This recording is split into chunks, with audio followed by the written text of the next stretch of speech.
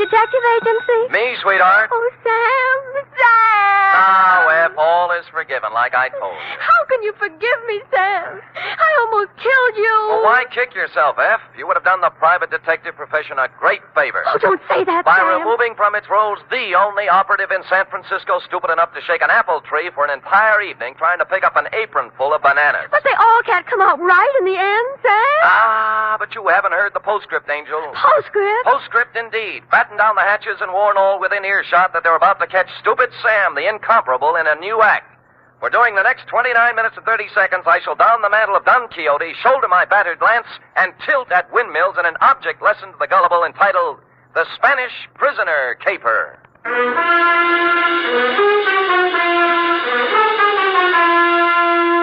Transcribed for NBC, William Spear, radio's outstanding producer-director of mystery and crime drama, brings you the greatest private detective of them all in The Adventures of Sam Spade.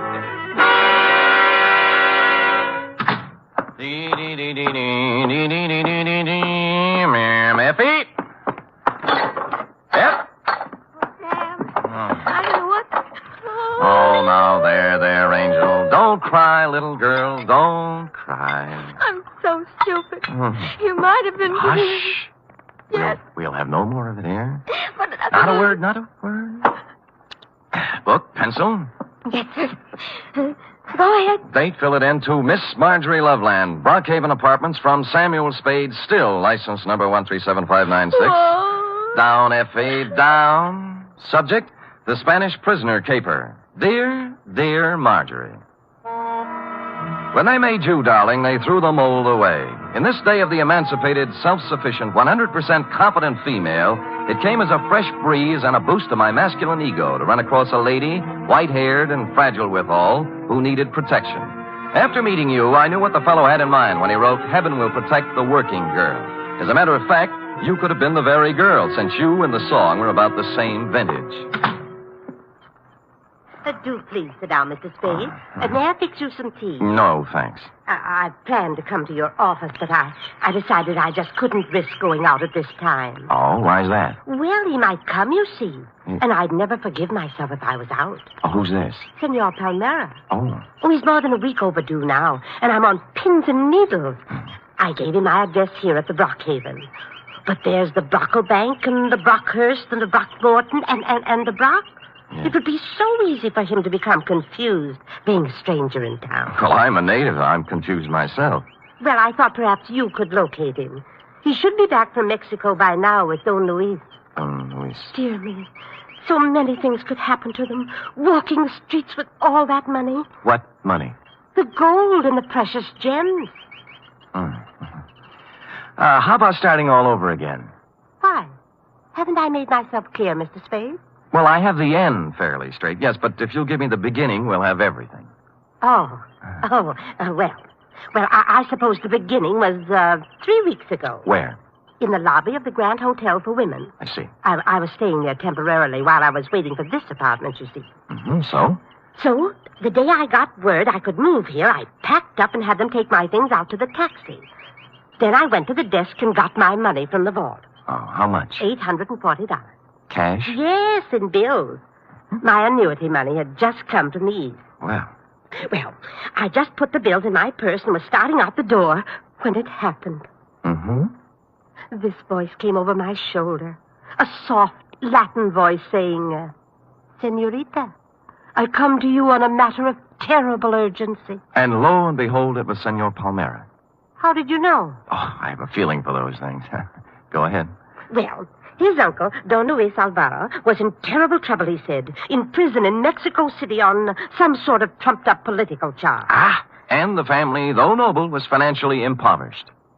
Yes, except... Except for a casket containing the family jewels and an assortment of priceless heirlooms, all hundreds of years old, hand-wrought of the finest virgin gold. Mr. Spade, however... Said caskets and its precious hoard being hidden away in a secret place known only to Don Luis. All he needs is a paltry $840.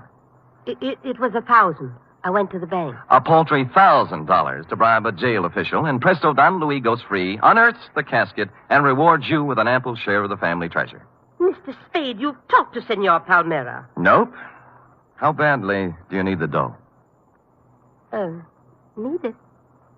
Why, good heavens, Mr. Spade. It's all I have until next June. There's a small pension from the school board in Keokuk, but dear me, I don't know just how... Mr. Spade, do you mean he isn't coming back with my money?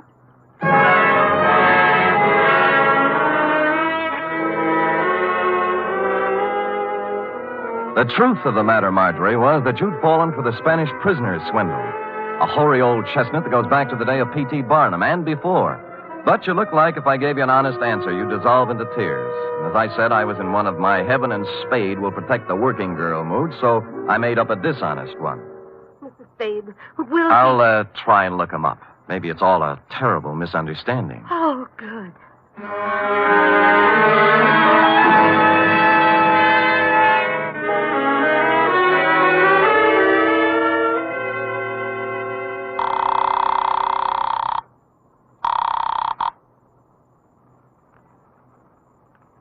That's knit two and slip two, isn't it, Dorothy? Effie? Free?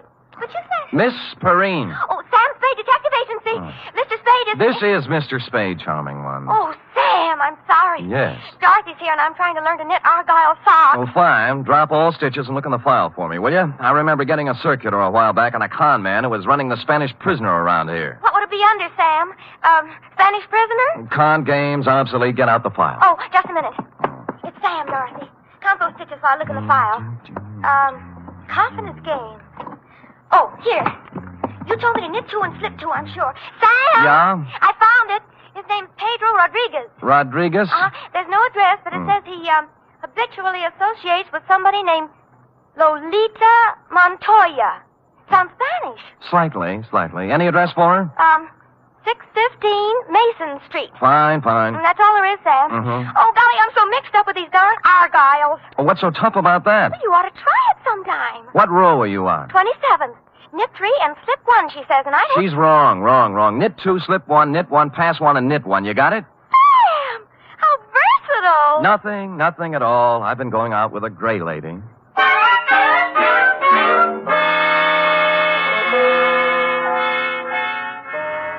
.615 Mason Street was a very large apartment building with the usual brass plate in the entry listing the inhabitants, among which I was happy to note was Lolita Montoya, apartment 408. I picked up the house phone and pressed the button. Yeah? Telegram for Lolita Montoya. Lolita isn't here. Lolita? My Lolita? Who is calling? Just a telegram, Pop. Stick it in the box, eh? Money order. Somebody has to sign for it. But it may be important. I will take care of it, understand? Yes, I understand. Sonny? Yeah? Climb back into that cab I saw you get out of. Hustle over to Western Union and tell the president Lolita's on a vacation. Get it? Score for you now. Hello? Well.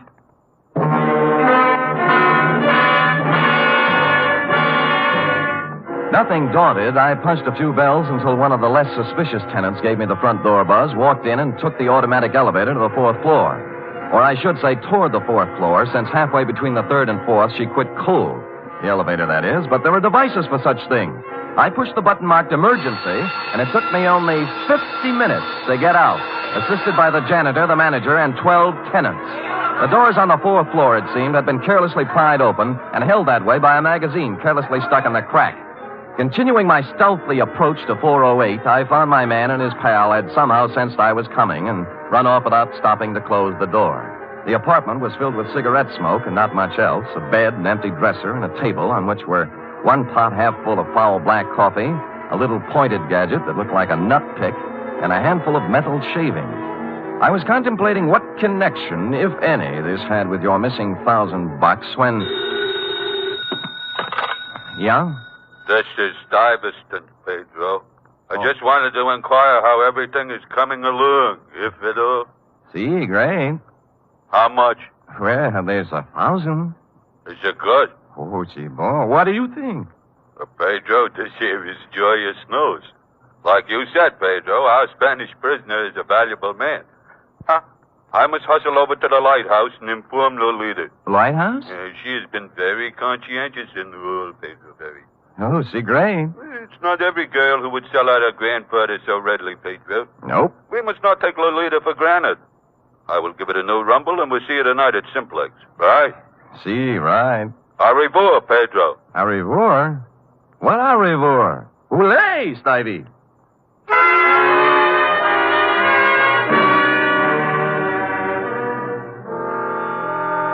The only lighthouse I knew was a gin mill perched midway down the Embarcadero south of Market, surrounded by shoals strewn with human wrecks of all description. A place you might find shell game men and carny grifters, but hardly a habitat for a con man smooth enough to work the Spanish prisoner.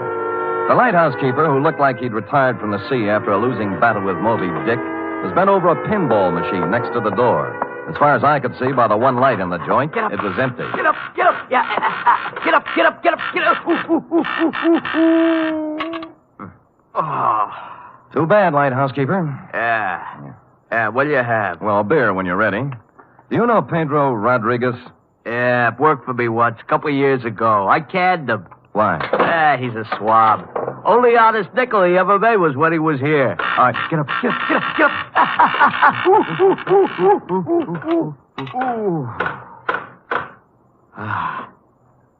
Thanks. Yeah, crooked swab is Pedro Rodriguez. He's up to something right now, if you ask me. Spanish prisoner? Oh, you mixed up in it too, huh? Nope, I just want to be. How does it go? Well, I don't know much about it, only it seems to smell. See, Pedro was sitting at the bar the other night with another swab, talking about an old Spanish gent who's going to make him $1 million. Just come over from Spain. Get up, get up, get up.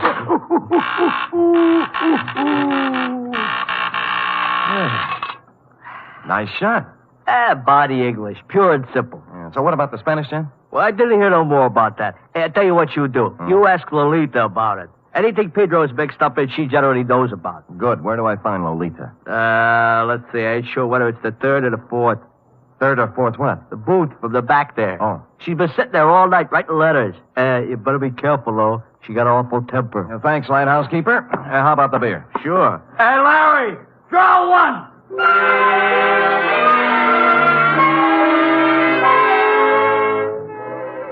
So Larry drew one, and I took it down to the bar to a point opposite booth number 4, which indeed contained Lolita, a fragile little thing wearing a turtleneck sweater marked Stillman's Gym. The table was covered with writing paper, and her alabaster brow was a mass of unsightly wrinkles as she chewed the end of her fountain pen. I'd no sooner settled down when the front door opened and what appeared to be the reincarnation of Gargantua the gorilla, only with clothes, steamed down the aisle and slid in next to Lolita, who was not alarmed at all. Lolita, I bear tidings. Listen to this. I am making progress. Grandfather dear, you cannot know how dire is the peril into which I have been thrust. Okay? Possibilities. Or maybe, Grandfather beloved. As I take up my pen in hand, I am overcome with fear. Things look very black indeed. I have fallen into the clutches of a... Darvison, what are you grinning at? I have just conversed with Pedro on the telephone. We are in. Really? Yeah. Hey, you mean no more letters? No more. Pedro is exalted. He says that... What's the matter? Are we interfering with your train of thought, Buster? No. Go right ahead. I'll just sit here and drink my beer. Wait a minute. Now, look, George, there is plenty of bar down near the front door. Leave him be, Lolita. He's just a schmuck. I'm not so sure. He's got an honest look about him I do not like. What is on your mind, George? Pedro. Pedro, huh? Yeah, he's getting careless. Shortchanged a friend of mine $1,000. How does this figure? This man is so stivey. Yeah. You are anxious to put the bite on Pedro for $1,000, right? Huh? That is, unless Pedro wants to take a 5-year rap, it's up to him. 5-year rap for what? Stupidity. They ought to know better than to try to get by with a Spanish prisoner, honey. Spanish prisoner?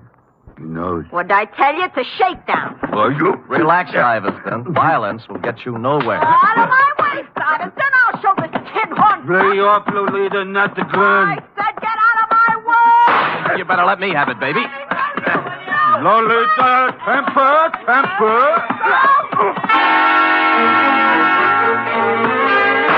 I got hold of the gun with one hand while Lolita chewed on my other one. Stuyvesant, meanwhile, catching my head under his arm like a nutcracker and kicking me in the stomach with his knee. This went on for some time, then I became vaguely aware of Stuyves's fist, as big as a ham, coming up from the floor. He caught me on the side of the head, and I skittered down the marble floor, past the row of booths like a ball in a bowling alley, scoring a 10-strike on the pinball machine, which leaned drunkenly over me, stuck out its coin drawer, and flashed a red light in my face, reading, "Foul ball, try again." Stupid me, I did.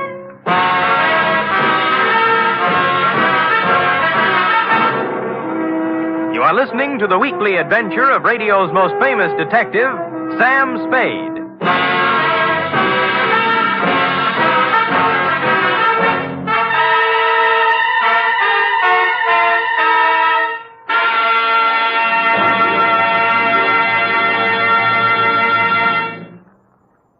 Three chimes mean good times on NBC. There's music and mystery tomorrow on NBC. For music, your hit parade brings you the top tunes in the land, as selected by you and presented by Raymond Scott's Orchestra, Eileen Wilson, and Snooky Lanson.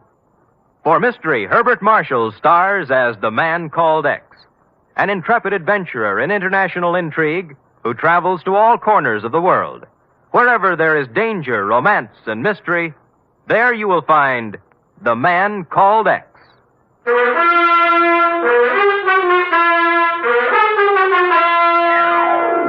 And now back to the Spanish Prisoner Caper, tonight's adventure with Sam Spade.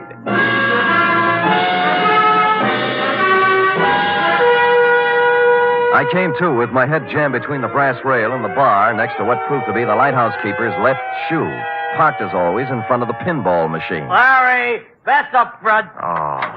Get up.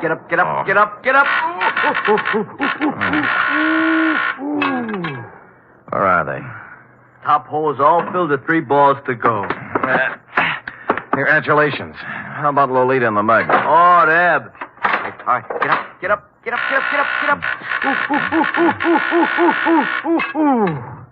Oh, Deb? Took off, blast them. I had 780,000 points run up, and they had to go and throw you at the machine, cause a tilt. And Larry!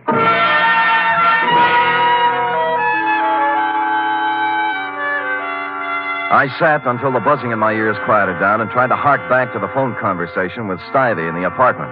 It came eventually, and I pried mine host, the lighthouse keeper, away from the pinball machine and sat him down next to me with the yellow and standard sections of the telephone book. Simplex Bar Supply? No. Simplex, Easy Do Garden Furniture, nope. How about Simplex Printing Company, 509 Sansom Street? Nope. Simplex Office Files. Simplex Service Station, 12th and... Nope. Well, how do you know, mate? There's 42 Simplexes in this book alone. You find one that sounds like the front for a con operation, I'll buy it. Let's see. Simplex Cleaners, nope. Simplex Associates, nope. What's that? Nothing suspicious. Simplex Associates. Business opportunities, investments, gold, oil, and mining securities, marked cards, loaded dice, and Las Vegas real estate. Nothing. Well, that just sounds like it might be a possibility, though.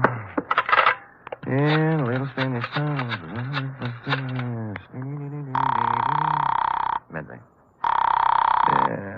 Homicide, Dundee. Sam Dundee, do me a favor, will you, pal? What? Run across the hall and check the bunco files. There's an outfit called Simplex Associates. Well, what's it about? Well, it started out as a con game. A grifter took my client for $1,000 on the Spanish prisoner. Spanish prisoner? Yeah. Well, what's that got to do with me? Call Bunko yourself, Sam. They're closed down at this time of night, Dundee. Be a sweetheart now, I'm will no you? sweetheart. I'm a homicide lieutenant, and I don't run a service agency for private detectives. Unless there's a corpse in it, you can take your business elsewhere. Dundee, look.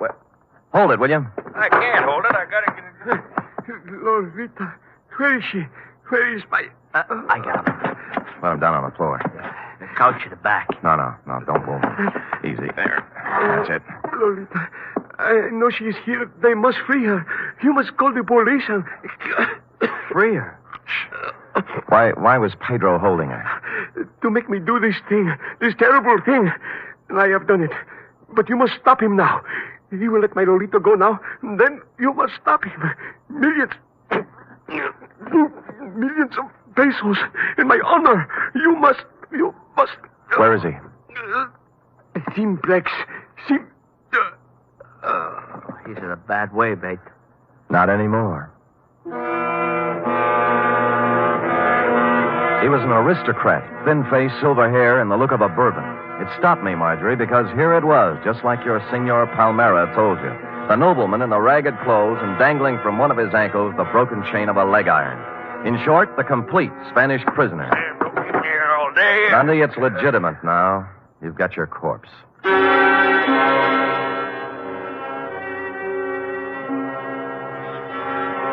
There was nothing on him to indicate who he was or where he came from, but I had a feeling I'd seen him before. After making the lighthouse keeper promise me he'd lay off the pinball game until Dundee arrived, I took off for my office on a very practical errand. Sam! Oh, Sam! Oh, what are you doing? Buckling on my .45, sweetheart. If I had a light tank and a bazooka, I'd take them, too. Oh, Sam, your face I is all... know, sweetheart. Oh, Sam. About the Spanish prison? Well, there's a real Spanish prisoner in this one. He's dead now, by the way, and from the cheap grift of $1,000 from a poor retired school teacher. We're now up in the $1 million bracket. They got a murderous ex-Corrine playing like she's been kidnapped and writing extortion notes to her grandpa, and a mug who looks like a monkey's nightmare, and nut picks and metal shavings, and someplace or somebody named Simplex, not to mention... Oh, Sam, stop it. It's all my fault. I was so mixed up with the Argyles. What have the Argyles got to do with it? When you called about the file, the circular on the confidence man. Yeah? I was looking under Kong under the seas, but I got out the one next to it by mistake. No. Yes. The one marked counterfeiters. Only then did I remember where I'd seen the old man before. The paper was still on my desk, and his picture was still on the front page over an article that ran something like this. Search on for ex-Spanish Treasury official. Police today were still without definite leads in the search for Raymond Montoya, former chief engraver of the Spanish Mint. Montoya, who arrived in San Francisco 3 weeks ago to visit his granddaughter, vanished from his hotel room shortly after checking in, etc., etc., etc. Yes, Sam? Call Lieutenant Dundee at the lighthouse on the Embarcadero. Also call the Treasury Department. Tell them both Pedro Rodriguez and his 2 assistants are even now busily running off currency from plates engraved by Raymond Montoya at the Simplex Printing Company, 509 Sansom Street. Yes, sir.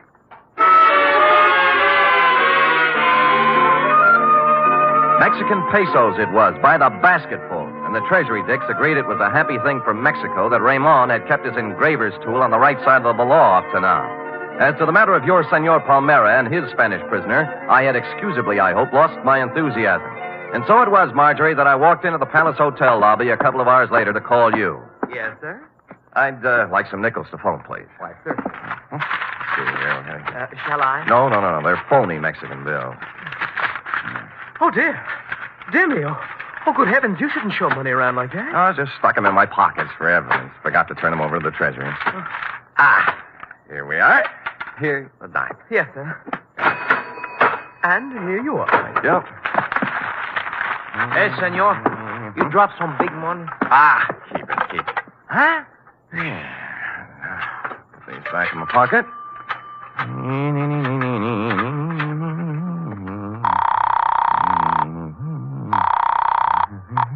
Excuse me, please, senor. Hey, Chum, look, I want to talk on you. Hello? Marjorie, this is Sam Spade. Look, senor, I got to talk to you. Mr. Spade, did you find him? I'm sorry, Marjorie. I beg your pardon, senor. Just a minute, Marge. Look, buddy, you can have the phone in a minute. Now, will you relax? You mean my money is gone? I'm afraid so, Marge. It's an expensive lesson, but it's worth it if you remember, honey. From now on, never flash your money in public places. Senor, please. I'm almost through. Will you wait a minute? And never trust strangers, Marge. The world is full of sharks looking around for easy, middle-aged ladies with bankrolls. But he seemed so honest, Mr. Spade. That's the trouble. The way he came up to me and said, Senorita, I come to you on a matter of terrible urgency. I know. He saw your bankroll, Senor, and he I come figured... to you on a matter of terrible urgency. Figured you look like an easy mark, Marge, so... Senor? Just a minute, Marjorie. What did you say? I say I come to you on a matter of terrible urgency. My uncle, Don Luis Alvarado, he's in awful trouble. Oh? Oh, there's going to be great rewards, senor, if you help us. You know, we just might be able to work something out.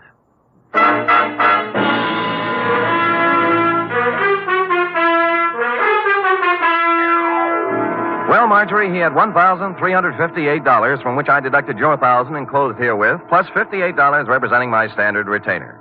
Period. End of report. Oh, it must be awful to be gullible like that. Dear, sweet little soul. Yes. Imagine her falling for a transparent swindle like that. You know, that's one thing I've learned from you, Sam. Oh? I have my savings in a real good, solid thing.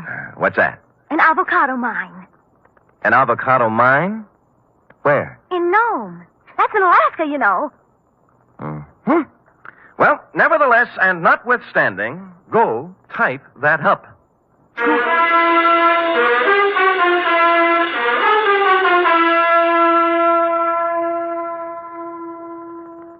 3 chimes mean good times on NBC.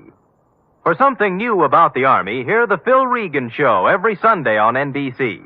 Coming from a different service base every week, Phil Regan brings you songs and fun and brings prizes to talented GIs. It's an exciting newcomer in your Sunday chime lineup on NBC. And Sunday also means Cary Grant and Betsy Drake as Mr. and Mrs. Blanding.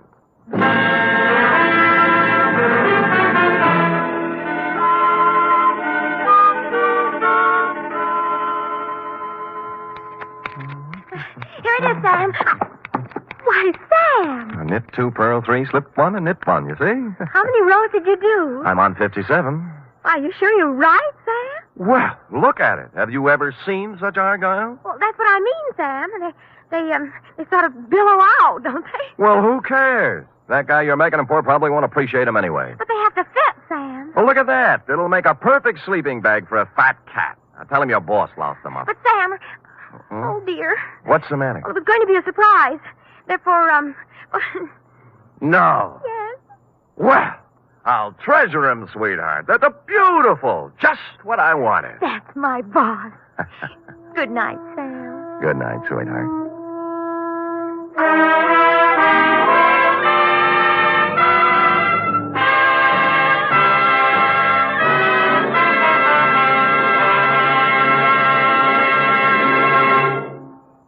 The National Broadcasting Company presents The Adventures of Sam Spade, Detective.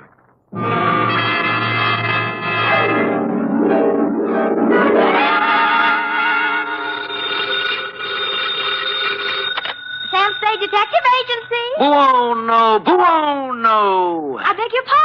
Suonati il campanello. Sam, what are you... Nothing at all, sweetheart. I just happen to have the tourist lists of handy Italian phrases before me. North Beach never did that to you before, Sam. North Beach never did anybody like it. Just did me, F. But I thought you said old Bartolomeo just wanted you to drop by for a friendly talk. And some garlic bread and red wine. But does that explain the knife gash on my coat? Your new tweed? My old tweed now, Cherub. You see, it was never meant to be swum in. The bay?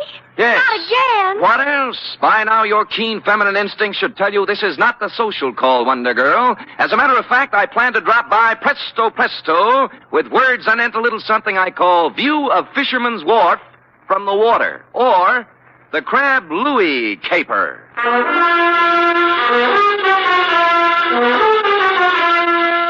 Transcribed for NBC, William Spear, radio's outstanding producer, director of mystery and crime drama, brings you the greatest private detective of them all in The Adventures of Sam Spade.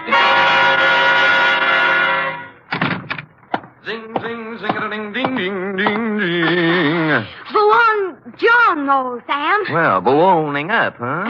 Let me see now. Oh, desidero un carburatore per la Calcutta. Great.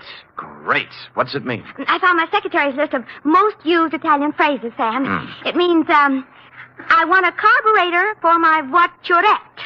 I'll remember that. Shall we proceed with the business at hand? Ready, Sam. Date, fill it in. To Bartolomeo Maggiore, copy to Lieutenant Rossi, North Beach Division, from Samuel Spade, license number 137596. Subject, the Crab Louis Caper.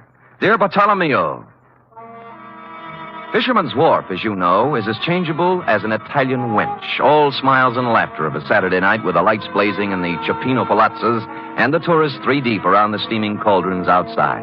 But it's something else again of an early dawn.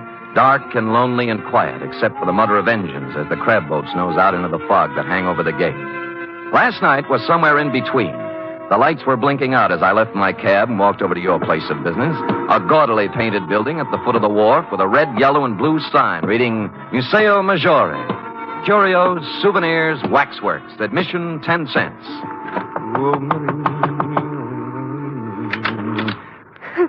Who is it? I'm Sam Spade. Bartolomeo called me. He isn't here. Flashy's grotto at the end of the wharf. Thanks. Look, is there anything I can... Sorry.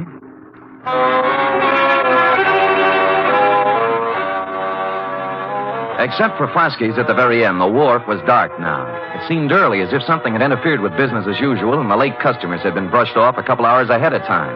I peeked through a hole in one of Flasky's window shades and saw why. It looked like the entire population of North Beach was inside. If everyone is ready... Un momento. Who's this? Me? Yes, you. What do you want? I'm Sam Spade. Bartolomeo Maggiore sent for me. Bartolomeo. Conoscete il signor Spade? Ah, sì. Obrigatissimo, Flasky. Ah, there, Mr. Spade. You are wondering why you are here? Well, as a matter of fact, I am, Bartolomeo. I thought that... I know. It is about my son, Louis. My son, my only son. Oh, he's inside? No, not inside. Out in the darkness somewhere. Cold and alone. You mean he... See. 6 days now they have searched for his body. Oh, when did it happen? 1 week today. Crab boat? His boat, the San Felipe. Was he alone when it happened? You detectives. You strike the point.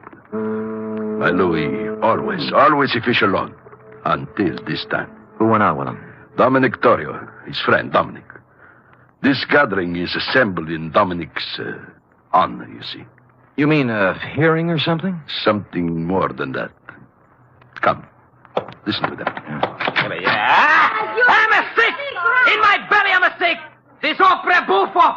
Fasti, you should sell the ticket! Keep your temper, Aldo. State facts. Facts, huh? All right, fact. 6 years, Louis fished the crab alone. Each day he's a layover, close the breaker line, and string the pot.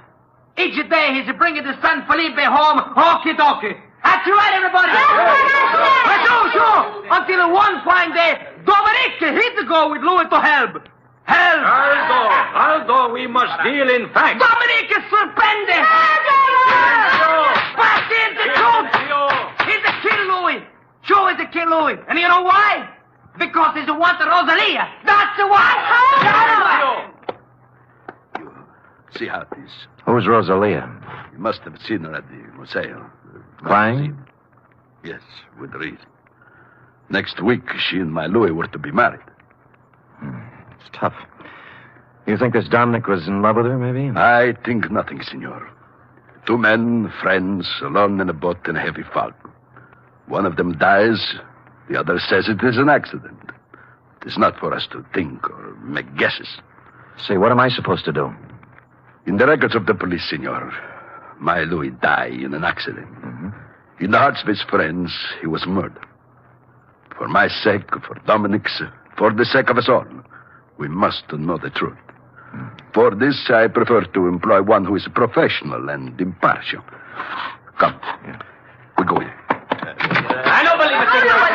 Believe me, before heaven, I mean it. Silencio. Once again, Dominic.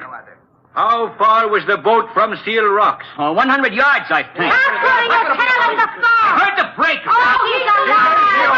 Silencio. Let Dominic tell the story. Go on now. You had dropped the last crab pot over the side. Then? Something went wrong with the motor. Louis told me to look at it. I went below, then it happened. Louis was leaning over the gunwale. We untangled a float, and the sea took us by the stern. We broached. I saw him go over and plunge into the white water. I brought the boat about then. For 2 hours, I yelled, I circled around, I blew the whistle, everything. Then the Coast Guard came.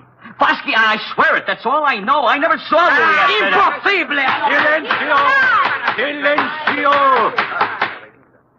My brothers, it was your will that I sit here in judgment of Dominic Torrio. Before I go on, are there any more questions you have to ask him? Are there any among you who have evidence to offer against him? So be it. You know as well as I, there is only one verdict here. The charge is dismissed. The court is adjourned.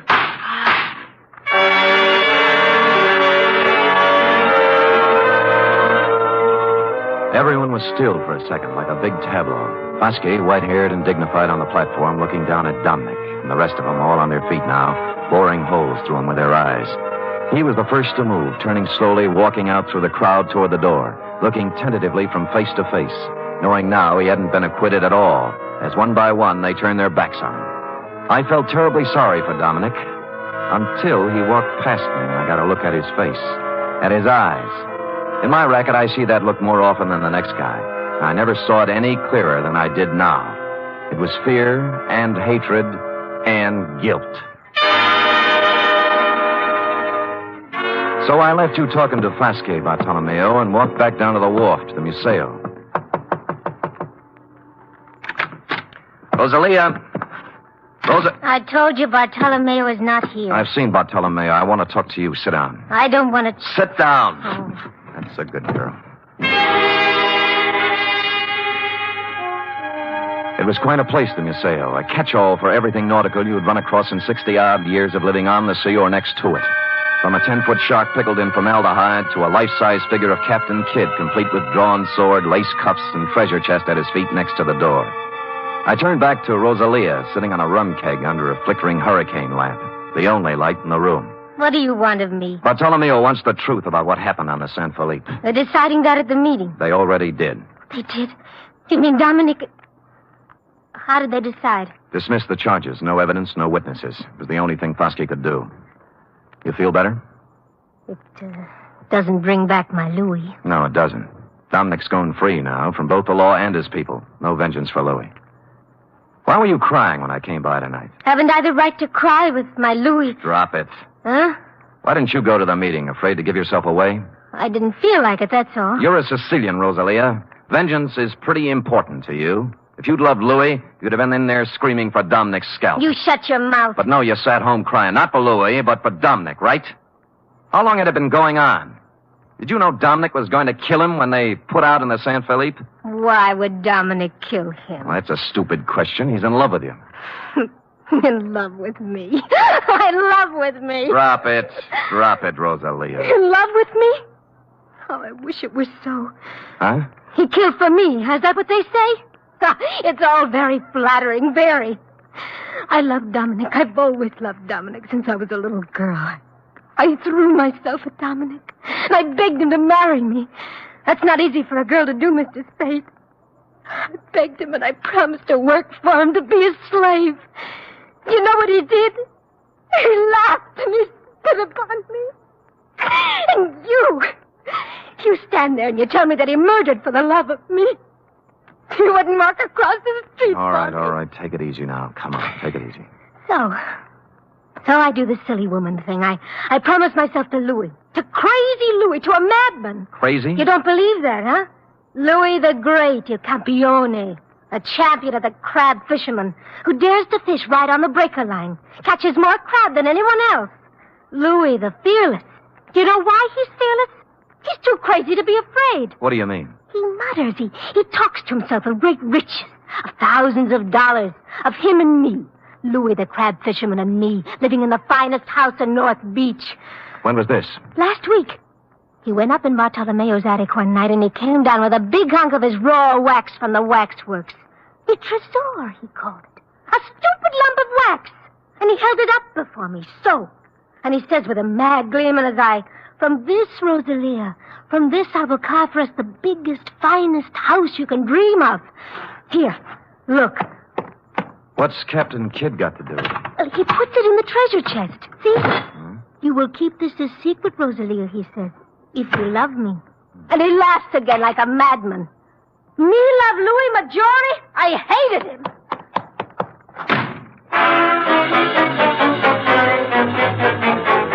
Too good to be phony. The triangle notion had to go. You could hardly blame Rosalia for thinking he was crazy. In the treasure chest was a hunk of tallow. Not a very fresh hunk at that. And Louis's routine with it must have hit her like the graveyard scene from Hamlet. Therefore, having no theory, nor evidence, nor witnesses, I also had no motive. As always in situations like this, I did the sensible thing. I went home and went to bed. Or I thought I went to bed. Hello? Spade? Yeah. I got a tip for you. No? Find yourself a nice, dirty divorce case somewhere and stay out of North Beach. Well, this almost sounds like a threat. Call it advice. There's $100 in the mail for you. You'll get it this morning. Plus a bribe? A gift. Can I keep it if I don't play? If you don't play, you won't need it. I suppose it's useless to ask who this is. Louis Maggiore. Say that again? Louis Maggiore, shall I spell it? You might explain it. You talk to Rosalia. Figure it out for yourself. Sure. So she never loved you, and you knew it. So you go over the side when the Comer hits, swim ashore, then discover they think you're dead and decide to leave it that way rather than go through with a wedding. You got it. I got more. So life without Rosalia in North Beach is impossible. You can't face the shame and loose talk that goes with a busted wedding. So you're going over the hill and find a new life for yourself. Wait a minute, Spade. Oh, there's more. So you're tossing over a car, a bank account, a boat worth $7,000. Walking out on your old man, to say nothing of 3 years apprenticeship and 6 years of hard work to get where you are. I understand perfectly. And you're being a little insulting. I make a lot of my dough with my big flat feet, but I do make some of it with my head. Now try again. You don't believe I'm Louis Maggiore? That is the general idea. And it might surprise you to know that 5 minutes ago I was ready to chuck the whole antipasto. Now I'm back in with both feet. What's with the music box? Nothing. Tell me, would you know Louis if you saw him? I've seen his picture. Fine. I guess I'll have to prove it to you.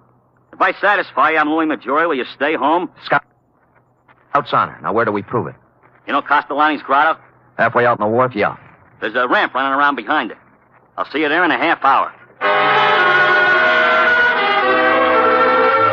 I know just what you're going to say, Bartolomeo, but I didn't go alone. Roscoe was right there with me, with his safety off. It was the kind of spog San Francisco puts on once a year for the tourists. Just to nail down its position as runner-up to London.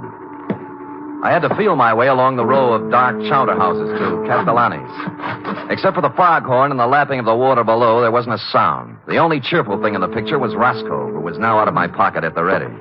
I eased up to the corner of Castellani's. There was an alley between it and the next building, leading around the ramp over the water. Spade?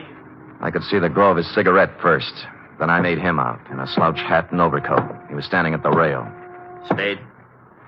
Right here. Well, you satisfied now? I'll let you know. I moved out from the side of the building and walked toward him. He must have known about Roscoe because he didn't move, just let me come right up next to him. I was stupid, sure, but it wouldn't have worked for him except for the fog. 2 feet away, I saw what I thought was Louis was a booby trap. The hat and overcoat were slung over a piling with a burning cigarette on the rail next to one of the sleeves. I rolled to one side just in time. The knife slashed through the padding on my left shoulder, and he was on me. Roscoe went into the drink, and I took on the arm with a knife with my 2 hands and 32 teeth. Unhappily, overlooking a spare foot he knew what to do with. I went through the railing like in a silent version of the Sea Wolf, arriving thus in the limpid and soothing waters of San Francisco Bay. At the moment, I was not sorry.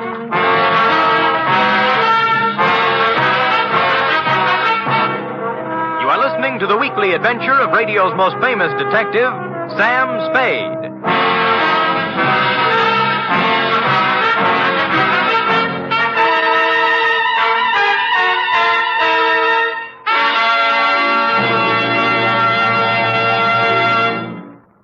Three chimes mean good times on NBC. Sunday, Theater Guild on the Air presents one of the greatest dramatic undertakings in the history of radio. It's a full hour-and-a-half adaptation of Shakespeare's masterpiece, Hamlet. The immortal lines and matchless beauty of Hamlet come to life Sunday with John Gielgud, Dorothy McGuire, and Pamela Brown in Theater Guild on the Air. And a reminder, this Sunday also means another gala broadcast of The Big Show.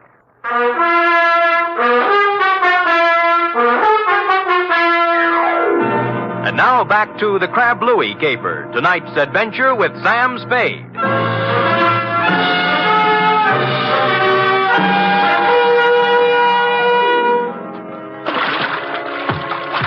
Wetting my finger and holding it up in the wind, I quickly determined where north was, and just as quickly decided there was no percentage in swimming the Golden Gate. A bright blur on my starboard bow called to mind the old saying, where there's a light, there's light, so I headed there. 3 strokes this side of exhaustion, I pulled up at what proved to be a landing with a Jacob's ladder, at the top of which I found the rear entrance to Foskey's, or more accurately, Foskey's private office. The door was open. Huh? Oh. I'm Sam Spade. I've been swimming, if you're wondering. Bartolomeo told me about you. He didn't say you were crazy. Well, maybe he didn't know. You wouldn't have a brandy lying around loose, would you? Well, sure. Sit down. Thanks. I think I saw Louis tonight. Louis? Impossible. Where? Behind Castellani's. Yeah. Bless you, Foskey. Oh, hit me again, will you? Yeah, but what about Louis? Called me up, said he'd meet me there. Just tried to knife me. Oh, but it's impossible. Is it? Why would he play dead? And why would he try to kill you? Maybe he's crazy. Well, how do you mean? You've heard of the dear old lady who had the trunk full of pancakes, haven't you? Hmm? Louis saves old Tallow. Captain Kidd's treasure chest at the Museo is full of it. Who told you this? Rosalia showed it to me. May I? Help yourself. Thanks. Might be a good idea to call another meeting and tell the people. Make it easier for Dominic. Funny. Of the whole meeting here, I alone doubted his guilt. Good thing they made you the judge, or he might be 6 feet under by now. Got a cigarette? In the box there, next to the phone. Thanks. Yeah, I went right along with him, too. Shows how wrong you can be when... When what? When you go by emotions and not by evidence. This is, quite a cigarette box. Yes, it stops when you put it down. Hmm? Well. I suppose now you'll drop your assignment? Sure. I'm a detective, not a psychiatrist. You've got a lunatic running around, that's your problem. Good night, Foskey, and thanks for the brandy.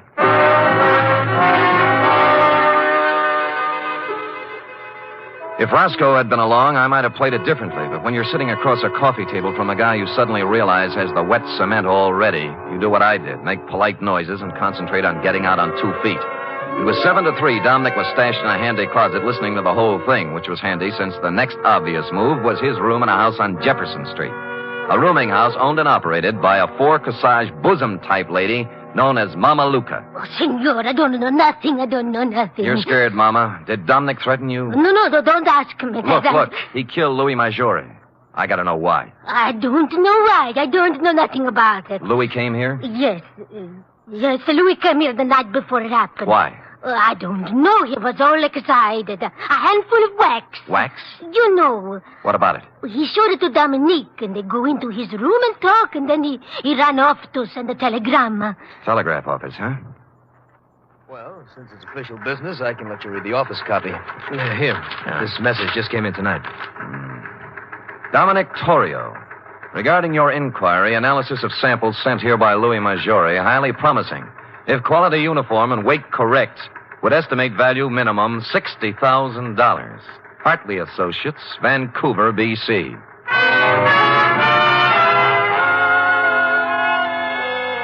A lump of smelly stuff that looked like old tallow, picked out of the ocean and worth $60,000, was a strong enough clue for even stupid Sam to pick up. I left the telegraph office on the double and pulled up at the Museo Maggiore 10 minutes later. Blasted lock is jammed. He was too busy to notice me. I slid a marlin spike out of a rack next to the rum keg. Locked. Must be locked. I hate to do this, Foskey.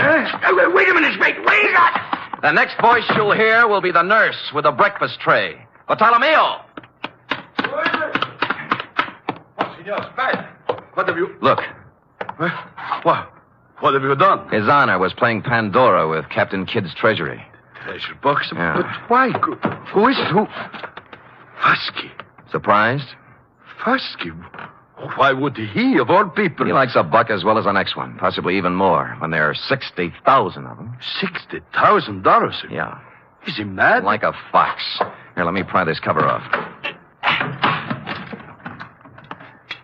There. What is this?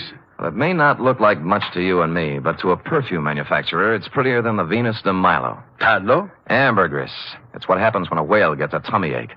Louis must have run onto it 10 days ago. Madre mia, $60,000. Yeah. That's the big why of it, Bartolomeo. What now? You think Foskey... He won't talk, neither will Dominic. They're next and they know it. Still 2 men alone in a fog in a boat. See. There were only a witness. There was a witness. The eye of God was on Dominic when he did it. And the judgment of God is swift and is sure. Dominic knows it. You think so? I know Dominic. Why you ask? There's a way to find out. What time is it? 1:30. There's time. Where do you keep your razor? Razor? Yeah. I'm going to shave Captain Kidd.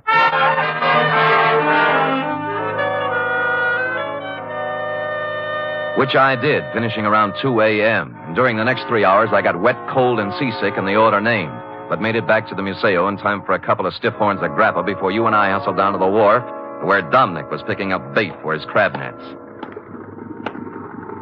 Dominic? Huh? Oh, Bartolomeo. And the Senor Spade. I remember Mr. Spade. Yeah, last night back at Castellani's. I don't know what you're talking about. Sure, Dominic. It's all a horrible mistake. Lay off me, will you? Heard what Bosky said, didn't you? They dropped the charges. I'm innocent. They cleared me. That's just why we're here. We want to make it up to you, my boy. What's in your mind? You did Louis a great favor, Dominic. When his 32 crab pots got too much for him to handle, you went along to help him. Today, we're going along to help you. Now, when do we cast off?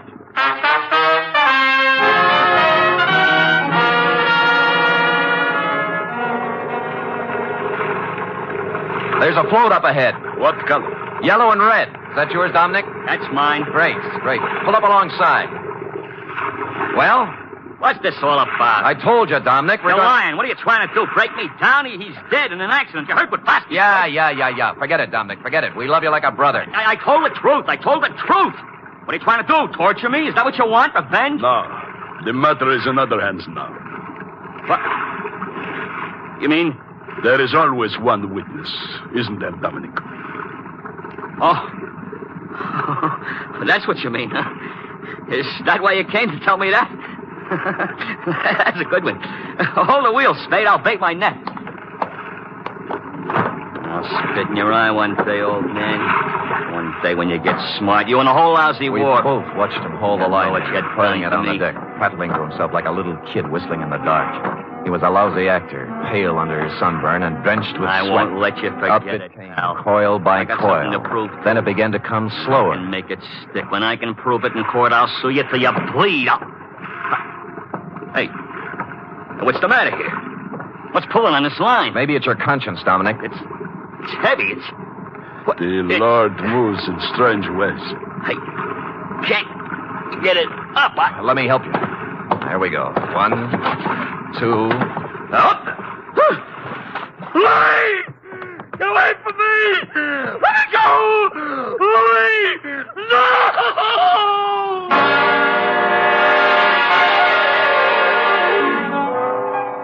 I hauled Louis up onto the deck, and a grisly sight he was, too, with a knife still sticking in his back. I figured that was where Dominic would put it, and I was right. Not that it mattered, because Dominic wasn't thinking logically from the moment he saw Louis's body tangled in his crab line. He sang us all 50 verses then and there and repeated them for the police stenographer later when we got him to headquarters. It looks like a first-degree rap for both him and Fosky, but I'm waiting till it happens before telling him the corpse was Captain Kidd, minus beard and ruffles. Period. End of report. Sam, again and again I rediscover you. And each time a new facet, a new thrill. You're just wonderful. It's true, but it pleases me to hear it from you, F. And so I propose to reward you in a fitting manner. First, back salary? Tut, a carburetor for your voiturette. And second, back salary? 10 free tickets to the Museo Maggiore. Third, back salary. An invitation to accompany me, your employer, to browse upon 2 bowls of cioppino tonight at Castellani's. And fourth, I give up. Back salary. Sam! Count it, girl, count it, and bless you. The voiturette, complete with carburetor, will call at your door in precisely 1 hour. Until then... Good night, Sam. Good night, sweetheart.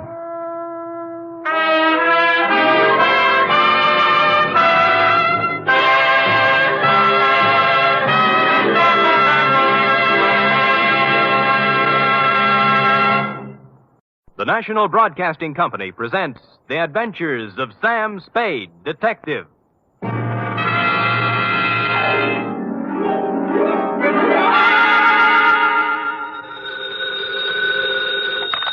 Sam Spade, Detective agency? Me, sweetheart? Oh, it's you. What kind of a greeting is that? Oh, it's you. Well, Sam, I may be only your secretary and all that, but I do have feelings, you know. What have I done now? If you recall... Yes? You were supposed to take me to the Geary Theater last night. Yeah? And you never showed up. Well, Effie, Oh, I know. You'll make up some big story like you always do. Always an excuse. No, I'll try to tell you the truth. And then... The truth? It'll probably be a story about at least 2 or 3 people being killed. Yeah? How you had to be there to straighten the whole thing out. Well, as a matter of fact... And then there'll be beautiful women with hair like carved smoke and crimson slashes for mouths. You would leave that out. Now that you mention it, Effie... And you'll throw in shooting and getting knocked out and glass keying your way into houses and anything else you can think of. Effie... Well, if you think that I'll fall for that... Effie, will you please... What's your big fat story? You've already told everything about it, but the title, I might as well add that. My big fat story is called The Shot in the Dark Caper.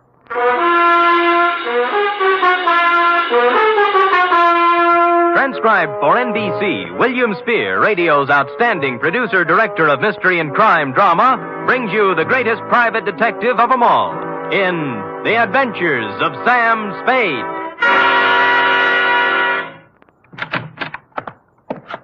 Effie?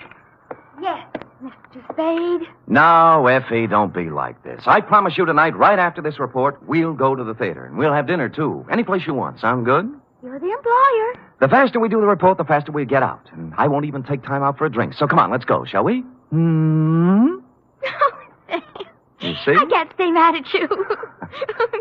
Date, fill it in. To managing editor, San Francisco Evening Gazette. City, from Samuel Spade, license number 137596. Subject, The Shot in the Dark Caper. Or, Stop the Presses. Spade has his pants caught in them. Caught? Dear News Hawk. The next time you have a bright idea about a story, count me out. There's too much work for the money it pays, and the glory just doesn't exist. I don't mind being knocked on the head, shot at, lied to, double-crossed, and otherwise treated cruelly by circumstance, but to do it all in one night, just so you can have a scoop, and then be referred to in your columns as a Gazette staff member, well, my professional pride was severely injured. I am a detective, sir, and nobody's staff member. Well, now that that's off my chest, here in journalistic prose is what happened starting yesterday afternoon. Sam Spade Detective Agency? Yes, he is. It's for you, Sam. I'll take it in here, Ed. Spade. This is Woodrow Wilson. Really? Well, I'm sorry. I have Teddy Roosevelt on the other phone. It might take some time. You better try me later. Bye. Spade. Huh? Somehow I thought you were above that sort of corny repartee. I am above nothing, sir, as long as it's ethical. Now, which Woodrow Wilson is this? I'm the new managing editor of the Evening Gazette. Well, welcome to town. What can I do for you? I have a job you might like, an interesting job and interesting money. How interesting? If you find out what I want, you can almost name your own price. Can you get over here in 3 minutes? With any sort of a tailwind, I'll make it in 2. A new track record.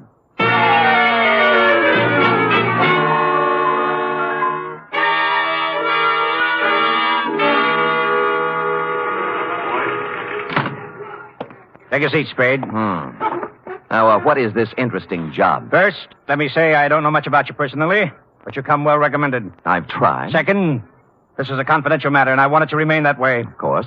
I'm going to trust you as I would one of my own staff members. The police aren't to find out about it until it's all over.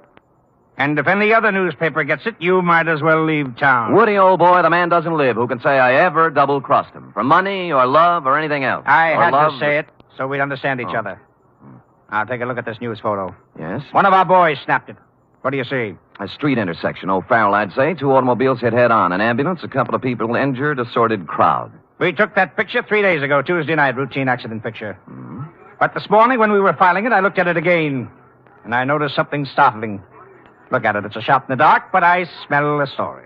Well, maybe I have a cold, but whatever it is escapes me. On the right side of the picture is an apartment house. Now count up 6 floors and look at the 4th window across to the left. Here, use this magnifying glass. Oh, what do you know? Somebody just fired off a gun. That's it. All you can see is a hand and a smoking gun. You can't even tell whether the hand's male or female. But somebody shot at something, probably a person, just a second before that picture was taken. You want me to find out why, huh? This calls for a detective, not a reporter. There hasn't been a single homicide, suicide, or gunshot wound reported in the city since that happened. Now, I want the story. Get it. Okay, Chief. Get ready to rip out page 1.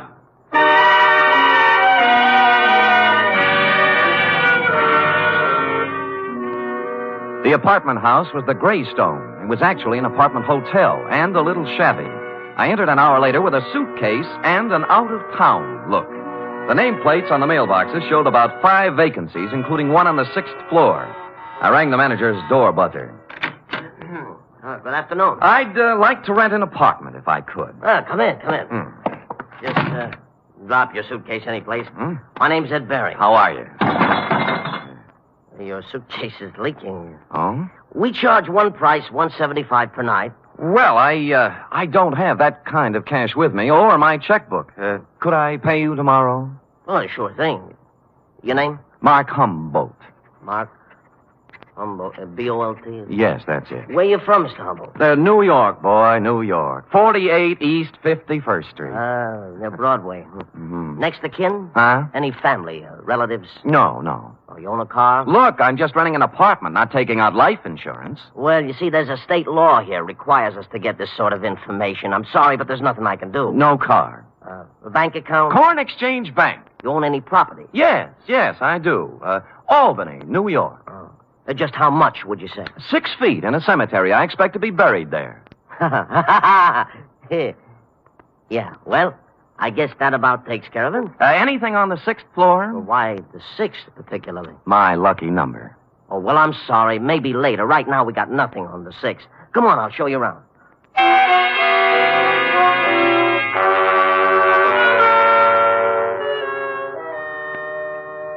In a few minutes, I was ensconced in room 512. As he stood in the doorway, Ed Bering, the manager, scanned my luggage, my clothes, my ring and wristwatch, as if he were trying to estimate what he could get for me from a fence. After he went back to his apartment, I took a stroll up to the 6th floor. Woody Wilson and I figured the gun incident took place in apartment 608. So I counted back from the end of the corridor and found we were right. 608 was silent. I knocked, but no one answered. So I sprung the lock and went in. The place was absolutely empty. No furniture, no nothing. In fact, it was being completely remodeled. It's gonna look swell when they finish, huh? Huh? I said it's gonna look swell. Well, where did you come from? Oh, gee. I guess maybe I startled you, huh? A little. I was just coming down the hall, taking some of these groceries in, and I saw you standing there. You're new here, huh? Huh? Yeah. Here, let me carry some of those things. Well, say thanks. You're the kind of man a girl should have around. Well, I've tried to convince several of that. Oh, who are you kidding? A big, handsome guy like you wouldn't have any trouble getting a girl? Well... At least not if I was the girl. Well, you know best. My place is down here. Shall we go? Well, why not? My name's Honey Kane. What's yours? Mark Humboldt. Gee, what a fascinating name. Oh, not half as fascinating as yours. Really? Say, isn't it wonderful how fate just throws two people together?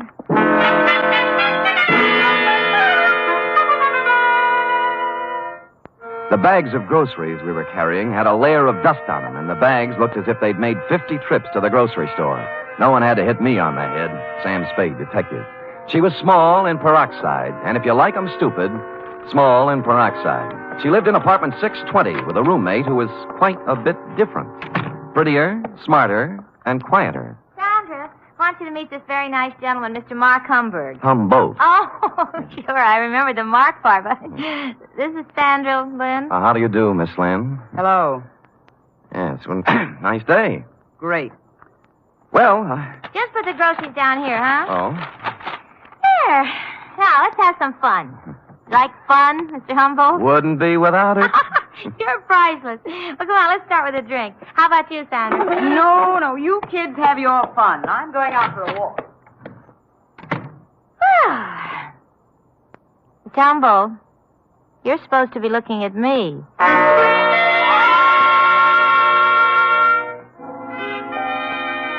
An hour later, under the pretext of going out for some snuff, I shook her off and left.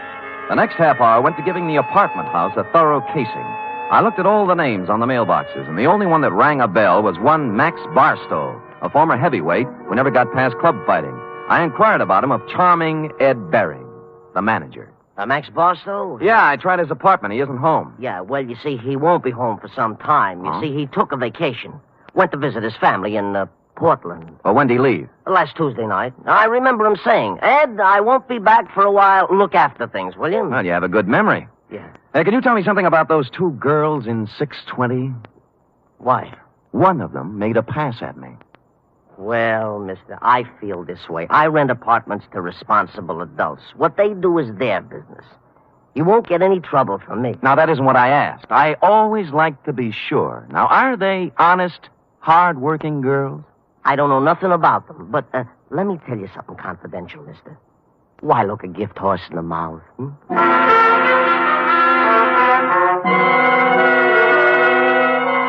Well, I gumshoed around the apartment house some more, and one thing was sure. They were making a number of extensive alterations. For example, in the basement, there was a new cement floor. Said cement floor had been laid, I was told by the janitor, Wednesday morning, the morning after a gun was fired in 608, the same morning on which Max Barstow suddenly left to visit his parents. And about here in the plot, it was dramatically correct to wonder if Max might be sleeping under the furnace with a new cement overcoat covering him. I went back to my apartment for a couple of long ones and some thought. It was getting along about supper time when there was a feminine knock. I guessed it to be Miss Room Service herself, Honey Kane. But no.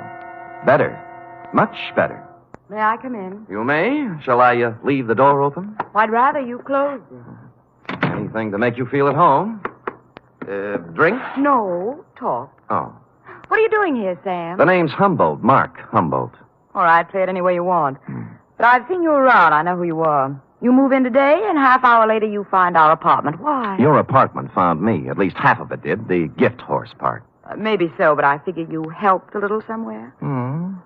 What are you trying to get on us? Nothing. I just moved in here for a place to live. With one suitcase and a bottle? Oh, I'm an actor.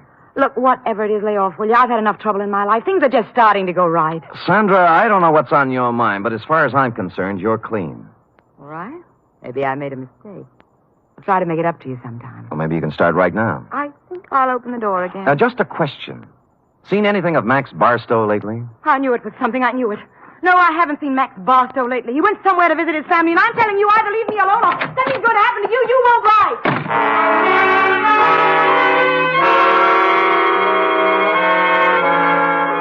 She stormed out looking lovely all the way, and I sat very quietly for a minute. It was the second time somebody said it. Max Barstow was visiting his family. That was very interesting because, you see, Max Barstow didn't have any family. When he first started fighting, he was under the aegis of the St. John's Orphanage. So, what was all this rehearsed account of his absence? I watched at the window to see if Sandra Lynn went anywhere, and she appeared on the street. I was out of the room and down the stairs, presto. 10 blocks later, she turned in at a brownstone on Polk Street, went in the first apartment on the first floor. 15 minutes later, she hurried out, and I went up to the apartment and knocked. The door opened cautiously. Yes, what is it you want? Is Mr. Fairchild in? Nobody here by that name. You got wrong address. Now, just a minute. He used to live here. No more he does. Well, could you tell me where I could find him, Mr. Sigmund Polkus. I don't know. Try the manager.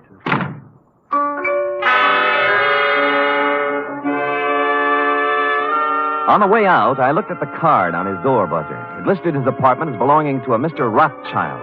At the moment, there was nothing to be made out of it, so I went back to the Greystone. And when I got to my room, it was very obvious that I'd been visited during my absence. Yeah? Oh, it's you. What happened to my suitcase? I'm sorry, Mr. Humble, but I didn't realize it before. You see, that apartment was already rented, so I guess you'll have to find one someplace else. Look, you have 4 other vacant ones in this apartment house. Give me one of those. Sorry, no vacancy. Well, then give me my suitcase. Yeah, that's the one that leaked. Just a minute, I'll bring it out, Mr. Humble. I'll go in and get it myself, Mr. Barry. I said stay out. I said I'll go in and get it. Right, you will.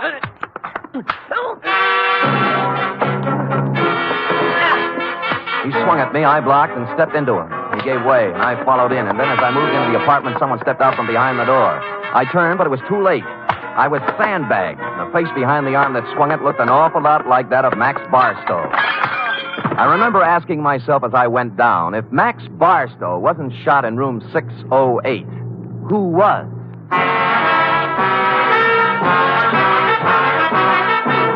You are listening to the weekly adventure of radio's most famous detective, Sam Spade.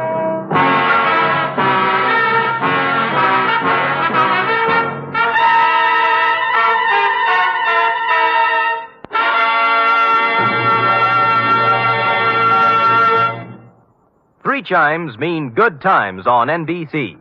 On Sunday, March 4th, that's 1 week from this Sunday, Theater Guild on the Air will present radio's most exciting dramatic event, It's a full hour and a half presentation of Shakespeare's immortal Hamlet. John Gielgud will portray Hamlet, Pamela Brown, the Queen, and Dorothy Maguire will appear as Ophelia. The intrigue, beauty, and romance of Hamlet come to life Sunday, March 4th on Theater Guild on the Air.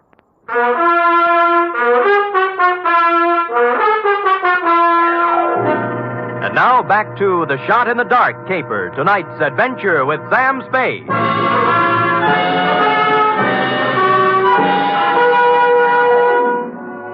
I wasn't out for long, but it was long enough to have been carried out of the apartment manager's place and dumped in an alley. I sat up and rubbed the back of my head and discovered the boys had a sense of humor. Pinned on my chest was a note that said, "Beat it." This time, when I went back, I had my gun handy to hand. Nobody was home at Mr. Bering's apartment, so for something to do, I looked in on Max Barstow's diggings, 413. I glass keyed in and turned on the lights. And a search revealed items, a rent receipt showing Max was paid up for 2 months and intended to stay put. But more interesting were 2 phony detective badges, a policeman's uniform, and a flash camera. Couple these with a dossier on a man named Sigmund Polkus, and I knew just what Max had been doing since the fight game stopped paying his bill. It read, Sigmund Polkus, 60 years old, Minneapolis, just sold 2 restaurants for $175,000. Intends to retire and settle down in San Francisco. That's as far as I got when Honey poured herself on me again. Mr. Humboldt. Yeah. What are you doing in Mr. Barstow's apartment? Come in. Thanks. You shouldn't be here. Mr. Barstow ever found out. Honey, you can drop the act. Act? You know who I am, and I know who you are. You're part of the bait for one of the oldest rackets in the world. World? The Badger Game. Who, me? You. All right, Sam. I didn't know who you were at first until Sandra told me. Now, you tell me, what are you doing in Max's room? A number of things. First of all, getting enough evidence on him to give him a free vacation on the state. Second, I wanted to see who would show up and why. Now, what's your story? I just dropped in to see if Max was here. Try again. Sam, if I tell you anything, will you leave me alone? If I can bear it. I came over to get some things from Max. You know. Where's he staying? Right across the street in the Arlington, 314. Mm-hmm. Ed Bering manages both apartment houses. Why doesn't Max stay here? Who are you working for, Sam? I'm just asking. A client. Not the police? No. Sam, I don't have a thing to do with the mark Max is working on now. Sigmund Polkus. Some old man. Did you hear any shooting here last Tuesday night in apartment 608? Oh, Sam, I didn't hear a thing. Not a single thing. All right, get whatever you came for, but remember this. You tell Max I was here, and I'll tie you into something that'll get you Tehachapi if it's the last thing I do. Oh, sure.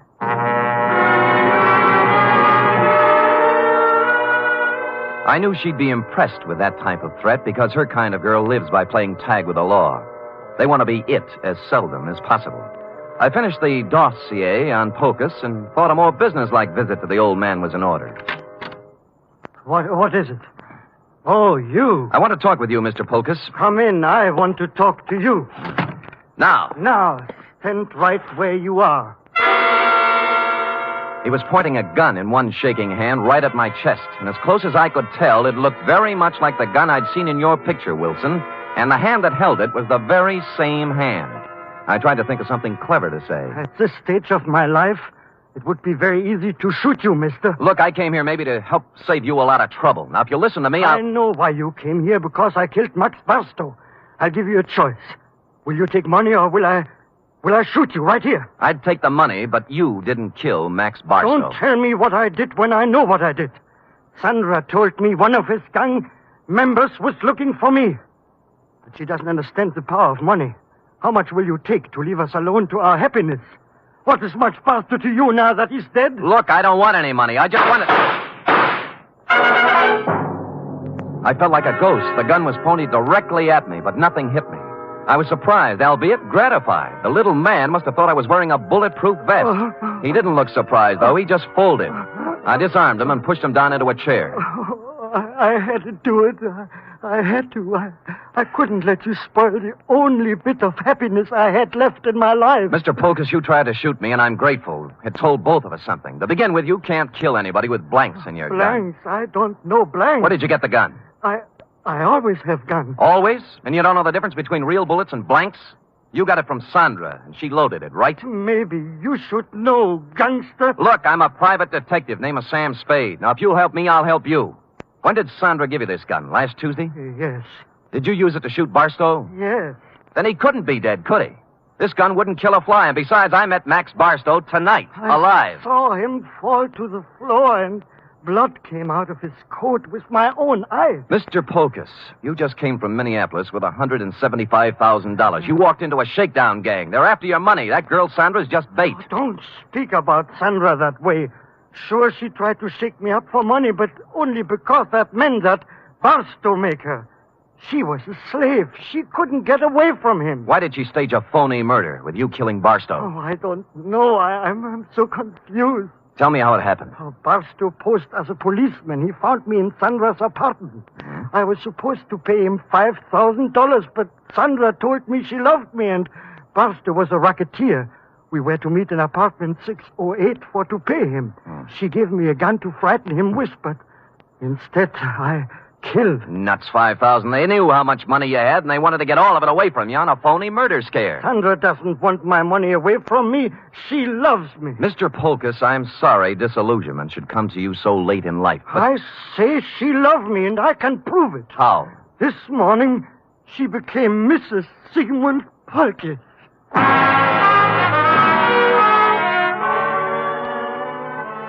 That made me sit down and think things through a little more carefully. She could have gotten his money, or most of it, without marrying him. Maybe she did love him. Or maybe they felt he was too dumb to pay off. Or maybe she married him so she could murder him. And maybe a dozen other things. His suitcases were packed, and he said that he and Sandra planned to leave town tonight. He'd been waiting for her when I came in, but she was already 2 hours late. I could think of only one place she could be. So I left poor Mr. Polkus and went to the Arlington. 314, the address Honey Kane had given me. And she was there. Oh, Sam. I'm glad you came. I was scared. I didn't know what to do. I'm scared. Now, honey, quiet down and tell me what you're scared about. In the bedroom. Max. He's dead. A knife job. When'd you find him? 5 minutes ago. I was with him before, and then I went out for some Chinese food when I came back. All right. Who else was here tonight? I didn't see anybody. But what? He was awful mad at Sandra. Said she was double-crossing him, and he wouldn't let her get away with it.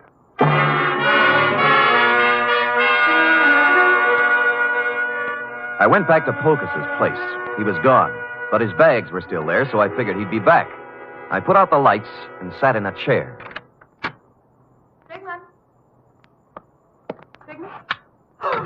Go ahead.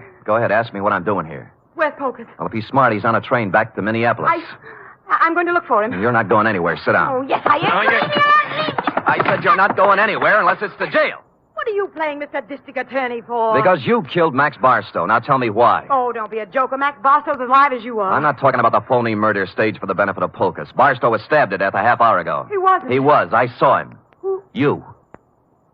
Sam, I didn't. I saw him earlier today, but he was all right. You married Polkus to double-cross him, didn't you? You were going to skip town with him, Mark. Well, sure I was, so why would I kill Max? Because he knew what you were going to do, that's why. I tell you, I didn't. I couldn't kill anybody. What did you have planned for Polkus? A shove over to the Grand Canyon? No, I love the old guy. Come on, we'll drop in at police headquarters. No, Sam. No. Sam. Nothing. I wouldn't take you with a U.S. mint thrown in. Will you let me go if I tell you what happened? If I tell you who killed Barstow? Well, if you didn't do it, nobody could hold you. For murder, anyway. Bering. Ed Bering did it. We planned the whole thing together. It was a freeze-out on Barstow. Somehow he found out Ed had to take care of him. I didn't have anything to do with it. I tried to tell him not to. Tried to tell him not to what? Ed. I've got a gun in my hand, Bering. So have I. Which one of us is going to shoot first? You wouldn't shoot.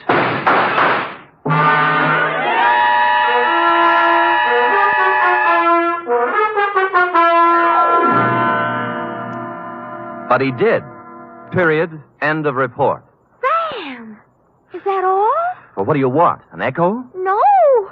But he shot you and you're all right. Mm-hmm. Were they blanks like the other guns? They were not. They were genuine steel-jacketed bullets. But, You didn't listen carefully enough, Effie. I figured he'd shoot right away. He did, once. Just as I jumped sideways and fired 2 shots back. Did you kill him? No, but he's down with a little case of lead poisoning, though, under police guard. You're wonderful. It's true. All right, go type it up. Off with him.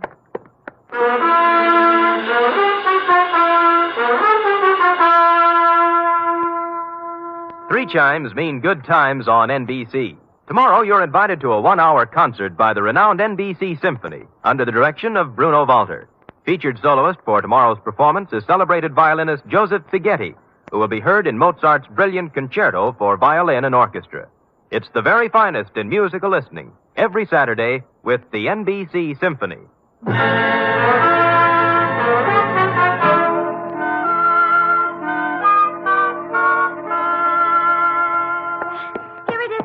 There's something I don't understand. To wit? Well, what happened to nice old Mr. Pocus? Why wasn't he in his apartment waiting for Sandra? Well, he did just what I thought he should have done. He walked down to the railroad depot and got on the first train from Minneapolis. Who knows? Maybe he's opened a new restaurant. Yes. And, what happened to Sandra? Well, she's being held as an accessory to murder, among other things. Well, if they were married... That's enough, Effie. That's enough. Do you want me to make everything so simple that everybody will be able to figure it out? No. But you what? I get so confused sometimes. That's most of your charm, Effie. You know, if you were brisk and efficient and cold, we'd never have any fun, would we? I guess not, Sam. We do have a good time at times, don't we? Yes, we do indeed. Like right now. Come here. Oh, Fire in a man's veins. Maddening, that's what. Don't say any more, Sam. I don't know what I might do. I'd love it, whatever it was. I better say good night, Sam. Good night, Sam. Good night, sweetheart.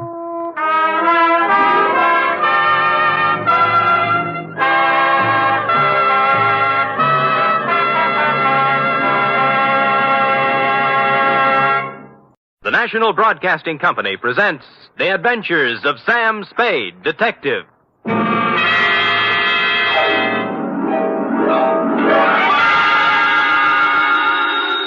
Sam Spade Detective Agency. Me, sweetheart. Was it awful, Sam? Excruciating, F. I suffered, girl. How I suffered. But there's no other way, Sam. When fate turns against a man... True, dear one, true. But from somewhere I must find strength. You must. To pick up the shattered fragments of my life, to raise my eyes once again to the horizon and piece by piece put them together again. And the two of us, dear one, hand in hand, shall go marching down the years together. Oh, yes. Brace yourself, sweetheart. I'll try, Sam. Gather together the homely, humble tools of your trade. Find 6 dry handkerchiefs and prepare to greet me with a smile behind the tears. I'll be down before you can change stations with a report entitled The Soap Opera Caper.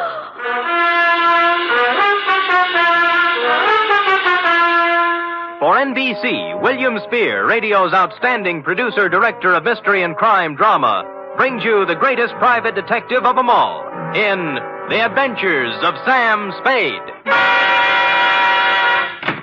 Sam? Who called, young widder Perrine? Plain F. Is it all over, Sam?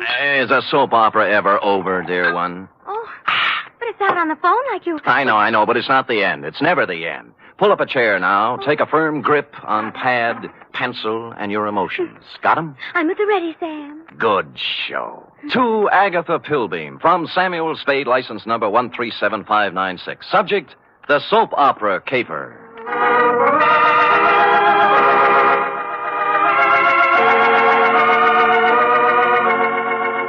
How was I to know what was on her mind? This strange woman, this mysterious Agatha Pilbeam, this voice on the telephone, directing me to the big, sprawling house in Hillsborough. Is that clear, Mr. Spade? How urgent is it, Miss Pilbeam? Very, very urgent, Mr. Spade. I don't know which way to turn. So I went to the big, sprawling house in Hillsborough, pulled up behind an ancient Model A parked at the curb, and was walking past it toward the gate when... Spade. Huh? Oh, Croc Morton, isn't it? Good old Sammy, you remember. Yeah. When'd you get out? Last month. But I'm a good boy now. Here, take one of my cards. If you know anyone who needs a first-class private eye, Croc's available. What are you doing here, Sam? A lady wants to see me. The soap opera queen? Is that what she is? Sure, 6 or 8 of them, she writes. Behind the Clouds, The Heart of Julia Jukes. That must be Life, I forget the rest. Yeah. Beats gumshoeing, Sammy. Yeah, well, right if you get work, Croc. I'm on a job right now. I mean, you got your license already? Oh, me?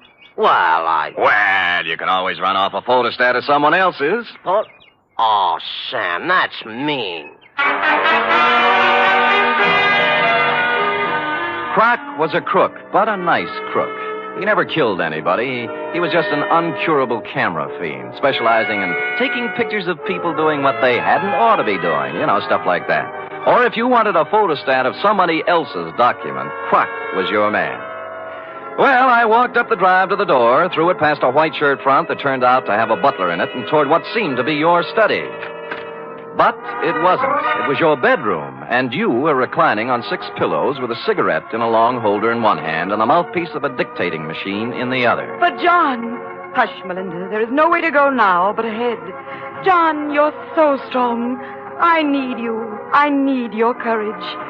We must face this thing together, Melinda. The organ What was a Veronica phonograph says is true. playing in her If ear. there is indeed I another waited for an woman who opening, but there has just wasn't any, Don't so I had to say it, interrupt. John, don't even Miss Don't Pilbeam. you see, Melinda, we can't run away from life. Miss... We must approach this Miss thing Pilbeam? calmly, Melinda. Don't... beg pardon? Just a minute. My mood music. I see. I'm Sam Spade, Miss Pilbeam. Come. Come sit beside me, Mr. Spade. Well. It's time we talked things over. Well, thanks. Oh, maybe you'd better start at the When a beginning. woman reaches 40, Mr. Spade, she comes to lean upon her man. Oh? To look upon him not just as someone to cherish, but as a source, a spring, a fountain of strength. Mm-hmm. Are you still dictating? I'm talking about me, Mr. Spade. Oh. Whom can I turn to? Whom? I grope, I flounder in the darkness. I cry out, I listen in vain for an answer. But there is none. Well, you always have a better chance of getting an answer when you ask a question. What do you mean? What are we talking about? What indeed? Well, I haven't caught the show lately. You'll have to bring me up to date. Why don't you run through the announcer's part, will you? You know, right after the organ when he says, when we left Julia Jukes yesterday... I'm sorry, I thought I told you on the telephone. No. For many days now, I've seen somewhat of a strange new look on my husband's face. Husband? Dr. Martin Hawkes. Oh, you're married. I thought it was Miss Agatha Pilbeam. 2 years ago today, I met young Dr. Hawkes and married him. Good. Life became beautiful, a gay, laughing thing, a road to happiness. And then... Then? A cloud passed over the sun. Martin became moody, silent. I tried to penetrate the shell, but he only drew farther into it. A strange, terrifying crevasse seemed to have opened up between us. Well... What is it, Martin? I asked him repeatedly. But he'd only stare silently out the window, and finally walked silently from the room. Well, how long did this go on? How long a series did you get out of it? For weeks, until a few days ago when the final blow fell. It was evening, and Agatha and Martin were at dinner. Let's look in on them as... Oh, sorry. We were at dinner when the doorbell rang, and I answered it. It was a telegram from Martin. From Mexico. I gave it to him and watched the blood drain from his handsome features as he read it. His hand trembled, his jaw clenched. But you forced yourself to speak. Yes. What is it, Martin, I asked.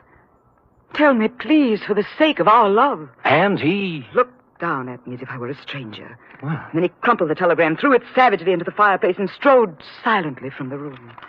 Here, I rescued it from the flames. Read it. Thank you. Regret must confirm your worst fears, Cardoza. What is the terrible secret of Martin Hawkes? Yes. Why did he act so strangely when the mysterious telegram arrived from Mexico? And above all, where is he? You mean he didn't come back? He's been gone for 4 days, Mr. Spade. I must find him. Now, of all times, I need his love. When a woman reaches 40... I know. What do you mean, now of all times? It's been just a week now since the report came back from the laboratory after my physical examination. Oh. The doctor from Vienna. Mm-hmm. You see, Mr. Spade, I, too, have a terrible secret. Well, don't you want to tell me about it? Yes. I have a very rare, incurable disease. There are only 6 short weeks to live.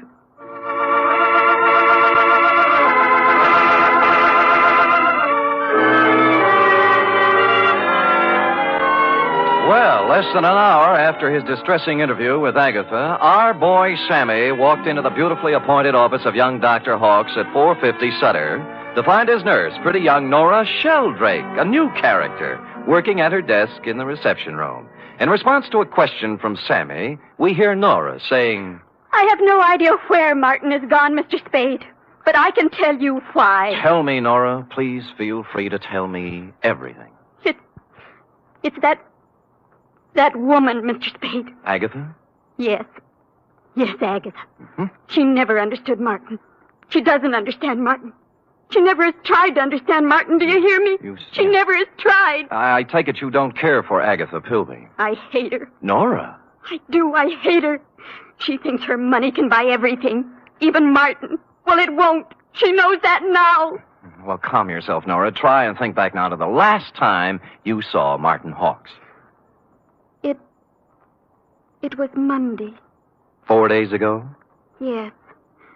The call came from some legal firm named Bennett and Hatch. Now, let me write that down. I switched the call into Martin. I was worried for him. I was concerned. I have to admit now I did a terrible thing. You listened in. I did. They told him his sister was in town, that she was working at some nightclub, and wanted to see him. What nightclub was this? Let me see. It was the Tortuga. What else? That's all. They hung up then, and Martin came out. I watched the blood drain from his handsome features. His hand trembled, his jaw clenched. Yes. I'm going out, Nora, he said. If I'm not back, don't worry. That's all. It was so like Martin.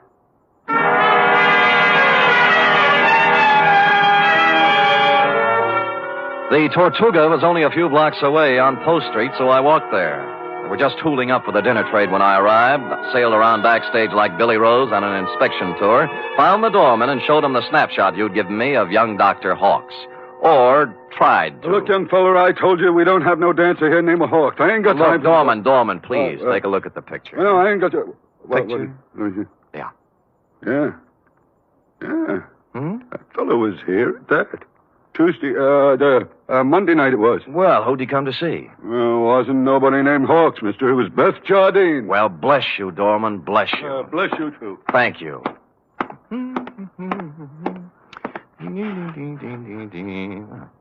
Beth Jardine. Well, Come in. Close the door, will you? Yeah. Drafty. Yeah. Is there anything I can... There sure is. Zip me up, Jack. I'm Sam. I don't care if you're Boris Karloff. You got hands, haven't you? Well... Zip me up. Okay. You say when.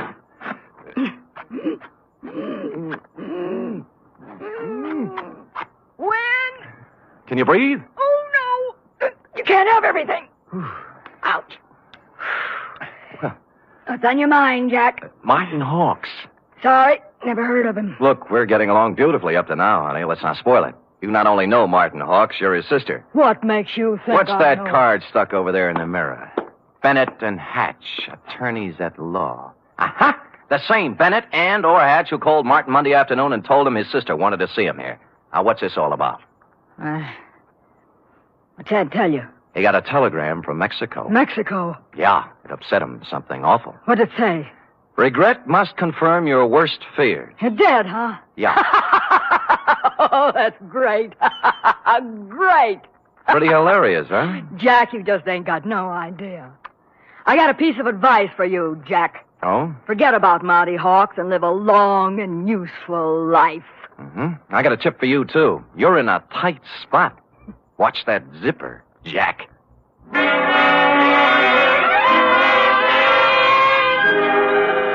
One of the heavier soap opera types, Beth was, with a throaty voice and the talent for besmirching reputations. What was the mysterious influence she wielded over young Dr. Hawks? How much did she know about his strange disappearance? What about the cryptic telegram from Mexico City? And what about dinner? The last question I could answer. I stopped at Schroeder's for sauerbraten and potato pancakes, ran into Larry Mahoney of Homicide, who was off duty, and we stopped in at a handy alley and bowled until 11. I was walking back down Market Street when I passed the Flood Building, which reminded me of the firm of Bennett and Hatch, who resided there. As a matter of fact, It looked like they were there right now since the light was on behind the second floor window with their name on it. Now, the sensible thing would have been to call around 9 in the morning, but as I seldom do sensible things, I hustled up the stairs and down the corridor to their office. Someone other than Bennett or Hatch had put in some time, obviously. The drawers of a dozen or more file cases had been pulled out and dumped on the floor, the desk drawers likewise. And to mark it clearly as the work of a thoroughgoing professional, the safe door was off its hinges. All this took me back to the Model A parked in front of your house this afternoon, Agatha, and I was contemplating same when... Hello? Bennett. Yeah? Good, Christopher. I was scared you wouldn't be there. Tried to get you home. Do it, baby, do it. Pull the string. We'll never make it with this guy. We're through. Pull the string here. Do it, baby, do it. Make it... Hello? Operator!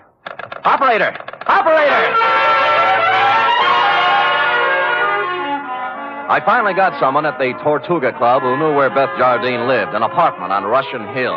I didn't stop to ask which apartment, and when I got there, I found I didn't have to. All right, stand back, everybody!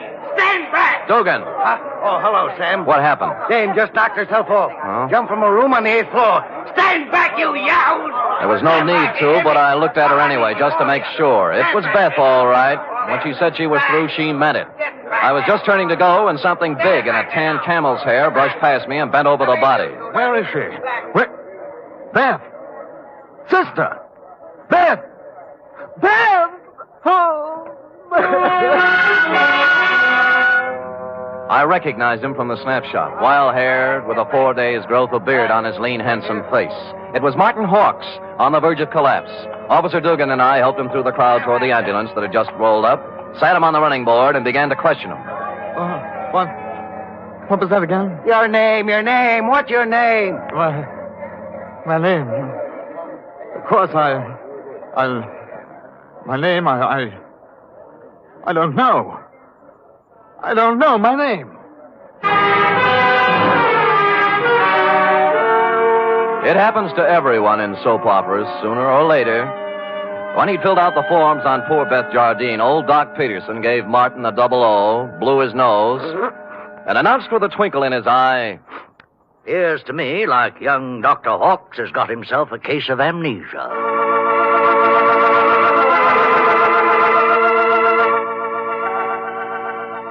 Will the mind of young Dr. Hawks come out of the fog? What does he know about the death of Beth? Was it murder? Or suicide? Or both?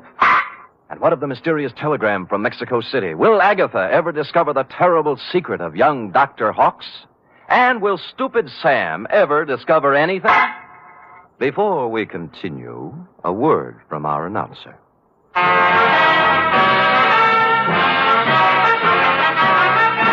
You are listening to the weekly adventure of radio's most famous detective, Sam Spade.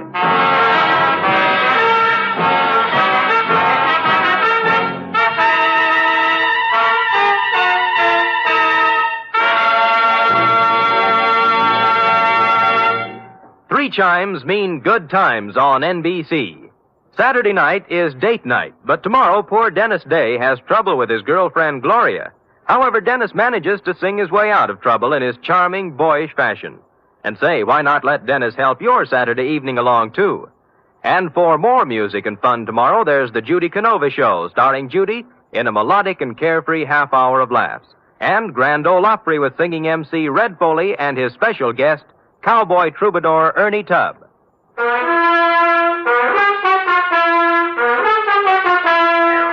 And now back to the soap opera caper, tonight's adventure with Sam Spade.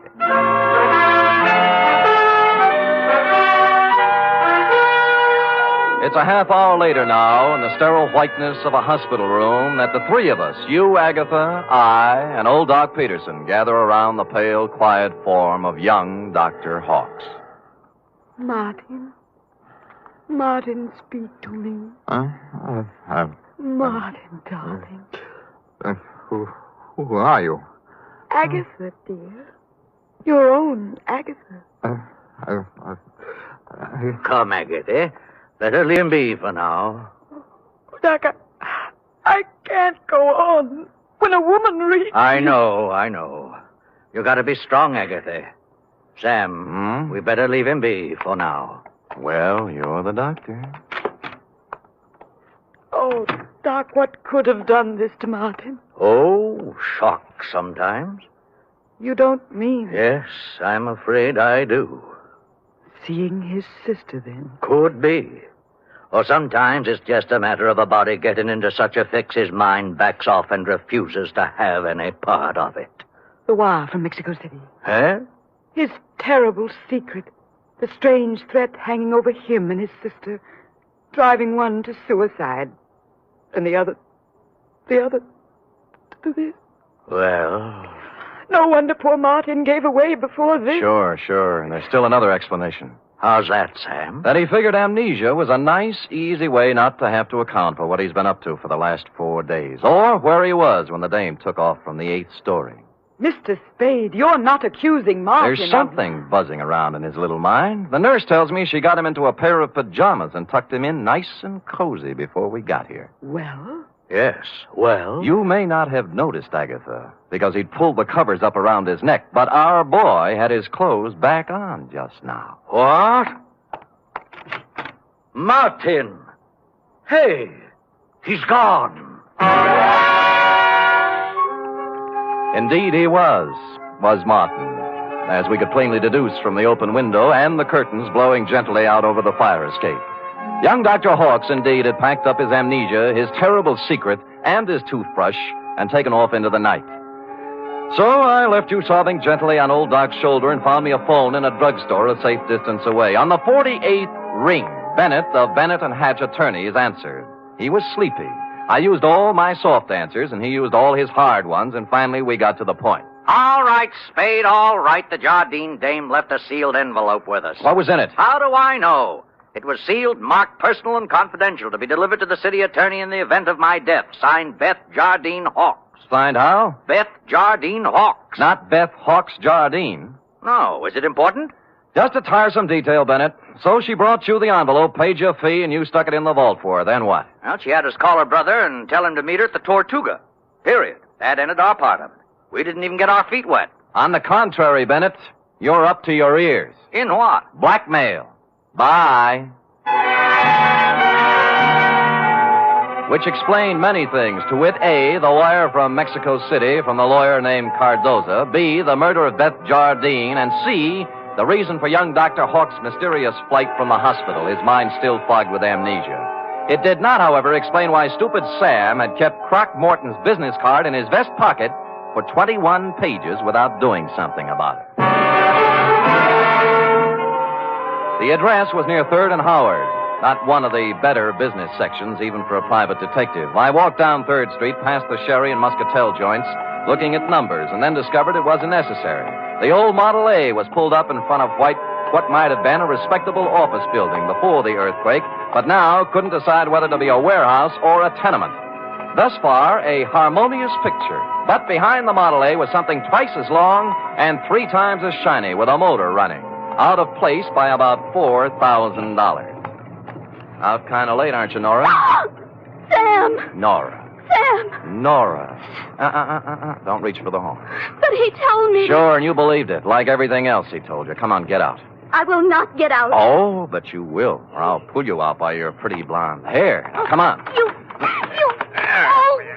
There, that's it. You can't do this to me, Mr. Spade.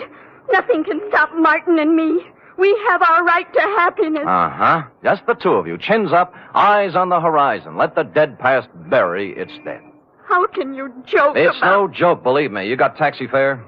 Why? Because you're going to get in my cab, go home, put your hair up in curlers, and go to bed. After saying to yourself 1,000 times, what a lucky little girl you are that Martin Hawkes didn't shove you out a window, too. Now scoot. Scoot! It was a kind of a dark stairway that made me yearn for the comfortable feel of a shoulder holster under my left arm. At the top was a 3.5-watt bulb, and at the other end of the hallway, a crack of light under Croc's office door. Between the two was a cat, more's the pity.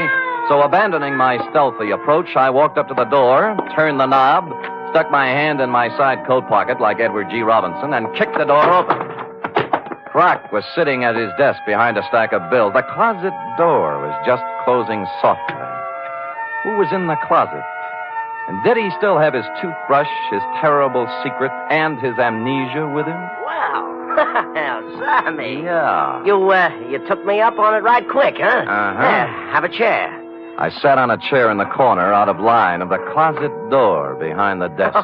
Oh, Sammy. Yeah, you got a job for me, huh? Yeah. You don't look like you need a job, Croc. Huh? Oh, this? Yeah. Oh, this is nothing. Good day at the track, that's all. What's on your mind? Remember the Blennerhassett job? Huh? The one with the letters before you went up? What are you talking about, Sam? The shakedown, Croc. The dame who wanted you to get the letters back. Remember? You know, so you got 'em for her, delivered and collected after you had the photostats made. Sam, you're crazy. I never done no such thing. You can level with me, Croc. You collected on the photostats for 8 years. Oh, wait, Sam. Well, forget it. Anyway, I got another one. Dr. Martin Hawks, married to the soap opera queen, you know. What about it, Sam? She's worth a couple of $1 million and has 6 weeks to live. As her husband, he's her only heir. Nice spot to be in. Yeah. Only he isn't her husband. Huh? Because the Mexican divorce from his first wife, the late Beth Jardine Hawks, wasn't legal, you know. What? She blew in a month ago and began shaking him down after leaving the marriage certificate and a batch of other papers with some lawyers for life insurance. Sam, I just ain't interested When in you hear the payoff, Croc, it's just like the dame with letters. Oh, what do you mean? Hawks hired someone to crack the lawyer's office and get the papers out of the safe. Some smart guy, yeah. An unfrocked private eye who doesn't have a license. I found out where he had the photostats made, though. I can get copies. Spade, for crying out loud, shut up. The closet doorknob was turning slowly. I waved him out of the way and picked up the chair. It was all over 2 seconds after it started. The door flew open. He came out with his terrible secret, which turned out to be a gun. And I wrapped the chair right around his head. So I picked up the gun and Croc and young Dr. Hawks, and we all picked up a ride to headquarters. Only one scene remained to be played in today's exciting episode.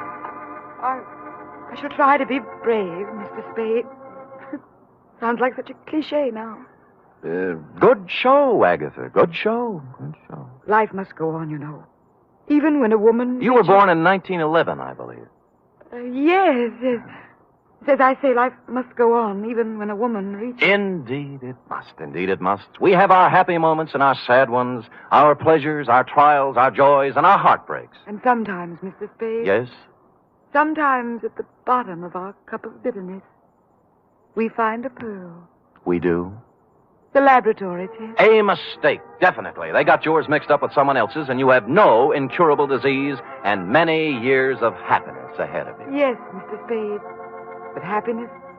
I wonder, can a woman past 40, whose husband is a convicted murderer, find happiness? Alone? Good show.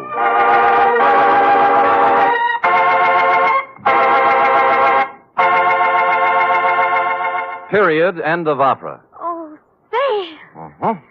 Sam, I can't wait for tomorrow's episode. Be sure to tune in at this very same time, Cherub, and meanwhile, answer me this. What, Sam? How long will it take a woman past 20 to turn out a 25-page report? Yes, sir. I'll have the answer after a brief word from our announcer.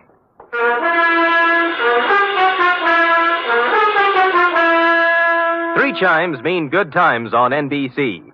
Tomorrow, Arturo Toscanini will conduct the renowned NBC Symphony in the 4th of a Saturday concert series. For tomorrow's 1-hour performance, celebrated Maestro Toscanini has chosen works by Debussy, Respighi, and Edward Elgar. You're invited tomorrow to the NBC Symphony and Toscanini.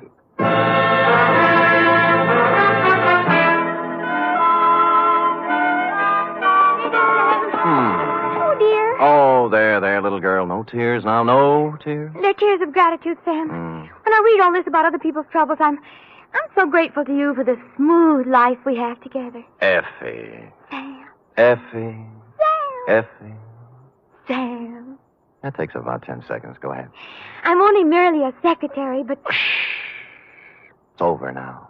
Matter of fact, we're 10 seconds over. Oh, well, Sam, I haven't even your wife to be versus... Nothing but peace and quiet. Fairly regular paycheck. With only a corpse now and then to produce a ripple on the mirror smoothness of our bliss. Oh, that's beautiful, Sam. I thought so. You don't have a single terrible secret either. No, but just to keep you interested, dear one, from time to time I shall pick up a piece of paper, read it, let the blood drain slowly from my face, then clasp you to me thusly. Sam! holding you close, and just before striding silently from the room, mutter in your shell-pink ear. I know. Good night, Sam. Good night, sweetheart.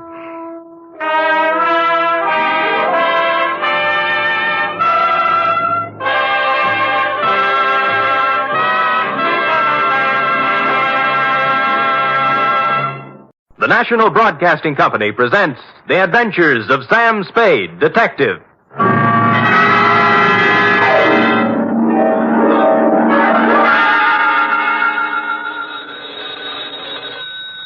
Sam Spade Detective Agency. Me, sweetheart. Sam, a man named $5 Frankie called up and said he's putting $2 in your name on a sure thing at some track or other. Well, that's nice to hear. I don't think it is at all.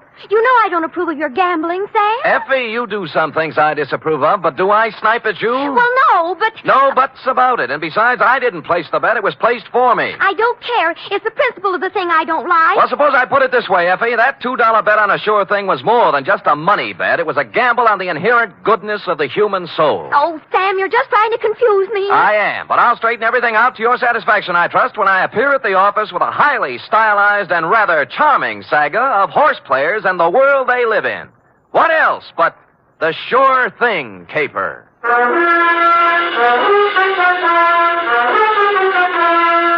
NBC, William Spear, radio's outstanding producer, director of mystery and crime drama, brings you the greatest private detective of them all in The Adventures of Sam Spade.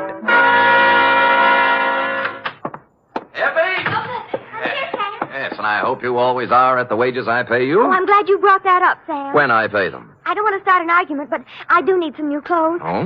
You want me to put up a good front, don't you? I will rephrase my answer. Yes. Well? Effie, if you can hold Warp and Wolf together for a few weeks, I have a feeling we'll be rolling in dough, driving big cars and wearing mink. Oh, you mean that best. All conjecture. Enough of your sneering. Now, you hear me out. Weigh the evidence, and maybe you'll feel differently. I doubt it.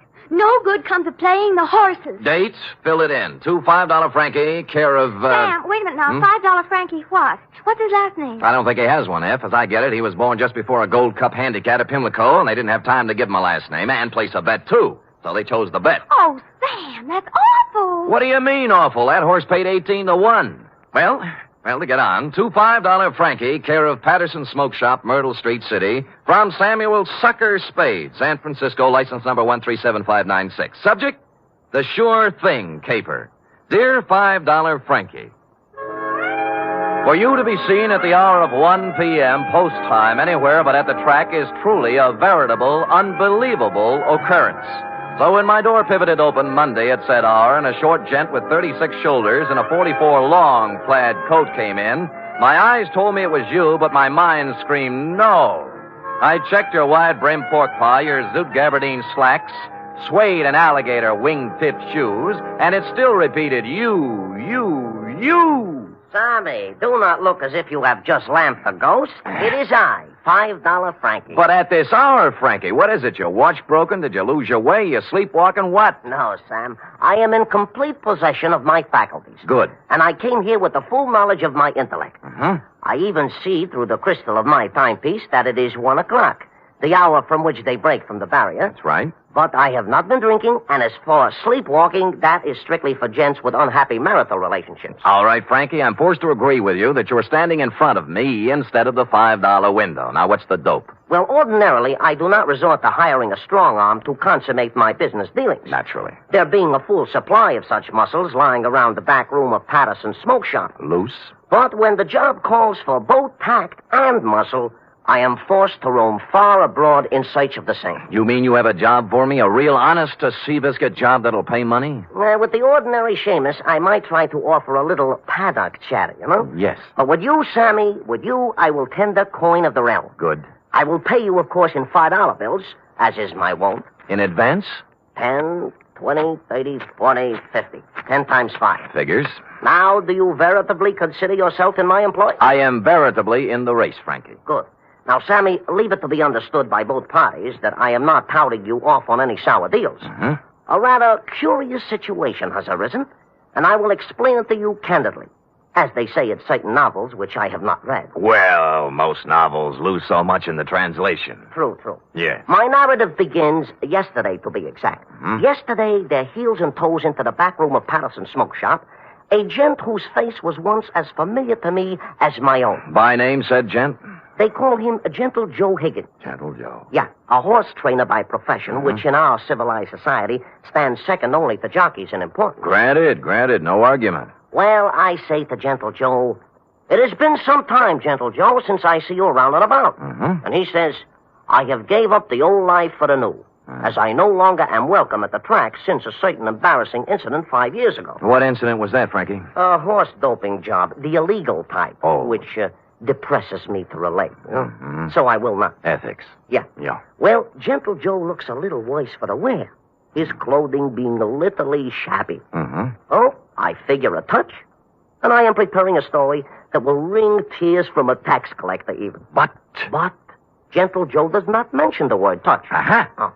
Instead, he announces he has a sure thing. Sammy, you know how those words do to a horse player. It's like throwing a bale of catnip to a lion. Oh, my arteries open to let the blood through faster. My nerves give off loud ringing noises, and my mind is already computing. Of course. Well, before I can stop myself, I have pressed 500 rocks in Gentle Joe's hand, begging him to place them on the same sure thing. I'd have done the same thing under the circumstances. Of course. But Gentle Joe says it will take at least 1,500 rocks to pull off the deal. Oh. He further advises me that the horse in question is due to return 20 rocks to 1. So you gave him the other 1,000? Well, not having it in my genes at the time, I cut 2 other business and professional friends in on the gravy. Dinosaur Torelli and Bones Moulton, 5 bills apiece. And then? Gentle Joe rushes out of Patterson's and... has never been heard from again. A sad tale. You think he just stole the money? Sam, Gentle Joe Higgins is a horse player, not a common sneak thief. I'm sorry. But did he leave town? He did not.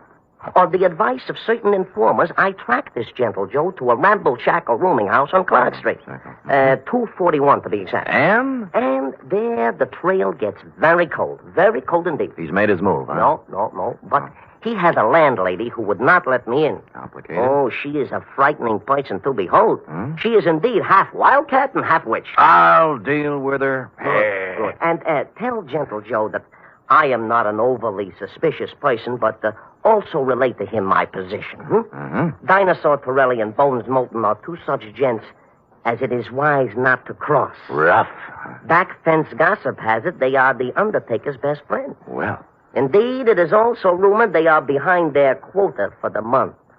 Well, and Sam. Yeah? At Bay Meadows. Yeah? A bad card. Nothing going today.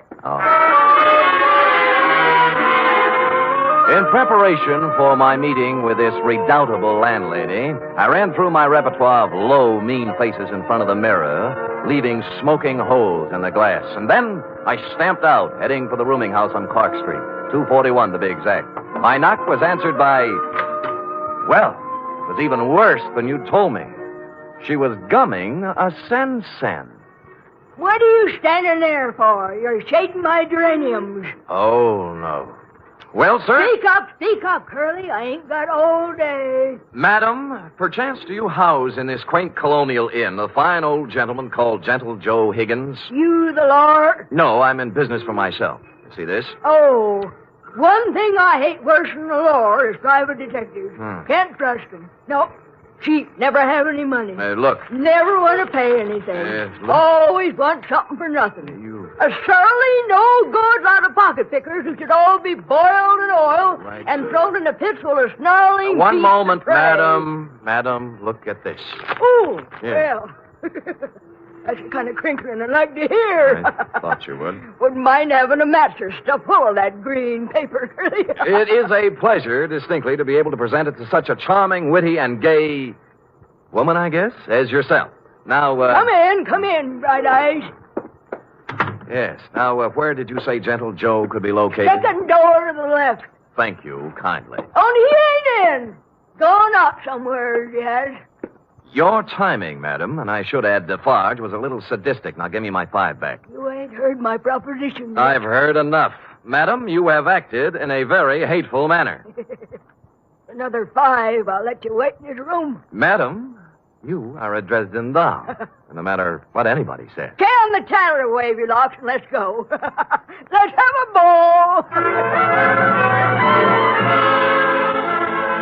Once in Gentle Joe's room, I closed the door, thus separating myself from that Skid Row bankhead.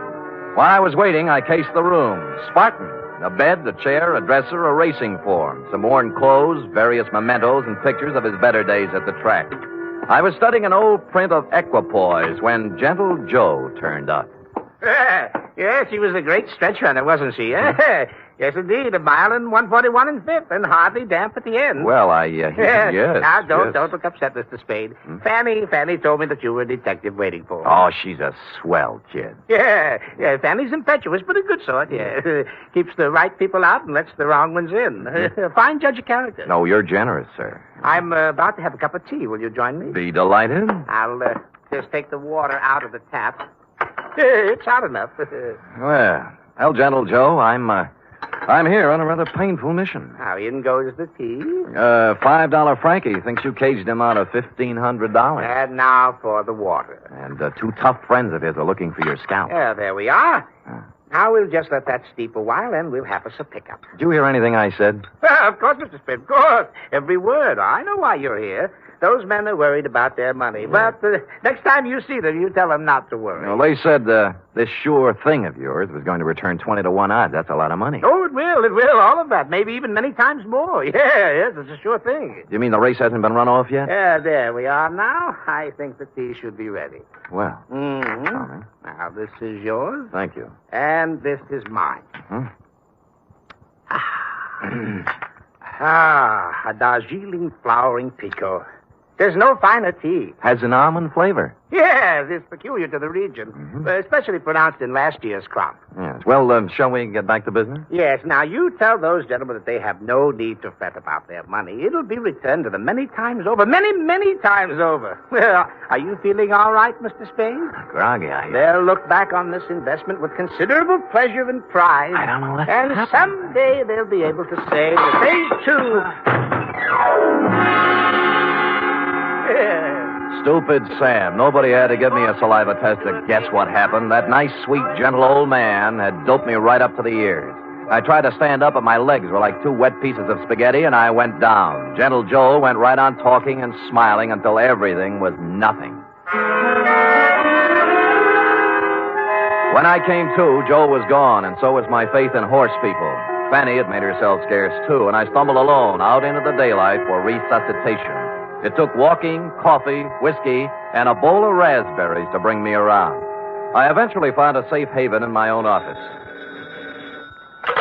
Sam Spade Detective Agency. Mr. Hangover speaking. Mr. Spade, this is Gentle Joe. What? Listen, you... Yeah, I know how upset you must be over my little deception. Deception? It was all to a good purpose, Mr. Spade. You see, I had to get out of there in a hurry with the minimum of discussion. I seem to remember you were hustled out of the racing game for doping a few 3-year-olds. Well, that's what some people in official circles felt. But, Mr. Spade, I want to apologize to you and tell you that I will be able to explain everything to your satisfaction.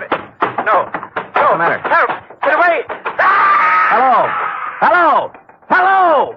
Hello! Somebody put the phone back on the hook, so I hung up and dialed a friend at the telephone exchange. She quickly traced the number. The call came from the Sunset Stables out near Bay Meadows. I dialed back, but nobody answered, so I beat it out there. It was dark, and the only person I could rouse was a young stable boy. Yeah, what do you want? My name's Spade. A guy named Gentle Joe was calling me from here, and something happened to him. Gentle Joe Higgins? That's what I said. Oh, I haven't seen him in 2 or 3 years. Now, look, don't give me that. He called from here. Now, where is he? Oh, look, beat it, will you, before I scream for the cops? All right, I'll look myself. Oh, I say you can't. Now, no.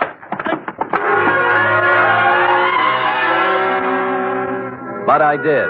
There were 2 phones inside the stables, both hanging on posts. The second one had the number the phone company had given me, and although someone had tried to cover it up with sawdust, on the floor, under the phone, were 3 tea bags, and somebody had done a lot of bleeding. Looked like Gentle Joe's parlay had run out.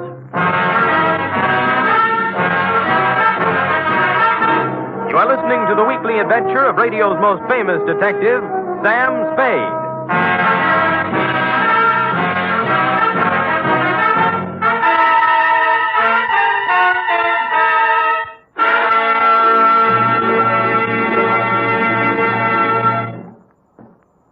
3 chimes mean good times on NBC. There's music and mystery on NBC every Saturday night. For music tomorrow, your hit parade brings you the top tunes in the land as selected by you and presented by Raymond Scott's Orchestra, Snooky Lanson, and Eileen Wilson. For mystery tomorrow, Herbert Marshall stars as the man called X. In all the strange and far-off places of the world, wherever there is intrigue, danger, and romance, there you will find the man called X. Hear him tomorrow night.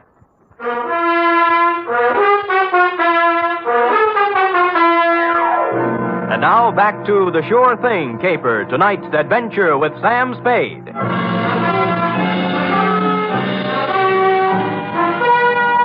I collared the stable boy and questioned him about the blood under the phone and about what could have happened to Gentle Joe Higgins. Nothing. Just wouldn't talk, and he was too small to beat up. So I went looking for the stable manager. He lived in a small white house behind the exercise ring. He wasn't too happy at being awakened, but when I explained things, he came down to the stable with me. I can't understand it, Mr. Spade. General Joe Higgins hasn't been around here for at least 2 years. That's what the boy told me. You see, for doping a horse once, he can't come near a track or a stable. If we let him hang around here, the racing commission would fine us. Well, he called from here and something happened to him. The number the phone company gave me matches up with one of your phones. And there was a lot of blood on the floor, too. Well, here we are. Now, which phone was it? That one. All right, let's look at it. This is the phone, and here's the... Wait a minute. Come in here, you. Let go of me, you big... Let go! Now, tell Mr. Kemp here what was on the floor when I came in. Nothing. Nothing but sawdust. I tell you, there was blood there. No, honest, nothing. Mr. Spade, this boy's been with me for 5 years. He's perfectly reliable. Well, so am I. Well, what do you think happened? I think somebody used this old man for a punching bag. Maybe you'd better go home and sleep on it, Mr. Spade. We'll talk about it tomorrow. Look, don't humor me. Make this kid talk. Mr. Kemp, this guy's taffy. Danny, are you certain there was no blood or no Gentle Joe? Mr. Kemp, I'd swear on my father's grave if necessary. You see, Mr. Spade? I calmed down in a little while and searched the place myself. I came up with exactly nothing but an attack of hay fever and a horsey smell. And I suddenly wondered why I cared about Gentle Joe at all after what he'd done to me. So I went home and called $5 Frankie. You say you have conversed with Gentle Joe? Twice, and both under rather trying circumstances, Frankie. Once I was doped, and once something happened to him. Uh-huh. I take it he did not heed the message I employed you to convey. So far, he hasn't heeded anything. Then he is, without a doubt, in considerable trouble. I would say so. It seems that my business associates, Dinosaur Torelli and Bones Moulton, have blown their tops and gone looking for Gentle Joe with something special in mind. Mm-hmm. Something like assassination. I was afraid of that. Mayhaps they have already contacted Gentle Joe for an accounting. Certainly, mayhaps. I think they've already mowed him down. And there is nothing further for us to converse about, Sam. It is history, and it will be recorded thusly. Well, if you say so. And if I might tender a bit of advice, I would say, hop into the Simmons, Sammy, and knock yourself off a few hours of that ever-loving forgetfulness. And when you arise, you will have erased from your mind the names of Gentle Joe Higgins and yours truly, $5 Frankie, for some time to come. I was tired, and it seemed smart to take his advice. So I did. I went to bed. It must have been 3 a.m. when something woke me up. It was a ghost with a big white head tiptoeing into my room. The thought was so absurd that I turned over and started back to sleep. That's when the ghost touched me, and I grabbed for him. Hey, let me go, Mr. Spade. Let me go. It's me, Gentle Joe. Wait till I turn on a light. Of course, I look a little different. The bandages around my head look like a turban. What happened to you? I was in Mr. Kemp's house when you were searching the stable. Stupid me. I should have come out then, but I didn't. And then I got to thinking I certainly owed you some kind of an explanation. So I found your address and came here. All right, I'll collect the explanation. Now, first, what was the dope for? Well, I was afraid you might take me back to $5 Frankie and his friends before I did what I had to do. Would you care to tell me what that was? I wanted to buy a horse. With their money? Yes, with their money. They thought you were betting it on a horse, a sure thing. I know, but let me explain. I was thrown off the tracks for doping a horse. I needed money, but that's another story. After 5 years, I could get my trainer's license back. Tell me more. Do you know what it is to love horse flesh and not be able to go near it for 5 years? No, the bangtail bug never got me. You can't con guys like Frankie and his thugs out of some money to buy a horse whenever you want one. There's more to the story. The horse I doped didn't get into the race. And the jockey had to ride another mount. He was thrown and killed. Well, it was too bad. I felt that I'd murdered the man. His name was Sandy Bean. Sandy Bean?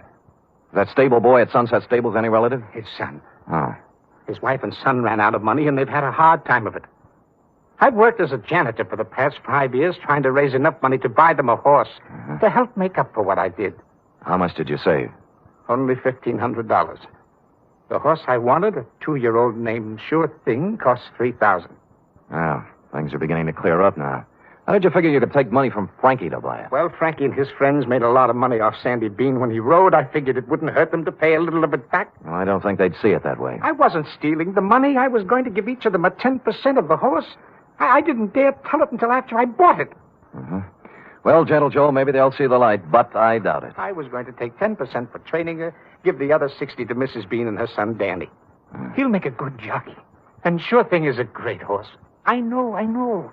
They'll make a lot of money off of it. It's a noble plan. Tomorrow my 5 years is up, and I wanted to give them the horse then. I see. Who roughed you up when I was talking to you on the phone? Danny was backing a horse into the stable, and it got excited. It started kicking, and I was in the way. I thought maybe you'd been done in. I know. That's why I came to see you and explain things. Can you do anything to help me? Well, All right, everybody, just stand where you are. There's no need to wave a gun around here. Get up, you. Gentle Joe, we've been looking for you around and about. Now, Dinosaur, now look... Here all we wish to hear from you, Joe. Come along. Look, you're not going to take him out of here without a fight. We wouldn't mind this at all, inasmuch as we come equipped with a little artillery. Bones, I didn't steal that money. Shut up. All right, knock it off. You want some of the Sam? Yeah, if you think you can do it. And it turned out they could. I knocked Torelli's gun aside, hit him with a hard left, and he didn't go down. I tried a right, then a knee, then a couple of elbows. And I was just getting ahead of the game when something hit me across the face and printed Code 45 on my forehead. I know this sounds repetitious, but I went out again. Honest, I did. Really. I'm sorry. Appropriately, it was dawn when I woke up cold and headachy. Of course, I was alone. Gentle Joe Higgins was the victim of a successful snatch, and I had an idea what might have happened to him. I dressed and started looking all over town, but I didn't have any luck. Any. It wasn't until I was eating breakfast and met a police sergeant I know that I got a tip. Morning, Sam. Hello, Sergeant. What happened to you? I tried to kiss her. I didn't know they made those kind of dames anymore. Mind if I sit down? Pleasure. Yeah, we got a homicide this morning. Yeah, who? Who knows? Just an old man. Found him in the park. Somebody really worked him over. What do you look like? Ooh, 5'10", white hair, old clothes. Probably a bum. Where is he, Morgan? Yeah. Kelsey's putting a rundown on him now. Yeah, I'll see you later, Carter. Thanks. Hey, Sam. Haven't finished your breakfast. They let me in the morgue, and I took a look at the corpse. And once I saw it, I knew just where I had to go. I caught a cab out to the Sunset Stables. The horses were just having their rolled oats when I pulled in, and Danny Bean, the stable boy, was there, dressed in his cleanest Levi's. What do you want? Where's the show going to be? What show? When Gentle Joe gives you the horse. Isn't this the day? Okay, so you know. Mm-hmm. Gee, I'm sorry about last night, Mr. Spade. I had to keep it a secret. Forget it. You did the right thing. When's the ceremony? In about an hour, right here. You want to wait? Sure. I wouldn't miss it for the world. Of course, I cheated a little. I didn't tell you who it was I saw in the morgue. The truth was I didn't know. It wasn't Gentle Joe Higgins, though, and so I reasoned thusly if Torelli and Moulton didn't finish him off in the night, he must have gotten out of it somehow. He was a resourceful old man, and I was sure nothing short of death would keep him from presenting Danny with a horse on the day he planned. And I was right. An hour later, he came walking in leading the prettiest chestnut mare I'd ever seen. There was a smile 2 feet wide on his face, and behind him, carrying blankets, a saddle, and riding colors, were who else? $5 Frankie, Dinosaur Torelli, and Bones Moulton. Well, Mr. Spade, this is a surprise. Well, it's a pleasant one. Yeah, this is Sure Thing.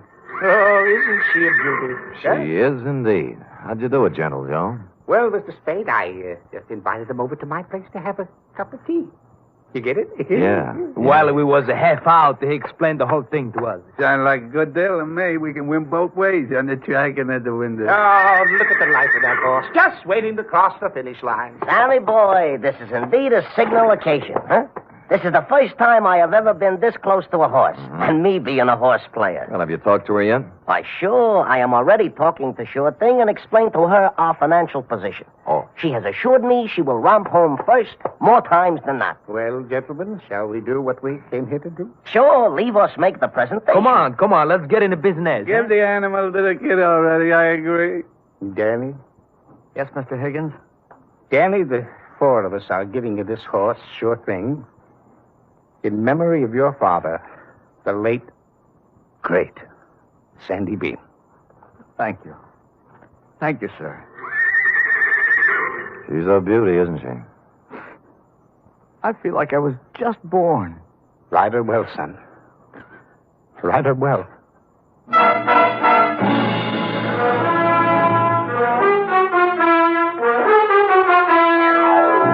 And I think he will. Period.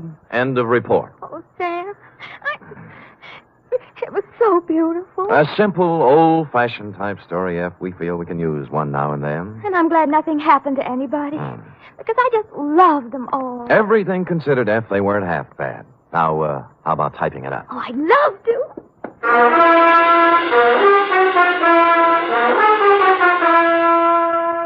Three chimes mean good times on NBC. There's music and fun in the air tomorrow evening, styled to suit your Saturday night of merriment. Dennis Day brings you songs and comedy in his charming, boyish manner, and then Judy Canova gets together with her frolicsome friends for Mountain Melody and Mayhem, followed by Grand Ole Opry with singing MC Red Foley and his gang. It's a Saturday night of fun designed for you.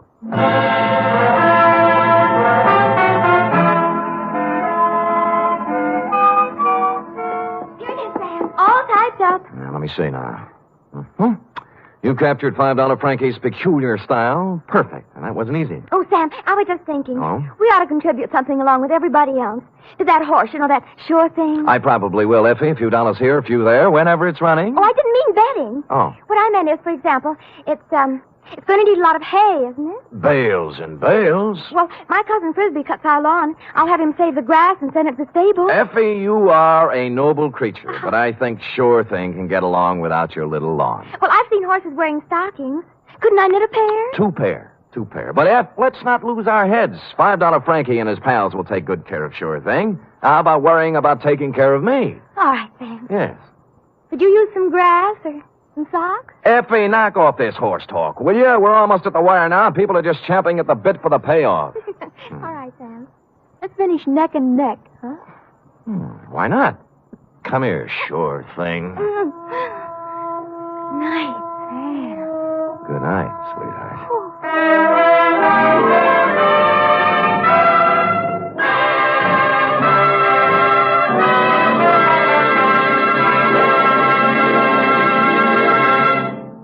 The National Broadcasting Company presents The Adventures of Sam Spade, Detective.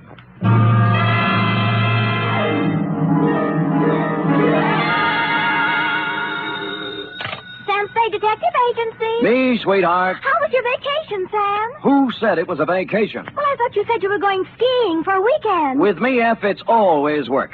Do you know you can get killed on skis? If you say so, Sam. Yes. Most people just break their legs. Most people pick some easy little slope, the cowards. But I know a ski run up near a town called Lucerne that's sudden death. I know a ski run called the Backbreaker. Really? How dull. And one they named Suicide Drop. Effie, stop trying to top me. You just can't. This was the deadliest ski country ever seen. You just sit there while I do a Christiania swing down Market Street, a Geländer sprung up the stairs, and a Telmark right through the door with a tail I took out of the deep freeze only last night.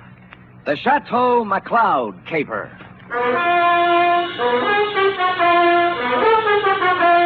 For NBC, William Spear, radio's outstanding producer-director of mystery and crime drama, brings you the greatest private detective of them all in The Adventures of Sam Spade.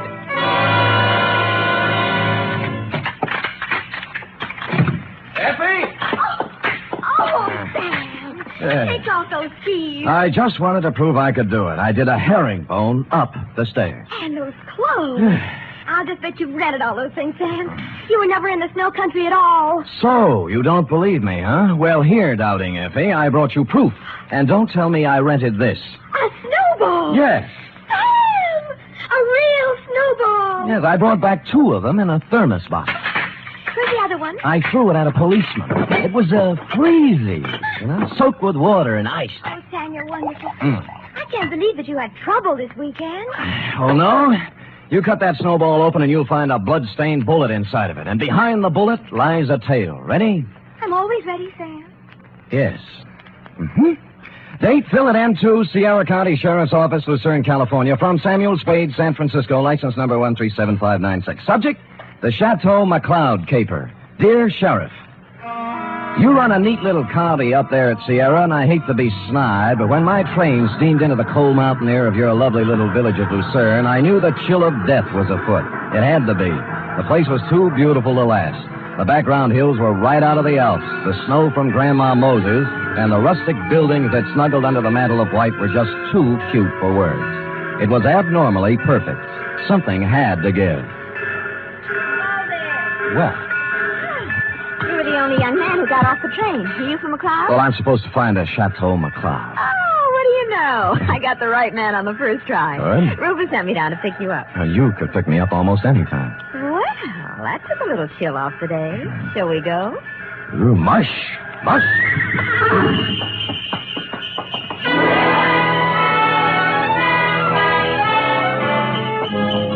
We glided out of the station, runners squeaking on snow, the soft pad of hooves, and the jangle of merry bells. We had a bearskin lap robe. It was a short bear, so we had to move close. Her cheeks were apple red, and her silk brown hair flowed in the stanking breeze. Oh, it was a scene that will forever be etched in my memory. Rufus tells me you're an advertising genius. Well, I have placed a few ads in my day, mostly help wanted. Aha, don't kid me. He says you're going to put the McCloud canneries right on top with a new campaign. On top. You know, you're supposed to have a big name. Just 8 letters, Sam Spade. Oh? Well, I'm Rita Parker. I'm supposed to be Rufy's girlfriend. Of course, I think it's only to make his wife mad. But it's fun up here. Yeah, but this is my first trip. Oh, well, then you're in for a treat. That is, if abnormal psychology appeals to you. What does that mean? The McCloud guest register is always full of dynamite. Oh? For example, this Yeah. weekend reads thusly. Rufus McCloud with half of the money in the world trying to get the other half. Good. His wife, who has an interlocutory decree. Mrs. Interlocutor. Yeah, Cora. Yes. Her boyfriend, Paul Endicott, gigolo type.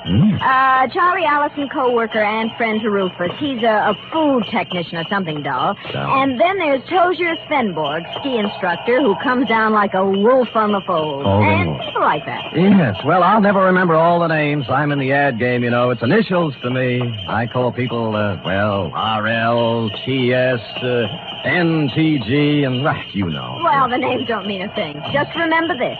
Every 30 seconds, duck. I beg your pardon?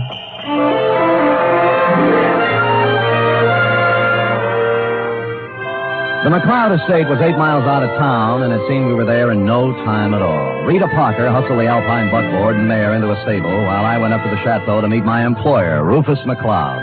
It was more of a Swiss chalet, you know, where the second floor is larger than the first, and I guarantee that no one in Switzerland could have afforded this chalet, even with the second floor the same size as the first. I walked in and found Rufus, big and red-faced, standing in front of a fireplace that could easily have roasted a brace of oxen, rump to rump. Of course, you're Sam Spade. I am, Mr. McCloud. Well, you came at an opportune time. There's no one around to overhear our conversation. I suppose you wonder why I hired a detective for a place like this. Well, not especially. I go where the people go, and the money. You'll be paid well for your time and trouble. I must be quick. In essence, this is my situation. Yes. Earlier this week, I received an anonymous letter saying that if I invited the guest list I'd planned for this weekend, there might be serious trouble. Here's the letter. Keep it to yourself. It's a Los Angeles postmark. I see. Well, we might start by tracing down this typewriter through an L.A. detective agency. Every one of my charming guests is from Los Angeles.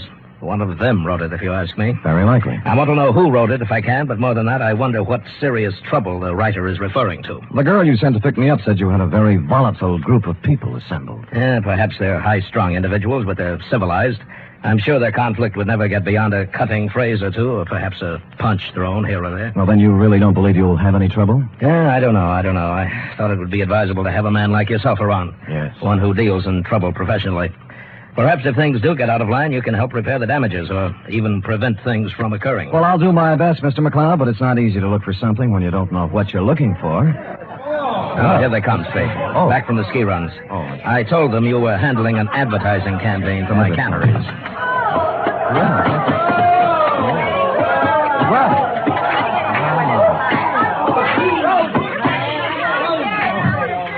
Well.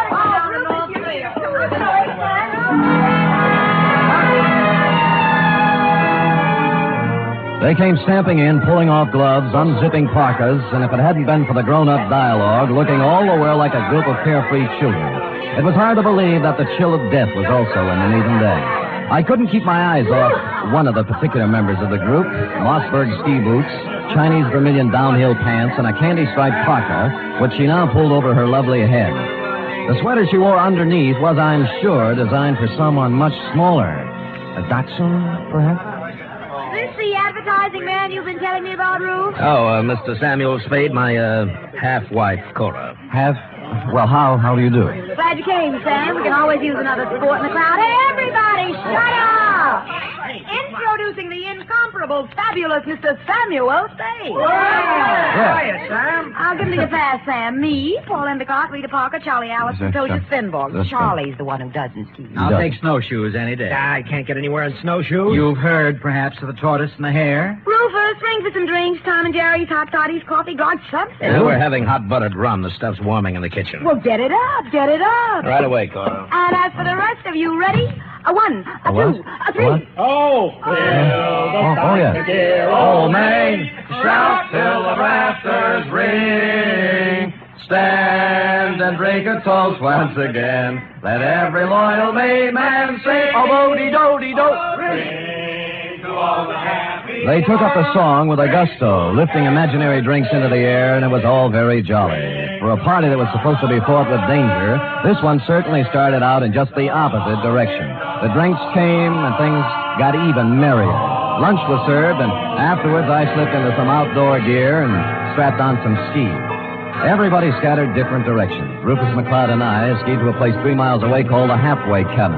Between the chateau and the cabin was a small lake called Royal Lake, completely frozen over. Rufus stood in front of the cabin, firing a .30-30 at a target set up down in the woods to the east. What do you see through the glasses, Spade? 2 bullseyes and nothing outside of the 8 ring. That's great offhand shooting at this range and standing on skis. Well, I can do much better than that. Watch this. See that silver tip on that big Norwegian fur over there? Yeah? I'll cut it off. Hey, look out! What? Well, he came swooping out of nowhere, Spade. I swear he did. Well, I think he hit him. Who is it? It's Paul Endicott. No, he's up. Good. There's Cora with him. You told me nobody was supposed to be skiing in that area. Yeah, they're not. Well, here he comes, and he looks plenty mad. What do I care about him? He's just after Cora for the money I give her, that's all. You're going to kill me, you stupid fool. You weren't supposed to be skiing there, Endicott, and it was an accident. Yeah? Well, that was no accident. All right. Knock off the punches. You keep out, or I'll throw one at you. Oh, that I'd love. Paul, now stop it. And the rest of you, quit acting like children. Your boyfriend threw a sucker punch at me, Cora, and even if he is my guest, there's a limit to hospitality. I don't call one punch an even trade for a 30-30 bullet. You weren't hit, so don't start crying. Rufus, I have the feeling you wouldn't mind if he were hit. You wouldn't mind at all. Paul, I've just decided I don't like you without a mustache.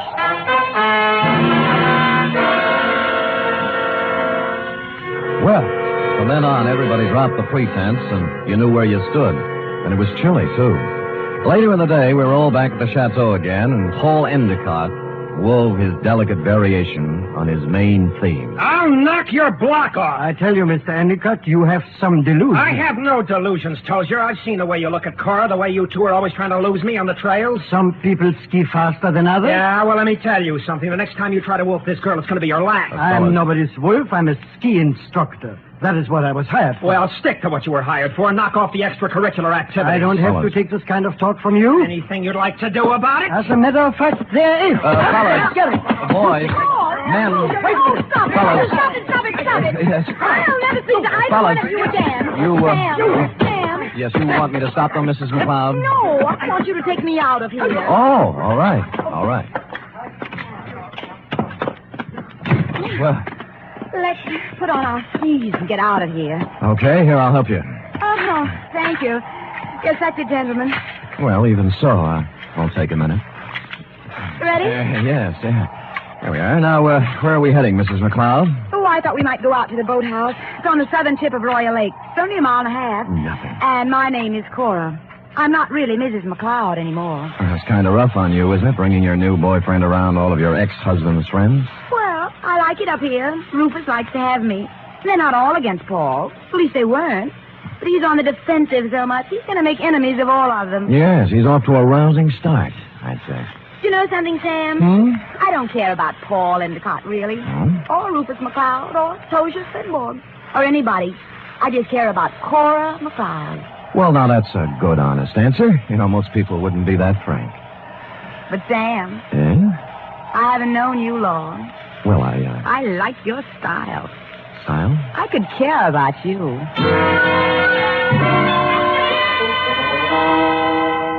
It broke my heart not to stop right there on the trail and kiss her because that's what she wanted me to do. So that's why I didn't do it. And I'll never turn down anything better. Well, next scene, the boathouse. And when we got there, it was not at all the way I thought. The food technician and close friend of Rufus McCloud was there, working on something that baffled me at first. It's an ice boat, Mr. Spade. That's what it is. Belongs to Rufus. Yeah, I don't think I've ever seen one up close before. I'd take you for a ride, but this one needs a lot of work before anybody could use it. I'm just cluttering. What prompted you to come out here, Cora? Because Paul and Tosia Finborg got in a fight over me, and I got tired of the whole thing. Sam and I went out for some air. Oh. Well, glad you did. I was getting a bit lonesome. You see, Sam, they always leave me in a cloud of snow on their skis, and I just plod along on snowshoes all by myself. Well, maybe we can go walking together sometime. I used to be able to shake a pretty good snowshoe. It's a deal. Tomorrow morning, I'll show you the place. Sam, I think I'll stick around here and help Charlie with the ice boat. Oh. Unless you're crazy about ice boats, why don't you go back to the chateau? We'll be there in time for dinner. Well, I don't need any engraved exvitation. I hope you catch a common cold. The trouble with that girl was that she only wanted one man at a time around her. Back at the chateau, there was no one but the cook, the Marjorie Main part. Too tall. As supper time approached, Rufus came in, then Rita, then Cora, then Allison, and finally Tozier, in that order. And the order is important, because you see, nowhere in the list is the name of Paul Endicott. He didn't come in for supper, nor for the next 3 hours. It was dark by then, and Rufus McCloud was worried about Endicott. So we fanned out in a searching party. I was alone when I found him. He was lying in the snow, 300 yards west of the halfway cabin. There was a 30-30 slug in him. Period. End of Paul Endicott.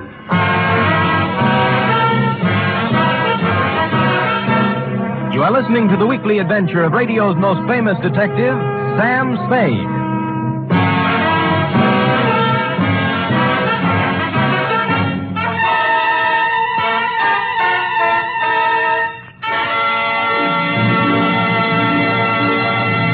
This Sunday, Cary Grant and Betsy Drake star in the second of the new Mr. and Mrs. Blanding series over most of these NBC stations. The delightful tribulations of Jim Blandings and his wife Muriel as they built their famous dream house entertained millions as a novel and then as a motion picture. And now you can follow the further adventures of Mr. and Mrs. Blandings every Sunday on NBC. And Sunday also means your weekly visit with the hilarious Harrises on the Phil Harris Alice Faye Show.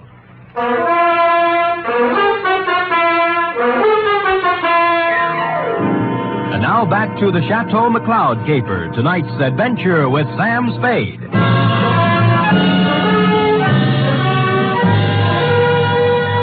There were no ski marks near the body of Paul Endicott, just his own. Somebody had drawn a bead on him in the dust from some distance. I started to look for the rest of the searching party and then changed my mind. If the body of Endicott wasn't found, the murderer might wonder what happened to it, get worried, and make a mistake. So I picked him up, carried him to a small cave I found, covered the entrance with snow, brushed over the ski marks, and went back to the chateau.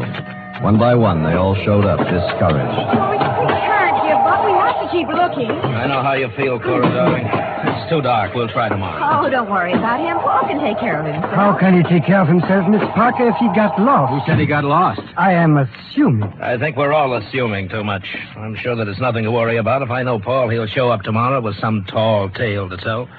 What do you think, Mr. Spade? What does an advertising executive know? Cora, your manners. A sponsor might be listening. Oh, I'm sorry, Sam. I'm upset. Okay. Frankly, I don't know what to think. But if I were a detective, I'd hazard a guess that Paul met with foul play. Oh, nonsense, Spade, nonsense. Come on, everybody, let's have a drink, have some fun. Paul will be back, and even if he isn't, who really cares? Scotch for me. And I guess nobody cared. Rufus was a little more jolly than usual, and the drinks began to dispel the gloom. It was as if Paul Endicott never had existed. It began to get late, and the bizarre wake broke up. Everybody went to bed, including me. I lay there fully dressed, looking up at the beamed ceiling for an hour. About then, my doorknob turned, and the door slid open and shut. Someone moved quietly to my bed as I was sliding my .38 out of its holster. Sam, me, Rita. Oh. Are you awake? Yeah, I wasn't even under the covers. Mind if I sit down here? Not a bit. Sam, Sam, I'm scared. I wish I could leave here. Oh, what's the matter? Paul's dead. I know he is. He didn't mean anything to me one way or the other, but I know he's dead. Anything to back up your feeling?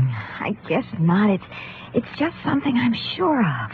Why'd you come to me? Because you're really a detective, and I know it. Oh, me? Oh, now, you handled a case for my father once. You just don't remember me. All right, I'm a detective. Rufus hired me because he expected trouble. Sam, I'll tell you something about Paul. Yeah? Cora didn't really like him. They were always fighting. She only cares about herself, so she said. Tell me, what kind of a car does Paul drive? It's a yellow convertible, but it's still in the garage. I checked. Any other cars missing? No, they're all there. Oh, and I found out something else. What? Before supper, there was a gun missing from Rufus's gun rack. It's back now. Mm-hmm. Anything else? That's all I know, Sam, except that Paul's dead. I know it. I wish I'd never come up here.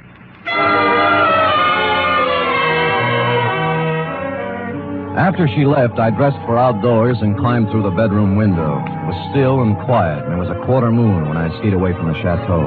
I wanted to look the land over myself before the next day, when the clues, if any, were trampled into the snow. When I passed the northern tip of Royal Lake on the trail to the halfway cabin, I saw a new set of ski tracks heading into the woods where I'd found Endicott's body. I followed them, and they went right to the cave where I'd hidden him. And he was gone. I was standing there, pondering this, when I thought I saw something move in the trees to the west of me. I stood stock still. That was a mistake. A bullet splintered a tree next to me, and I shoved off as fast as I could. There was no second shot. I circled around in the trees trying to catch sight of someone. Nothing. I kept in the shadows and made for the halfway cabin. It was dark and quiet, at least until I opened the door. I tried, but he had the advantage of surprise and some kind of a club. I ended up on the floor with someone sitting on my chest. All right, I have your gun. You make one wrong move, Spade, and I'll use it. It's got bullets in it and a hair trigger, so be careful. We could use a little light. As you see, there's Paul Endicott's body. Yeah. How did you find him, Tozier? You're only putting a noose around your neck. You're a very perceiving man, Mr. Spade. How do you figure I did it? I talk better on my feet. Just remember the gun. If you didn't kill him, how else would you know where the body was? Because I know this country like the back of my hand. He had to be somewhere. You are the killer, Mr. Spade. Me? Why, I do not know. You found the body before anyone else could. Hid it, then clumsily tried to hide your tracks. Don't be silly. Why would I come back? A murderer always worries about his crime. Did he forget something? Was something left undone? It's a natural. It sounds good, except it isn't true. You couldn't pin it on me in a month of Sundays. But somebody might just tie it on to you. That's what you think. Do you know what I'm going to do now? I wouldn't want to guess. The shots came pouring in through the window, and Tozier Svenborg went down. I saw the flash of a face outside and was gone. I kicked at the lamp, threw the place into darkness, and lay on the floor. Then I crawled over to Svenborg and took my gun back. Well, that was a surprise. It hurt quite a bit. Where'd you get it? Oh, somewhere in the back. Let me see. It's at the shoulder level. But he won't die anyway. I'm afraid I misjudged you, Mr. Spade. Go after him. Go after him and catch whoever it was. I can't leave you here. I'll take care of myself. Just leave me your gun for protection. No, I'll stay. Go, please, while there's time. Or are you afraid? I was, but I gave him my gun and left. Outside, there were many ski tracks, but a fresh set led left from the halfway cabin down. They went right to the edge of Royal Lake and then stopped. There were no marks of ski poles on the ice, so I followed the shoreline, looking for some kind of a clue. It wasn't until I reached the southern tip of Royal Lake that my effort was rewarded. Leading up from the ice were a set of footprints, then a set of ski marks. They led to the boathouse. Inside, I found two interesting items. One, a dismantled ice boat with fresh ice on the runners. Two, a pair of skis with snow in the grooves. I made my way along the beaten path, back to the chateau, circled it once, found interesting item number 3, and went in. Well, what were you doing up, Spade? Did you hear the shots, too? Yeah, I thought I'd look around. Cold. Woke me out of a sound sleep, Sam. What was it, you know? Well, I didn't find out about the first shot, Mrs. McCloud. That was fired at me. But the next 3 were fired at a man named Tozier Svenborg. Oh, no. Tozier? How did it happen, Spade? What's it all about? He found Endicott's body in the woods. Dead? Very. I told you, Sam. I told you. Told him what? What do you know about it? Nothing. I just had the feeling, that's all. You know something. Now tell us or I'll slap the rents right out of your head. I don't know anything at all. I just had a feeling. Who shot Tozier, Spade, and why? I don't know. I was standing with them in the halfway cabin. Somebody shot through the window. Didn't you see them? Don't you know who it was? I was too busy ducking to look. Just answer me one thing. Have any of you been out? Of course not. No. I haven't, and Mr. Allison's in bed. Of course, they all lied. McCloud's shirt was stained with sweat. He'd been moving fast somewhere. The ski pants sticking out from under Cora's robe were wet, and Rita Parker was now dressed when she wasn't before. I was trying to figure out something to say when Charlie Allison came out from his bedroom, rubbing sleep out of his eyes and pulling a robe on. What's going on here? What's all the excitement about? They found Paul, dead, and somebody shot Tozier. No. Where is Tozier? In the halfway cabin. Well, let's get him to a doctor. I'll call one from town. Why don't you go up and get Tozier? I'll have a car ready, and we'll take him right into the Lucerne Hospital. Wait a minute. What about the murderer? Who did the shooting? Nobody's getting out of my sight. It had to be one of us. Why, Cora? Oh, it wasn't just anybody. We're the only ones left walking. Why don't you ask Sam? He's the detective. Detective? Yes, I hired him because somebody sent me an anonymous letter saying there'd be trouble. You knew there was going to be trouble, Rufus. Somebody else knew. Then why did you let people come up here? What's the big Why did you do... Wait a minute. Spade, what did you find out? Well, if you'll all wait here a minute, I'll tell you. When I circled the chateau before I came in, I'd seen footprints leading to a window, not mine. That meant somebody else used the back way in and out, too. I wanted to find out whose window it was, and of course, while I was looking, I remember the apparently dismantled ice boat and the fact that a set of skis were in the boathouse. It took me about a minute to find the right room, but somebody knew it. All right, Spade, stand where you are. Allison, you might be a great food technician, but you're a lousy killer. Yeah, well, at least he didn't get her. Neither will you. I got him, Spade. All right, come on, stand up. Come on. You sap. Cora, huh? You think you could get her by killing somebody? Shut up, leave me alone. I'm sorry for you. Sorry for anyone that ever knew her. I'm sorry for myself. She loves me, you fool. What's the matter? I was sound asleep. We found our killer, Mrs. McCloud.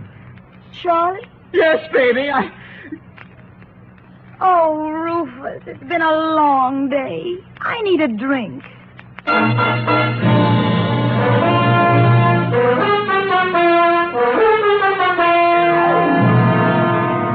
And that goes to show you how cold it can get in the snow country. F. Period. End of report. Why would a man do anything like that? When he knew he couldn't get away with it? Because he was stupid, Effie. People must have told him 1,000,000 times if they told him once, crime just doesn't pay. Yeah. Now, go type that up, will you? Go on, scamper, scamper. Woof.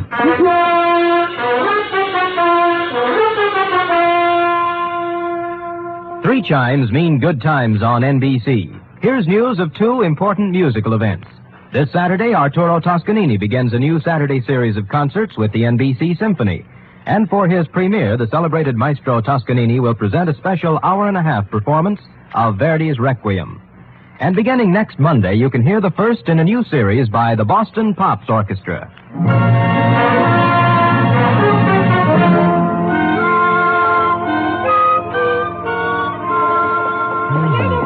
All typed up. All but the P.S. page, that is. What P.S. page? Why should it need a P.S.? Sam, you know that this report, to borrow a phrase from you, is full of holes. My phrase? I wish I'd never said it. Now, for instance, who sent the note to Rufus? Paul Endicott. He expected trouble. That's why he was so belligerent to everybody. All right. Yes. I'm going to come right out and ask you. Good. Why did Allison kill him?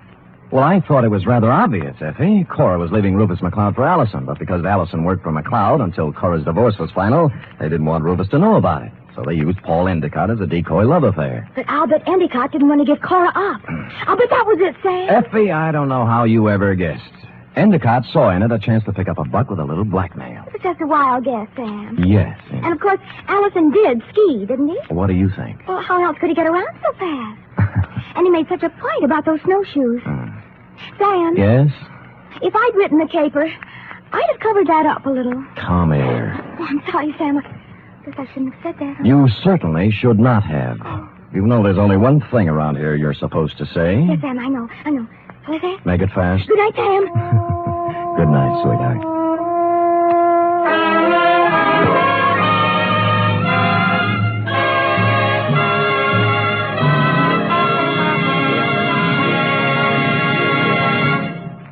The National Broadcasting Company presents The Adventures of Sam Spade, Detective.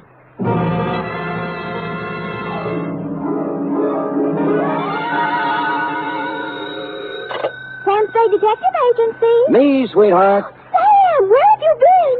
I don't know what to tell them. Tell who? The reporters, everybody. They all say you're the first private detective in the history of San Francisco to get rich honestly. Oh, Sam!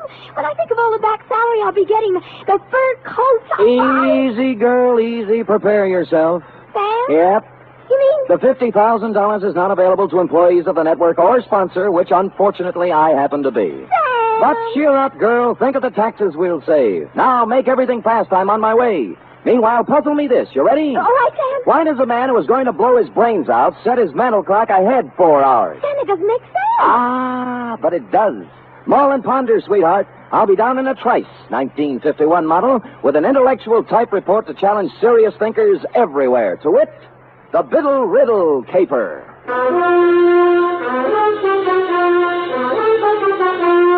For NBC, William Spear, radio's outstanding producer, director of mystery and crime drama, brings you the greatest private detective of them all in The Adventures of Sam Spade. All alone by the microphone. Effie? Sam, I just can't get anywhere with this. Never kick on the third down, Cherub. Give it another try. No, it's no use, Sam.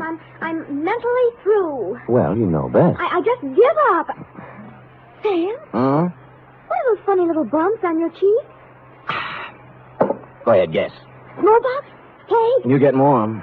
Looks like little waffle marks. That's what happens when somebody hits you with a microphone, sweetheart. Now, if you look closer, just above the marks, under my eye, yes. Clearly and distinctly, in reverse, of course, the 3 letters of a network known far and wide for its hospitality to unemployed private detectives. You mean? Shh, not here, girl. Poise the pencil. Who knows? A sponsor may be listening. Ready? Yes, To Mr. Tracy Abbott, Drake Carlton Hotel, copy to Dundee at homicide. From Samuel Spade, license number 1377596. Subject, the Biddle Riddle caper.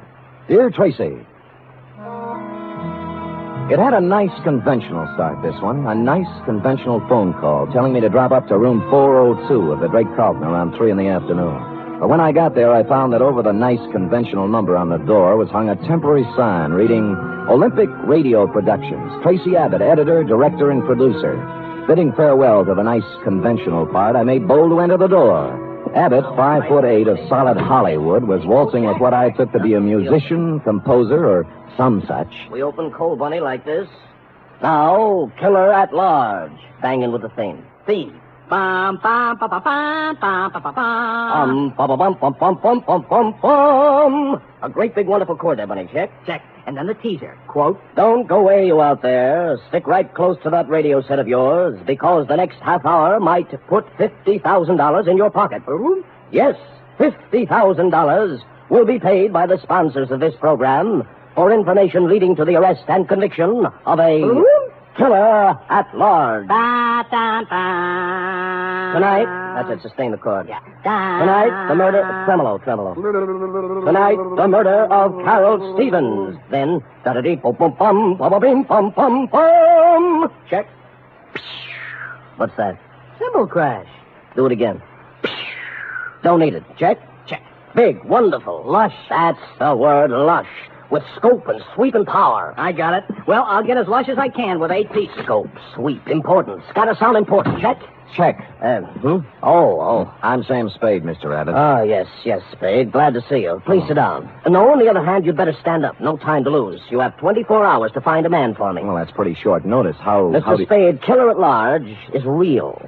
We keep a sensitive finger on the pulse of the people. Well, that's nice. We deal in real facts, real people, real crimes, and real criminals. Check? Just how do you do this? How do you accomplish all this on the radio budget of today? Now, you see before you, Spade, the mechanical marvel which makes this possible, the tape recorder. You're familiar with the tape recorder? Oh, more or less. Check. Tomorrow night at 9 p.m. PST, with the aid of the tape recorder, we shall reconstruct one of San Francisco's more sensational, unsolved crimes. The murder of Carol Stevens. You mean the burlesque dame 3 years ago? 2 years, 8 months, and 29 days. You remember much about it? Well, let me see. She turned up dead on the floor of her apartment, didn't she? Check. Victim of the well-known blunt instrument. In this case, a bronze bookend carrying the bas relief of Abraham Lincoln. Much ado. Headlines by the hour, a parade of witnesses, but no arrests, period. Fine. Now, what about me? Our show, Spade, is made up of the simple, honest, spontaneous statements of the witnesses themselves. Mm-hmm. We're set on this one except for one man, the most important one in the case, of course. Oh, who's that? Jimmy Biddle, the doorman at the Broadway Burlesque, at the time the Stevens girl was killed. Oh. Knew her, some say he loved her. Top suspect until he came up with an alibi. Our advance men have combed the city for 2 weeks trying to find him, but no luck. So he's blown town. That's what I thought until this morning. You mean you've heard from him? I heard from someone who said he was Biddle. He also said he knew who killed Carol Stevens. And he wanted the $50,000. Right. I mean, check. Oh, fair enough. Well, that's what you advertised, isn't it? Not to people who hang up when you get curious. If it was Biddle, I've got to record his story. I want him here by 8 tomorrow night. Check? Well, since you keep bringing it up, check. Yes. You can make it out for $100. At Homicide, I cased the files on the Stevens thing. San Francisco's answer to the Black Dad. A cheap killing of a cheap dame in a cheap apartment that used a lot of expensive newsprint. She'd taken her last turn under the blue spot around 10:30, left the theater, and hustled straight home, because at 11 sharp, according to the neighbor across the hall, someone had tried the Abraham Lincoln bookend on Carol for size. She hit the floor just as the 11 o'clock news came on. Biddle's alibi had to be good, and it was. It came, as a matter of fact, from the greatest little alibi factory in town. Biddle was drinking old fashions with Joseph P. Norgard, the well-known criminal lawyer at the time of the killing. So I trotted over to Norgard's office on Market Street, found him tied up, and settled down in the waiting room next to a gimlet-eyed youth in a neon-striped suit who looked like he made a living sticking up crap games. He was filing his nails. Buddy. Yeah, buddy? You sure you're in the right office, buddy? Positive, buddy. I just thought I might save you some trouble, that's all. Sam Spade, ain't it? Hey, you're a smart kid. I try hard. I still think you'd be wise to blow. Now, this is quite a turn you do, buddy. Study nights with Richard Woodmark. Sam, I told you I want to save you a bad time. You're a nice guy. Thank you. Must be a lot of things you can do around town to make a buck without coming here. Now, why don't you lift it out of that chair? I'm not going to do it, Mr. Norgard, and that's fine with me. I'll get with you later. Bye, buddy.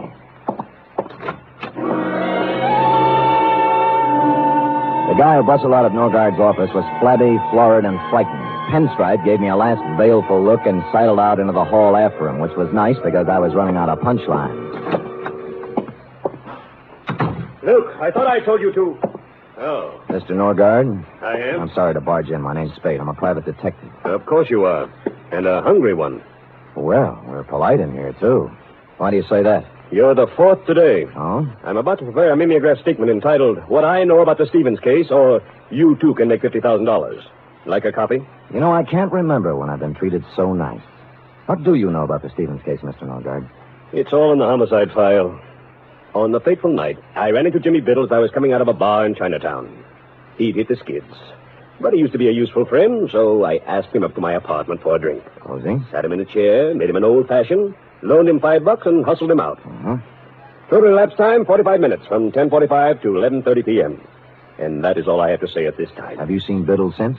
Not since the investigation. I don't know where he is now, and I don't know who killed Carol Stevens, period. Paragraph. Do you think Jimmy knows who killed her? Maybe. Well, he says he does. Oh? Where did you see him? He's hungry, too. We work the same breadline. I'm sorry I said that, Spade. Who are you working for? Olympic Radio Productions. Killer at large. Yes? They want me to come to the studio tonight and record a statement for them. Uh-huh. I wonder if I ought to tell them what I really think. What's that? About Biddle. There's no point in talking around it anymore. I think he killed her. Well, that's a neat trick if he was drinking your liquor at the time. Oh, I think he did it after he left my place. 2 things place the time of death. The medical examiner's report, which could be off as much as 3 hours. And the neighbor who thinks he heard the girl fall as the news came on. How reliable is that? Well, they usually think of those things during an investigation. But they didn't think hard enough. You say you talked to Biddle? He called my client. Why? He had 50,000 good reasons, according to him. You know, funny things happen when the dough gets into it. Bought people don't stay bought. Lost people get found. Yeah. Well, I've told you all I know, Spade. If you have no more questions. Oh, just one more. Who's the little weasel in the pinstripe? You mean Luke? Yeah. Oh, I put him out there to scare off the hungry ones. Nothing to do with you. And the fat character he's tailing has nothing to do with me either, huh? You really want to know? Love to. He's a pastry cook. I'm representing his wife in a divorce action. Thinks he's Casanova. Pressure cooker, eh?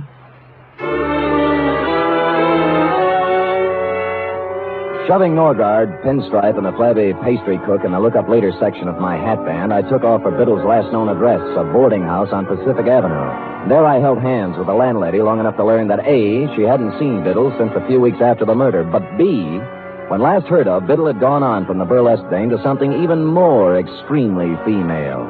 According to the landlady... Name's Rosalie. Understand she's working on the line at the Pacific Ballroom. Red hair, blue eyes, and boom, boom. You get me? I got you. Pacific Ballroom, eh? Would you do that last again? Boom, boom. Yeah, just checking. Thanks, Mrs. Landlady.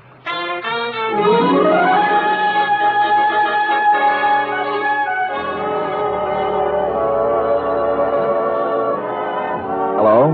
Hi. Am I the lucky girl? Well, you look like your name ought to be Rosalie. Oh, you're psychic. Got your tickets? Here, let me know when they're used up, huh? Don't worry. Hey. You know you're a pretty good dancer? Arthur Murray, class of 1906. Only I didn't come here to dance. Oh. I'm looking for Jimmy Biddle, you know him? Yeah, I know him. You a cop? Not exactly. Oh, what's the difference, cop or no cop? You'll find him one of these days. Where? In the bay, maybe. Or the morgue. He knows it. That's the funny part. He knows it, and he can't do anything about it. It's got him. Rosalie, baby, look, I'm not... That's enough about Jimmy. Let's dance, huh? That's what you're paying for, isn't it? Well, come on. Where is he? You're wasting your time. I won't sell him out. I'm through with him, but I won't sell him out. Oh, here's your ticket.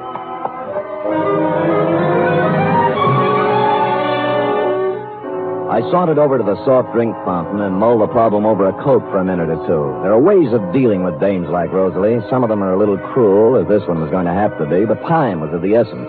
I kept out of sight for 20 minutes or so, watching her dancing in the arms of a moonstruck plumber, and sidled into a phone booth. The Pacific Ballroom does not permit telephone conversations while the girls are working. When I said it was the police, the plumber was turned over to a new candidate, and Rosalie came to the phone. Hello? This is Sam Spade, Rosalie. I was dancing with you a little while ago. What is it? I found Jimmy Biddle's apartment. Oh? What's the matter? He's hurt? That's right. Bad? I'm afraid so. He wants to see you. Oh, okay. I'll be right over. She didn't stop for a rap, just plowed a zigzag furrow through the mob at the main door and climbed into a cab at the curb. The driver must have been an old fan of hers, because they were almost out of sight by the time my cab got rolling, and that's the way it was across Market Street and all the way out Van Ness to the marina. Her cab was pulled up in front of an apartment on Jefferson Street, and she'd just gotten out when we slid in behind them. Hiya, you want to go up together? But you said you... I'm sorry, honey. I know it was a dirty trick, but now that's no way to be. You shut up.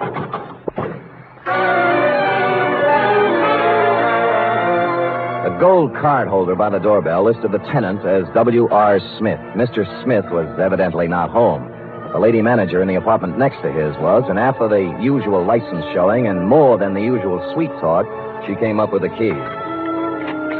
Biddle wasn't wealthy, but he wasn't hungry either. The place had the well-fixed, man-about-town look, right down to the last crystal martini glass in the portable bar in the living room. Next to it was a mahogany desk, in which were sundry checkbooks and deposit slips indicating Biddle had found a prosperous widow or had been doing rather well at canasta.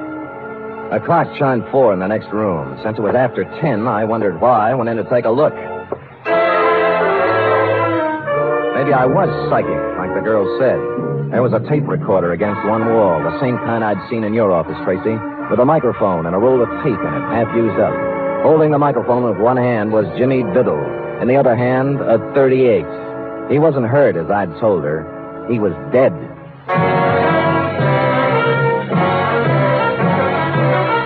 You are listening to the weekly adventure of radio's most famous detective, Sam Spade.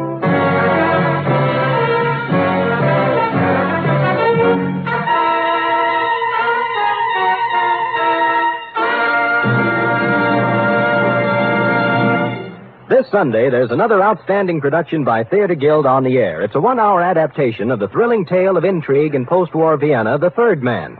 Joseph Cotton and Senior Hasso star in this Theater Guild on the air broadcast.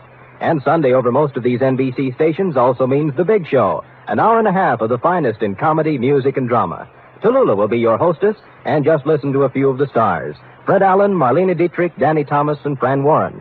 There'll be many more, too, so tune in this Sunday and every Sunday for The Big Show.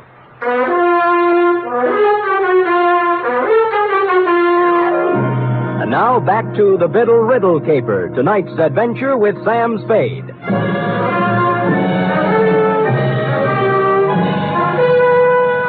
In accordance with Chapter 5 of the Private Detective's Manual entitled How to Keep Your License, I called Homicide and gave him the facts and figures, then went back to the study. Jimmy Biddle was surrounded by props like Part 1 of the photo crime puzzle. I carefully reached over his shoulder and pressed the button on the tape recorder. My name's Jimmy Biddle. The DA will remember me. We saw a lot of each other during the week after Carol Stevens hit the deck in her apartment 3 years ago. At just about this time of night. I fooled him then. I could probably go on fooling him, but I'm tired of it. I'm tired of living this way. So here it is. I knew Carol Stevens well. I was crazy about her, and I was jealous, too. That's why I killed her. Thought I could go on and on, playing hide-and-go-seek for the rest of my life, but sooner or later this kind of thing gets too heavy to pack around. You gotta get rid of it. One way or another. Period. End of report. I rousted the landlady again, and we went over the room together. A helpful type landlady. She contributed 1,000-odd bits of gossip about Jimmy Biddle, only one of which struck me as interesting. She'd come in this morning, she said, to clean his apartment, and among other things, had wound and set the 8-day clock on the mantel. The same clock, which was now exactly 4 hours fast. Looking closer at the tape recorder, I saw a small label pasted above one of the knobs, reading Murgas and Reed, recording technicians. Next scene, the manufacturing section of Sansom Street. A 5-story building, all dark at this hour, except for a light in the office on the second floor back, which happily turned out to be D1. Murgas? Reed! Anybody! Hello. What do you want? Well, the pastry cook. I'm sorry. We're closed, you see. Office hours 9 to 5. Now, wait a minute. Just a minute, pastry cook. I'm not a pastry cook, sir. My name is Murgas. I am one of the proprietors here. Just a moment, sir. Sorry. It was getting cold out in the hall. Oh, so you're Murgas, huh? I am. And I don't care who you are. I know all about it, sir. I know it wasn't a practical joke. What wasn't a practical joke? That tape. You can march right back to the man you're working for and tell him he can't buy me off. Is that clear? Not very. There's no use denying it. I saw you in his office this afternoon when he threatened me. Get down, Murgas! What is it all? I crawled out on a fire escape in time to see my buddy in the pinstripe suit hit the bottom. The alley, crazed B, was blind at one end, so Luke took off toward the street. I caught him in one leg. He stumbled, fell, smacked his head against the brick wall of the alley, and took the count. I was frisking him when a prowl cop who'd heard the shots moved up. I convinced him I wasn't rolling a drunk and left him to run back upstairs. Murgas? Murgas! Here. I better get you to a hospital. Who are you? Sam Spade. I don't work for Norgard. Right now I'm trying to hang a murder rap on him. Told me it was a practical joke. A gag. What? Tape. Jimmy Biddle. Tape. Jimmy rented the machine from you and made the tape himself, right? Yes. He... Norgard. What about Norgard? Tried to beat me into it. Beat me. Wouldn't give it to him. Give what? Tape. Tape. No. Tape.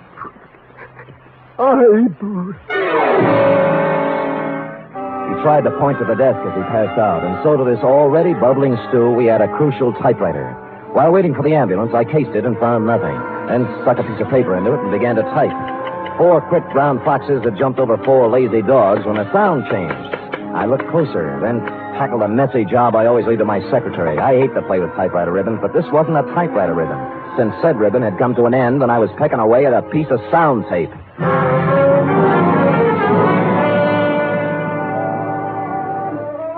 Come on, Rosalie. No, I don't want to talk. Look, come on. My feet are even more tired than they were an hour ago. Okay, you first. All right, now. I'm sorry, Mr. Spade. I thought you were lying when you said Jimmy was hurt. Look, let's not go into that now. He was blackmailing Norgard, right? I don't even know who Norgard is. You knew Jimmy was shaking someone down, didn't you? I never knew where he got his money. I just knew it was dirty money. He'd laugh and say he was living high, but not for long. He never mentioned Norgard? No, he just said he was going to make $50,000 on a radio program. Did he say how? Singing. I thought he was kidding, then he showed up with that tape recorder. Well, he wasn't kidding. Then what? He wanted to be alone, he said. He was going to make an audition and send it to a sponsor. That's where he made the mistake. He sent it to the wrong sponsor. Huh? He figured to hit Norgard for the biggest touch of all. Thought hearing it might make him dig deeper. So he recorded his statement, sent it to Norgard for a sample. But there was something he didn't think of. What do you mean? He should have studied up on his tape recorders, baby. With a pair of scissors and a good technician, Jimmy's eyewitness account turned into a first-class confession. The final phase of the Biddle Riddle was, as you will recall, Tracy, enacted on one of the sound stages of the nation's leading network, where, as you will also recall, you were busily transcribing the testimony of various witnesses on the Carol Stevens case. How you got him there, I'll never know. But there he was, as big and legal-looking as ever, perjuring himself once more into one of your microphones. I walked out of the Twin Dragon on Grant Avenue.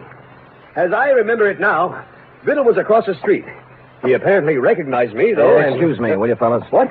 Oh. Hey, you idiots. You ruined it. I'm sorry, Tracy. Oh, we'll have to start it over again, Mr. Norgard. Would you mind if I record a few remarks? Spade, please understand my position. Biddle's confession has changed everything. I know. The killer is not at large. Yeah. 24 hours we spent recording the show. Now it'll all have to be done over again. Sorry. These people at this house. Listen, Tracy. All right, Spade. What is it? I'm only trying to help. Now, where's Biddle's confession? On the machine there. We're going to dub it onto the main tape. Good. Now, be a good lad and show me where you're starting to stop it, huh? Right there. Okay. What is this, Spade? This is going to interest you, Mr. Norgard. Now, let us turn to the tape, keeping our eyes on the spool as it slowly feeds Jimmy Biddle's last statement. My name's Jimmy into the Biddle. amplifier. The DA will remember me. We saw a lot of each other during the week after Carol Stevens hit the deck in her apartment 3 years ago. At just about this time of night. I fooled him then. I could probably go on fooling him, but I'm tired of it. I'm tired of living this way. So here it is. I knew Carol Stevens well. I was crazy about her, and I was jealous, too. That's why There's a riddle for you, Norgard. He said the girl died, quote, at just about this time of night, unquote. But the clock struck 3 times. We know she died at 11. What happened to the other 8 chimes? Spade, this is no Be time. patient with me, Tracy. What about it, Norgard? Well, how do I know? The man was crazy, maybe. No. He wasn't crazy. Stupid, but not crazy. So we take this spool of tape off and put this one. What's that? This is the part that was cut out. Got it from the guy who did the splicing job for you, thinking it was a practical joke or something. Sam, do you know what you're saying? Yeah, but Biddle says it better. The last thing we heard was I was crazy about her, and I was jealous, too. That's why I killed her. Only he didn't say killed her.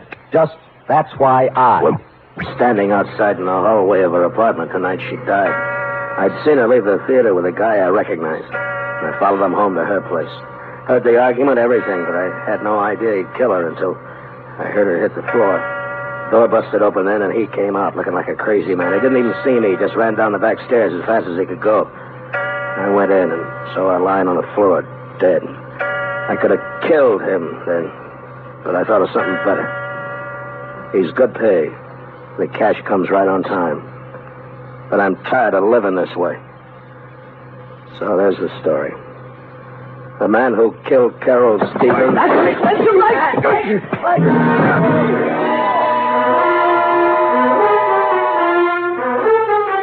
Which is as far as Biddle got, since Norgard had grabbed a stand mic and slammed it into the recording machine. In the rhubarb which followed, he also slammed it into my face, which is why I carry the imprint of the nation's #1 network just below my right eye. So that's about the crop, Tracy. Norgard and Pinstripe now lie cheek by jowl in the jail hospital trying to think of an honest lawyer who'll defend them. While you, Tracy, with a third round of interviews before you, are considering tossing out Carol Stevens and doing the shooting of Dan McGrew. Period. End of report. Sam, how unfortunate. Unfortunate? You never got to explain about the clock. It was 4 hours fast. Why, sweetheart, that's self-explanatory. The clock said 4, you see? Yes. But it was 12. Biddle have been dead an hour, which makes it 11. Carry 1. Subtracting 4 from that leaves 7. 7. And assuming he'd been there an hour before that makes 6. Sam, what relentless logic. Just like Ellery Queen. Effie, on this program, we do not plug rival products. Now go and type that up while I figure this out. Scoot, scoot. Yes.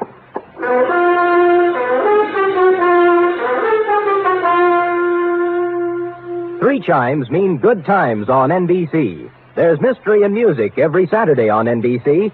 For Mystery Tomorrow, Herbert Marshall stars as the Man Called X. The Man Called X is a man without a name who travels the world over combating the forces of international espionage and intrigue. For Music Tomorrow, your hit parade brings you the top tunes in the land, played by Raymond Scott's orchestra, and with vocals by Snooky Lanson and Eileen Wilson.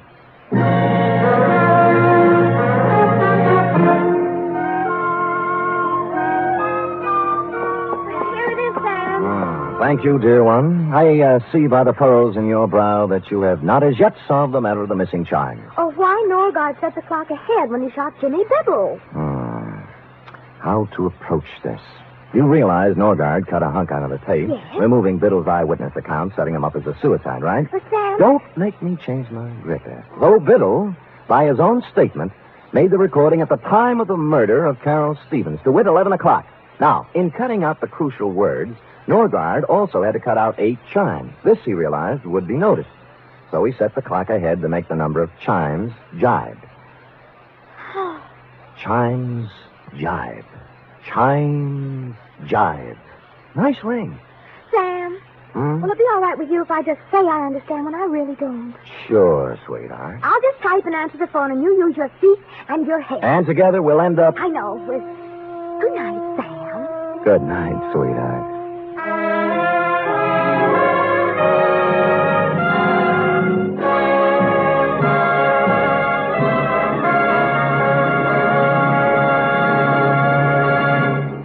The National Broadcasting Company presents The Adventures of Sam Spade, Detective.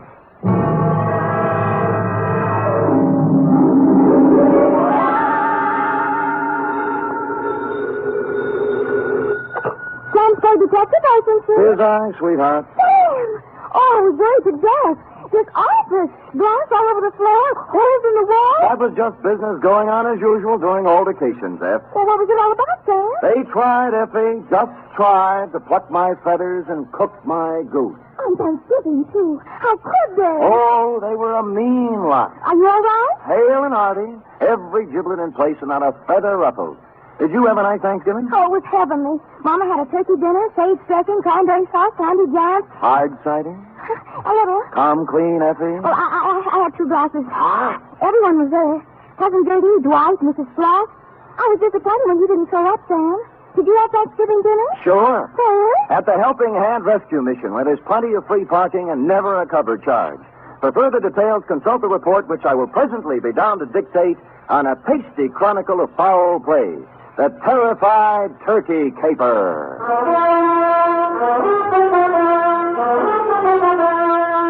For NBC, William Spear, radio's outstanding producer-director of mystery and crime drama, brings you the greatest private detective of them all in The Adventures of Sam Spade. Sam, hey! Oh, you were waiting for me. Hey, having Thanksgiving dinner at a rescue mission when Mama cooked it perfectly wonderful. Thank your mother for me, Eth. Tell her I'll be over to break wishbones with her tonight. And to atone for my social indifferences, here's a little something I brought for you. Oh, Sam, you shouldn't have. It's beautiful. What is it? A blunderbuss. A blunder what? Bus, as in step to the rear of. Oh. Well, what does it do? Shoots, Eth. It's a gun. Our founding fathers used it in foraging for feathered food when they settled this abundant continent. And it's mine. To do with what you will. Where's the desert? Pencil boy? With him. Who gave it to Pad me? open? Oh, yes, but I don't know. Knees crossed? Did you mean the founding fathers? Don't peek. Date, November 24th, 1950. To Detective Lieutenant I.C. Kelsey, Homicide Detail, San Francisco Police. From Samuel Spade, license number 137596. Subject, Turkey. Dear Kelsey, this was a big week for the cranberry pickers, the butchers, the sage makers, and the stomach pill people. But for private detectives, it was strictly from hunger. My office door opened only twice a day, once to let me in and once to let me out. And when on Wednesday I heard a knock on the door, I went into a paroxysm of delight. Come in! Come in! Come in! Entrez-vous! Entrez usted! Airline! When I ran out of languages, I got up from behind the desk, walked to the door, and opened it. Standing there was a small, middle-aged man with a pink, bald head. His blue serge suit needed pressing, and he was nervously fingering a strawberry birthmark under his left ear. Mr. Samuel Spade? I am. May I have a moment with you? May have several, but not in the corridor. It's not in my lease. Oh, I'll come in. Good. Well? You'll have to excuse me, Mr. Spade. I've had so few dealings with private detectives. I find it hard to begin. Well. Perhaps I shouldn't have come at all. Goodbye. No, wait a minute. Maybe I can help you. Well, you see, Oh, what's the use? You won't believe me. Nobody does. I'd really better... Oh, now, wait. I'll believe you. All I ask is a chance. Now, let's start with your name. Oh, what, my name? Yes. Yes, my name. To begin with, you won't believe that. Oh, but I can verify it. Yes, I can. It's on the registration book of the old Colony Hotel, in the 1943 phone book, and on my old driver's license. Well, I'll have to know it before I can verify it. Yes, of course you will. It's Tom. Well, now that's not so hard to believe. Oh, you haven't heard the rest of it. It's Tom Turkey. You see, I told you wouldn't believe it. I'd better go. No, now, let me be the first to believe you. Now, Mr. Tom, what's your problem? Oh, dear, that's even harder to explain. Well, now that I don't believe. But take a breath and jump into it. Yes. My name's Tom Turkey, and they're going to kill me for Thanksgiving.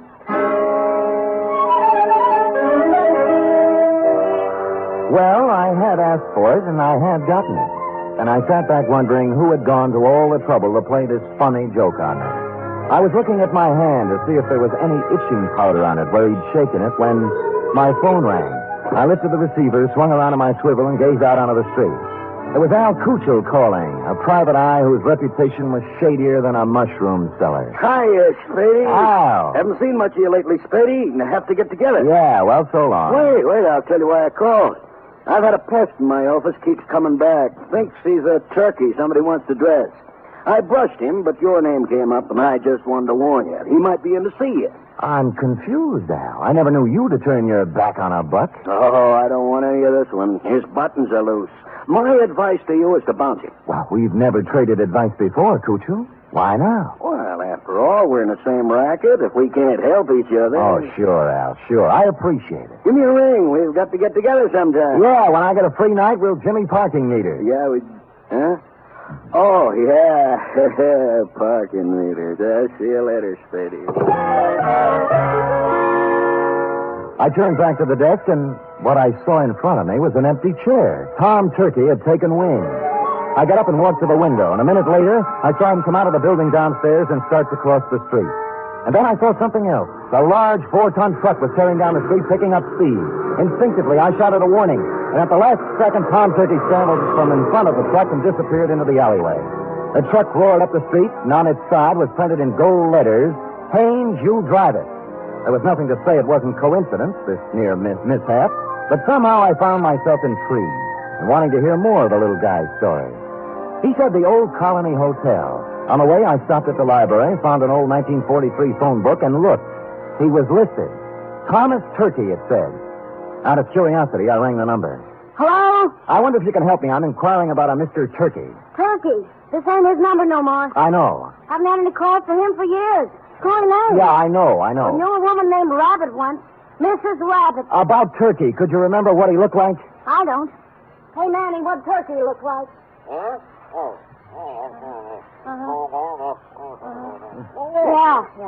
Small man, around 50. Nice fellow, Manny says. Strawberry under his left ear? Strawberry under his left ear, Manny? Yeah, strawberry under his left ear. Well, thank you, madam, for your information, and thanks to Manny. Well, you're welcome, but I don't know what you're going to do with it. Old man Turkey's dead. Been dead for years. Curiouser and curiouser, I thought. They had described the man who came to my office 20 minutes ago, and now he'd been dead for years. I continued on to the Old Colony Hotel. Room, 75 cents, it said. Tom's room was 114. Who is it? Sam Spade. Oh, come in, Mr. Spade. I'm sorry I ran away. I didn't think you really believed me. Well, I'm not sure I do yet. Tell me, was that truck an accident? Oh, I don't think so, no. They made 3 attempts before to kill me. Somebody tried to push me in front of a train, and then a wheelchair full of cement dropped off a building and just missed me, and then I was shot at. Well, who were they, and why would they want to kill you? I don't know. I just don't know. Look, let's tack. Tack? Tack. I dialed your old phone number, and the people who answered said you're dead. Oh, a lot of people think I'm dead. Yeah. Look, do you still want me to work for you? Oh, yes, please. Well, you'll have to tell me more then. I can't... I guess I'd better tell you everything. Oh, it's hard to talk about, Mr. Spade. It's not easy to admit to someone you've been a foolish man. You see, I just turned 50. I was quite tired of the life I'd led. Proper, dull, and unfruitful, except in money. My business was wearing, and so was my wife, Henrietta. This has a traditional ring. Anyway, to make it short, I decided to run away. One day I drove to work. I parked my car in the middle of the Bay Bridge where the suicide note left it and disappeared. Where did you go? Oh, all over the world. I took a job on a boat. I did. On a boat. And then I settled in Sao Paulo, Brazil, under another name. Now you're back. Why? Well, maybe I got lonely. Maybe I got wiser. Maybe I felt I paid enough for my mistakes. Let's just say I'm back. I want to be with Henrietta. Have you seen her? I checked into this hotel and wrote her a letter saying I wasn't dead. I was back in San Francisco, and I wanted to come back to her if she still would have me. But I told her I wouldn't bother her unless she wanted to see me, that she could contact me here. That was a week ago. And you haven't heard from her? No, and almost right away these attempts on my life began. I see. All right, what's her address? 3118 Monroe. Oh, she's taken her maiden name again. Black. Henrietta Black. Well, come on, let's go. No, I'm not going to see her until she asks me. Well, look, you're going to my apartment. Nobody will bother you there. And you're going to see Henrietta? That's right. Oh, thank you. Thank you, Mr. Spade. You do believe me. I think I'm really ready to face the world again now. I deposited Tom in my apartment with instructions to open the door for no one but me, and then I proceeded to 3118 Monroe in the high-rent district. I was ushered through a comely portico by a Japanese maid who told me to wait in a study heavy with mahogany. In a moment, 2 people came in. The woman wore a black dress, silver pendant, flat shoes, and a complexion the color of apple meat. She was Miss Henrietta Black and/or Mrs. Tom Turkey. The man turned out to be Leander Luce, the lady's attorney, business manager, and canasta partner. You say you have something important to discuss with me, Mr. Spade? I do. I hope you don't mind my asking Mr. Luce to be here. Not at all. Well, Mrs. Turkey, I just talked to your husband, Tom. Mr. Spade, if you please. I say something? a rather feeble attempt at comedy, Mr. Spade. Oh, I wasn't trying for a laugh. You are Mrs. Turkey, aren't you? I was. You undoubtedly still are. I'd expected to hear another one of these cruel jokes about my name. At Thanksgiving time, Mr. Spade, someone was always going to stuff Tom, baste him, dress him, slice him. This season, they're going to kill him. They are not going to kill him. He is already dead. He's not dead, Mrs. Turkey, and you should not. I should. Yes, he sent you a letter saying he was back in San Francisco and wanted to see you. Mr. Spade, This is going absolutely far enough. Not quite. What about the letter? I know of no such letter. I see. Well, thank you for your time. I'm sorry I bothered you. Oh, you used bad judgment in coming in the first place. Yes, maybe you're right. There was falsehood in this someplace, Lieutenant, and it stuck out like a fat girl in slacks. The only thing to do was to go back to my apartment, get Tom Turkey, and confront Mrs. T with her husband in the flesh.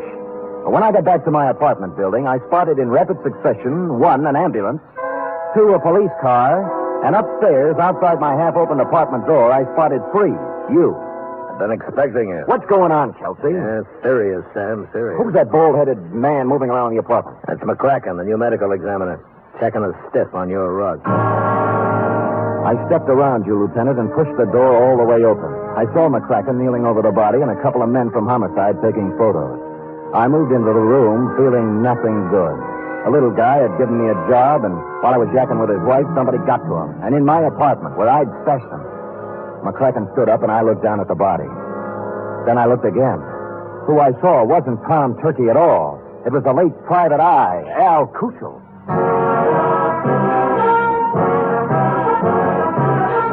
You are listening to the weekly adventure of radio's most famous detective, Sam Spade.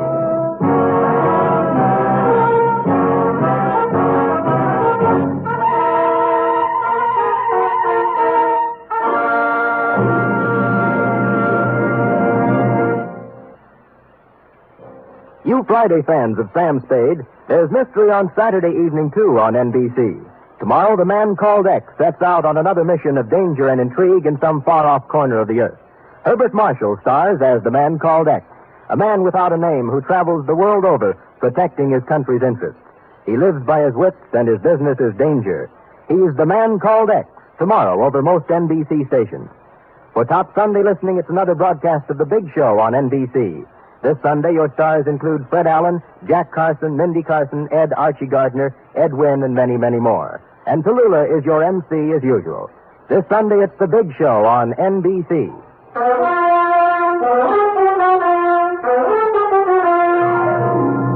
And now back to the terrified turkey caper, tonight's adventure with Sam Spade.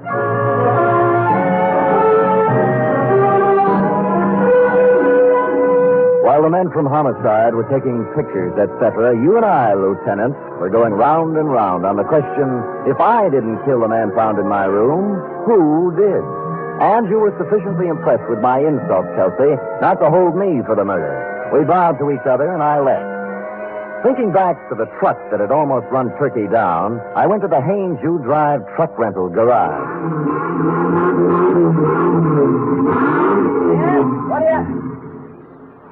What do you want? I'm a detective. Could you give me a list of names for everybody who rented a truck from you during the past few days? Sure. He handed me a big registration book, and I read every name for the past week. For the first 5 days, they all seemed to be nice, normal, abnormal names. And then, under the rentals for the day before, was the name of John Smith. John had given his address as 7200 Kearney. And I happen to know that Kearney only goes up to 2000. The dispatcher said that Smith had returned the truck about 3 hours before, and he remembered him as an ugly, heavy-set, and rough-voiced character who looked like an ex-longshoreman. They had already washed the truck, so the fingerprints were all loused up.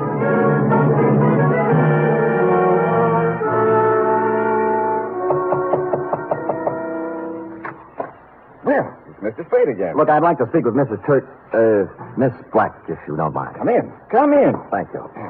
This way, into the den. Right. Well, I was sure you'd look into this affair a little more and realize that it was just a blind alley, a hoax of some kind. Where's Miss Black? Oh, she's upstairs, lying down. The whole affair has upset her, and she asked not to be disturbed. I think the wisest course of action for you, Mr. Spade, is just to let the matter drop. You can't let a murder just drop, Mr. Lewis. The police wouldn't hear of it. Huh? Murder? Who? An unfrocked private detective named Al Kuchel. Well, what does this have to do with Henrietta Black? Al Kuchel called me earlier today and said that Tom Turkey was a crackpot, a little man with delusions. He tried to top me off taking his case.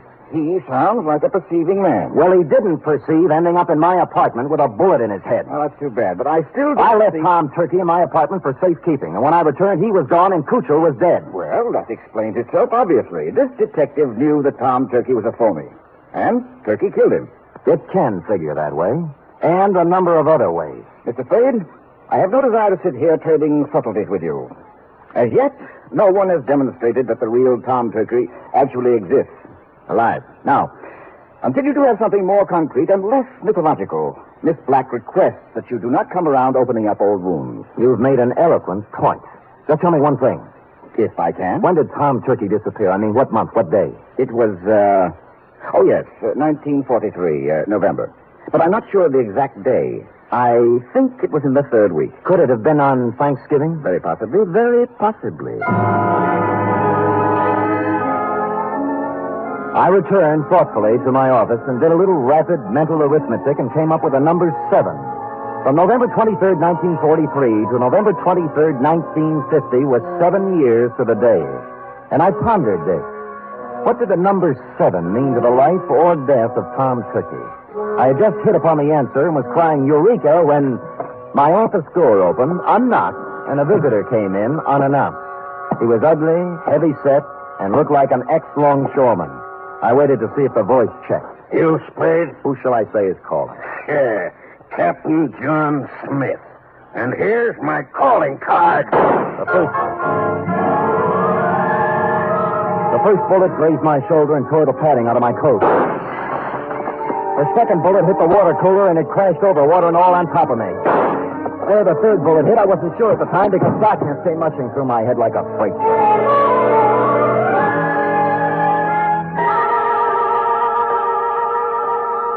When I opened my eyes again, I expected to see St. Peter checking my ID card. But all I saw were the dust balls under my desk and a fly bathing himself in a pool of water spreading slowly over the floor. There was blood on my hand, but it came from a glass cut. I was in shambles, but alive. Captain John Smith had shoved off, obviously thinking his bullets had done their work.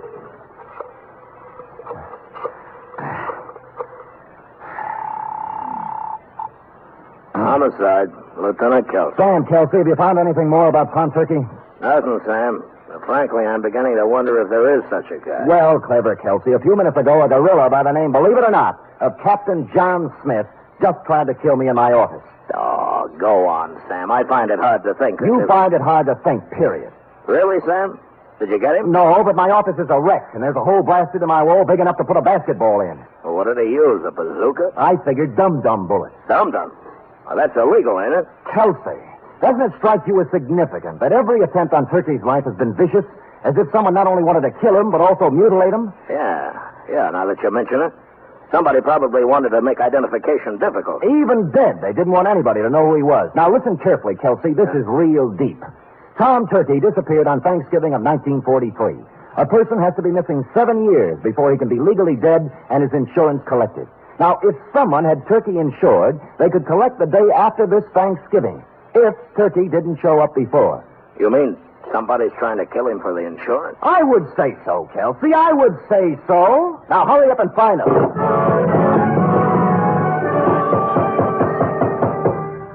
When I put down the phone, I heard a heavy pounding. For a minute, I thought it was in my head, until I turned to face the door, and standing there was a small pilgrim with bandy legs in black stockings, pantaloons, white-collared coat, and stovepipe hat. Hallelujah! He wore silver buckles, and what he was pounding on the floor was an 18th century blunderbuss. Hallelujah!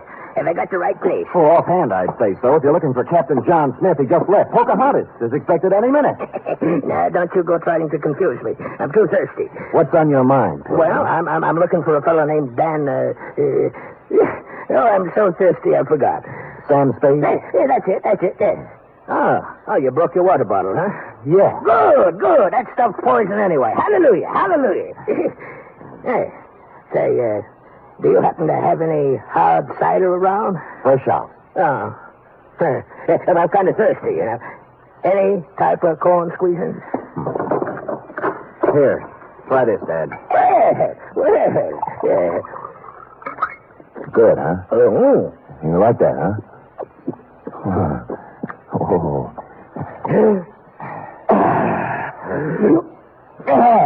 Well, follow me.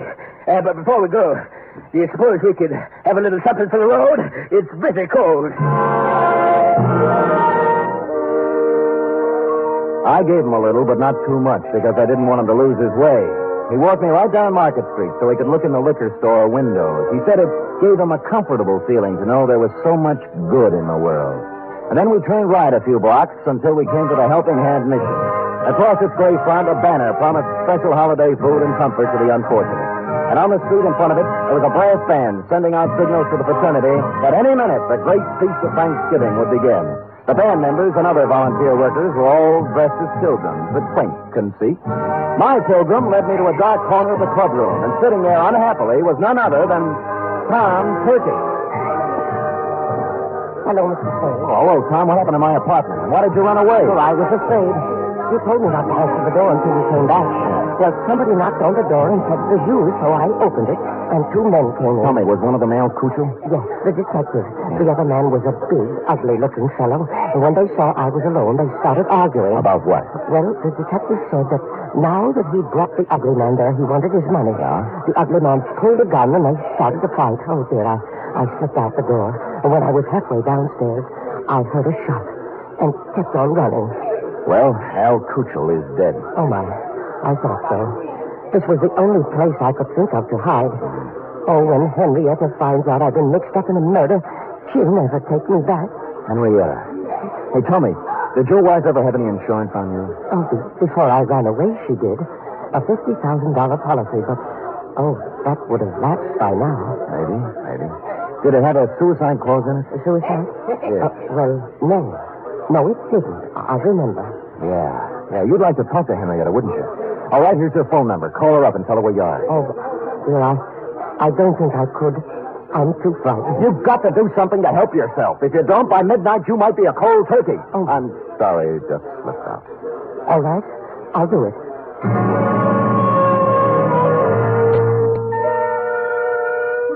Well, he went and made the call. When he returned, he said that a man had answered who said Henrietta would come down and pick Tom up. He didn't want to wait, but I sat on him. The pilgrim brought us a dish of turkey dinner, saying he couldn't stand food himself, and we munched a spell. In a little while, a limousine pulled up in front of the mission with someone in back whom I couldn't see. The chauffeur stepped out and came in inquiring for Tom Turkey. It was Captain John Smith himself. When he saw me, a look of shocked surprise came over his unhandsome face. Hoping to catch him off balance, I drove at him. It was the liveliest thing that has happened at the Helping Hand Mission in years, and we had a good house, too. Money was even changing hands. When I heard the odds starting to go against me, I realized I'd better come up with something. Use this, partner. And I did. The bandy-legged pilgrim shoved his blunderbuss right in my hand. And I swung. Smith dropped like pheasant on the wing. I looked up. The passenger from the limousine was just coming in. What's the meaning of this? It means, Leander Luce, that you're not going to carve Tom Turkey up for your Thanksgiving insurance policy. Hallelujah. Drumstick, anyone?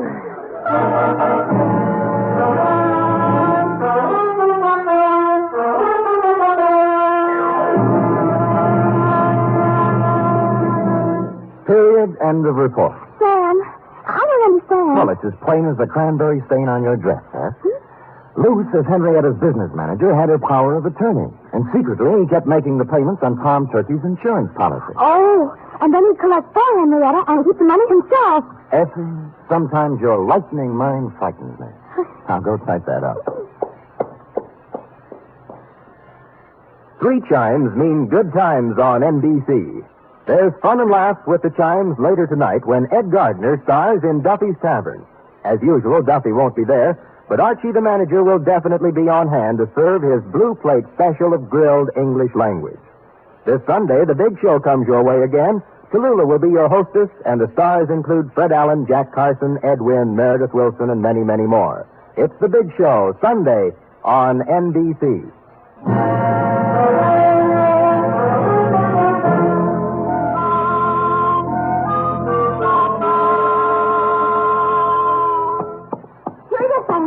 Sam, the man who killed Al Cuccio and tried to kill you, was his name really Captain John Smith? Now, Effie, could we have a Thanksgiving caper without a Captain John Smith? It wouldn't be right. It was a coincidence, wasn't it? Well, if you promise not to tell anyone. I won't. His real name was Michael Giuseppe Yablonsky Smith. I called him John for short. You're so kind. Are we going over to your mother's for cold turkey snacks? Well, all right, but I don't think there'll be much left. Oh? You see, my cousin Judy couldn't find a little boy. And Mother phoned and said they just found him. He was in inside the turkey, eating his way out. Effie, is there no way to curb that tongue of yours? There's one way. Well, come here. Oh.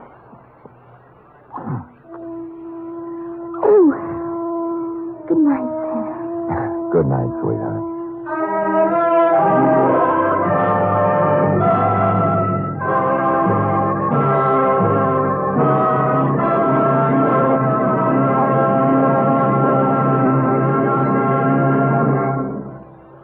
Wild Root Cream Oil Hair Tonic and the new Wild Root Liquid Cream Shampoo present The Adventures of Sam Spade.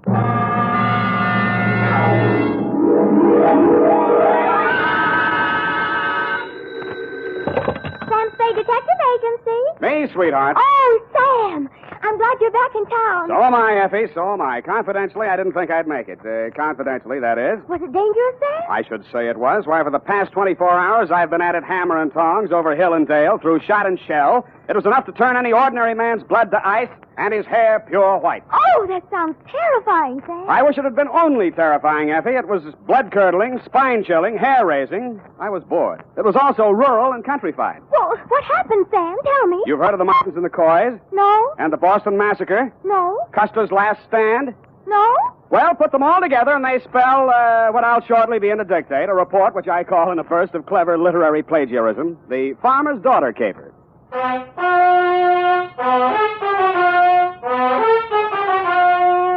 The Adventures of Sam Spade, Detective, starring Howard Duff. Produced, edited, and directed by William Spear. Presented by the makers of Wild Root Cream Oil Hair Tonic, the non-alcoholic hair tonic that contains lanolin. To look your holiday best, friends, be sure to use Wild Root Cream Oil, America's favorite hair tonic. Wild Root Cream Oil grooms your hair neatly and naturally, relieves annoying dryness, removes loose, ugly dandruff. What's more, it's non-alcoholic and contains soothing lanolin. Get Wild Root Cream Oil in the big family-size bottle or handy tube. Ask for it at your drug or toilet goods counter very first chance you get. For the holiday and all year round, use Wild Root Cream Oil Hair Tonic. Again and again, the choice of men and women and children, too. And now, with Howard Duff as Spade, Wild Root brings to the air the greatest private detective of them all in The Adventures of Sam Spade.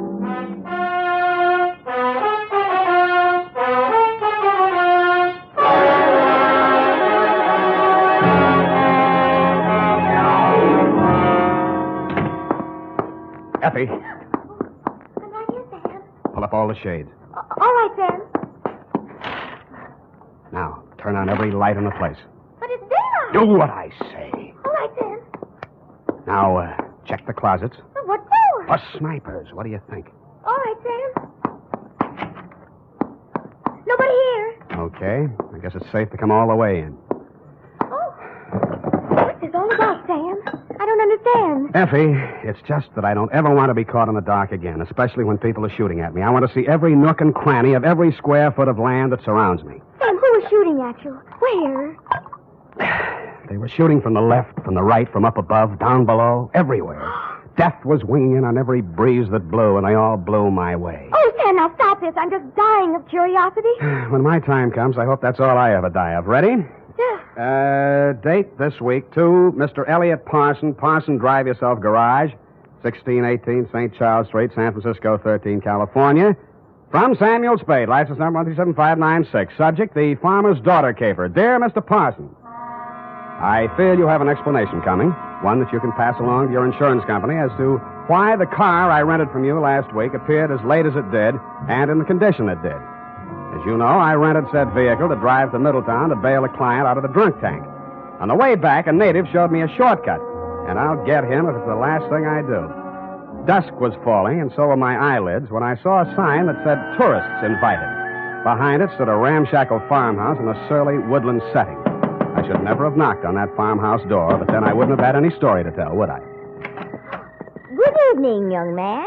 Good evening, madam. I'm afraid I need a room for the night. Well, of course you do. Land sakes, you're tired. I can tell by your eyes. Been on the road long? Too long. Land sakes, of course you have. Come in, please. Thank you, ma'am. You'll find this is the homiest tourist home in California. Really like mothers, eh? Like your grandmother's. No electricity, no phones, just quiet. I see. Now, I have two rooms, a $3 one and a $5 one. Which one do you think you'd like? What's the difference? One less blanket, one squeaky spring, and with the $3 one, you might have to take a walk. I'll take the $5 one, thank you. I'm Mrs. Elkins. Mrs. Bert Elkins. Who might you be? Sam Spade. Spade? Land's sakes, that's a very unusual name. And who are you traveling with, Mr. Spade? I'm alone. Oh, I mean what company? We only accept traveling salesmen. You realize that. Oh, yes. Well, I'm traveling for the makers of Mouton Mustache Wax. Oh, use it all the time. You are well-groomed, madam. You will go far, young man. Yeah, but before that, I'd like to go to bed. Come on, this way. She led me upstairs to my $5 room and left me. As lumpy as it was, the bed invited me, but I decided to shave first and thus facilitate an early start in the morning. I poured myself a drink out of my traveling bar kit and then stepped in to shave. It wasn't easy because all I had for light in there was an oil lamp. When I came back to the bedroom with the lamp in one hand, I stopped short in utter surprise. I'd heard about these things in traveling salesman stories, but I never expected to see it. She was sitting in an armchair, smoking a cigarette. High heels, silk stockings, light rayon dress, and a face right off the cover of Cosmopolitan. Hello, Sam. Hello. Mary Smith. Huh? Hope you don't mind me just barging in. Well, no. No, that is, Afraid I'll bite you? It never entered my mind. Well, I might. I'm so tired of talking to myself, I need someone like you. You know, you're not bad to look at. Who, me? Where do you live? What do you do for a living? Well, I guess you'd call me independently wealthy. I wish someone would. How nice. San Francisco? There must be some fog on my lapel. Look, Sam, I'll give it to you straight. I want to get out of here, go to San Francisco. Could you take a passenger tomorrow? Well, what would your mother say? She's my aunt. What do I care what she says? I don't belong on a farm.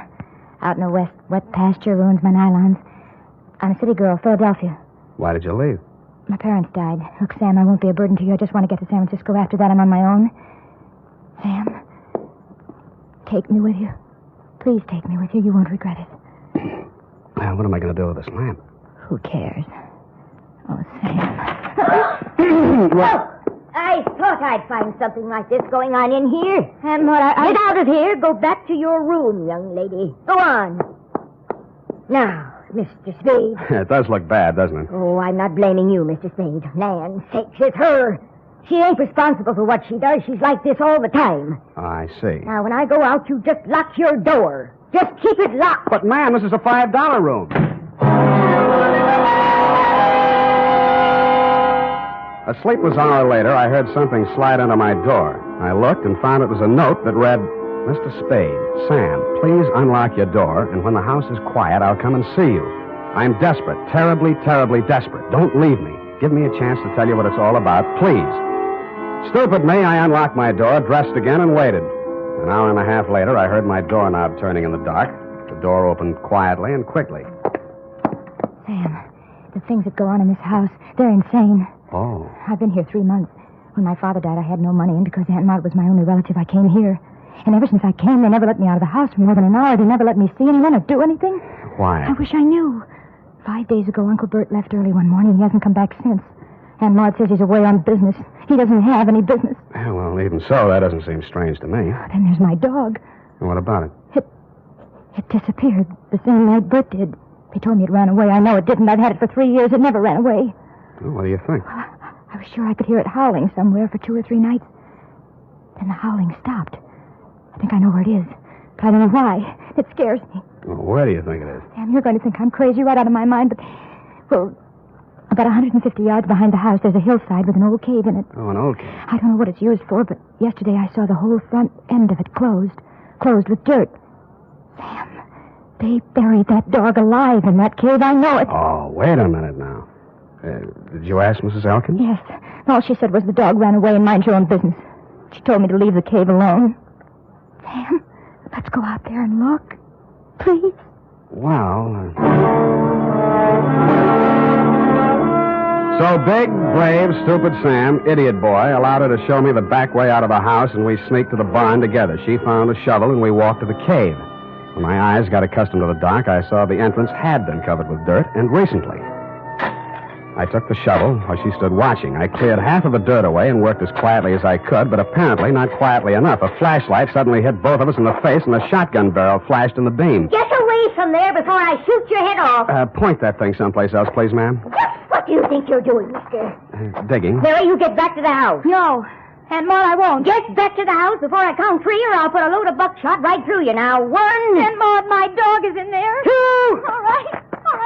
Now, Mrs. Elkins, suppose you put that gun down and tell me what this is all about. I got one thing to say to you, mister. Get in your car and get out of here, and don't waste any time doing it. But, madam... Your suitcase is in the car, and your $5 is with it. Yeah, but... Now get, before I shoot you as a trespasser. And I could do it, mister. Land sakes, I could do it. Now get. So I got under guard to my car. I got in and drove off. And Mrs. Elkins stood in the driveway with a shotgun still pointed at me until I was out of sight. I turned left at the first crossroad, parked the car, and cut through the woods back to the farm. I could see a light in the living room. Nobody was in or near the barn. And when I got to the cave, there wasn't a sound anywhere. I picked up the shovel I dropped and started digging again. 30 minutes later, the shovel broke a small hole through into that cave, and a stifling blast of fetid air rushed out, and something leaped out at me in the dark. And it wasn't the dog.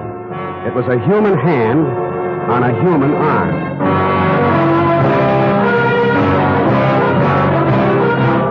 The makers of Wild Root Cream Oil are presenting the weekly Sunday adventure of America's favorite private detective, Sam Spade.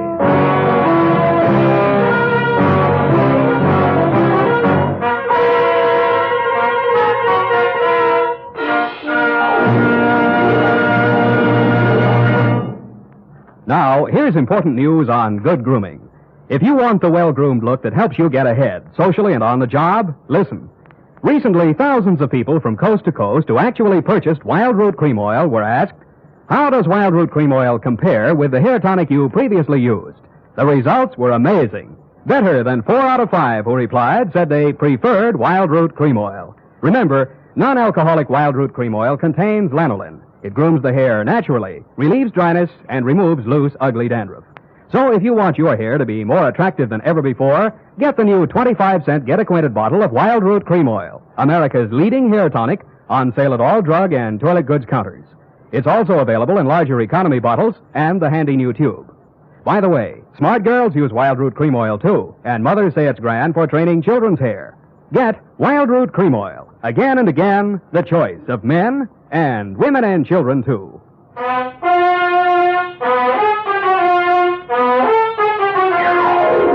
And now, back to the Farmer's Daughter caper. Tonight's adventure with Sam Spade. A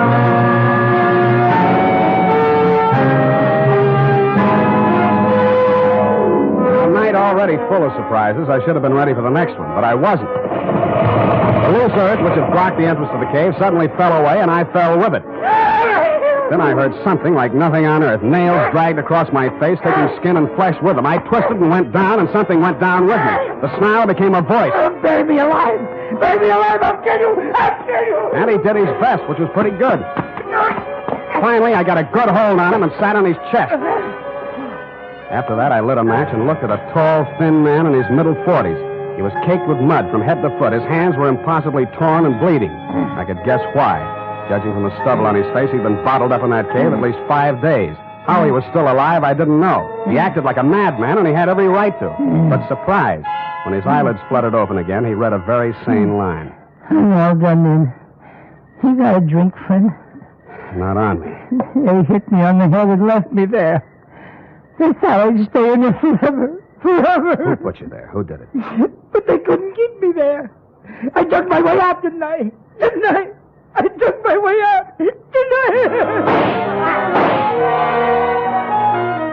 The force of the bullets knocked them halfway back down the incline to the cave. All I could do was hit the dirt. Finally, when it seemed safe, I broke cover and ran smack into somebody carrying 2 bags. No, please. Let's have a look at you. Sam, it's me. Sam, I knew you wouldn't go away without me. I knew it. I couldn't stay in that awful house any longer. None of that now. Who was that shooting at you? I don't know. Where's your aunt? House, I suppose. I slipped out the back way. Any visitors tonight? No. What is it? What is it? I think I found your Uncle Bert. Come on. I let led her back to the cave entrance and showed her the body of the man I'd dragged out. I watched her face a long time as she looked at him very carefully. That's not Uncle Bert, Sam. Really? No. It's Mr. Linden. Jewelry salesman. Came to the place a few nights ago. 5 nights ago? Yes, come to think of it. The same night your uncle disappeared. Tell me, did you ask Mr. Linden to take you back to San Francisco the same way you asked me? Did you? Yes. He said he would. Got up early and left without me. He didn't get far. What kind of car was he driving? I don't know. I don't remember. Do you drive a car? Yes, but Here. Mine's down the road about 500 yards. Go to the nearest phone and call the highway patrol, a sheriff, anybody who represents law. Got that? Yes, I know exactly what to do.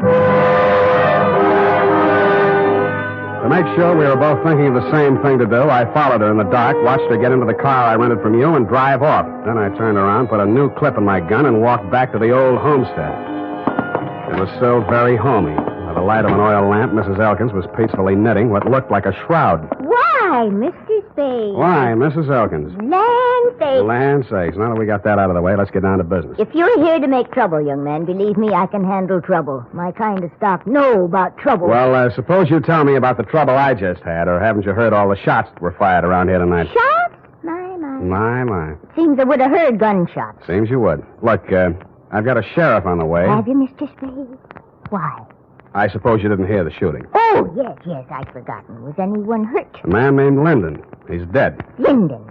Now that sounds familiar. It should. He stayed here 5 nights ago. He was a jewelry salesman. Yes, now I remember. You say he's dead? Somebody tried to bury him alive in your little cave. How awful. I do declare. I thought you would. Well? You must be joshing, Mr. Spade. I'm not joshing at all, Mrs. Elkins. Well. Buried alive, you say? Look, let's talk just like plain folks. Where's your husband? Where's the jewelry samples you probably stole from Linden? Is there anything else you want to say? Gunshots, eh? Well. I left the sweet old thing knitting and rocking and made my way through the house looking for guns, jewelry, and killers. I got downstairs in time to see Mrs. Elkins disappear out the front door. When I tried to follow, I stumbled over the rocking chair, which is indeed a lucky thing for me. After a few minutes of silence, bravely crawling on my stomach, I followed the shadows of the house until they blended into the shadows of a large, hulking building, which happened to be the barn. Inside, I bumped my head on the radiator of the car. Naturally, I didn't find any keys in it, but I did find a familiar jewelry salesman-type mud-soaked corpse. I was trying to remember how to cross ignition wires. I heard the hum of a motor and saw 2 headlight beams swinging up the driveway. They lasted as long as any other lights. The car came to a lurching stop, and a thick-set figure in a Stetson hat stumbled towards me, tugging at a gun. That burned gall-blame cuff thing, Undo the flap. Oh, thanks. Huh? Put your hands up, whoever you are. You be the sheriff? You're dead blame right on the sheriff. You're dead blame right on the sheriff. Who are you? What's the idea of shooting the lights out in my car? My car. Oh, you Slade? Spade. Well, I'm Homer Pickett, sheriff of this county. The girl come, woke me up, said all sorts of funny things going on around here. Said there'd been a murder. Now, who's killed? What's going on, Stan? Sam. Well, for one thing, somebody's been trying all sorts of ammunition on me for size. You don't say. I do say, Mr. Sheriff. Why? Because I found a man in a cave who'd been left there to die. Want to look at the corpse? You can look at him right here. He's sitting in this car. So, yeah. How'd he get here? Somebody moved him here. Shouldn't have moved a corpse till the police examine it. I didn't move it. Huh? Now, listen closely. Listening? Huh? I found the man. He was still alive. Then somebody shot him. Shouldn't have moved him. Then they tried to kill me because I found him. When they didn't kill me, they decided to hide his body. Illegal. They probably intended to drive away and dispose of it so there'd be no evidence when an efficient, smart, alert, courageous police officer like yourself came around to ask questions. That sounds reasonable. Who's behind all this? Well, Mrs. Elkins threatened me once and tried to kill me once. Well, land say. Well, that's her, yes. I want to talk to her. Where's she? Roaming the countryside with a gun, no doubt. Well, let's clear all this up. See what it's all about. Now, who's this fellow in the car? His name's James Linden. Got a pencil? Better write that down. Tilden, huh? Linden. Well, By any strange coincidence, Sheriff, you happen to know a man named Dundee, San Francisco homicide? Lieutenant Dundee, old Tom. Old Tom, yes. Shucks, I learned everything I know about police work from him. Yeah, well, that figures. And law's law. Dundee always said. Yeah, I've heard him say it, Sheriff, but... And I aim to enforce it around here. One side, Mr. Slade. Spade. Hey, you'll be sorry. Well... Now look here, all you Elkins. This is Homer Pickett talking, and I ain't no small-town constable. I'm the sheriff of this county. You'll get a square deal from me, but first I order you in the name of the law to throw down your guns. Well? My. You all right? Nothing but my feelings hurt. Oh, I warned you. I thought that'd do some good. Well, now you know. Hey, look, maybe it did do some good. I'm giving up, Sheriff. I'm giving up. It's me, Mrs. Elkins. She came across the farmyard as the first light was showing in the eastern sky. Her hands were above her head. One held a shotgun. Get back where you belong, Maud. We could hear, but we couldn't see him. Maud stopped, hesitated for a moment, and then began running towards us. She almost made it. I ran out to drag her back, expecting any second to be the target for the night. There was a sudden and curious silence as I pulled her into the barn. She was still alive. That man's been missing everybody all night. Never thought he'd be able to hit me. Easy.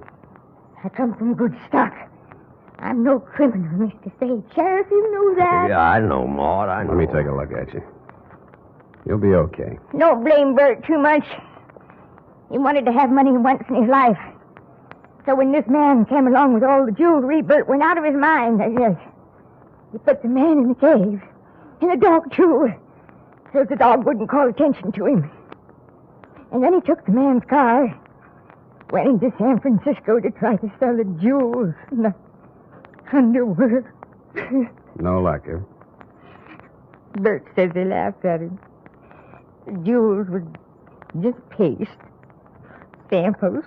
And he came back and found me at the cave, and he figured he had to knock us both off. I just stuck by him all the way. Now he's like a tiger that smelled blood. No telling what he'll do. We'll have to get help, Spade. Roadblocks, bloodhound. No, this is his land. He won't run. He'll hide here. Where? Why, in the cave. Well, I reasoned, one, that no matter how much a man loved his land, he was not going to let himself be trapped in a cave with only one exit. And two, it followed, therefore, that if he did hide in the cave, there was more than one way out, which the late Linden hadn't found. Sheriff Pickett volunteered to watch the front of the cave while I looked around for a rear exit. After a 20-minute search, which netted me nothing, I remembered the car parked inside the barn and how quickly Elkins had carried Linden's body to it. I went back there and took a look around. In a corner of the barn, I found a trail of dirt leading to a bale of hay. When I moved the bale, I found, you guessed it, a trap door. I pulled it open, caught a familiar whiff of used-up air, and lowered myself into a black hole that turned out to be a passageway. I cautiously made my way forward in the darkness for a few yards. Who is it? Who is it?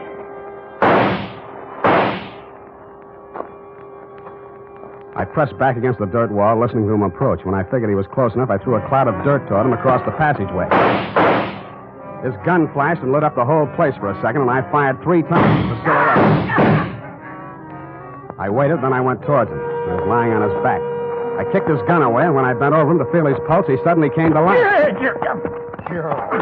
Something crashed against the side of my head, and everything became darker than the inside of the cave.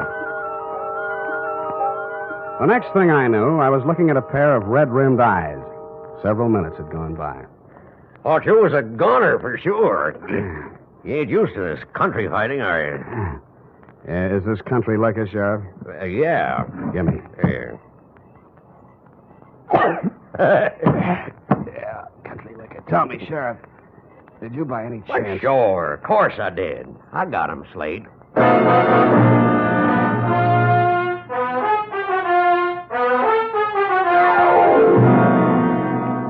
Period and a report. Sam. Do you mean to tell me you let a little country sheriff outdo you? Well, Effie, Homer Pickett's coming up for re-election next fall, and besides, you might think I was egotistical if I told you how it really ended. But your reputation. You're the greatest private detective of them all. And so I can afford to be generous. Now, not another word. Scoot, type that up.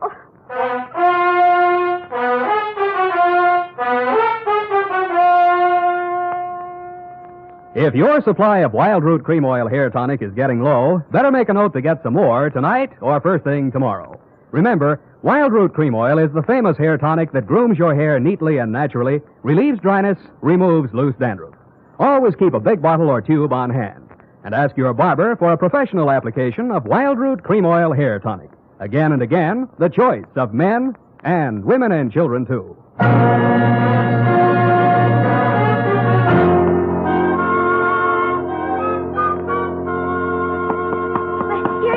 Let me see here. F, you rewrote the ending. I had to, Sam. You're much too modest. And Sam Spade, with a knot of cold fury in the pit of his stomach, a vindictive fire in his eyes, stepped wearily over the loose rocks on the cave floor to do battle with the thing that loomed up in the darkness ahead. Mm-hmm. The thing's roar filled the night with terror. But Sam Spade, dauntless and knowing not fear, stepped up to the monster, laughed in its hairy face, and with one quick convulsion of his powerful shoulder muscles, dropped the thing in its tracks. I see. Well, is that the way you think it ended, Effie? Oh, Sam, I guess I was being a little foolish. I'll change it. No, as long as you've done it this way, we'll leave it this way. Can't waste paper. No, I'll change it, Sam. Leave it! Oh! Sam, Yep. I copied that ending out of an old Black Mask magazine. You what? Don't be mad. Come here. Come here. I copied that out of an old whiz-bang. Oh, night. Good night, sweetheart.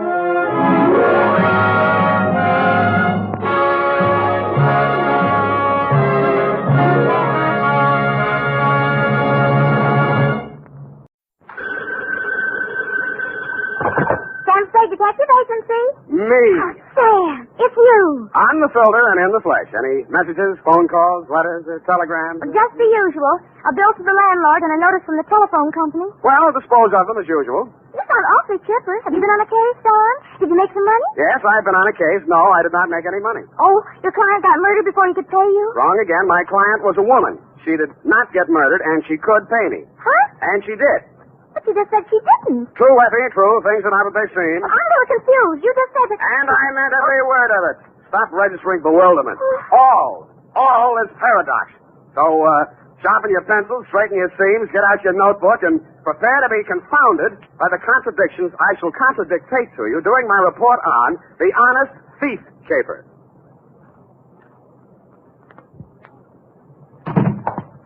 I'm not looking over for the pleasure. Look alert, girl. We've many things to do. Up. Yes. You say the strangest things on the phone. Go right. I don't believe I quite understood what it was all about. An actual misunderstanding. I didn't understand it myself. Date, Sergeant Frank Nilgus, robbery detail, San Francisco police. From Samuel Spade, license on 111. You're fast today. Subject, Ben Comiskey. Who? Ben Comiskey. Comiski. Sam! I went to Albert High School with a boy named Ben Comiskey. Is he the same one? Very likely, yes. Oh, Sam, tell me, did he turn out bad? Is he good? Did he get married? Down, Effie. Sam, I need this boy. I want to know. This is one mystery you're not going to solve by reading the last chapter first. Dear Frank, it was one of those days. The sky was black and it looked like rain, but when I put on my trench coat, the sun came out. At breakfast, it looked like I'd ordered fried eggs, and I wound up with pancakes. Also, I discovered I was wearing one blue sock and one black one. After that, I gave a cab driver a 5 instead of a 1 and let him ride off with the change. And there was one other thing. Sam, bank just called. You're overdrawn. Nuts, Ev. I made a deposit 2 days ago. I checked, Sam. It didn't. You're nuts, too. I made out the slip myself, and... Oh. Give me, Sam. I'll take it right down. Yeah, better do that, Angel. Yes. Oh. Can I help you, miss? Is this Mr. Spade? Come right in, miss. Sit down. Miss Perrine, you may go and do that. Instruct them that if such a mistake occurs again, I shall take my account elsewhere. Yes. Now, please sit down, Miss... My name's Louise Miller, Mr. Spade. I want to hire you. How much will it cost? Well, now, Miss Miller, let's talk about it a little I first. haven't much time, Mr. Spade. I have to be at the office in a half an hour, and I have to cross town. You see, Well, Mama thinks I should forget all about him, but I can't, and Well, here I've got $95. Will you please do something? Just something. Come on now, come on. I'm sorry. That's all right. Now, who is he? What's he done? And why does Mama want you to forget him? Ben Comiskey. We were going to be married pretty soon. We even picked out our furniture. No. It's all right now. Go on. What's he done? I'm saying he held up a store 2 nights ago. We picked him up on the street today. He's in jail. Mm-hmm. Well, if he's innocent, I'm sure they'll find that out. He won't even see me, Mr. Spade. He won't see anyone. Ben's good and kind and sweet, and I love him, and I want to marry him. And I want you to find out why, what it's all about. Look, Miss Miller, I think you should be in the office of a good lawyer. I'm sure He doesn't want a lawyer. He won't even see the public defender. He doesn't want anything. Oh, please, Mr. Spade. I just want to die if Ben went to prison. I just want to die.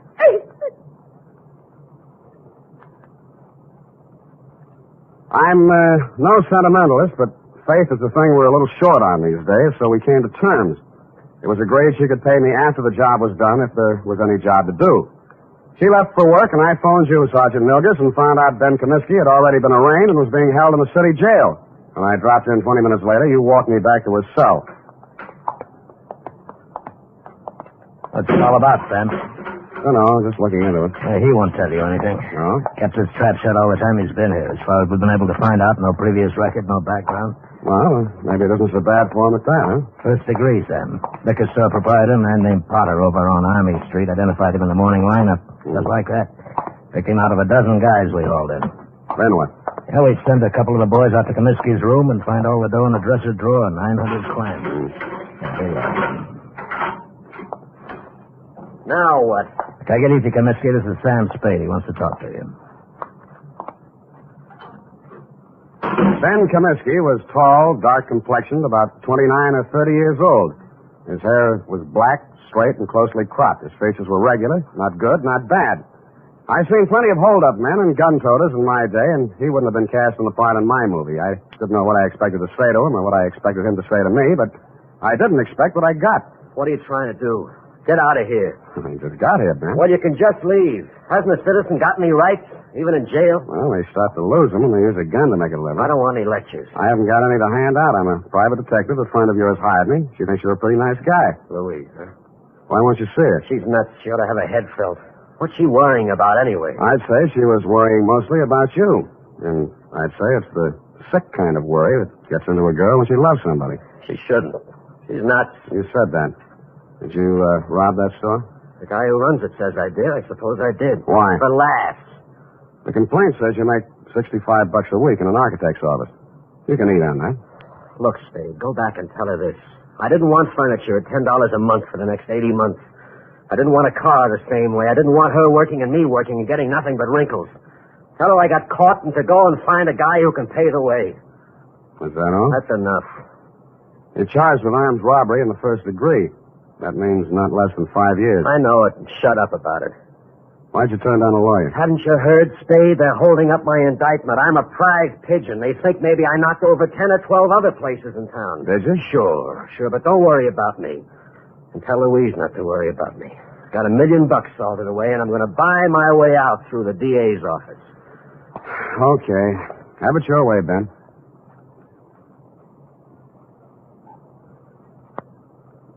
But an hour later, I found myself strolling around Ben Comiskey's old neighborhood.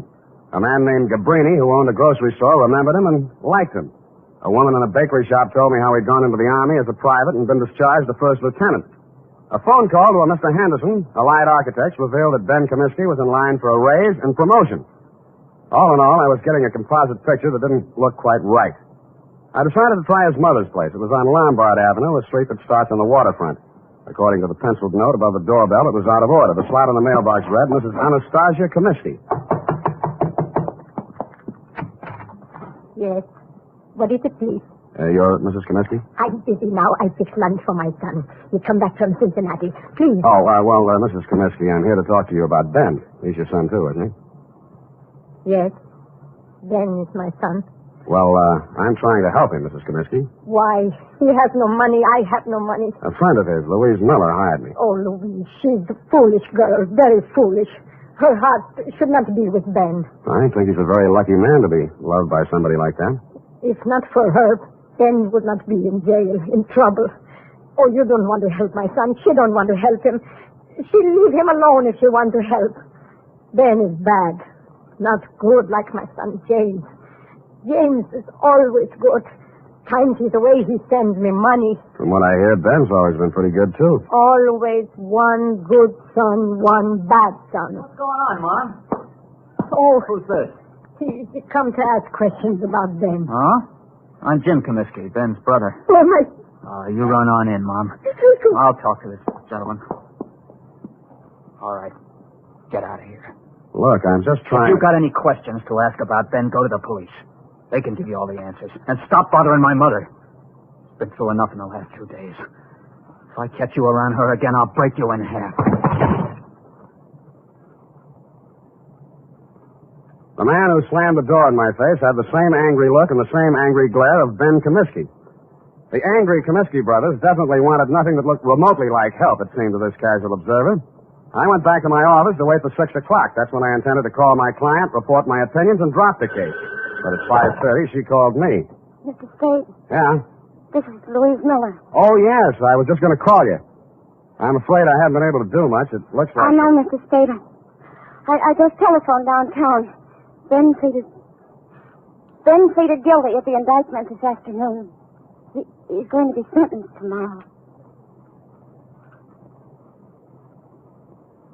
And that, to all appearances, Sergeant Milgers, was the crop. But 2 hours later, and for the second time in one day, I found myself doing what I didn't think I'd be doing. Walking around a dull, gray, 2-story apartment house on Adams Place. My ex-client's address, to be exact. I was wondering what a lonely, distraught girl would be thinking the night before her boyfriend was shipped away to prison. I found out. I got a whiff of it as I walked down the hall. It was coming out from under her door. I had to use my shoulder. The room was acrid and stinging with gas fumes. And Louise Miller was stretched out on the floor in a 6-foot kitchen. When I picked her up and carried her out, I wasn't sure whether she was dead or not.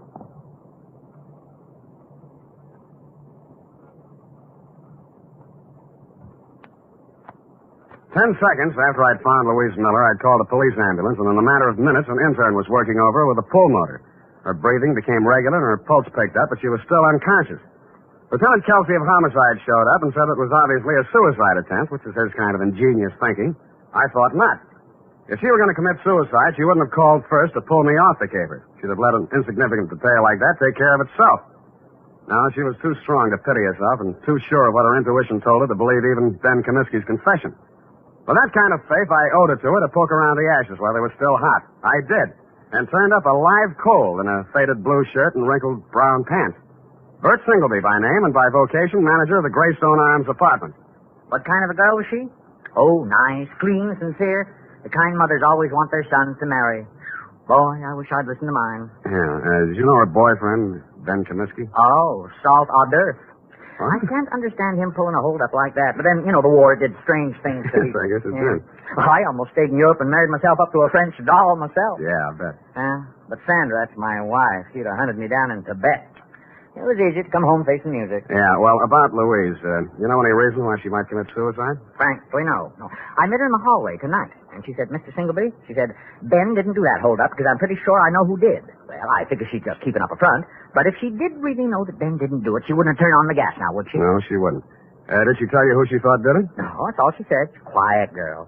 Not like my wife. Now, Sam. Yeah, did you see or hear anything that might have been suspicious or unusual around her apartment tonight? Now, look, I don't want to go around breaking up any homes or spreading dirty gossip around. Unless it involves Sandra's relatives. Mr. Singleby, I promise you, sir, that I'll treat any information you give me confidentially as long as I can. All right. Now, listen.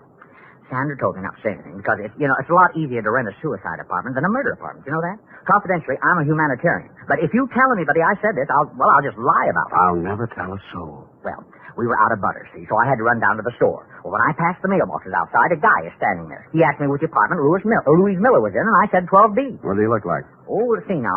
5'10", medium build, pantsuit, dark shirt, sort of a wide-brim hat, kind of flashy. Mm-hmm. Wore 3 or 4 big rings, diamonds they look like. 3 or 4 big diamond rings on each hand. The Iceman. Why didn't you tell all this to the police? Bert, who are you talking to? Don't you dare say a word about that That's why. That is why. Sandra always says, keep your mouth shut and you keep out of trouble. But me, I don't know. I just love... Doris, stop talking so much and close that door. Yes, Sandra, dear. I'm closing it.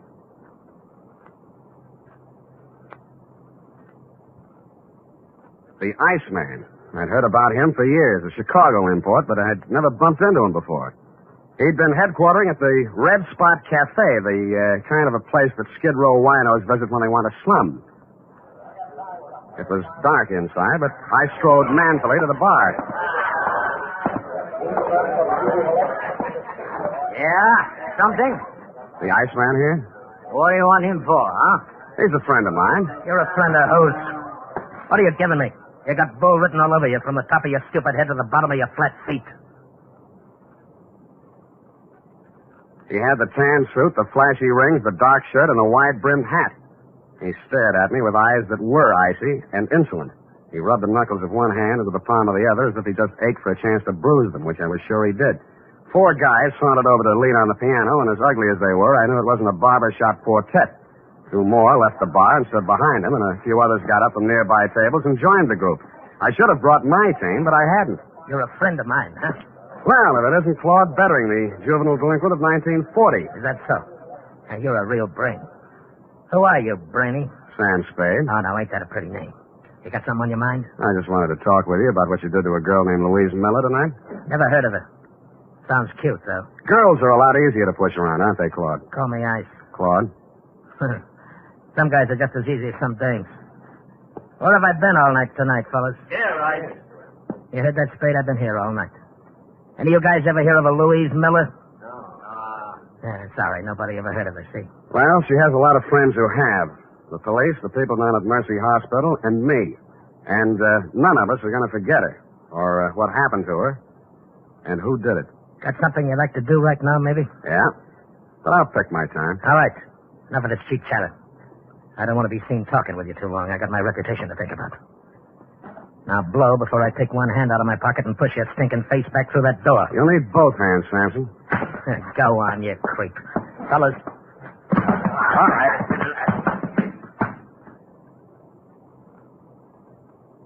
As I went rapidly through the door, Claude Bettering was standing, oily smile and all, polishing a couple of his oversized rings on his lapel. It was a picture I said I wouldn't forget, and I didn't. I went and rented myself a car, parked it down the block from the Red Spot Cafe, and waited almost all night. I knew that Louise Miller was not the kind of a girl who would have anything to do with a guy like Bettering. And if he came to her apartment, this must have been for some unloving purpose. Probably to keep her from telling who actually did the holdup Ben Comiskey had confessed to, if she found out the truth. Finally, a bunch of palookas came out, Bettering included, climbed into a car and drove off, me after them. One by one, Bettering dropped his men off at their hotels and apartments until he was finally alone. He stopped at a brownstone on Hobart, and I caught him just as he opened the door of his apartment. Well, the tough guy. You're going to find out. Don't think I'm easy.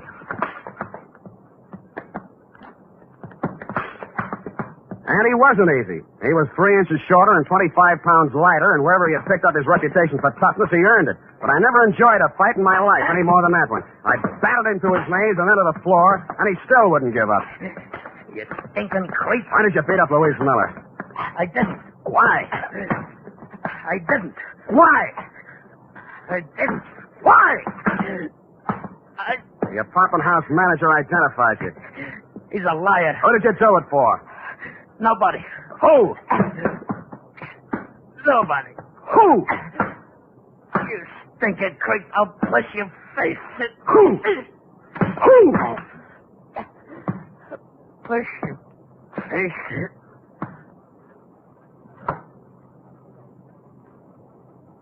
He went out. Quite a guy, the Iceman.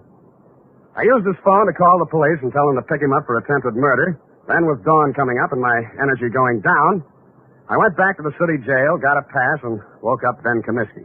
Why don't you stop messing around in my business, Spade? Did you ever really love that girl of yours? Get out, you sadistic jerk. Well, she's in Mercy Hospital now. You can send her a card. Write something nasty on it. So long. Spade. Yeah? What's she in the hospital about? What do you care? Tell me, please. Somebody turned on the gas in her apartment and tried to kill her. It's nothing, really. Please. Who did it? Who did it, Spade? I think it was a guy named Claude Bettering. They call him the Iceman in certain circles. But why? That's what I'd like to know. Who's Bettering? I don't know. Your girl believed you were innocent, Comiskey, but you said you weren't. My guess is that somebody figured she knew something and tried to shut her up. I think Bettering was hired by somebody. Spade, look, I don't have any dough, see? But I want to get out of here. For one day. You know anybody to raise the bail? I won't skip, and I'll pay back anything you want. Why? I gotta see somebody. I don't think I can. Who do you want to see? My lousy, dirty, low-down, no-good brother. He hired Bettering? Who else? He did everything. He's always done everything wrong. He held up that liquor store, but he's on parole, a 2-time felony offender. One more rap and he'd go up for 20 years. I did this for him, yeah. Look at me. I did it for him, and he tries to kill my girl. Your mother said he was a good boy, hard-working, lived in Cincinnati. Me again. I told her all that. She believed it. I started a whole stupid lie and had to go through with it. I could explain 2 years, 3 years to her, but not 20. He promised he'd go straight. He promised. I see. I even sent her money I earned and said it was from him. Oh, you never saw anybody like me before, did you? No, I haven't. Get me out. Get me out, Sam, and I'll drag him in by his back teeth. Thanks anyway, but I'll do it myself. Hey, let me do it. Let me do it, please.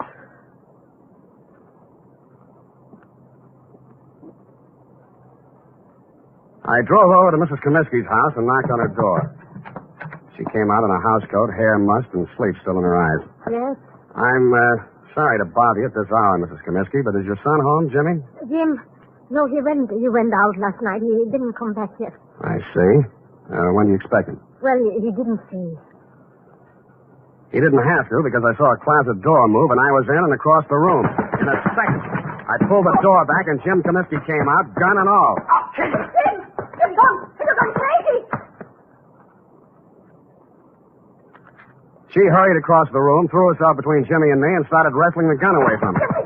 He put one hand flat on her face and knocked her halfway across the room. I went at him. He shot, but it went into the ceiling. I didn't give him a chance to do it again.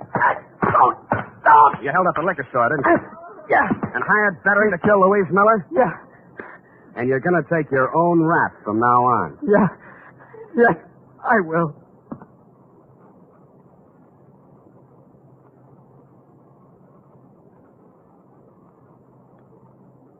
And he did. Period. End of report. Oh, Sam, that poor old lady. Yeah, she lived in a dream world built by a son who had too much heart and not enough common sense. But, Sam, that man in the liquor store identified Ben as the hold-up man. Well, when he saw both brothers together, we realized he'd made a mistake. At night, with a hat pulled down and a collar up, anybody could have confused the Comiskey brothers.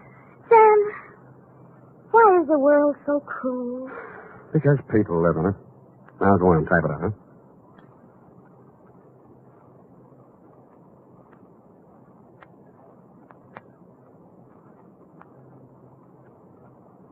Well, here it is, Sam. And if you don't mind my saying so, it's a lesson to everybody. If you say so, Ed. Honest, Sam, I'm just infuriated. Now, don't go too far. Misplaced love, devotion, it just isn't right. Now, hand me the glass. This kind of thing could be going on all over the world. The glass, If it weren't for people like you who step in and take things in hand. The glass! Oh! Here you are, Sam. Thank you, Miss Brain. Honestly, Sam, look. Just honestly, that's all. Are you finished? Well, I have some sociological feelings, too. I'm just not an automat or secretary you turn on and off. Come here. Come here. Well, no case. I have feelings. Effie, I just kissed you. I know what... I just kissed you. Oh, Sam. Delayed reaction. Must be the heat. Oh. Good night, Sam. Good night, sweetheart. The Adventures of Sam Spade, Detective. Brought to you by Wild Root Cream Oil Hair Tonic, the non-alcoholic hair tonic that contains lanolin. Wild Root Cream Oil. Again and again, the choice of men and women and children, too.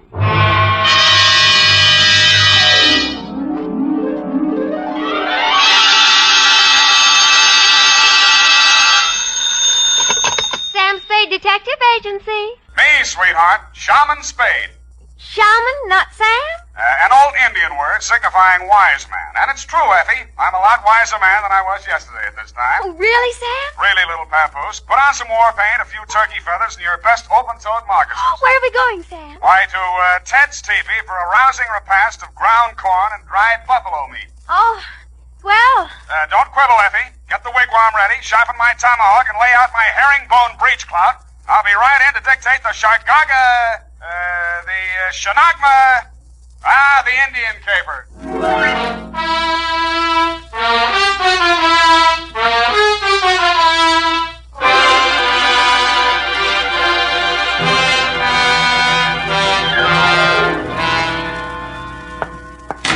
From the land of the sky blue water, they brought a captive maid, Red Wing. Here I am running, Skunk. Running what? Skunk. He was a famous Indian detective. You sure you're not making this up? Oh, no, Sam. Oh, no. He was the scourge of Indian lawbreakers. The scourge, huh? Even so, you have 2 minutes to think of a better name. Oh. Rippling stream? Not virile enough. Crunching muscles? Too virile. What is that stuff you've been getting me anyway? To Lieutenant L.J. Myron, San Francisco Homicide Detail. Better take it back. Copy to Chief Blackcloud at Santee, Dakota Indian Reservation. Oh, murder. Attention, federal Indian agent from Samuel Spade, San Francisco, license number 137596. Subject, the Shargagagag, the Shargona, call it for now, the Indian caper, and quiet to you. I was sitting in my office, doing absolutely nothing when something interrupted me. First, it was a buckskin smell, then the soft tread of moccasins, followed by the sound of a rattle. His beaded clothes were wrapped in a rich-looking embroidered blanket, and his multicolored headdress reached to the floor. His face looked like the model for the Indian head nickel. How? Who? My name, Chief Blackcloud. How do you do, Chief? You, Shaman Spade. Sam. Shaman, Indian word for wise man, prophet, seer. Sam. Newspapers say you good scout. Well, they exaggerate so, you know. Chief need to hire good scout for job. Well, shall we talk? You come for powwow in Chief's Council Lodge. Where's that? St. Mark Hotel, 4th floor. I see. You have reservation. Well. You ride with Black Cloud.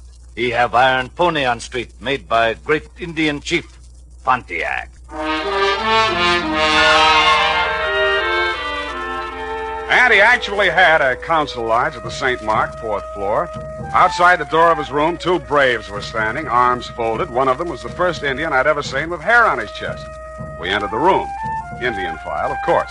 The chief had apparently brought in his own decorator. The walls were covered with hanging animal skins. A weathered canopy of thatch hid the ceiling, and on the floor, genuine hand-woven rugs. No expense had been spared. In one corner of this room stood a full-size teepee. 2 squaws shuffled out of it. What else? The young one glided forward and handed the chief a long Indian pipe.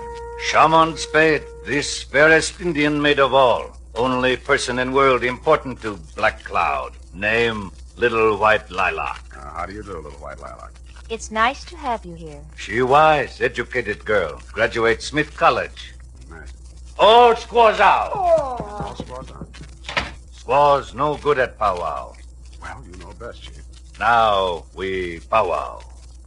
You get paid well. Chief Black Cloud own 130 oil wells near Tulsa. Oh, Oklahoma, huh? Not Oklahoma. Indian land. Union mean nothing. Union temporary thing. I see. Indian here long before white man. This is true. And Indian will be here long after white man. All right, Chief, all right. Chief Black Cloud come to San Francisco Village 5 days ago for a powwow with big engineer. Anybody I know? His name, Clarence Hobart. Engineer for Arundel and Amaskig Consolidated Engineering Company. Fine Indian name. We have powwow 4 days. Hobart disappear. And you want me to find him, is that it? Chief tired of San Francisco. Want finish powwow. Get back to Santee, Dakota Reservation. Clarence Hobart. Okay, I'll see what I can find out. Good. One moment, Shaman Spade. Sam. Chief have something you guard for few days. What's this? This beaded wampum belt. Ancient relic of Nipmuc tribe. Nipmuc. Here in Tipi Semark, too many light-fingered chambermaids and bellboys. You want me to hold on to this for you? Yes. Wampum of great sentimental value. Woven by ancient wise man Tani Luka. Tells interesting story in history of tribe. Guard it well. Haven't lost a wampum yet. Is that all, then? One more thing. We smoke pipe of friendship. I smoke.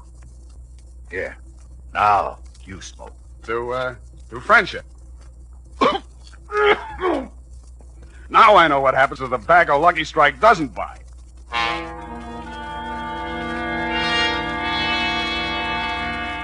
When I left Chief Blackcloud's fourth-floor lodge, there was only one brave standing outside the door. The hairy-chested Indian was probably taking 5.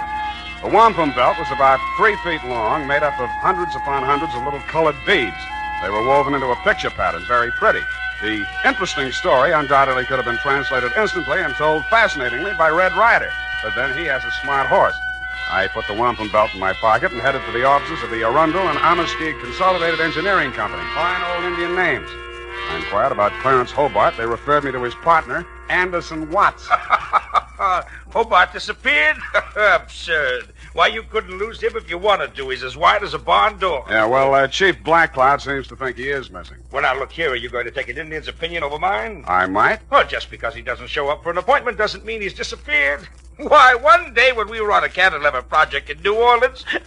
Yeah, some other time. If Hobart hasn't disappeared, where would he be? Anywhere in the world. The man's unpredictable. Brilliant engineer, but moody. Every now and then he goes off alone to scheme up some fantastic thing like maybe cutting off the Gulf Stream and turning Cuba into an iceberg. I like it. But he always comes back. Disappear? No, not Hobart. Yeah, well, can you give me his home address? Well, here you are. Try it if you like. But I'm sure he's not there. I called this morning and nobody answered. Honest Injun. I left this utterly charming man and started for the address he had written down. I was taking the shortcut through the alley on Sutton Street when I heard the rattle of beads, and a naked brown arm of considerable size reached out of the murk.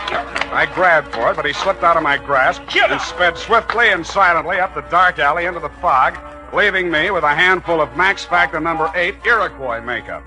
I continued to Hobart's house without further incident. Found it just off Chinatown.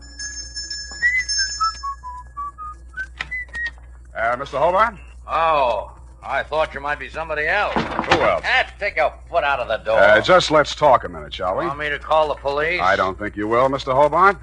All right, out with it. What's on your mind? My name is Sam Spade. I'm a private detective. There's an Indian named Chief Blackcloud who's worried about you. I'm old enough to worry about myself. Now, stop bothering me. Go away. Look, I'm going to tell the chief where you are, you know, because that's what I was hired to do. You'll... yeah, you're right.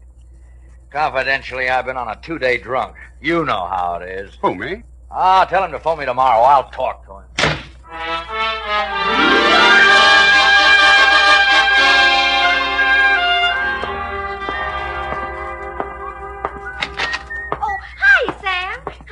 Hello, what are you doing here today? This is your day off. I just wanted to show you something. Happy, first do me a favor and put this wampum belt in the safe, will you? A wampum belt? Genuine Indian art. Oh, it's beautiful. Tells the story. You know what? Yeah. It'll go beautifully with... Oh, Sam, I forgot. There's a girl waiting in your office. Well, good. Sam, don't you want me to show you? And there was indeed a girl in my office. It was Little White Lilac, Chief Blackcloud's fairest Indian maid of all. Only a heap big change had taken place. She still had the Indian color, but gone was the headband, gone the buckskin dress, gone the squatting squaw, the St. Mark teepee. Little White Lilac stood revealed in the thin disguise of a modern white woman's cocktail dress, complete with pale-faced 20-carat perfume. It was a transformation worthy of a high-priced medicine man. But more surprises were to come. Hello. How? I've been waiting for you. Yeah, well, a big brave just returned from hunting party. You can drop the teepee talk. I'm civilized. Well, okay. What's on your civilized mind? Chief Blackcloud gave you a wampum belt. I want you to give it to me so I can destroy it. Well, I gave my word to keep it, and I accepted the promise of money for its protection. Now, you wouldn't want me to be an Indian violate my ethics, would you? Sam, if I must tell you, Chief Blackcloud is insane. Not if he keeps you around. Must we have these juvenile references to my personal beauty? Juvenile? Well, sorry. You are Indian, aren't you? Of course. I am a Nipmuc. Nipmuc. That wampum belt is a secret to undreamed of wealth, greater than the fortunes of the 10 richest families of this country. Wow. Chief Black Cloud is wealthy from oil, but that belt make him more powerful than the Bank of America. You mean he could take my car back? You think this is a joke, don't you? Well, I love the way you tell it, though. He's going to use it to destroy modern American civilization. To pay the white man back for what he did to the Indian. I see. He wants to start a giant Indian revolution. And you want to destroy the wampum to save all this, hmm? Exactly. And now you'll give it to me, won't you? Uh-uh. What happens in the next chapter? Sam, you have to believe me. Why? Why do you think the chief is here conferring with an engineer? He wants to get at that wealth. Hobart's going to make him wealthy? Now, really, little white lilac, isn't this all a little white lie? Sam, if I take you to Hobart and he confirms what I've said, will you believe me? I might. Come on.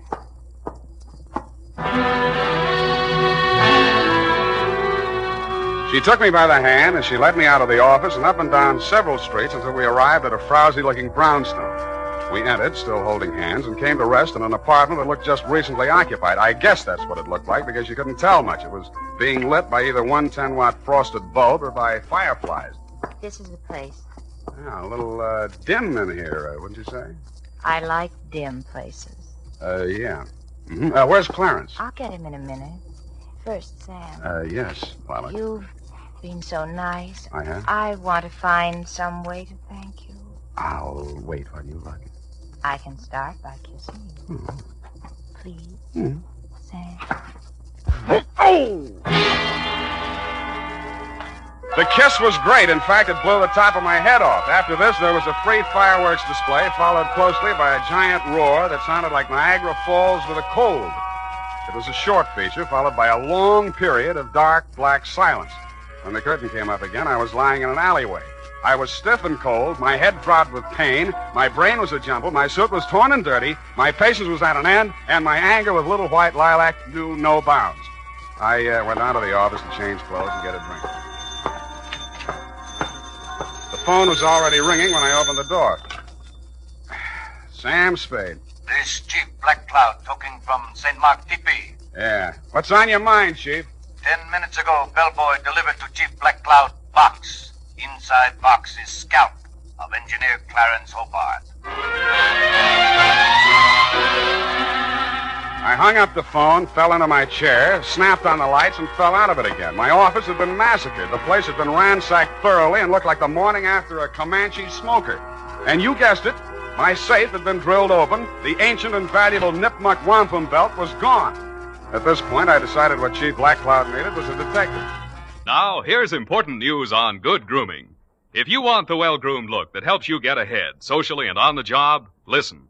Recently, thousands of people from coast to coast who bought Wild Root Cream Oil for the first time were asked, how does Wild Root Cream Oil compare with the hair tonic you previously used? The results were amazing. Better than 4 out of 5 who replied said they preferred Wild Root Cream Oil. Remember, non-alcoholic Wild Root Cream Oil contains lanolin. It grooms the hair naturally, relieves dryness, and removes loose, ugly dandruff. So if you want your hair to be more attractive than ever before, get the generous new 25-cent size of Wild Root Cream Oil, America's leading hair tonic, on sale at all drug and toilet goods counters. It's also available in larger economy bottles and the handy new tube. Get Wild Root Cream Oil. Again and again, the choice of men who put good grooming first. By the way, smart girls use Wild Root Cream Oil, too, and mothers say it's grand for training children's hair.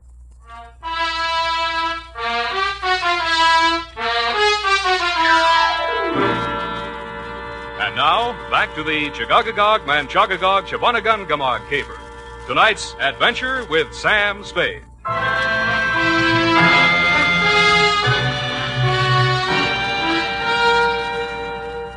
I found Chief Black Cloud sitting cross-legged and looking disconsolately down into a small cardboard box.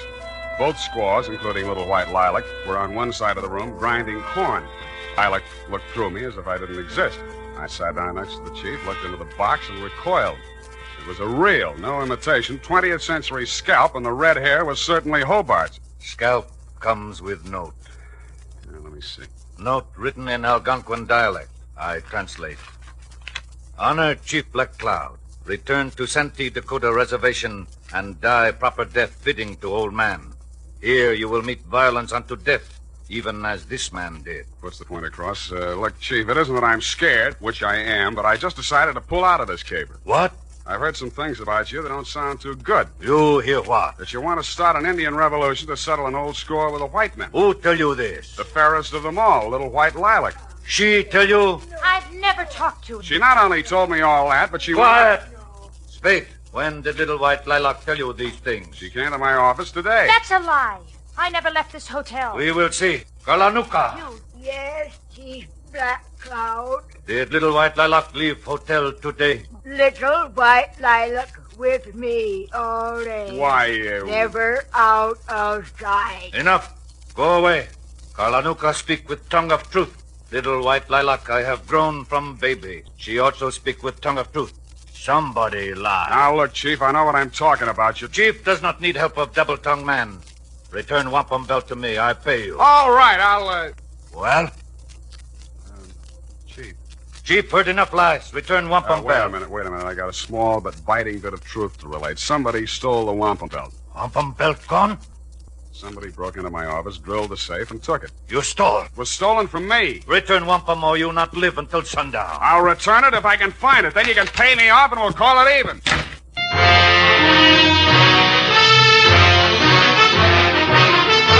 The makers of Wild Root Cream Oil are presenting the weekly Sunday adventure of Dashiell Hammett's famous private detective, Sam Spade.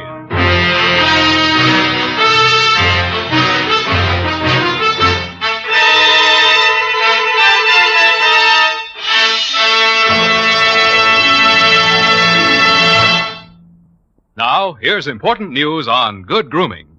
If you want the well-groomed look that helps you get ahead, socially and on the job, listen. Recently, thousands of people from coast to coast who bought Wild Root Cream Oil for the first time were asked, how does Wild Root Cream Oil compare with the hair tonic you previously used? The results were amazing. Better than 4 out of 5 who replied said they preferred Wild Root Cream Oil. Remember, non-alcoholic Wild Root Cream Oil contains lanolin. It grooms the hair naturally, relieves dryness, and removes loose, ugly dandruff. So if you want your hair to be more attractive than ever before, get the generous new 25-cent size of Wild Root Cream Oil, America's leading hair tonic, on sale at all drug and toilet goods counters. It's also available in larger economy bottles and the handy new tube. By the way, smart girls use Wild Root Cream Oil too, and mothers say it's grand for training children's hair. Get Wild Root Cream Oil. Again and again, the choice of men and women and children too.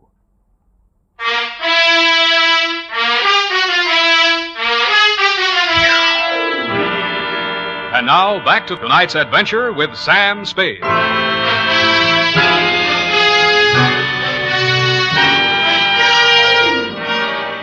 I walked outside, muttering frightful white man's imprecations.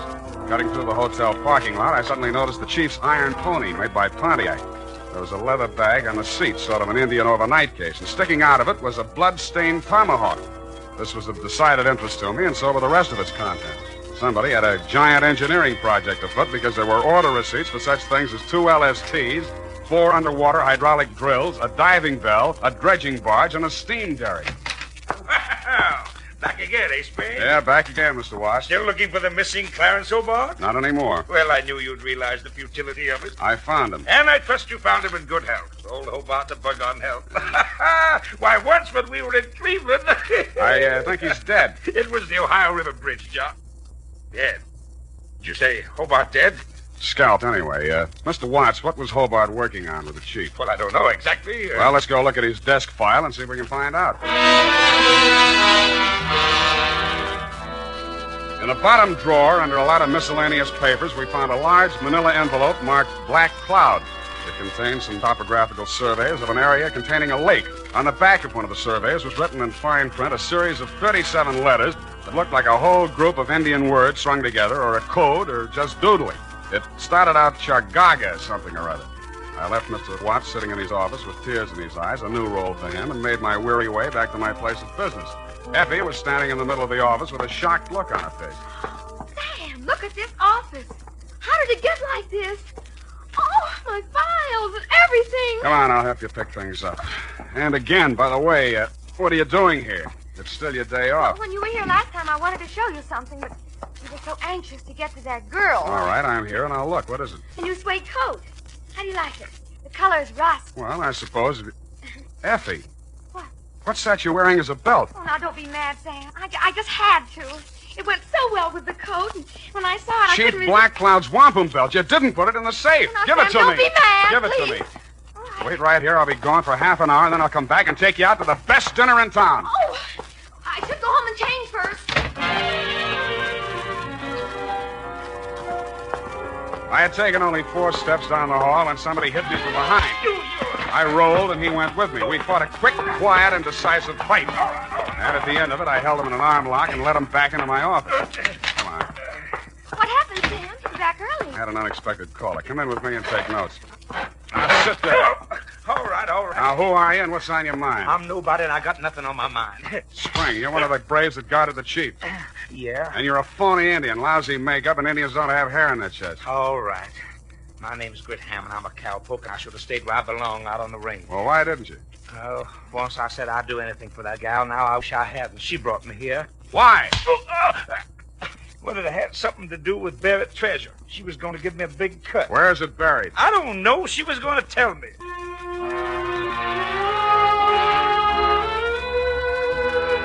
I took Hammond around a homicide and left him in their safekeeping. While there, I got the latest flash. They had found Clarence Hobart dead and Les scalped down by the waterfront. There were no clues except a blow on the back of the head and lipstick on his mouth, which was enough for me, having been through the same course myself. Then I proceeded to St. Mark, 4th floor.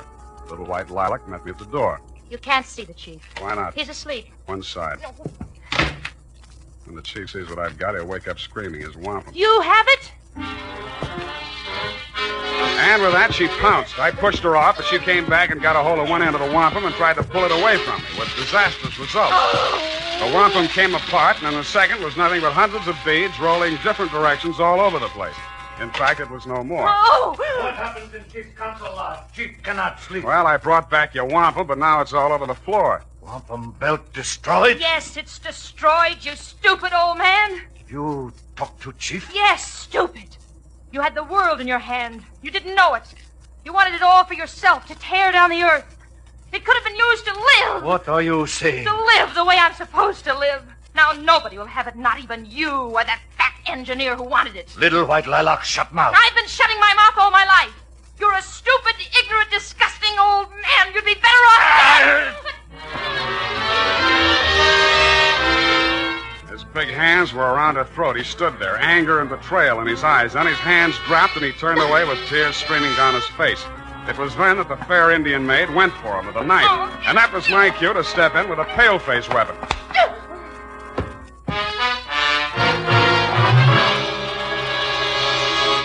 And now, listen to this. Not only Dad, but the whole family goes for America's favorite hair tonic, Wild Root Cream Oil. Wild Root Cream Oil grooms your hair neatly and naturally, relieves dryness, removes loose, ugly dandruff. Get a family-size bottle or handy tube today. And ask your barber for a professional application of Wild Root Cream Oil Hair Tonic. Again and again, the choice of men and women and children, too. Little white lilac. Yeah, well, I don't usually hit women, but don't feel too badly, Chief. She helped kill Clarence Hobart. Now, Chief, believe anything. Yeah, Chief, why did you want an engineer? Design woven in wampum describes location of hidden Nipmuc treasure. Many years ago, Nipmuc tribe live in Valley of the Berkshires. Discover only gold vein in east. Mine gold and keep for decoration. Kennebec Indians want gold. Start out on warpath. Nipmuc Indians bury gold. Move village. Divert stream into valley. Make lake. Gold there today, underwater. Where is it? That secret chief keep locked in head. Chief once had evil plan for gold. Now you forget. Make pilgrimage back to ancient ancestral camp and die. Send me bill. Chief leave village of San Francisco for good.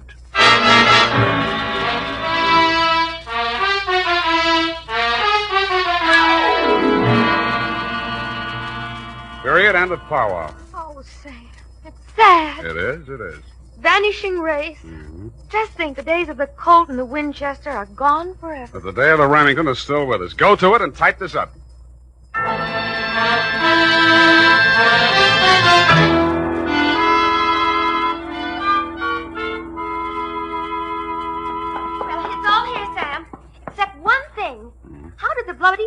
tomahawk get in Chief Black Cloud's bag? Little white lilac planted it there. If anything happened to the chief, she, as the only other living nipmuck, would inherit the wampum. Well, she could have gotten the money by just waiting. Oh, shut up.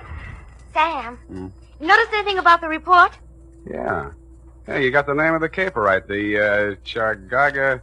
Oh, what is it? Chagagagog, Manchagagog, Chabunamungamog caper.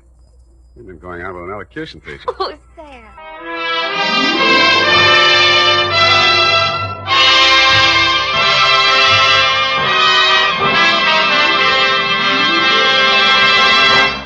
The Adventures of Sam Spade, Detective. Brought to you by Wild Root Cream Oil Hair Tonic, the non-alcoholic hair tonic that contains lanolin.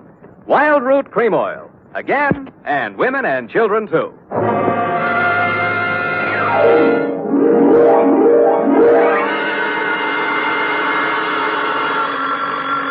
Sam Spade Detective Agency. Me, sweetheart. Oh, Sam! It must be telepathy. I was just thinking of you. You know, sometimes I think I can tell what you're thinking. That's an invasion of my privacy. Oh, when two people are as close as you and I think that often you can almost read one another's mind. Well, you may be right. I can see what you're doing all the way from here. What? Put those paper clips back where you found them. Oh, certainly, Sam. Own up, Ed. You purloined pencils, absconded with erasers, pilfered stationery, filched stamps for your personal use. I only write to Mother when there's nothing else to do around the office. Besides making unit phone calls and charging them to me, you've tapped the petty cash drawer for lunch money. Sam! And you've been filling your pen with company ink. I didn't think you'd mind, Sam. I'll pay it all back. But I have a big heart and boundless compassion. Stay where you are, sweetheart. I'll be down on my unlimited generosity with your back salary. Really, Sam? And 2 tickets for us to go to the fights tonight, and dinner. And last, but by no means least, my stirring and vivid report on the Prodigal Daughter caper.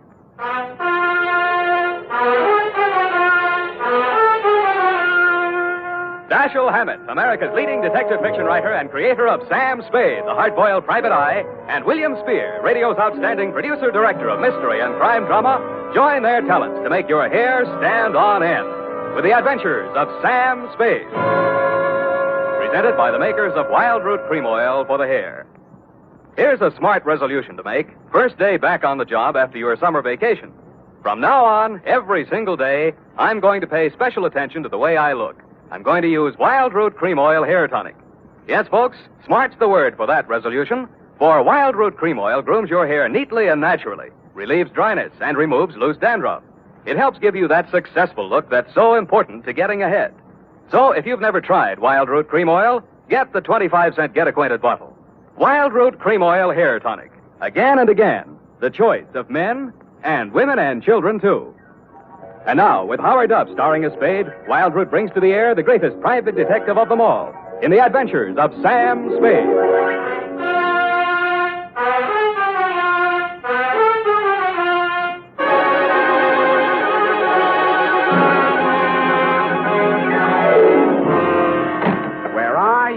Now that I need you. Effie! Yes. Oh, hi, Sam. Hiya, Sam. Come on. Bring your book. Got a pencil? We gotta hurry if we're gonna make the fight, you know. Oh, I've got one of the new retractor kind of pencils. Well, get the lead out. Are you really going off the post, Sam? It's Man McShelly versus Cluck-Faced Duffy in the main event. Ready? McDuffie. Sounds like an MP. McShelly. What? Aim and fire, Sam. PBX. F, you've been out with somebody else. A military man. Well, how did you ever know? Date, August 28-1949. I don't know whether we'll go out or not. You're clairvoyant. To Dr. Albert Kensington from Samuel Spade. I only had a coke with him, Sam. He was on Frillo, and we... And license number 137596. Subject? And he was from Elkhart, Indiana. And I used to live in Pleasant Lake, and... Down! Down, Effie. Subject, Helen Scully of the Prodigal Daughter. A coke yet. Dear Doctor, everyone in San Francisco knows the castle-type hill house that Caspar Scully lived in, even if they didn't know him. When I got there was an all-black 49 convertible in the driveway, and slightly smaller, same color, a Russian wolfhound wearing a spiked collar and expression to match. He broke his chain when he saw me and ran in the back of the house. That should have told me something, but I plunged the doorbell and was admitted by a butler named Stanley, who left me standing in a draft in the library, looking at a cold television set. I pulled up my coat collar, took a plant in front of the fireplace, and lit a cigarette. Pretty soon, things started.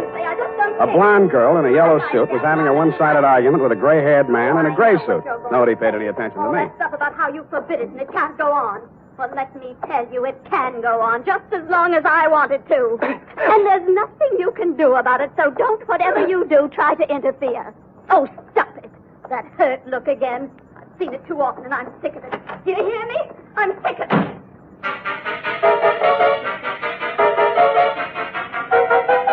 He looked mad, but he didn't say anything. I saw them walk around the garden once, shake fists at each other, and finally part. He disappeared up a narrow stairway, and she came storming back through the library. Who are you? How do you do? Who are you? Sam Spade. What are you doing here? Waiting to talk to Mr. Scully. Well, I just talked to him, and he isn't very nice. Let me tell you that. Yes, He's but a nasty, stubborn, bull-headed old man, and you won't like him. Yes, but Nobody likes him. Go back where you came from, whatever your name is. I'm the nicest person you'll meet around this place. Yes, but... Don't wait around. Oh, goodbye. But I did wait around, Dr. Kensington, and I did talk to Mr. Scully when you came in the room with him, only Mr. Scully did not talk to me. He glared at me through black, smoldering eyes, sniffed the air, frowned at my cigarette. I frowned back. Mr. Spade, I'm Dr. Kensington. I wrote you the letter. This is Mr. Scully. Oh, please, this cigarette. Mr. Scully suffered a severe accident many years ago that affected his throat and his respiratory tract. The smoke. Oh, of course, I understand, Doctor. Sorry, Mr. Scully, Yes, thank you, Spade. This is not generally known, but the unfortunate accident in the chemical plant also robbed Mr. Scully of his vocal power. I see. Yes, the modern doctor, the physician of today, is a far cry from the general practitioner of yesteryear. Today, we must know the mind, the psychological quirks, well, he must follow through completely on a case. He is sometimes, as I am today, a confidant, an executive officer for his patient. He is a friend, to say the least, eh? Oh, yes, to say the least. Eh? Oh, of course, Mr. Scully, to the point, of course. Sit down, Spade. Oh, thanks. Now then, Mr. Scully, as you well know, and the world knows, has made several fortunes in his lifetime. And he didn't accomplish this by allowing people to run roughshod over him. But, Mr. Scully, I'm just backgrounding Mr. Spade. Please be patient. Mr. Scully intends leaving his daughter Helen his entire fortune. A great deal of money, to say the least. Say the least. But Helen doesn't care about the money. She's foolish, young, headstrong, and impetuous. Huh? I heard her arguing with Mr. Scully a bit. Now, Mr. Scully. We'll straighten all this out. Mr. Spade will help us. Well, then, Spade, you have half the problem right there. She is a headstrong, impetuous girl. And lately she's done several things to displease her father. Right, Mr. Scully? You see, Mr. Spade. Oh, I gathered that much, but what kind of thing? Helen's been singing in a cheap nightclub called the Blue Goose. What? Oh, it's very embarrassing. Low class, eh? Yes. There's a man named Torpy. He owns the club. A man named Chick Torpy? Ah, you know of him? I've heard of him. Contrary to all her father's wishes, Helen insists on seeing this man Torpy. How old is she? Well, that's beside the point, Mr. Spade. But a sordid affair now might rob her of a future of wealth and security. Mr. Scully's at the point of exasperation. He might well change his will over this matter. Correct, Mr. Scully? At best, this is an embarrassing situation, and most indiscreet of Helen to have brought it about. So, I'm supposed to go talk to Chick Torpy, is that it? In a word, yes. Well, you sound rather reluctant, Mr. Spade. Chick Torpy's a little too old for the Boy Scouts. Well, we want you to see him. Find out how much you'll take to stop seeing Helen. Tell me, what happens if Torpy isn't for sale? Oh, everyone has a price, Mr. Spade. Matter of character. You get paid for work like this, that's your price. Yeah, that reminds me. 50 a day and expenses. 5 days guarantee, to say the least. Of course, to say the least. And, Mr. Scully, I happen to have a standard client's contract with me here. If you'll just sign on both pages, I'm sure that... Never mind, Spade, not now. Mr. Scully will mail it to you later on today. Ah, dear, Mr. Scully's fatigued. Well, you'll contact me as soon as you have any information for us. I said I would. Mr. Scully sounded a final cough, and I left the two of you in the library. It was interesting, meeting this voiceless tycoon who must have made and broken many a man with a nod of his head or a shrug of his shoulders. The same black dog with the same spiked collar was still outside the house doing the same thing. Ah, Spade. Mr. Spade? But something new had been added. A pair of well-tailored shoulders, diamond stickpin, and a gray felt hat with a snap brim. Hello, Spade. You don't know me. Now, wait a minute. There's something about a guy in a lineup. You're Dapper Danny Cavillo. When'd you get out of Folsom, Danny? A while back. They gave me a kind of rain check. Wouldn't that 38 make you a parole breaker? Oh, is that showing? Unless your ribs grow in different directions. Sam, I'm here to save you a lot of trouble. What trouble are you here to save me? You want to see Chick Torpy, don't you? You've got business to talk with him, no? News gets around fast, Danny. No. No, it's just that Chick had been expecting somebody like you from the old man, and Well, I'm here to see that you see him. So, why don't you kind of get in the car?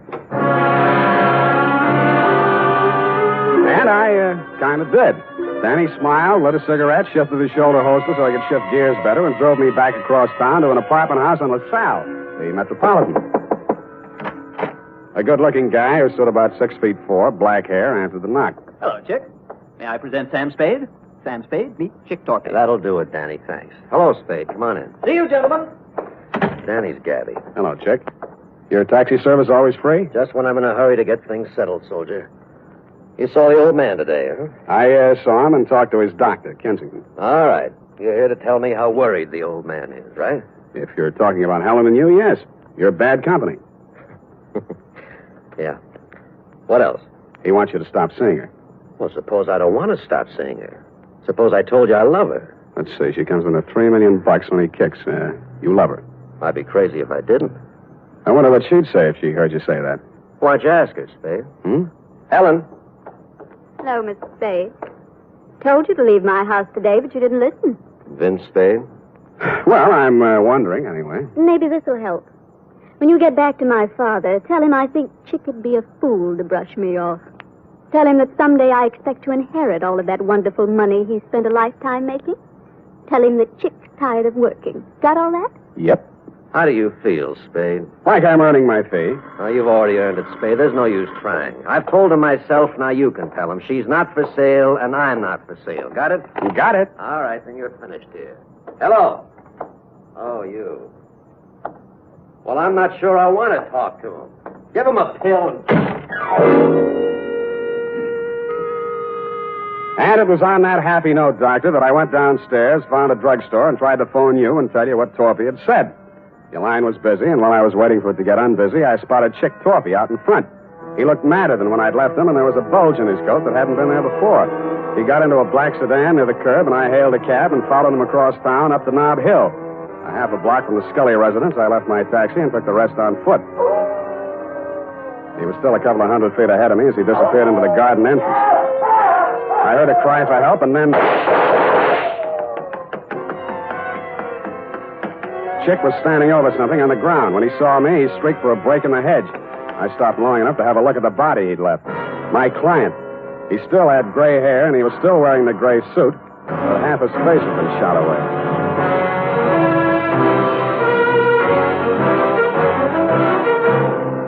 The makers of Wild Root Cream Oil are presenting the weekly Sunday adventure of Dashiell Hammett's famous private detective, Sam Spade.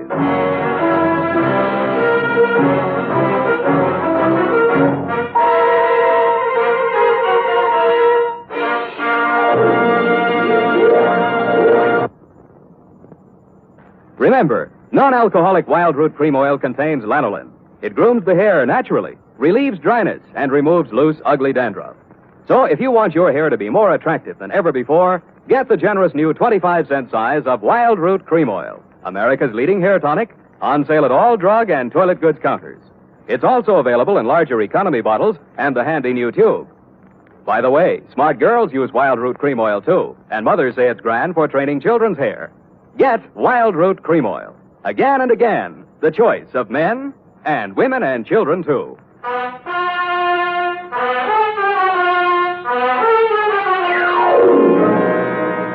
And now, back to the Prodigal Daughter caper. Tonight's adventure with Sam Spade.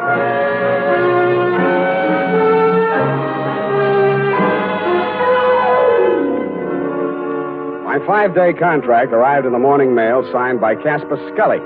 The headlines were no surprise. Chick Torpy sought in shooting of multimillionaire. Item: ballistics matched up slugs taken from body with weapon owned and licensed to one Chick Torpy. And item: because of a city ordinance regarding disposition, the body of Casper Scully, found off the immediate premises of his home, had been removed to the city morgue and would remain there until claimed by nearest of kin.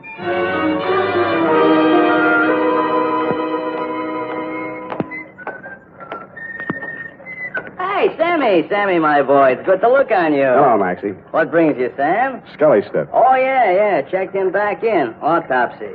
Were you in with this, Sam? Do you know Scully? I just met him yesterday. Well, like I say to you before, you do collect queer ones, eh, Sam? Oh, such a mess. Woo-hoo, such a mess. Yeah, I know. I found him. They tell me he has to be claimed. City ordinance, Sam, nearest of kin. It'll be his daughter, Helen. She called or anything? No, not yet. But to get back to him, a real queer one. Maybe the tops this season. How so? Barbarianism, Sam. That's what it is. The world is moving backwards. You can get deader than dead. Huh? You'd think the slugs in his chest would be enough, but no. 4 also in the head, too. Kill him twice. Say it again, Maxie. You mean that... Twice, Sammy. In the chest, maybe 20 to 30 hours ago. In the head, maybe 12 hours later. You see what I mean? I saw what he meant. I didn't like what I saw, but things did begin to make some sense. From the morgue, I phoned the Chronicle office, confirmed that Scully did suffer from a throat ailment, was publicity shy, was never interviewed or photographed for that reason. I asked them if they had a specimen of his handwriting by any chance, and they did. I had it sent to me by special messenger, and the signature, compared to the one of my 5-day contract with Mr. Scully, made interesting reading. But what was even more interesting was the DOA Maxie was ushering in. As I was saying, Sam, it's awful the way these homicides are turning up nowadays. In gray suits, it's fashionable now. Hey. What's the matter, Sam? You know him? Yeah, I know him. What's it say? The toe tag says unidentified, accidental drowning. Found off Pier 14, time 8:15 this a.m. Accidental drowning. You don't think so? Why do you think he's dead? I think he's dead because he didn't cough when the doctor asked him to. I left Maxie to his newest customer and looked up the police officer who had found the unidentified man. All they had on him was New York clothing labels and a silver identification bracelet with name Julio engraved on it between 2 small indentations of the comedy tragedy drama masks. It wasn't much, but it took me to a theater on Post Street featuring a special company of Spanish actors on tour. I am the manager of the company. What is it, please? I'm sorry to trouble you. I'm trying to locate a certain man. I have good reason to believe he's with your company. We are a small group. His name, please? One name might be Julio. Oh, Julio de Vaca. He... Gray-haired, medium build? You are from the police? No. If you are looking for Julio de Vaca, why are you not from the police? 2 days ago, Julio, who does not speak any English, is asked of all things to appear on the television program. Mm-hmm. Here is his line. I am proud. But yesterday morning, a man on the telephone, they speak, and Julio goes out with no word. I, too, am looking for him. He missed his performance the afternoon. I see. He drinks too much sometimes, I know, and he missed the evening. Where he is, this I do not know. But if you find him... I have found him. You have found? Does he have a wife? I am the Senora de Vaca. What is it, senor? What has happened to my husband? You better get your coat, Mrs. Sederbacher.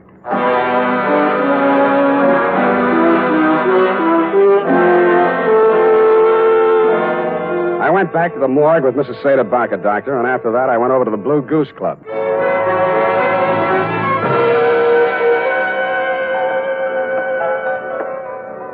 How are you, Spade? Tired, Danny boy, tired. Well, come on in and relax. Nice place. You run it for Chick? When he's away. Seen Chick lately? 2 sets of cops, 3 reporters have been here asking the same question already this morning. What are you trying to prove? Chick's in trouble. You're his partner. Uh-huh. Now, he got himself into this one, Spade. Look, we make a nice dollar running this place. It's legitimate. And no cop's going to raid us or close us up. Chick started fooling around with that Scully woman. And I told him just once. It's dynamite, I said. You know how the old man is. Let bygones be bygones. But Chick didn't listen. And... Tell me about the bygones that should be bygones and why Chick should know how the old man is. Well, Scully sent him up 5 years ago. Didn't you know? No, I didn't. Oh, Chick owned some property south of Rizito, and Scully wanted it for oil drilling or something. Chick asked too much, and Scully figured a way to get it from him in court. Had it condemned or something. Mm-hmm. Well, Chick got kind of sore. He met the old man on the street one day, and, well, they convicted Chick of attempted murder. 2.5 years. And Chick looked up Scully's daughter when he got out of prison and started making love to her to get even. Why, yes, Spade, that's just the way it started. Only Chick was the sucker after all. He really went for the creature. He married her 3 weeks ago in Reno, the poor sap. Anybody else know about that part of it? Only me. I was best man. By the way, Danny, did you wrap Julio Cedebaca over the head last night and toss him in the bay? Who's Julio, whatever his name is? An actor who happened to look something like Old Man Scully, enough like him to keep his mouth closed when I was there, but who might want to open it later. I don't know what you're talking about, Spade. Didn't think you would. But I don't like it. Yeah, boy. Timmy? Joe? Yeah. Throw this bum out. I'm sick of looking at him. Get out of here. And they did. It was 2 against 1, and I'd been up late the night before. I was doing very well, though, until somebody stooped to a form of subterfuge I have long since grown to hate. I was borne on 2 swarthy shoulders out of the club and into the open air. I was on a balcony, and a good stiff sea breeze was blowing. I didn't enjoy it long. 1, 2, 3,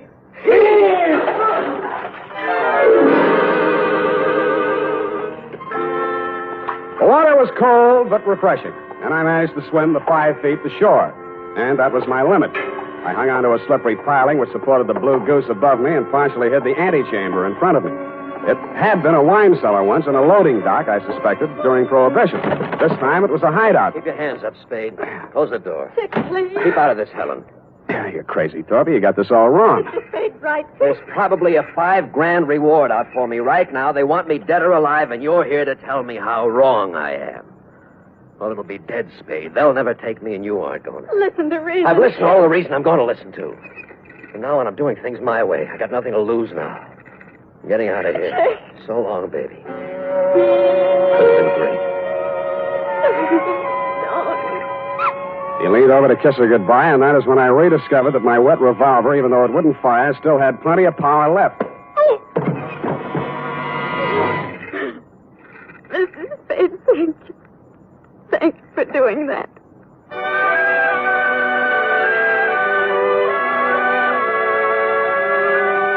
As you know, Doctor, I turned Chick Torpy over to the police along with Danny Cavillo and took Helen Scully home. She ran upstairs with many tears, and I met you in the library. You seemed relieved when you heard that Torpy had been apprehended. However, I had some other questions to ask. You answered. All right, Spade, all right. I suppose it'll all come out anyway. 2 nights ago, Chick Torpy came to the house to have it out with Mr. Scully. He told him about their marriage. There was an argument. I was the only one in the house. I heard shots, ran in the room, and found Mr. Scully dead. The marriage certificate was in his hand. I knew this would involve Helen, and so I did what I did. Oh, it was a nightmare. I hid the body, hoping to find a way, perhaps a death certificate on accidental shooting or something. In other words, you were helping Torpy get away with murder. Yes, but I was thinking only of Helen. Her father did love her. But you'd already sent a letter to me. You knew I'd be here the next morning. You'd seen an actor on a television program. He resembled Scully. You hired him for a job. You told Helen that Chick had killed her father and told her what kind of acting she had to do. Oh, it was crude, perhaps, but I didn't want you to become suspicious when a death report did show up.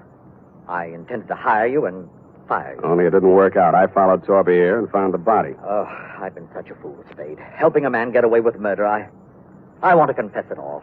I suppose this will make me an accessory to murder. Not exactly. You mean there's a way out? There's a way out, and you were going to take it. What? I was over to your apartment before I came here. You're all moved out. The doorman tells me your luggage has been at the station all morning. What'd you do? Came here to rifle the safe? No, see, here, Spade. Stop it. You were waiting around to see if they took Torpy dead or alive. Dead, he couldn't talk, and you'd be okay. Alive, you're ready to blow town. You bumped Scully. No. Get back there. Then you did your best to hang it on a Chick. Helen thought he really did it and played along with you. You're not an accessory to murder. You're a murderer on a double count. That actor was knocked on the head before he drowned. Oh, just a minute, Spade. This can be fixed if you... Shut up!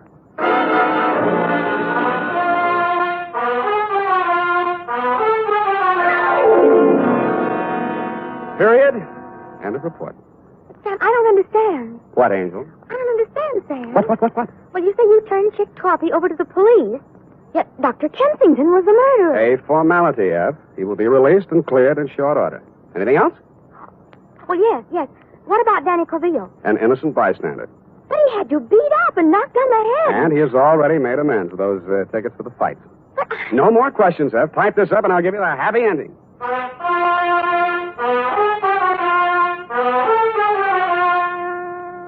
And now, listen to this. School days will soon be here, mothers.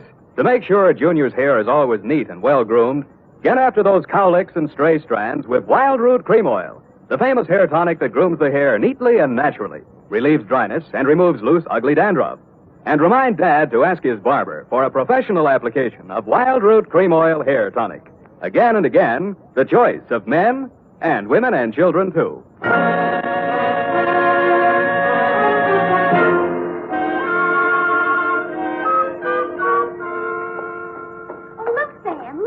What is it? Look, Sam, look. What is it? Look, Sam, look. All right, I shall rephrase the question. What?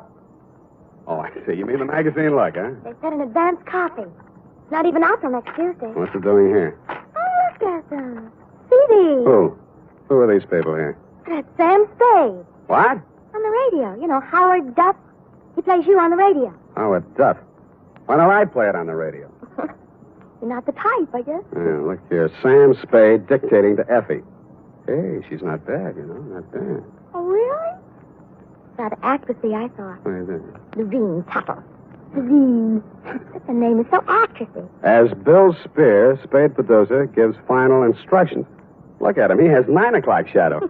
Well, come on. Let's get out of here. Go to the fight. Oh, Sam. Then I can't say it. Say what? Well, if you're taking me to the fights, I can't very well leave and say good night, Sam, can I? Well, you can try. It's expected, you know. All right. Good night, Sam. Grins. Good night, sweetheart.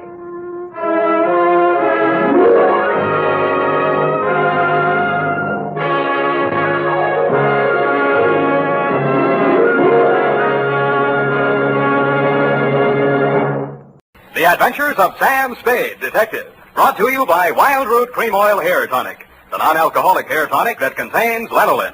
Wild Root Cream Oil. Again and again, the choice of men and women and children, too.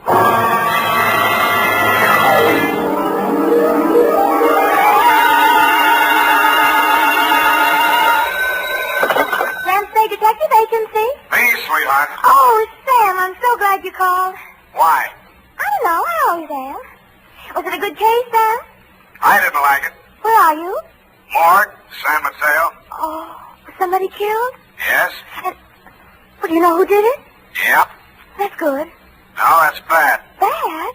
Believe it or not, F, I wish I didn't know who killed who. I don't understand. Oh, Sam, you sound so downhearted. Well, I'm sorry. I'll try to loosen up. Stay where you are, sweetheart. I'll be right down to dictate my report on the champion caper.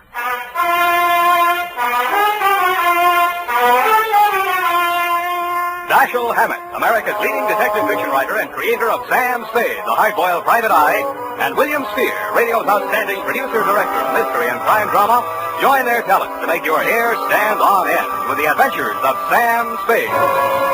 Presented by the makers of Wild Root Cream Oil for the hair. Before bringing you tonight's mystery, I'm going to take 28 seconds to tell you something that isn't a mystery. It's no mystery why so many millions of men, women, and children have well-groomed hair these days when America's favorite hair tonic, Wild Root Cream Oil, costs so little. Just 25 cents will buy you a get-acquainted bottle and show you how neatly and naturally Wild Root Cream Oil grooms your hair, how it relieves annoying dryness and removes loose, ugly dandruff. Get Wild Root Cream Oil Hair Tonic. Again and again, the choice of men and women and children, too. And now, with Howard Duff starring as Spade, Wild Root brings to the air the greatest private detective of them all in the Adventures of Sam Spade.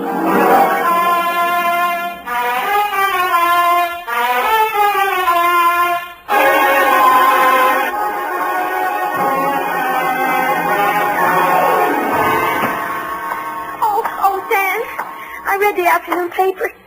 I don't understand it either. Stop that. Really, after all this time, you'd think I'd be acclimatized to all kinds of human storms. I've got my pencil already. And myself again.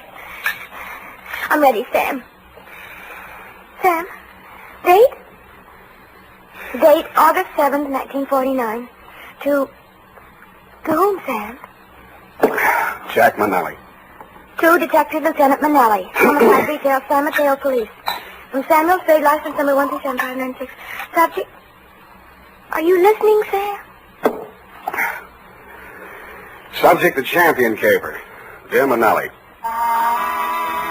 You were there for the end of it, and I was there for the start of it, which is in the reception office of Elliot Champion's brokerage house in San Mateo, and where I first met Mildred Champion. Remember that old salve, how a woman in love is always beautiful? When I went in, I had no idea she was in love and no idea she was beautiful. Not because she'd lately been crying, but her sallow face without makeup, framed in a wisp of blonde hair, wasn't flattered by the shapeless black dress, cotton stockings, and low-heeled shoes she was wearing. Certainly not the going idea of beauty. Nor did her conversation reveal anything to indicate love. Oh, yes. May I help you? Mr. Elliot Champion, my name's Spade. Spade. S-P-A-D-E? You don't have to write it. He's expecting me. Your business, Mr. Spade? Private. I have to have a little more than that, I'm afraid. Oh, is this hot here?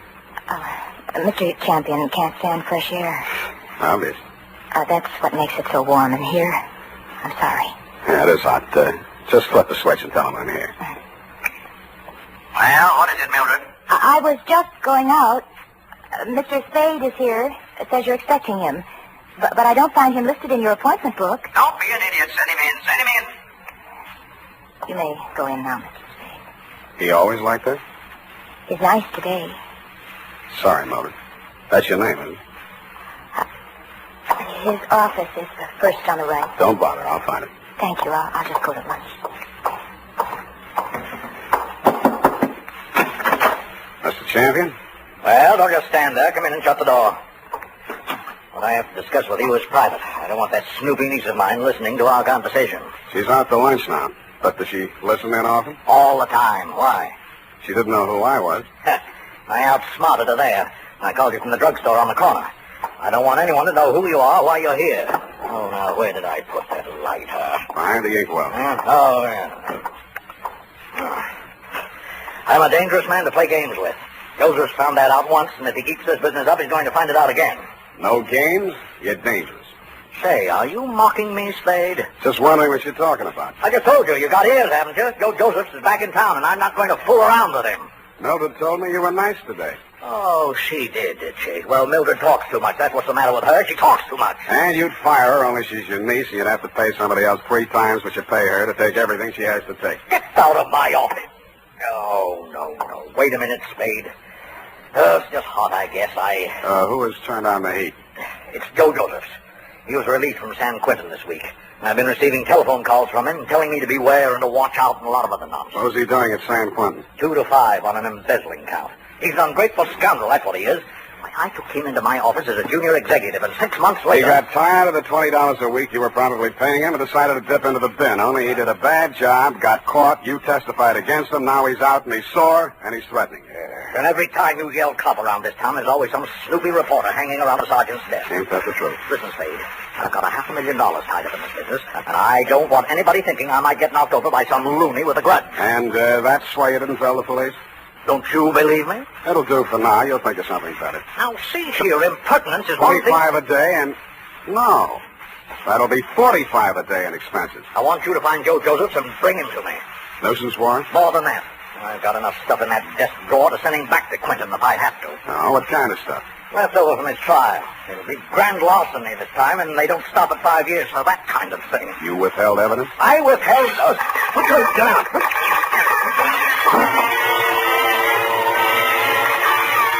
My back was only 8 feet from the window, and it came through from the other building across the court. The silencer either ruined the marksman's aim, or he was just a bad shot, because out of 6 tries, he didn't connect with a thing but the desk lamp and a wastebasket. By that time, Champion and I were both on the floor, Champion on top of me. I kicked out to get loose, and he kicked me back. I gave that up and twisted around for my gun. Across the court, a window was open about 6 inches, one corner of which was full of a dark-sleeved hand and a gun arm. I fired at it from what is known as number 6 position. It's him! It's him! Get him, Spade! Get him, Spade! What do you think I hired you for? I didn't bother to answer him. I went through the window, onto the fire escape, and over to the next building. I did more. I went in that building, which was apparently vacant, down the stairs, and started out the back entrance. Hey, Shirley, watch it, will you? What's the big hurry? Hey, he came out of this building. Which way did he go? Who came out of what building? This building, right here, just a second ago. Here? Yes. Who? Him. Who? The guy who just ran down these stairs. What do you look like? Well, he... Oh, what do you look like? I say, what do you look like? Huh? Who? What? Where? Thanks. Don't mention it, Curly, anytime. I couldn't tell her what he looked like because I hadn't seen him. After a careful search of the building, which revealed nothing, I decided my suspect had eluded me for good, and I returned to the office of Elliot Champion. He was sitting on his green leather chair, wearing an expression to match. Missed him, huh, Spade? What does Joseph look like? Oh, I got a couple of snapshots here somewhere. Yes, here. Let's have a look. I was later to regret having those snapshots of my person. They showed a tall, thin-faced, haunted-looking guy, an old-looking 28, good face, shock of black hair, and dark eyes. I've seen plenty of Trons, embezzler type, and he wouldn't have been cast in a part in my movie. There was nothing about him to indicate that he'd embezzled $2,000 or used a silencer on a gun. I dug 238 slugs out of Champion's wall and went down to the street. Spade! Oh, Spade! He was a heavy-set man in a dirty white Panama hat and seersucker suit that didn't fit him around the middle. Just a minute, Spade, just a minute. He crawled out of a black sedan, jammed a cigar in his mouth, and began sweating. He needed a shave. He'd always need a shave. Hot afternoon, ain't it? Yes, it sure is hot. Sure is a hot afternoon. Here, my card. Lemuel Drigger, Confidential Investigations. Guess I should ought to have some new ones printed up, huh? I guess you should order, Lem, and change the name while you're at it. Huh? Didn't the commissioner bounce you 9 years ago for rolling a pack before you did the booking? Oh, let bygones be bygones, Spade. I'm in business for myself now. How's business, Lem? Punk. Try another racket, Lem. Spade, you been in to see old man Champion, maybe? Maybe. I was just going to go in to see him myself when I spot you pull up. I recognize you from the pictures in the paper last week. I figure maybe you and me ought to talk. What did you figure you and me maybe ought to talk about, Lem? Oh, you make it tough for a guy, Spade. We're in the same business, you know. What you gonna see him about? So long, Lem. Hey, wait a minute. I'm an old gumboot, huh? A fat old gumboot who couldn't get a trick as a housekeeper or tail in a punk, is that it? Okay, Spade, okay. You're full of vinegar now, but just you keep my cards. You'll want to see Lem Drigger before it's all tied up. You'll want to see me. Screw, Lem. But he was right. I did want to see him because when I got down to the Chronicle office and looked up a morgue on the Joe Joseph trial, the first thing that jumped out at me was the name Lemuel Drigger. Lemuel Drigger, private detective who had been employed when Mr. Champion had become suspicious of Joseph's account irregularities, and who, together with Mr. Champion, caught Joseph's red-handed, and who willingly offered his testimony the same at the trial which convicted Joe Joseph to San Quentin for 5 years. The file also gave the name of Joseph's lawyer, a man named Anthony Speezer. The phone book showed an apartment address on Geary. That's you, Aggie? Hold on a minute. I was just trying to get dinner over before you showed up, but I guess I'm late tonight. Who are you? Mr. Speezer? That's right. My name's Spade. I'm a private investigator. I'm trying to locate a former client of yours, a man named Joseph. Come in. I was expecting Aggie, but come in. Thanks. I always fix my own dinner, poached egg and half and half. Ulcers. Name Spade? Yeah. Want an egg? No thanks. I'm on duty. Mind if I finish? It's up to you. Who's your client, Spade? Elliot Champion. Joe Josephs is back in town, and he's been making telephone threats and throwing 38s around. 38, huh? Mm-hmm. You know where he is? Joe was a nice kid, but a calendar job. Born with one war going on, a depression on deck, and another war in the hole. Makes a difference. The calendar got him. Everything was against him at the trial, too. I couldn't do anything. He thought I let him down and told me so. He got real sore when they read the book at him. Certain Champion and that private Dick, Lem Drigger. Drigger and everybody else said he was railroaded. You were his attorney? I know, but he didn't have a chance in a million of beating that rap. He thought I ratted when I took the guilty plea in court's mercy, all for a lousy $2,000. Well, he's done his time and he's out now. He hasn't gotten in touch with you? Nope. No threats? Nope. Have a right to you from prison? Nope. Any idea where he'd be in town? Nope.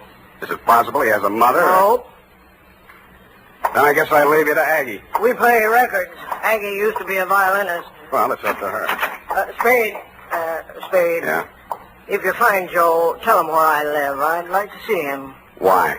I don't know. Maybe I just want to see what 5 years in the pen does to a kid like that. Yeah. I'll bet you do.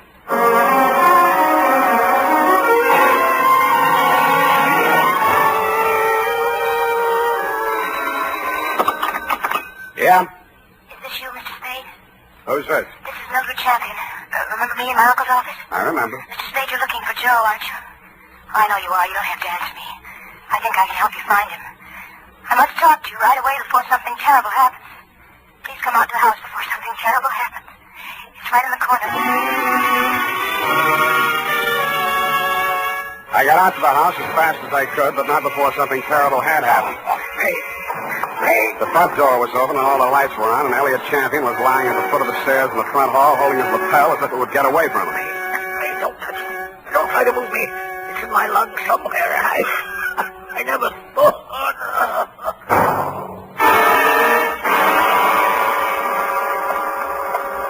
It didn't look like there'd be much use, but I beat it up the stairs to the hall phone to call emergency ambulance. Hello? What's that? This is Joe. So you hired a private eye to look me up, huh? Well, you'll never find me, but I'll find you. Yeah, Mr. Champion, I'll be seeing you real soon. I didn't get it then, but I got it a second later. I grabbed for the banister, missed, and hit the top railing. A pair of hands held me up long enough to go through my pockets and then let me go, and that's the last thing I remember.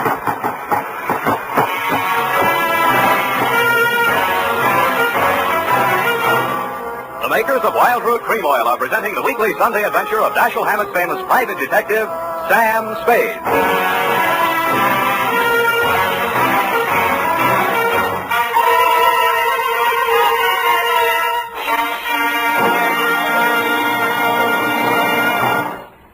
Now, here's important news on good grooming.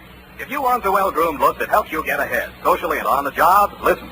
Recently, thousands of people from coast to coast who bought Wild Root Cream Oil for the first time were asked, how does Wild Root Cream Oil compare with the hair tonic you previously used?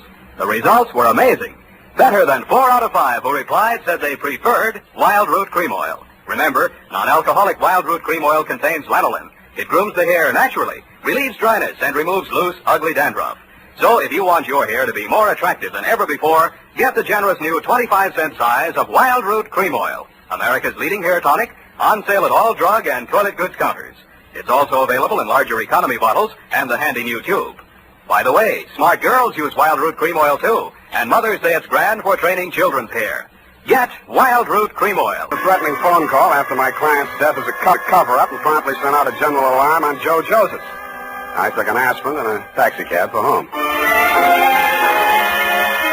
Halfway uptown, I discovered the pictures of Joe Josephs were missing from my wallet. And that is why I was absent at the medical examiner's inquest this morning. Instead of going home, I went out to San Mateo, jimmied the lock of Champion's office, and violated City Ordinance number 352B. My dead client's desk revealed one important item. An income tax voucher dated August 17, 1944, noting him delinquent. Then I found another important item, same for 1943. His secretary's desk was even more interesting. What I found there led me to 1, call her home. Result, no answer.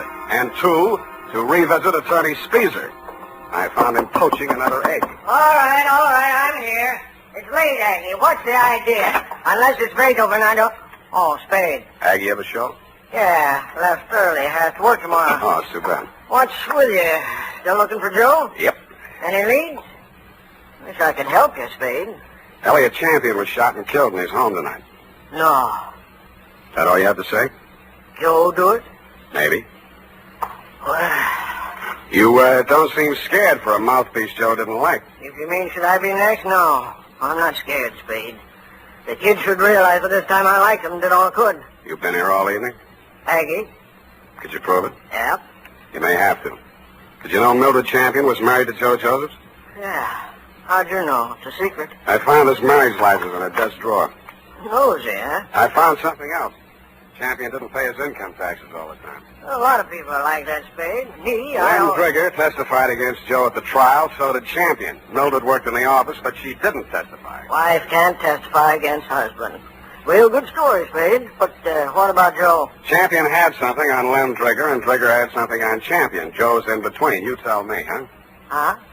All right, I'll tell you. It's all about a green kid hired into a brokerage firm to be framed on a phony embezzling charge to cover up a tax delinquency. You want to finish it? I can't. I don't know it. You've got ideas, though. Yeah, Spade, you're right. I've got ideas. And all of them make me sick inside. That kid stood there and told me he was innocent. He said it 1,000,000 times if he said it once. And he told me he thought Champion was short with the income tax people. And if Champion was short, he could phony up a book and get a worn-out private detective like Drigger to testify that there'd been a fraud, and Joe takes the rap. If that's what happened, they did it pretty good. Did you mention anything like this at the trial? Surmise is not admissible. There was no way to investigate it and no way to prove it.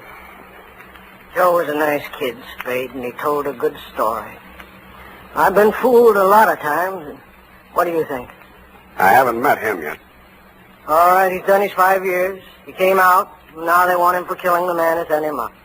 His whole life's gone. And for what? Spade, I hope you don't find him. I hope nobody ever finds him. But we did find Joe Joseph, Lieutenant. He was right under our noses all the time. When I called you, you told me to come on down to the morgue at the county hospital. We both stood and looked at Joe Joseph's. It's a funny thing, Sam. We had an alarm out for an hour on this guy. We've been looking all over for him, and he turns up right here. Only he's dead. He's been dead since last night, about 7. 7? Same time Champion was killed. TB. Just got the whole story. Had it awful bad in prison on the sick ward his last 2 years. Wanted out awful bad. When his time was up last week, he made him release him. But he wound up here, died in the hospital. He looks awful young to be a con and all. I don't know, Sam, he's just a kid, isn't he? Up until then, you had some kind of case against Joe Joseph. But when the medical examiner reported that my client had been shot with a .32, the rest of it began to fall into place.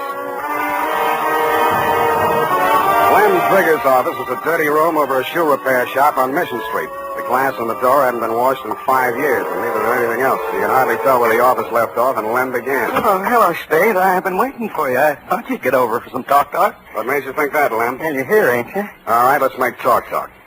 Did the silencer ruin your gun? Huh? Come on, I want it all. Hey, you phoned tonight after Champion was killed. You've been phoning him right along saying it was Joe. No, just a minute, Spade. We're in the same racket. You shot at him with a silencer on your .38 this afternoon to make it look real good. You can't prove anything. I didn't kill him. One slug out of your gun will match that up. Every cop carries a .38. You were a cop once. Now, Spade, you got this all wrong. You because you thought he'd called you in for protection. He called you in once on another job. Listen, I know what you're thinking, and but this was so bad you had to drum it up, didn't you? Joseph was released from prison and it was a natural, only it didn't work. Champion called me instead, and you tried to shake me down. Well, I only thought we could kind of work together. Make it a good thing. I told you once you should try another racket.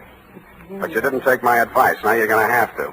What do you mean? Because your license will be revoked pretty quick. You got into a lot of trouble about 2 minutes from now. I did? I was right here. What are you trying to do? I swore out a complaint on you for assault and battery. Hey, wait a minute. I ain't done nothing to you. Champion's dead. And yes, you did, Lamb. You tried to strike me, and I had to defend myself.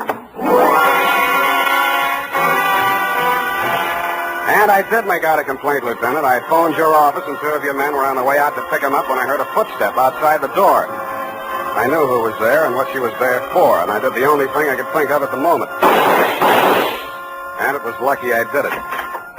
Her own .32 was in her hand when she came in the door. She looked at me, and Lem's smoking gun in my hand, looked at him stretched out on the floor, then she looked back at me, and the gun fell from her hand, and she began to cry. Hello, Mildred. I wanted to do it. I came here to do it. I know. Why? Why did you? To stop you. Why? My bullets went into the ceiling. He's just knocked out. No, he ought to be dead. Dead. No. Not anymore, Mildred. You tricked me. You knew I was coming here. And you know he should die. You know it. That won't bring Joe back. How many real tramps have you met in your life, Mr. Spade? Lots. And some who just thought they were. Well, you met the genuine product yesterday. My uncle, for example. He stole money from himself and made it look like Joe did it. I know about that. And this one? Why didn't you let me kill him, too? Why? Easy. When I went over to see him in the hospital the first time, I knew he was dying. He had that look in his eyes, helpless. And he knew what they'd done to him, and he couldn't do anything about it. But you figured that you could. So you killed your uncle when you found out Joe died, and you came here to kill Lem. They killed him. They killed Joe, and they sent him to prison. 5 years I waited for him to get out of that awful place. I waited to hold him in my arms and tell him it was all over. 5 years I waited to help him forget his hate, my hate. 5 years I loved him so much every day. Oh, easy. And then he came back to me the way he did. Those pictures were all I had left of him after 5 years of waiting, loving him. Now he's dead. What can you or I or anybody do about what they've done to him? Look at me, Mr. Spade. Go ahead, look at me. I'm not what you'd call beautiful. I'm not even very pretty. Nobody would ever look at me twice. Well, Joe looked at me, and he loved me. Now he's dead, and I'm dead inside. I'm dead inside, and I'll be glad when I'm dead outside.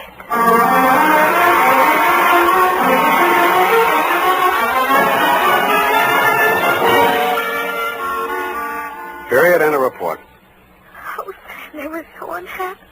Yeah. Add a notation that I won't be around for the coroner's inquest. Sam, you can't do This report, when duly notarized, should be admissible as testimony. I want to get out of town for a few days. Sour racket. And now, listen to this. Later this evening, if you happen to stroll down to the corner for cigarettes or ice cream, why not also pick up some Wild Root Cream Oil Hair Tonic?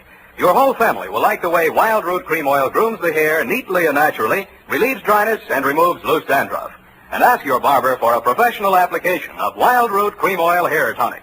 Again and again, the choice of men and women and children, too.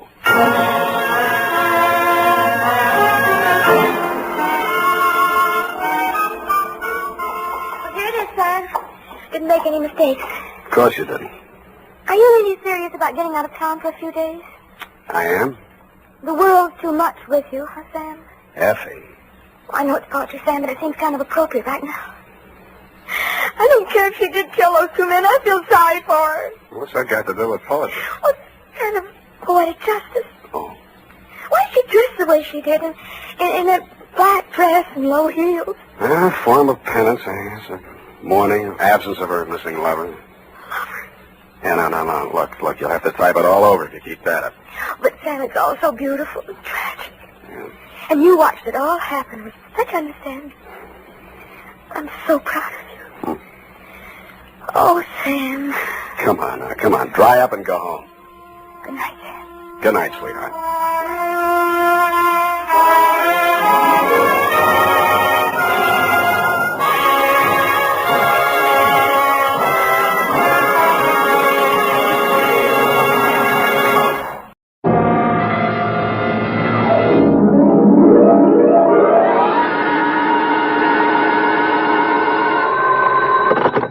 Detective Agency?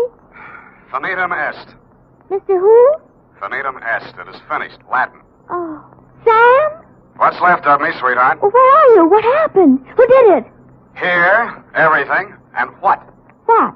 No, I asked you first. Sam. Now you're making sense. Well, did that Mr. Mortuus get in touch with you? Demortuus nil nisi bonum. Oh, Sam, stop it. Second year Latin, F. Speak well of the dead. You mean he's dead? If you have tears, prepare to shed them now. This one ends up worse than Rigoletto.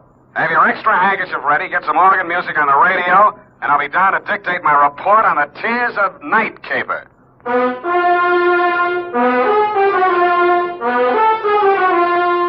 Dashiell Hammett, America's leading detective fiction writer and creator of Sam Spade, the hard-boiled private eye, and William Spear, radio's outstanding producer-director of mystery and crime drama, join their talents to make your hair stand on end with the adventures of Sam Spade.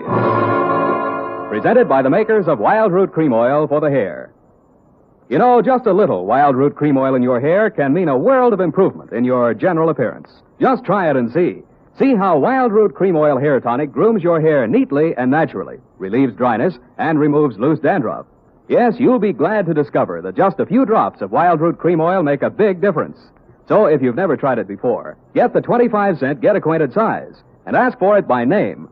Wild Root Cream Oil Hair Tonic. Again and again, the choice of men and women and children, too. And now, with Howard Duff starring as Spade, Wild Root brings to the air the greatest private detective of them all in the adventures of Sam Spade.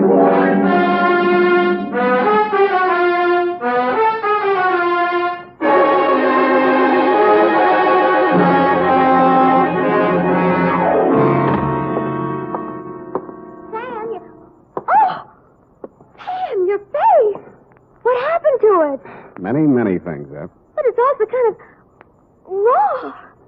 Oh, Sam. In time, Effie, my wounds will heal. Oh, I'll bet that Mamie Gagan had something to do with it. I could tell when she came in here that she was going to be... Mortuus nil nisi bonum. Huh? Latin. Speak well of the dead, remember? Oh, One thing at a time, sweetheart. Let's get this over with. I want to find a doctor. oh, you're so brave, Sam.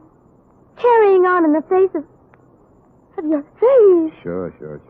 You won't be satisfied until you just die for your profession. Yeah, well, if I do, nil nisi bonum, Effie. Nil nisi bonum. That means... Latin means, bony knees. Oh. Date, July 24, 1949, to Miss Daphne Arlington from Samuel Spade, San Francisco, license number 137596. Subject, The Tears of Night. Dear Daphne, I hope this will clear up a few things in your mind. I hope it'll let you know how you got where you are and what happened to put you there. It all has an illogical beginning, middle, and end. At 3, yesterday afternoon, my loyal secretary and confidant, Miss Effie Perrine, a doll, who has been rehearsing a Cockney play for television, flung open my office door and said, Miss Mamie Gagan to see Mr. Spade. I said, cooey. Miss Mamie Gagan looked everything the name implied, from her lately blonded hair to her genuine alligator shoes. I might add, she weighed in at approximately 160 and was in very good condition. You, Spade. I am he. Sit down, please. Ah, Don't you believe me? I hate gumshoes. They all stink. Something in your background. Perhaps as a girl. I'm just assuming that you were one. All gumshoes are nosy. They talk too much. That's why I don't like them. Here. For me? Who else, stupid? Oh. And it says, pay to the order of Samuel Spade, $100, signed Mamie Gagan, co-signed Johnny McCall. All right, is it good? You wise guy or something? Sure it's good. I'm the treasurer. Get your hat. In this weather? We gonna go see Johnny. McCall? Yeah.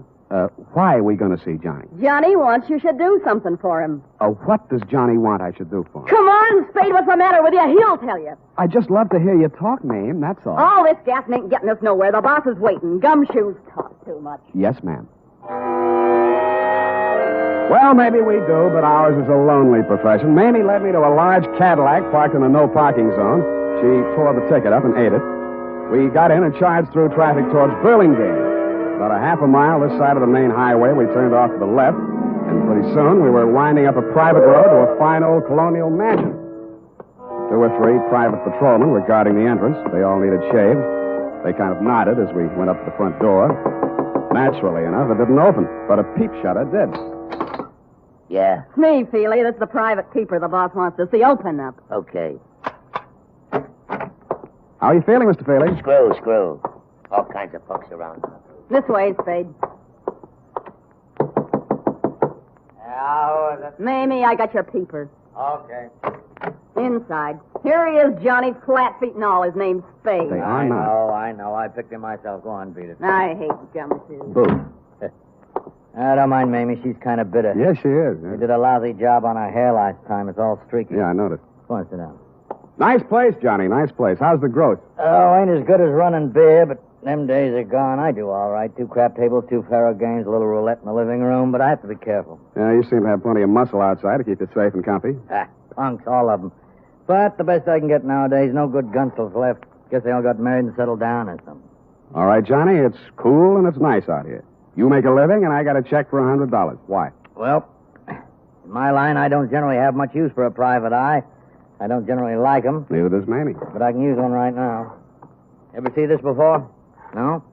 Well, it's a little bit of necklace. Necklace case. Called the Tears of Night or something. Yeah? And it's worth quite a chunk of Geetus. These 4 diamonds are good stuff. Dame named Daphne Arlington left it here a week ago when she went in for a plunge at the roulette table. She left it for a standby till she raised the cash. Oh, a screwy dame. You know, a widow with a lot of money. Boyfriend named Lenny Eppich. He paints or something. Well, she sent me a check today for the 5 G's she lost, and I just want you to take this thing back to her. That all? Yeah, that's all. I got my dough, she gets a necklace. You're a licensed bonded investigator, insured, it's safe with you. I couldn't trust any of my punks with it, and I don't like to be seen in public, so you just take it back. It's all very simple. Uh-huh. Now that you've told me how simple it is, suppose you give me the unexpurgated sequel. Did her check bounce? Yep. All right. You want a drink? There wasn't any check, Sam. She called me a couple of hours ago and said if I didn't have this thing back to her by tonight, she'd call a load of cops and come out here and tear the joint apart. Not such a screwy dame at that. You're stuck. You telling me. If she comes with cop, I'm closed for season. I'm getting old. Oh, you're not old, Johnny. Feely was running the table. I didn't know he'd taken this thing for security till we counted up. Stupid Feely. I should have pushed his mush in or something. Letting a dame like that make us a setup. Well, maybe you'll do better next time. Oh, ain't gonna be no next time, Spade. Well, here's her address. Here's the ice. Just take it to her, and I'll chalk it up to experience. You better get yourself a new boy at that table, Johnny. You telling me. You telling me. Well, bye.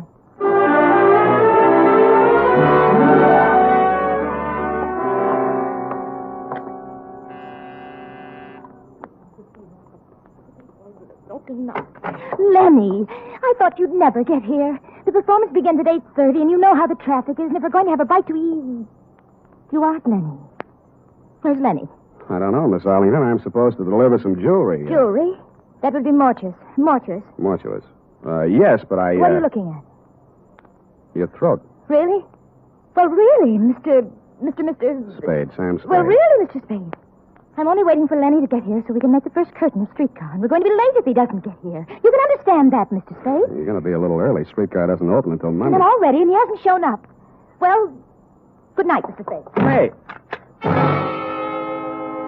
The white ermine cape you were wearing and the black strapless thing needed a touch, but you had it. A diamond necklace. In fact, the Tears of Night, the same one I had in my pocket, Daphne, was hanging around your lovely neck. I rebuzzed your buzzer and knocked on your door for quite a while until it was quite evident that you were not going to open up. Under the hallway light, I snapped open the necklace case. Mortuous, you had said. And mortuous was what it said stamped inside the case.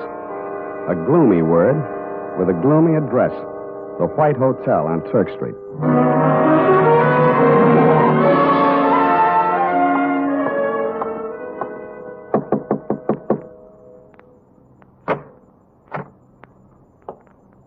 Hannibal Mortuous. At your service, sir.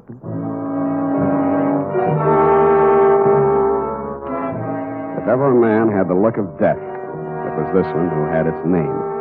He was older than old, cadaverous, and in his skull-like head his eyes were white. He was wearing a flannel nightshirt. You find me a bit indisposed, Mr. Spade. The clerk at the desk said it was a matter of jewelry. Therefore, Hannibal Mortuous is at your service. Now then, sir, what is so urgent? I came to ask you about a diamond necklace. I found your name stamped on the inside here. House of Mortuous, most respected name in diamonds, as well as all the lapidary arts. Most respected. Fine jewels and the name Mortuous is synonymous the world over. I am the last of 4 sons. But what continues, Mr. Spade? Well, I just want you to take a look at this.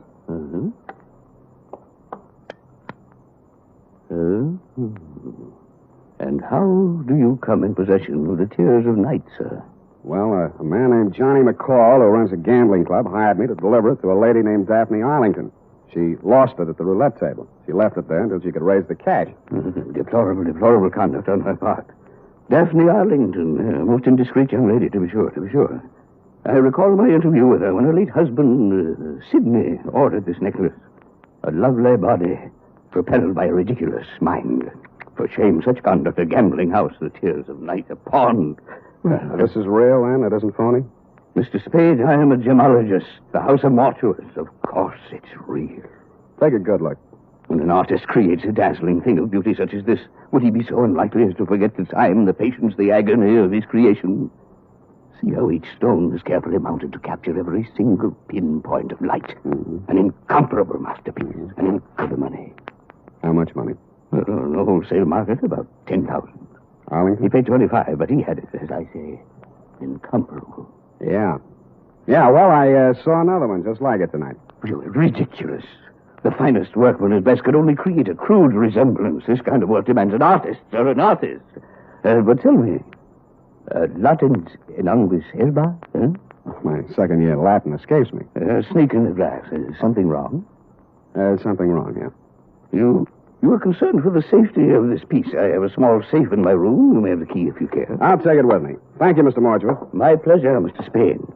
Omnia mortuus bonum vocates. All speak well of Mortuous, of Panza. Good evening. In the dismal lobby of the White Hotel, I asked the night clerk for some wrapping paper and 20 cents worth of stamps. It was a hunch, plus the fact that outside in the street I spotted two of Johnny McCall's unshaved gorillas. They were looking up at the front of the building. Mr. Mortuus must have switched off his light or something because their eyes suddenly dropped and I saw them separate, one on each side of the front door. With shoulders carefully hunched, I stepped out into the lonesome night.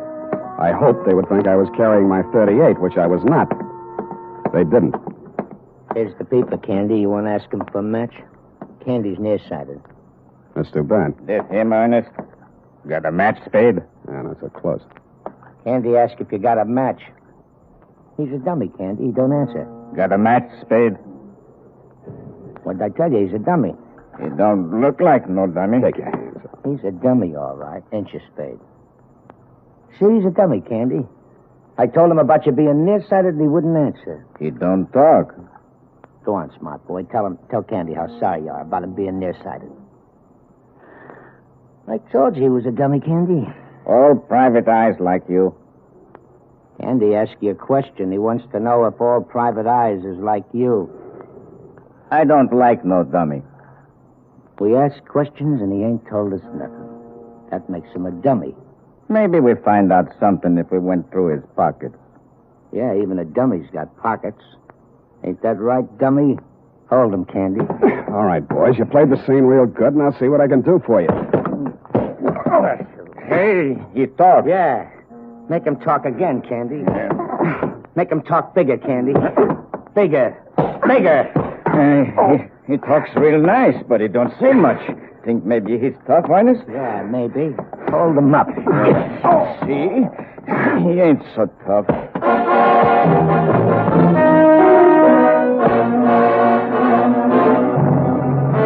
No, I wasn't. And I didn't feel like talking on that quiet little street where the only noise was my face pounding on their fists. I didn't have the necklace anymore, but they had to find out the hard way. The hard way for me.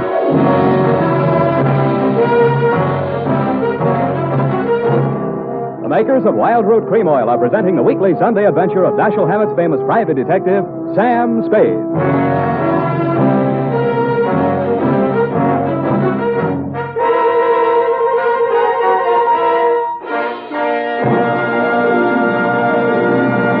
Now, here's important news on good grooming.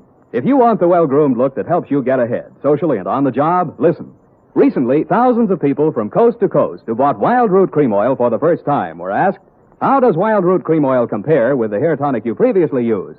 The results were amazing. Better than 4 out of 5 who replied said they preferred Wild Root Cream Oil. Remember, non-alcoholic Wild Root Cream Oil contains lanolin. It grooms the hair naturally, relieves dryness, and removes loose, ugly dandruff.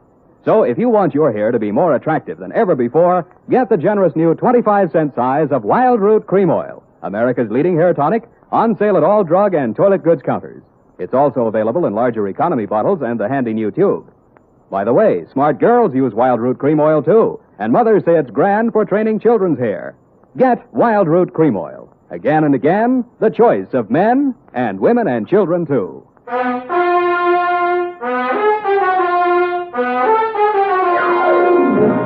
And now, back to the Tears of Night caper. Tonight's adventure with Sam Spade.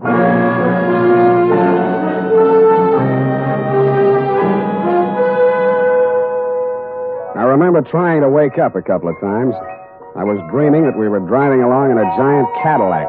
Big Mamie was sitting on my lap. She was eating a diamond necklace and spitting out cherry pits, which Mr. Mortuus grabbed, looked at through his jeweler's glass, and then tossed into a roulette wheel. Then we had a blowout, and the whole car vanished with everybody screaming, "De Mortuus, De Mortuus." Somewhere around 7 in the a.m., I began to get a feeling. Several feelings, and all of them hurt. I had been dumped in the grass in a fairly nice neighborhood. In your neighborhood, as a matter of fact, Daphne. And 5 minutes later, I was climbing the steps to your apartment. I thought maybe you'd let me wash my face in your bathroom. Also, you seemed the logical one to question since nothing else made sense. You were sitting in a large chair. The drapes were drawn, the door was slightly open, and only the light from the hall seeped in. You had the phone in your lap. The receiver was off. My guess was right. You were looking at nothing. Oh, Mr. Spade. It's you. You came back. You've been in an accident. I don't think you'll need this. Oh, yes. Well then, Mr. Spade. Well then, I suppose you've met some people tonight who know a great deal about me. A gambler, a jeweler. Did they tell you about Lenny Eppich? No. He's really a dear, Mr. Spade. Quite the nicest boy I've met since Sidney was killed in that horrible automobile accident. Sidney and I had so many things together. I do think he enjoyed being alive with me. I mean, I cried when Sidney was killed. I really did. I cried. Miss Arlington, I didn't know what to do. I cried. That was 3 years ago, but now I have Lenny. He's really a dear. I do think that Lenny will be a very prominent artist someday. I do. Lenny asked me to marry him tonight. He did? I've been very lonely since Sidney died. Lenny isn't interested in my money. Lenny has some money of his own. What didn't what? I couldn't do that. My tongue adjusted to my mouth. Did that ever happen to you, Mr. Spade? Sometimes, yes. But perhaps I should see a correctionist. I'm glad you came by again. I didn't know you were a detective the first time. Who told you? Why, Mr. McCloud. I really can't understand money. Please, Miss Arlington. I know it must be strange to you, but look at them. But some people live for it, some people die. Please, Miss Arlington, we can't get anything done. Look, they do look so funny. So very funny. I've seen them count money. So much money. And I really believe that is all they live for. Oh, look. You were pointing at something across the darkened room. It took me 10 seconds to find the light switch. Stretched out on your floor, they looked funny, all right. Candy and Ernest. Both of them as dead as you can get.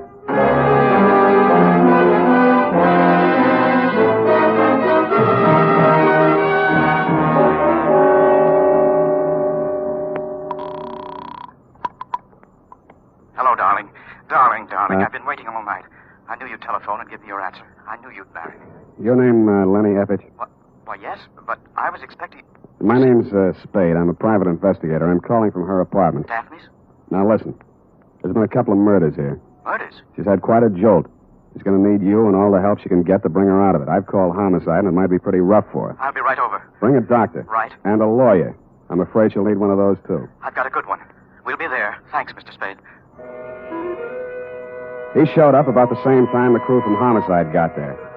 Your fiancé's a good guy. He talked fast and urgently, as did the doctor and lawyer he brought with him, and through their combined efforts, you were removed not to police headquarters, but to the private hospital in which you are now a patient. It was obvious from the powder test that you could not have fired the .45 which ended the lives of Candy and Ernest. It was also obvious that the murders had been done elsewhere.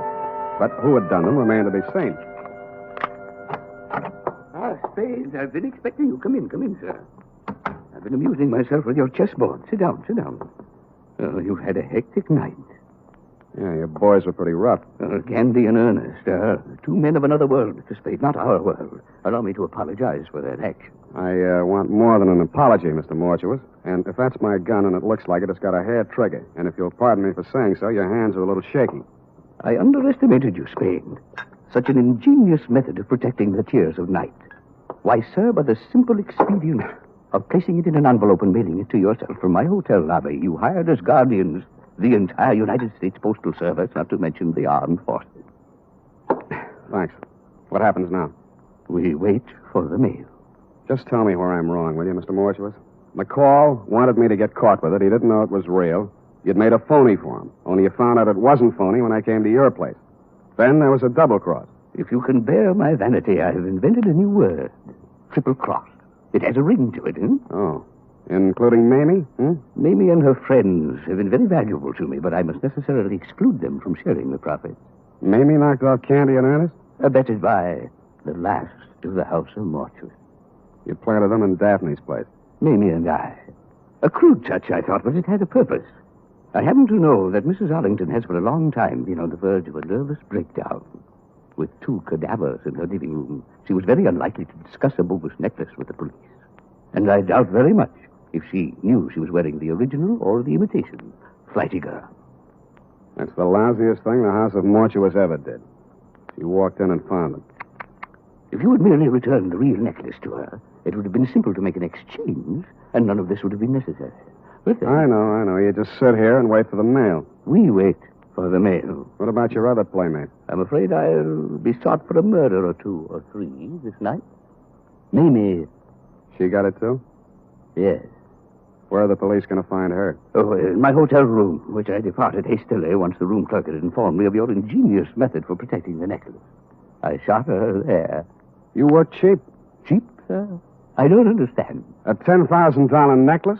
It's not quite a king's ransom, you know. The tears of night are worth 5 times that. I'm afraid I misinformed you as to their value. I didn't want you to become suspicious. You are a really horrible, terrifying old man. I suppose you think you'll get away with it. I don't intend to get away with it. An old man, yes, but I intend to spend my remaining years... They'll pick you up before you get to the airport. I doubt that. I shall turn the tears of night into cash. And with a well-laden purse, I shall guarantee to elude the police over half the world. In 2 years, perhaps 3, they'll get me. But I'll have spent the money, and... We have a visitor. Caution, Spade. I do shoot well. I'm sorry, tell them to go away. I'll be right beside you. All right. Open it. Look, one side, Spade, I got a gun. Obvious. Mamie. I thought I'd find you here waiting for the mail. You dirty. You didn't do such a good job on me. Caution, my dear. I have a gun, too. Everybody but me. I can last long enough to let you have it. Not so good, my dear. Your loss of blood has made you groggy. Still good enough. Well, It was almost a photo finish. He kind of leaned into the wall with a pained and amazed look on his face, then he seemed to try to walk. Mr. Spade. Mr. Spade, sir, I believe I've been shot. I'll need a little assistance. I can't seem to hold my feet, sir. I can't seem to hold my feet. This was an awkward plan at best. The mortuus nil nisi bonum, Spade. Or if your second-year Latin escapes your memory, speak well the dead.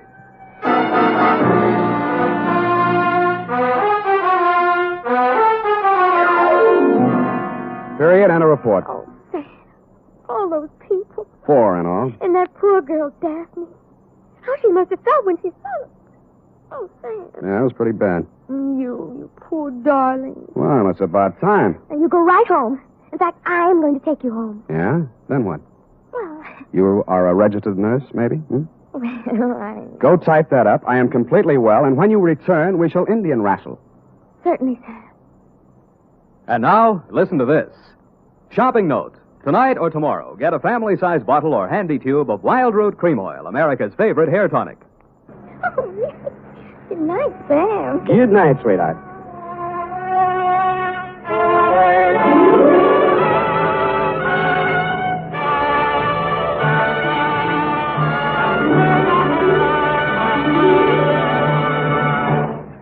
The Adventures of Sam Spade, Detective.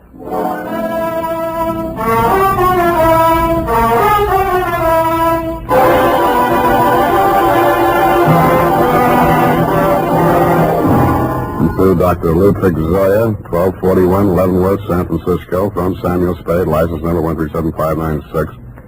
Subject, Edith Hamilton. No paper? No caper. Dear Doctor, if I owe you an apology for not keeping you informed on the progress of the assignment and for letting it drag on as long as it has, then I'll have to go on owing you, which makes us even because you don't owe me anything. The start of it was a month ago. 32 days, 8 hours, 3 minutes, and 45 seconds to be exact. Ah, Mr. Spade. Dr. Zoya? Good to see you. Let me think. How long is it? 3 years since I visited your office. That was when you were my leading suspect in the Denov case. Ah, yes, poor Denov. It was he who pointed out that we psychoanalysts are not unlike you detectives. We probe, we question, we follow up clues in order to find out what is the dark secret which has nervously disturbed the human mind. But we are limited. We have only our patients' words and our interpretations. Sometimes that is not enough. And that is why I need your help in this particular case. What case is that, Dr. Sawyer? Please do not interrupt the free flow of my thoughts. Pardon me. Naturally, my ego feels a certain resentment against my id for asking you for your help. What makes me think I need a detective? Well, my id was just asking my ego the very same question. Oh, you too feel resentment. We must analyze that later. Bring me your grievances. Well, now to the case. Oh, yes, okay. This woman was referred to me by her physician. She has suffered a complete nervous collapse because she thought she recognized a certain person crossing the street. A person she had not seen for years. Who was that? My patient's son died under mysterious circumstances 3 years ago, and the woman she thought she saw was her daughter-in-law. Mm-hmm. It was widely reported in the newspapers at the time. Perhaps you remember it. Carter Hamilton? Carter Hamilton. Oh, Roanoke, Virginia, 1946. The mother accused her son's wife of murdering him. Daughter-in-law was hauled up before the grand jury, but not indicted. Dropped right out of sight afterwards. Good, you know that case. Well, actually, my patient is suffering from an agonizing sense of guilt. Unconsciously, she thinks that she herself murdered her son. Did she? Well, there may be something tangible at the bottom of so profound a feeling of guilt. You mean you want me to help you convince her that she really is guilty? No. That is for me. But first, we must find out. What we must find out is somebody else, whether they are guilty. What? Go all the way to Virginia, solve a crime that's been off the books for 3 years? No. The daughter-in-law is actually here in San Francisco. Well, if I remember right, she wasn't the only suspect. Well, whether she is innocent or guilty is of no importance. It is only important that we know. What? Excuse me. Yes, Miss Case. Mrs. Hamilton is here, Dr. Sawyer. Oh, good, Miss Case. Send her in. This is my case. I'm my patient. I want you to meet her. Oh, good afternoon, Mrs. Hamilton. Good afternoon, Doctor. The woman who stood framed in the doorway was a tall, commanding figure, impeccably dressed in black, with an easy $100,000 worth of black pearls wound around her neck and a black veil covering her face. She walked in ahead of you, displaying not a sign of nervousness, and stopped directly in front of me. Very deliberately, she lifted the veil, revealing a youthfully old face, deeply tanned and set off by snow-white hair. Only her enormous violet eyes showed any expression. She stared at me for what seemed like a full minute. Yes, you do. You look like the other one. Well, perhaps you had better explain, Mrs. Hamilton. My daughter-in-law, Edith, was very much in love with another man before she married my son, Carter. He jilted her. Carter was second choice. It was I who talked her into marrying him. That's why I'll never rest until my son's death is avenged. We must analyze this desire for vengeance. Oh, yes. Yes, I had a dream last night. I dreamed that Edith was dead, stabbed with the same bone-handled hunting knife she used to kill my son. Yes. Well, no. You just lie down on the couch and relax, Mrs. Hamilton. I'll be with you in a moment. Come, Mr. Spade. This is the most disturbing new development, her dream. You must get to that girl as soon as possible. Her life may be in danger. You mean the old lady is mixed up enough to take a shot at her? Here. Here is the address. And take this briefcase. Why the briefcase? Well, there are legal papers in it regarding the Hamilton estate. They require her signature. I had Mrs. Hamilton arrange for you to take them to her instead of the attorney. I'm supposed to pose as a lawyer. While I'm there, I'm supposed to shake a confession out of her, and while I'm typing it up, I'm a bodyguard. You're getting a lot for your money, Dr. Sawyer.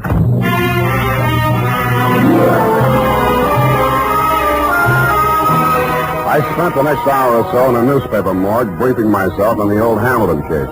The victim, Carter Hamilton, was the 28-year-old tail end of an old Virginia family whose blood was as rich as it was blue. The accounts of the killing were sketchy. At the old plantation, Carter Hamilton had been found one morning by his mother dead in bed of a stab wound. The knife was never turned up. Somebody had wiped everything in the room clean of fingerprints, which sounded like robbery until it was established that nothing was missing. The state was counting heavily on Mrs. Hamilton Sr.'s testimony in their case against the daughter-in-law, but an odd angle I'd forgotten. The old lady had clammed up in front of the grand jury, and the case was dropped for lack of evidence. Then there was a picture. She was the kind of a girl who looks her best in a riding outfit with her freckles showing and then surprises you by looking even better in full makeup with her shoulders showing. Candid is the word that best describes her features. Large, widely spaced eyes, a generous mouth, and an expression of unaffected sincerity. It was with a certain reluctant eagerness that I kicked myself up Stockton Street to Pine, across Pine to Bush, and up 3 flights of stairs.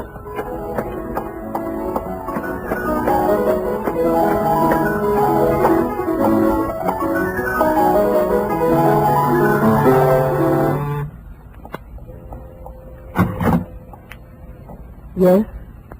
This is Edith Hamilton? Yes. You must be from the attorneys. They wired me you were coming. Come in. Thank you. Not that I'm in hiding, but I'm curious as to how they got my address. Would you like a drink? Oh, not right now. Can I fix you one? In about 20 minutes, maybe. I'm still wondering how they located you? I think the elder Mrs. Hamilton saw you on the streets. Oh, is she here in San Francisco? Yes. Is that so surprising? No, it's a large city. What is surprising is her staying on after learning that I was in town. And she's not very well. In fact, I think she's had some kind of a nervous breakdown. I'm sorry to hear that. I'm very fond of her, you know, in spite of everything. No, I didn't know. Maybe I should explain. I'm a private detective local. I was hired here in San Francisco to bring these papers to you. Oh, you found me? I seem to be a little slow introducing myself. I'm sorry. Sam Spade. Well, if it had to be a detective, I'm glad it's you. But I can't help wondering why they didn't send a lawyer. The lawyers cost $50 an hour. I only cost 10. Oh. In the private eye stories, it's always $25 a day and expenses. I wish those writers would get abreast of the times. I'm sure they'll catch up. But if you're being paid by the hour, perhaps I can keep you here a little longer. I'm glad you said that. You remind me of someone. Pleasantly, I hope. Yes. Oh, yes. And sadly, too. Your husband? If you don't know about that, I hope you'll never find out. I'll leave that up to you. His hair was like yours. He was thinner. And his eyes were blue. Maybe we shouldn't wait till 5 o'clock for that drink. It was a funny kind of a drink. I'd never been hit by one before, black velvet. After 2 of them, I even began to hate myself a little less. And after the third, I decided there was some mystical connection between the drink and the color of her eyes. Black velvet.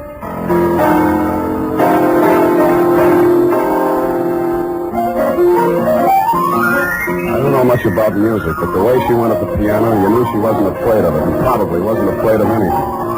The pieces she played were like her, bold and at the same time delicate. Simple, but with a web of complexities in the background. Brilliant, but always colored with sadness.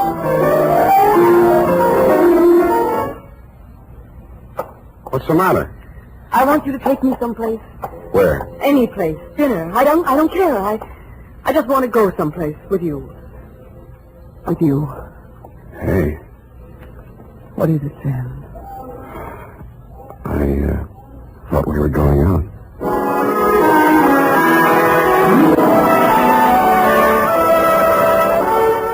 I never paid much attention to San Francisco before I met her. It's quite a place. There's a little park up on Russian Hill where you can stand and look out over the houses of the marina to the Golden Gate. There's an island in San Francisco even worse than Alcatraz. It's in the middle of the lake at Flyshacker Zoo, and instead of gorillas, the population is nothing but monkeys. There are only 2 laundries in Chinatown. And out at Golden Gate Park, they have a band concert every Sunday afternoon. Maybe it was just the bright weather, but everything looked clean and shiny, as if somebody had taken a scrubbing brush to all the buildings. We even fed seagulls. At first, she never went any further into her past than the day before yesterday. I couldn't very well charge her for the progress I was not making on the case, so when I learned that you'd sent old Mrs. H to a nursing home for a 2-week rest and Edith did not need bodyguarding for the time being, I took a job that took me down to Los Angeles for a few days. I was awful glad to get back. And not because I don't like L.A.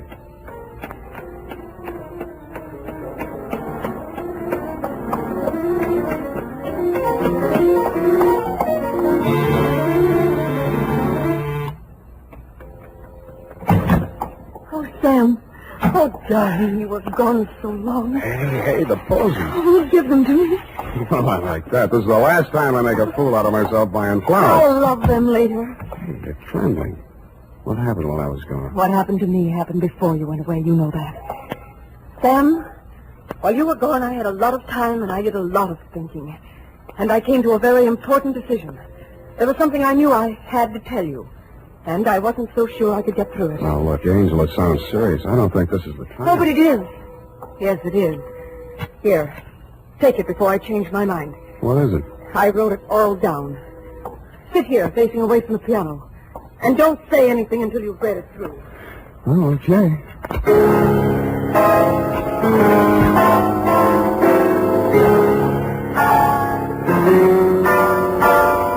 The opening sentence hit me straight between the eyes. It said, I, Edith Hamilton, of my own free will, make the following confession. It was addressed to the District Attorney of Roanoke, Virginia.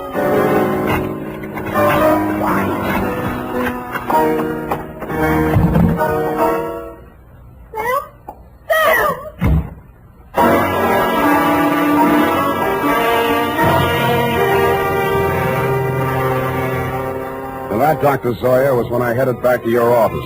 Not to have my head examined, it was too late for that, but to tell you that I was resigning, Miss Schaefer.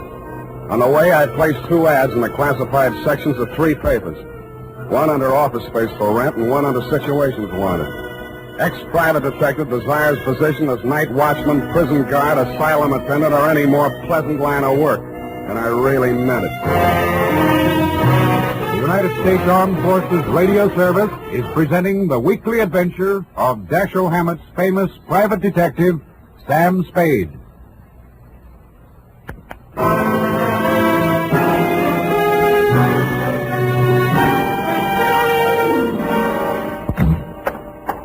Mr. Spade, what is it? You're disturbed. Disturbed is not the word, Mr. Zoya. Is it because you've been with her a week and a half and there's yet no progress? Let us analyze the situation. The whole setup has been rotten from the beginning. You send me to that girl under false pretenses. You tell me to worm my way into her confidence. One moment. Did I tell you this? How else did you expect me to get a confession out of her? Should have got the play when that old lady said I looked like a man Edith was once in love with. You thought she'd fall for me, didn't you? You thought I'd take advantage of it, didn't you? Well, you could hire somebody else to make love to her. I'm a detective, not a gigolo. So she did make a confession to you. Why do you say that? When a patient comes to a psychoanalyst for help, a situation develops which we call transference.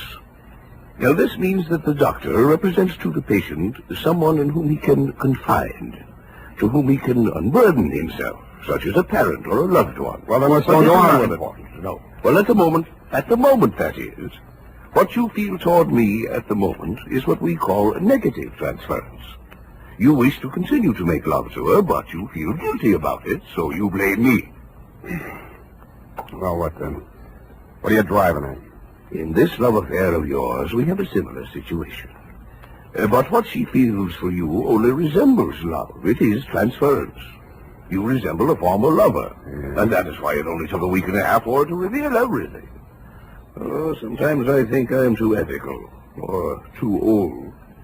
Come now, why don't you tell me? You feel better. There's nothing to tell. She had it written down. I didn't read past the word confession. Well, what did you do with it? I destroyed it. I see. Well, no. Miss Case, what is it? Mrs. Hamilton, she's...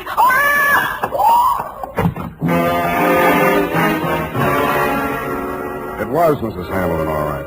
But she didn't look much like the dignified old lady I had met in your office 10 days before. Her high-piled white hair was hanging in 2 ratty pigtails. She was wearing a nurse's cape over a flannel hospital nightgown, and in her hand was a .32 caliber gun. Mrs. Hamilton, why did you leave the nursing home? You lied to me, Dr. Zoya. That place is nothing but an asylum. Well, you know that isn't true. Come, give me the gun. You're tired. You must rest. Yes. Now I can rest. I've killed her. What? Miss Case, she's fainted. Get some water. Let me see that gun. I'm going to Edith's place. Get an ambulance over there and don't stop to analyze anything.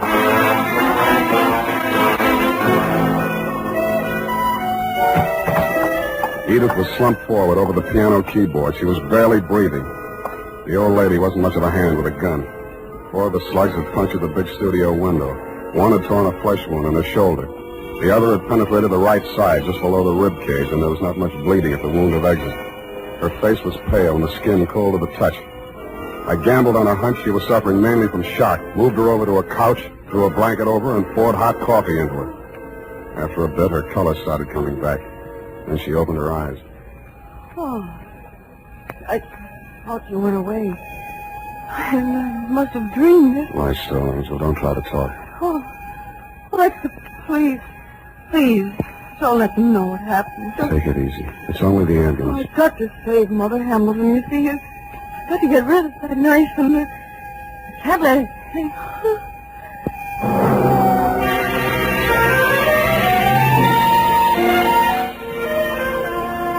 I rode in the ambulance with her. She was still unconscious when they carried her into surgery. They told me she was out of danger. When they threw me out that night, I went back to her apartment. What she'd said about saving old Mrs. Hamilton and getting rid of the knife gave me a new slant on that confession I hadn't read. The pieces were still on the floor where I'd thrown them. It took me nearly an hour to put the jigsaw together. And when I did, it was still a puzzle. In her story of that morning 3 years ago, she confessed to finding the body before the official discovery, to hiding the knife and wiping the doorknobs and surfaces in the death room to get rid of fingerprints. She couldn't remember anything that had happened in the 8 hours between 1 a.m., when she had left her husband drinking in the library and gone upstairs to bed, and approximately 9 in the a.m. when she found herself standing over his body with a knife in her hand. I stretched out on the sofa to think it over, and then I drew a blank.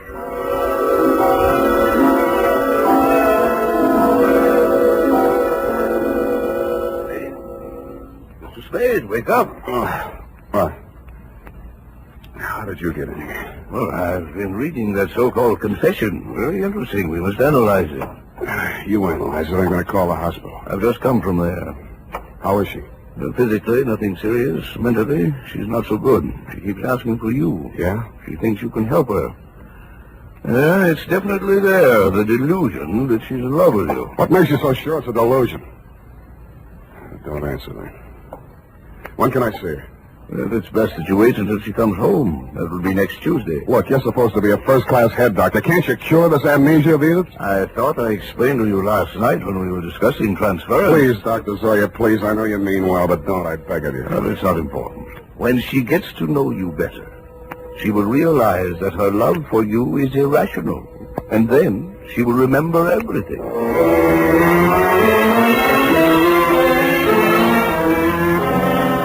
I kept myself busy like crazy until Edith checked out of the hospital. There wasn't much talk between us at first. Even her music was reticent, little rambling improvisations that sounded like children's songs or lullabies with something just a little acid mixed with their simplicity.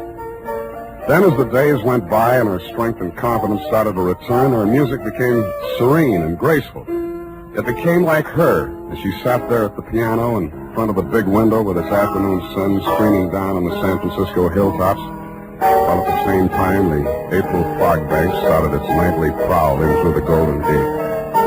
And that was like her, too, and like her music.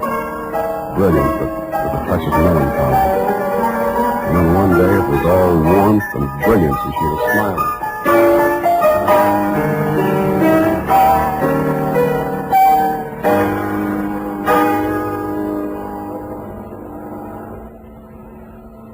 Sam? Yeah, Angel. I remember now. So that's it. I woke up this morning feeling so happy.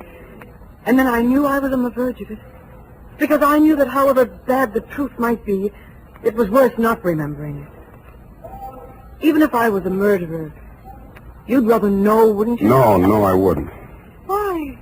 I thought I knew you so well.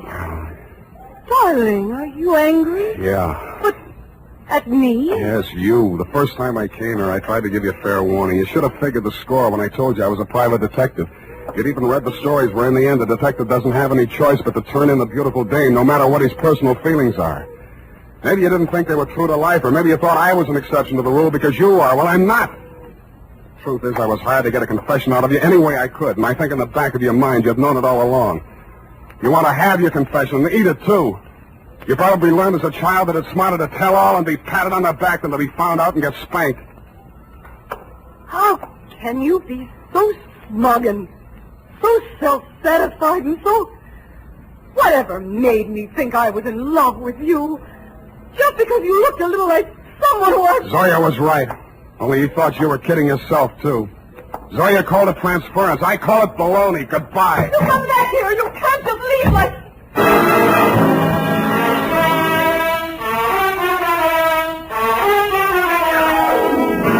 Well, that Dr. Zoya is why I never heard her confession. It turned into a lover's quarrel. But I understand she paid $25 an hour to rattle it off to you. I have before me your telephonic message. I haven't had time to analyze it, but at first glance I take it to mean that Edith was innocent of everything except destroying evidence. Motive, to spare her mother-in-law the anguish of knowing that her son was a suicide. I'm sorry, now that I know what her story was, that I didn't stay to hear her tell it. But that, as you would say, is not important. At least I cured her of that love delusion you were so worried about, even though it took a month to do it. Period, and a report. Oh, Sam, sacrificing yourself so self-sacrificingly, rather than shatter a mother's delusion. Yeah, some other time, huh? I'm sorry, Sam. I'll go type this up.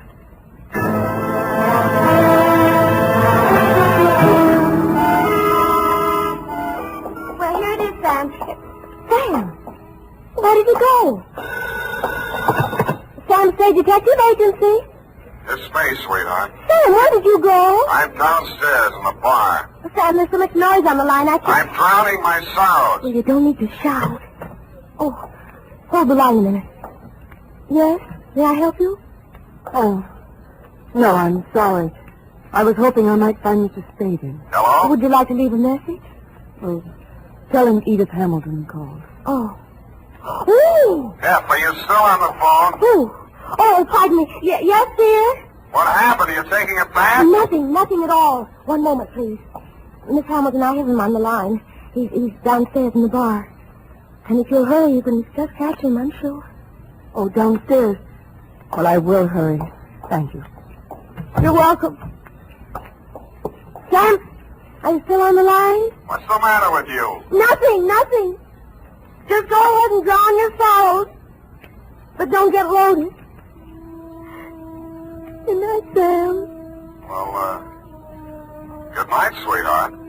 I'm going to take piano lessons.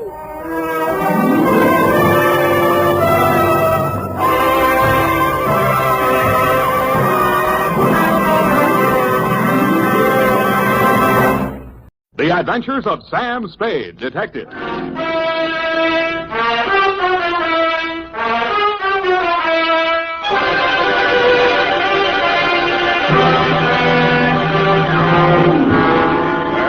Date, fill it in. To Detective Lieutenant Dundee, Homicide Detail, San Francisco Police, from Samuel Spade, license number 17596. Subject, the Betrayal in Bumpus Hell. Red Gillis was a raw-boned poke from the border country. He was a stranger to Bumpus Hell, but he was no stranger to trouble. He jogged his Pinto down the narrow main street, not liking what he saw, and reined up in front of the sheriff's office. He dismounted and slapped the trail dust off his Levi's. Then he hitched up his gun belt and ambled inside. He looked at the heavy-shouldered, blue-jowled man behind the desk, and he didn't like what he saw. Neither did the sheriff, Rance Blaggett. State your business... I can do it better than that. State your business and get out, he snarled. Red smiled thinly and drawled, I'm looking for my brother. And what be your name outside of Red? Here, I can do that better than that. And what be your name outside of Red? Red Gillis's hand slid toward one of his six-shooters as silently as the sun coming up over the butte. Gillis, he sneered. Red Gillis from the Tonto Rim. That's pretty good. The sheriff's muscles tightened like steel springs and pulled him erect. Ain't no Tonto Rimmer welcome hereabouts in Bumpus Hell, he cursed. That was real good. And then the slap of 4 hands on leather was followed by the simultaneous roar of 4 6-guns. Hey, wait a minute. The sheriff... I know her in there. Well, who is it? The sheriff is just... It's the Spade. Miss Calcutta next door.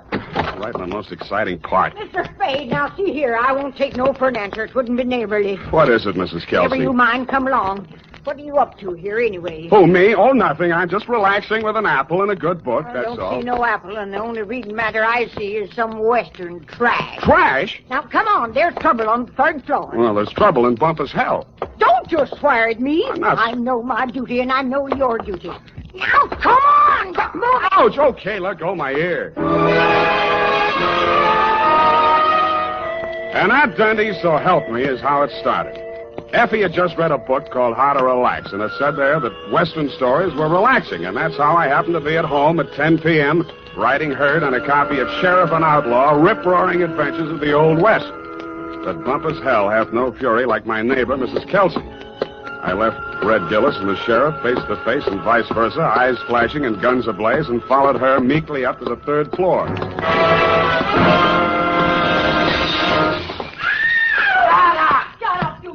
Shut me up, you thief. Sire, you hear that? Been at it for 3 hours they have. Won't be a stick of furniture left in the room, less than their shop. You speak to them? Did I speak to them? You see this lump? No, here, under my transformation. Oh, well, why didn't you call a cop? Well, it wouldn't be neighborly. It's me that did. You see this lump? Yeah, you showed it to me. Put your wig back on. I'll see what I can do. And tell them about my lump. It's evident. Yeah, put it back. Hey, open up. I would not go back with you if you was the last man alive. Hey, open up. Have it your own way. If I catch you with that swear again, I'll take your head off. Oh, you had you boy, you rotter, you cheap grifter, you. Well, you slam out of here before I'm forced to seek the assistance of a couple of flashy. Do not try anything fancy behind my back, you big slob. From now on, you and me is strictly on the cool beaty. Well, you unprincipled rat. Hey, let go of me. Don't throw it. Hey, wait a minute. Don't I remember you from someplace? No, I'm only being neighborly. Why did you beat up on kind, nice Mrs. Kelsey? That is a gross falsehood. I did not lay a hand on the old wag. It was that odious stinker, Joe Donegan, who was just left. And you can tell him, as from me, that I'm extremely unimpressed with his cheap threats to rub me out, and that I intend to continue on seeing Mr. Hobson or any other Johns which I care to. That's pretty good singing. Oh. Well, you better tell him that yourself. I don't imagine I'll be seeing him. You won't? Hey, wait a minute. Who are you, anyway? Just another tenant. I live downstairs. Oh, well, now I recall whom you are. You are that Seamus, which lives on the second floor rear. Shamus, we call it in the radio. Shamus. Would you care to come in and discuss a certain matter? Well, thanks. Another time. I got to get back to Bumpus hell. Whoever she is, let her cool her heels for a few moments. No, you don't understand. This Bumpus is hell. an urgent matter which I would like to hash over right now and without further delay. Well, May I invite you in for a straight slug? Well, okay, but just one. In a glass. All right, make yourself comfy. Oh, now, say when. Just up to the lipstick mark. Here you are. Well, now to make a long story short, Mrs. Spade, my name is Rosemary Fell, which remains my stage name, notwithstanding the circumstance. But I am legally married to that barnacle which has just dusted this joint. Now, being as you are in the detective business... Now, wait a minute. Kindly permit me to finish, honey. Sorry, sweetheart. I'm not the type to jaw about my troubles just to pass the time of day. I'm sure you are. I am an actress. I knew that. And although I'm low in funds, due to being between jobs right now, on account of that knothead making a scene in the last joint at which I worked... Cheap ginger ale. Just to show you how the breaks fall, Mr. Spade, Belita Wilkerson, who just happens to be about the biggest talent agent in this city, if you have the time, I'm impressed. phoned me on the telephone, and arranged an audition. She also advanced me the sum of 100 clams, 100? which I will pay you to put the B on that dog, Joe Donegan, the rat. Now, which is he? What do you mean, put the B on him? Listen, Sam, that grifter has got a record as long as my arm, and what I have got on him is longer than his arm. Please. In short, I should like him thrown into the can so that I can feel safe to sing on him. Look, Rosemary, so you had a fight with Joe. You're sore. You want to pay him off. Now, Right. why don't you just wait until morning and see how you feel Sam, then? listen to me. If that knuckle duster remains at large, I will be feeling no pain. Now, I know that from my flamboyant manner, you'd never guess it. But that is only the actress in me. In actuality, that flea intends to do me in. Oh, now, come, Rosemary. What? You disagree? Well, now, really, Rosemary. Why, you big pain in the neck. Rosemary. Drinking my... Pour that back in the bottle. Go on, put it back in the bottle. Well, I'll be going now.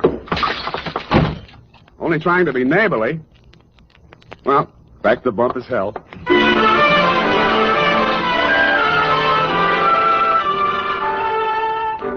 Rance Blaggett, the smoking Colt still gripped in his hairy fists, suddenly pitched forward like a fallen Joshua tree at Red Gillis's feet. Red leaned over with a thin smile playing at the corners of his mouth, not liking what he saw, and lifted the badge off of Blaggett's cowhide vest and pinned it on his own. Bumpus hell had a new sheriff. Hey. Then I heard it. It sounded like a man sneaking up a fire escape. I went over to the window, raised it, and looked up.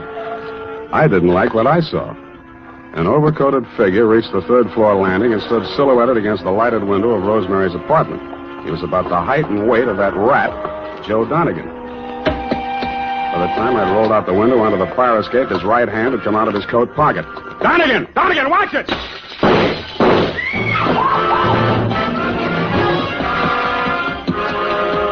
He was a floor ahead of me, and I didn't want to get too close to him until I'd passed that lighted window. He made the roof just as I crossed in front of it. The flashes from his revolver told me that. They also told me he had 2 slugs left to throw at me. The only light up there was a feeble glow from the skylight, dead center. I headed for the cover of a brick chimney just to the left of it. I had 2 things in mind. The skylight was his most logical avenue of escape, and I hoped I could tease him into emptying his gun at me. It didn't work. I stuck my head out. No shots.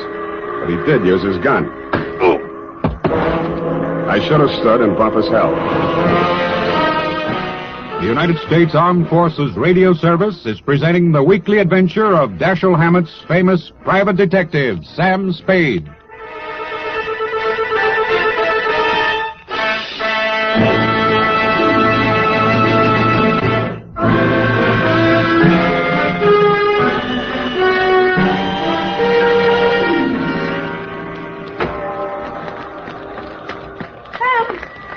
What did that rat do to you, the dog? Sam, speak to me. Here, come on. Send an Indian to Sutter's Mill. Tell the governor the sheriff of Bumpus hell is turning in his bag. Listen, honey, you've got to pull yourself together. Now, come on. These delirious Trumans will get us no place now. Come on, Sam. Yeah, I guess you're right. Come on, now, do not rush things, honey. That was quite a clip he gave you. Yeah, where were you? I was combing my hair out of the window. Yeah, and he was on the fire escape, not 4 feet away. Not a very good shot, is he? No, he isn't. Oh, Sam, look at your poor little head. Here, now, let me kiss it and make it well. Wild root. Yes, it gets me ahead socially and on the job. Oh, well, now, what next, Sam? Rosemary, I am going to the top now. My dander is up. Let's have a moment of silence while I put through a call to Lieutenant Thomas Dundee of Homicide. It took your boys less than an hour to locate Joe Donegan and haul him in, Lieutenant. Rosemary's charges were not enough to hold him on attempted murder, and all I could identify was the back of his neck. But you were good enough to bag him anyway, so Rosemary and I could relax. I went downstairs to bed and started Chapter 4. Aha. Red Gillis didn't trust Curly Mallard, the foreman of the Crooked S. Aha.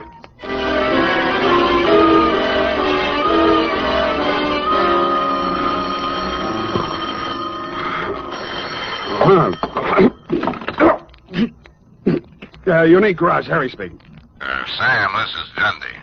Yeah, Dundee. What time is it? 8:30. In the morning? Yeah. Huh? Oh, yeah, it's daylight. See, about that, what was his name? Donegan? Anyway, that fellow we booked last night on your say-so. Well, what about him? That was a bad beef, Sam. How come? You better tell me. Man was alibied, Sam. When did that happen? Well, a fellow named, got it written down. Yeah, Hobson. Warner Hobson says Donegan was with him at the time. Who else says so? Hobson's word's good enough for the commissioner. Ran for assembly once. Did you know he also ran for Donegan's wife? You don't say. Well, that's a real puzzler, Sam. The human mind is unpredictable, Dundee. Huh? Oh, yeah. Well, I hope you figure it out, Sam.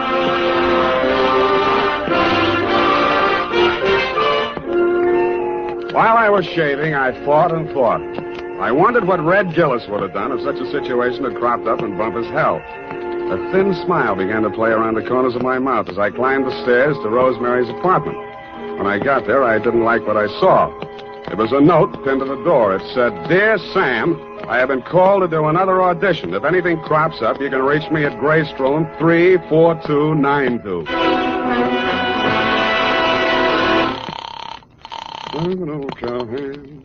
The Belita Wilkerson Talent Agency? I want to speak to Rosemary Fell. Hello? Yes, I'm still on the line. Who's calling, please? Sam Spade. I'm sorry, Mr. Spade. Miss Fell can't come to the phone. Who's in charge there? This is Miss Wilkerson speaking. Yeah, well, why can't she come to the phone? She's in the middle of her audition. Well, Is there any message? yeah. Tell her Donegan's out and it's Hobson's choice.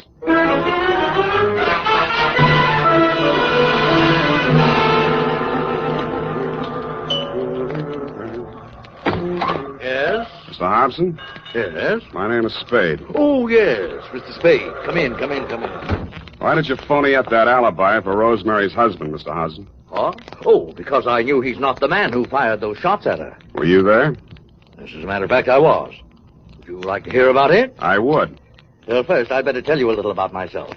Now, for the past year, I've been interested in politics. If I do say so myself. Yes, I know. You ran for assembly. Come to the point. Well, in a way, this is the point. My wife's a professional woman, and her own career keeps her busy a good deal of the time.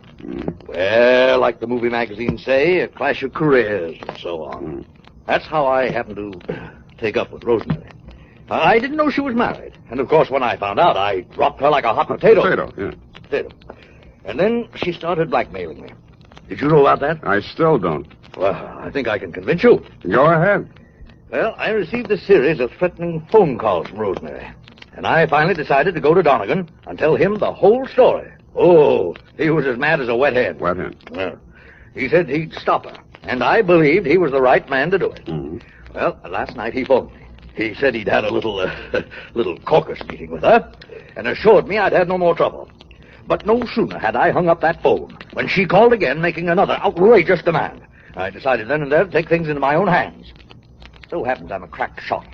And I knew that I could come close enough to frighten her without actually hurting her. You were laboring under a false impression. Huh? Oh, yes. Well, you believe me now? Up to a point. Well, I'm afraid that's all I have for you, Mr. Spade. Well, I have something for you. What's that? Look up here. You see this bruise in my head? Oh. Well, all in the game, you know. Touché. Now, hold it. I only... Lie still. I'll get it. Yeah? This is Rosemary again. Listen, now, I want to talk... you cheap ward healer. If you don't have that dough for me tonight, I will have no other recourse but to smear your fat puss all over the front page. Yeah, look, Rosemary... And I am just the individual to do that. You may think you are a wolf in sheep's clothing, but in my opinion, you are nothing but a worm. Yeah, well, look... Goodbye, you rat. And rat. Hey, Rosemary. Hello. Nuts. Oh, wait a minute, Spade. Well, what did she say? You can read it in my report, along with a bill for my services.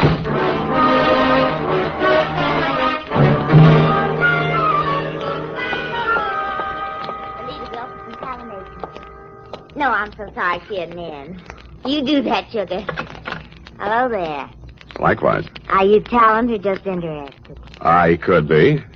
In the meantime, is Rosemary Fell still here? Did she have an appointment today? Yes, honey. I called this morning. She was here then. You must be mistaken, darling. The office didn't open till noon today.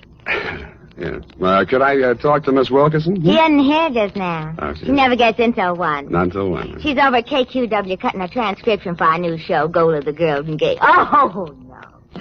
I mean, Gale of the Golden Goat. Don't you mean Gale of the Golden Gate? Girl of the Golden Gate. You said it, and I'm glad. Well, anyway, she isn't here. Oh. Good morning, Maggie. Any calls for me? Oh, yes, Miss Wilkerson, your husband... Oh, Miss Wilkerson, I was telling this gentleman you weren't here. Obviously, I am. Did you have an appointment? I talked to you on the phone this morning. Spade. Oh, Rosemary's friend. Well, you might talk. She'll be out in a moment.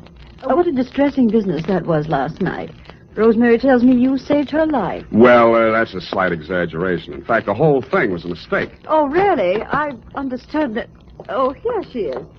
Rosemary, here's your friend. Sam, am I ever glad to see you. Yeah. What's the matter? Plenty. Oh. Well, thanks loads, Miss Wilkerson. I hope the recording is better on this one. I'm sure it is, Rosemary. We'll call you when the client makes up his mind. Oh, well, thanks again. Come on, Sam. Goodbye, Mr. Spade. Goodbye. Sam, what is this new development that appears to be griping you? Why didn't you tell me you were shaking Hobson down? Uh-huh. And who's been feeding you this pile of gross falsehoods? Look, Rosemary, you may be an actress, but with me, your audition is over, and you did not get the part. And just what are your future intentions in regards to me? None whatsoever. I'm sorry I ever met you, and I'm going back to Bumpus hell. I went back to the office, swiveled my chair into a comfortable position, opened the February number of Sheriff and Outlaw to page 112, Betrayal in Bumpus Hell, Chapter 5, Stampede. It was disappointing. There was a lot of stuff about bawling cattle and dust clouds and Flo and Curly standing on top of a butte, not liking what they saw, when somebody yelled, Stampede. Red Gillis was riding ahead of the cattle, and his horse stepped into a chuck hole, and he sprained his ankle. Red or the horse, it didn't say which. But Red was lying prostrate in the path of the avalanche of tossing horns, not liking what he saw. Hold it a minute. Let's see. Continue on page 113. Learn to be a private... hello? Spade, this is Hobson. Come out here right away. Something terrible has happened. Such as? Rosemary is here, and I think she's dead.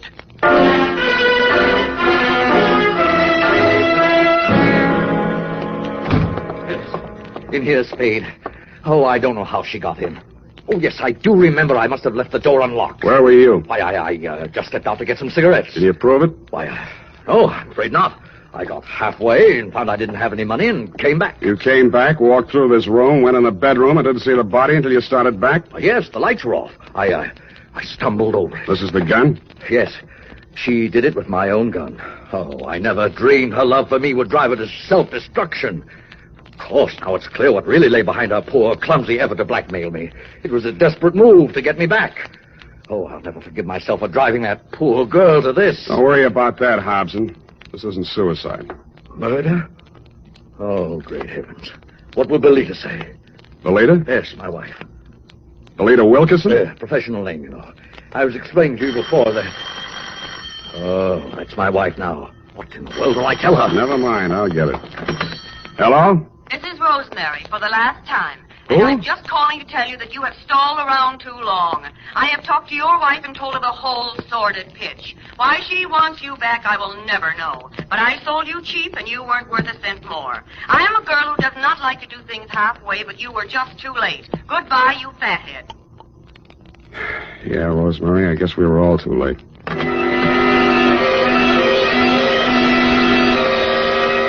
I called you, Dundee, and then, like the rat I am, made off with your prize suspect before you and your boys from Homicide arrived. We arrived at the Belita Wilkerson Talent Agency just as the boss was shutting up shop for the day. She had the recordings under her arm. All right, Belita, I'll take those. Well, what are you... Warner! Mr. Spade! Unlock the door, Belita. We're going back in. Warner, why are you... You'd better do as he says, Belita. Well, all right, but... Give me those keys. I don't... Inside, both of you. Where do you play these records? The recording studio is just through there, but you can spare yourself the trouble. I admit I tricked Rosemary into recording those blackmail speeches and then played them back over the phone to Warner.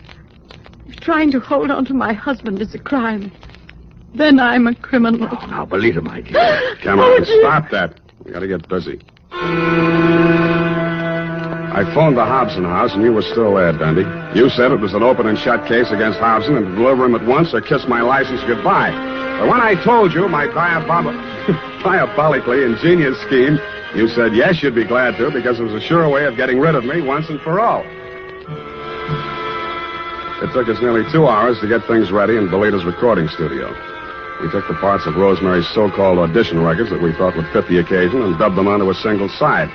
We played it back once. Then I phoned you at headquarters. Homicide. Lieutenant Dundee. Spade, Dundee. Everything's ready here. Did you pick up Donegan? Oh, yeah. He's here. Donegan? Hold on. Okay, Belita. Start the record when I give you the nod. Yes, Mr. Spade. I didn't say it, Donegan. It's for you. Thanks. Yeah, who's this? This is Rosemary. Huh? I forgive you for everything, but there are some things I cannot forget. You Rosemary, lied. it sounds like We have you. meant a lot to each other, but after what you have done to me, it is time you take through the nose. Rosemary, I didn't mean it. When I followed you to his house We and have you meant went a lot right in to like each you other, lived but there, after I what just you went have done nuts. to me, it is time you paid through the nose, you Listen. rat. I am a girl who does Listen, not Ro- like to do things halfway. Listen, honey, But you're you not were going to just throw the too book late. at me, are you? I am just I'm glad to hear beginning your to voice. think I too. thought you were We dead. have meant a lot to Okay, each other. kill it. Rosemary, are you listening? Rosemary. Hey, no, she's still on the line. I want to talk to her. Take him, Full House. Wait a minute. Take him. Sam, Yeah, Dundee. congratulations. That was a brilliant piece of work. Hey, Sam, you still on the line? Yeah, I'll be all right, Dundee. I just fainted temporarily. Say it again, will you, pal? Yeah, as I was saying, congratulations on a brilliant piece of work. Well, But I have never in all my years on the force heard of such a wild, insane, illegal, unethical, and downright cruel method of extorting your confession. thank you, Dundee. I feel better already.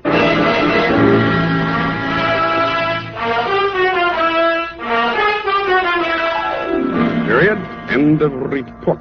But Sam, what happened? Effie, I thought I had made that abundantly clear. No. In order to discredit her husband's paramour, Belita gave her a come-on about an audition and had her play the part of a blackmailer reading lines from a script which she, Belita, had prepared, and thereupon proceeded to play said records over the telephone, well knowing that her husband would erroneously believe Rosemary to be a blackmailer in fact, and would drop her like a hot spud. No, Sam, no, I don't mean Don't that. interrupt. Oh. It was my inspiration, I, Sam Spade, to use Belita's fiendish device for a higher purpose. No, Sam, no, Yes. that is what I... No, Sam, I meant the Western story. Betrayal and Bumpus Creek. It is not Crick, Effie. You can't say H over the radio, Sam. Oh, yes, you can. Bumpus Hell is the post office designation of a hamlet right here in California. It is? Mm-hmm. Well, anyway, what happened? Did Red Gillis ever find his brother? I didn't quite finish, Ev. Go type that up, and I shall.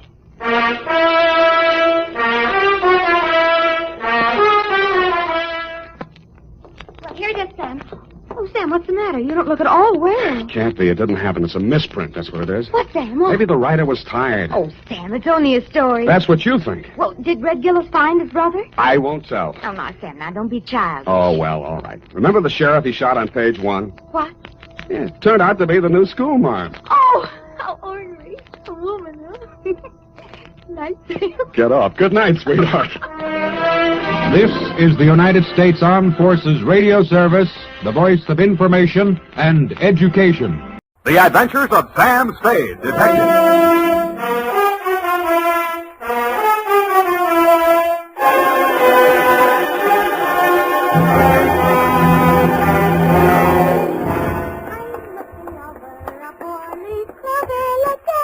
Very funny. Certainly took you long enough. Oh, thank you, Sam. Well, do you like them? My girls? I guess so. It's your own hair, I trust. Oh, yes, Sam. When it's brushed out, you'll never know anything happened. Whenever you're ready, curly. Oh, gee, you like it that well? Yeah, very cute. Well. It's a business. To Detective Lieutenant Dundee, Homicide Detail, San Francisco Police, from Samuel Spade, license number 137596, subject, a bouncing Betty caper. Here, Dundee. It all began on a Wednesday. My secretary, Miss Effie Perrine, tiptoed into my office and laid an engraved calling card on the desk in front of me. The name on it was Randall Carruthers. She said he looked like money, so I said show her in. Or him in. She did. Good morning, sir. Do you wish the morning paper? Thanks, I've read it. Dear me. What's the matter? This ashtray, sir. Have you a silent butler? I don't even have a noisy one. Oh. In all my years of service, it has been my constant endeavor to keep things neat and tidy, down to the smallest detail. I see. Well, if it bothers you, just dump those butts into the wastebasket. Very well, sir.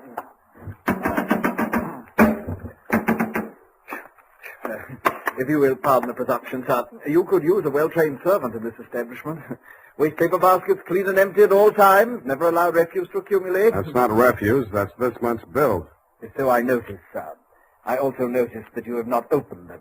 From this I conclude that your services are immediately available. Yeah, and I conclude that in spite of your glad rags and fancy handle, you are somebody's butler. Oh, that is correct, sir.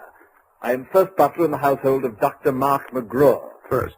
Bleak Cliff is the name of the estate. It's near the village of Squid Beach, some 50 miles in a southerly direction on the Pacific coast. You know, I think I'm going to like you as a client, Mr. Carruthers. I mean, it's refreshing to get a few accurate facts without, shall we say, priming the pump. Thank you, sir. You're welcome. To continue, not counting the staff, there reside at Bleak Cliff 3 persons. Dr. McGraw, master of the house since the death of his wife, his stepson, Mr. Anthony McGraw, of whom more later, and Mr. Anthony's sister, Miss Cathy. It is on her behalf that I've come to you, sir. What is her problem, Mr. Carruthers? The correct form of address is Carruthers, sir, not Mr. Carruthers. Check. Yes, thank you, sir. Now, as to Miss Cathy's problem, sir, someone is attempting to murder her. Specifically, she has upon several occasions been shot at from ambush. Twice she has awakened in the night to feel the hands of an assailant closing about her throat. And only yesterday, she narrowly escaped death when her motor car went out of control owing to some blackguard tampering with the steering mechanism. And upon numerous other occasions... That's enough. You have convinced me that she indeed has a problem. What do the local police think? No one has been to the police, sir. Why not? It's a delicate situation, sir. Miss Cathy's brother, Mr. Tony, is undergoing treatment for nervous disorders. Mm-hmm. The family did not wish to place him in an institution, and since Dr. McGraw, his stepfather, is a psychiatrist, he is allowed to remain at home. I see. He's flipped. Where do I fit in, Carruthers? Well, sir, if a reputable gentleman such as yourself were to come to Bleak Cliff and witness these persistent attempts upon that girl's life, perhaps they could be forced to put the boy away where he belongs. It's possible. I'm willing to try. For money. Oh, splendid, sir, splendid. I took the liberty of drawing, in your favor, a draft upon the First National Bank of Squid Bay, 1 week's remuneration in advance of your services to the Bleak Cliff estate in the capacity of chauffeur. Chauffeur? Yes, sir. I thought that might be a capital disguise. Have you a better suggestion, sir? Well, no, that's okay. This check. Yes, sir. $200. It's a pretty big weekly salary for a chauffeur, isn't it? Well, you will be allowed to shop for the vegetables, sir. Your cut has been added in.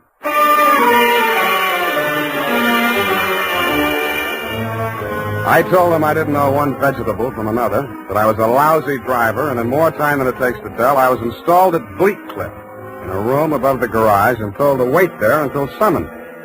I put on my pearl gray uniform with the brass buttons and leather puttees, looked in the mirror, and decided I had missed my calling, but not by much. Nothing happened for nearly an hour, and then I got my first buzz. Yeah, I mean, garage. Lift the car quickly. The main entrance. Keep your motor running. I want him locked in the living room and he's breaking out. Okay. Yes, miss.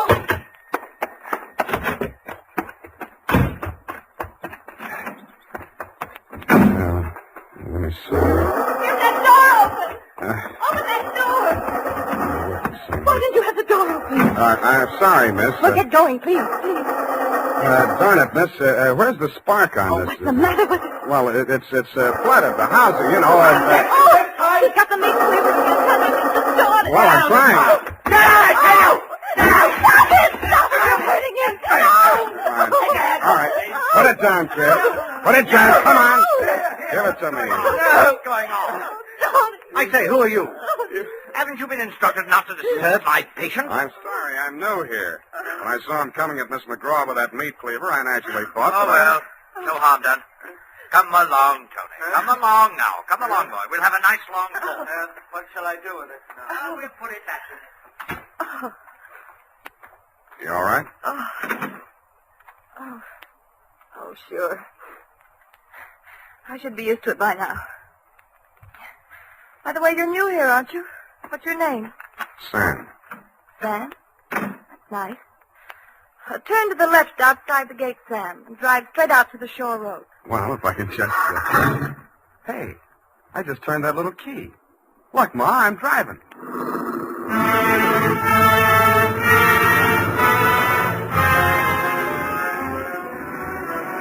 I adjusted the rear view mirror so that it showed more of her and less of the rear view.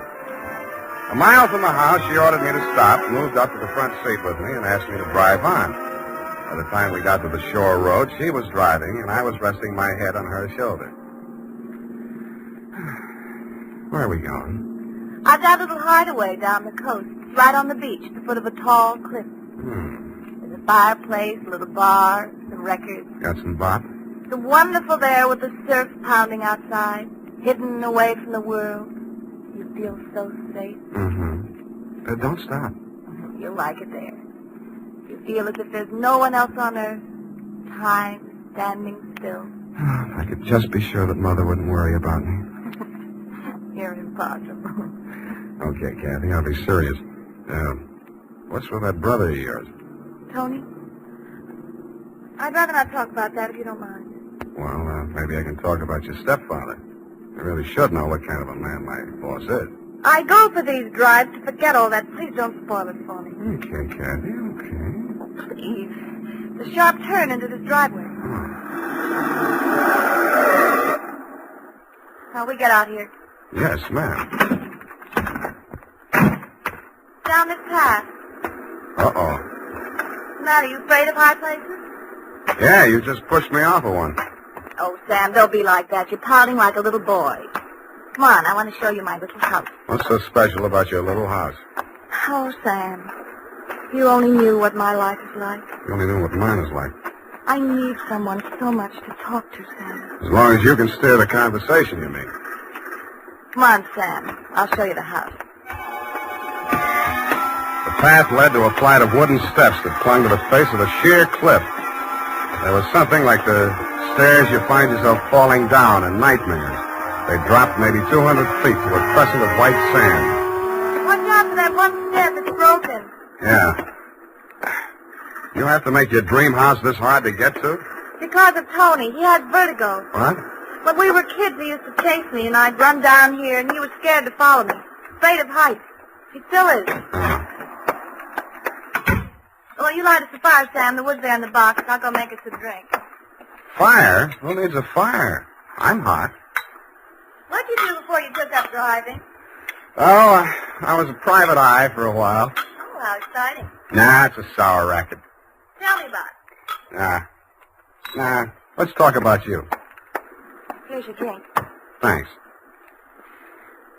Well, what do you want to know about me? Oh, me? Come here.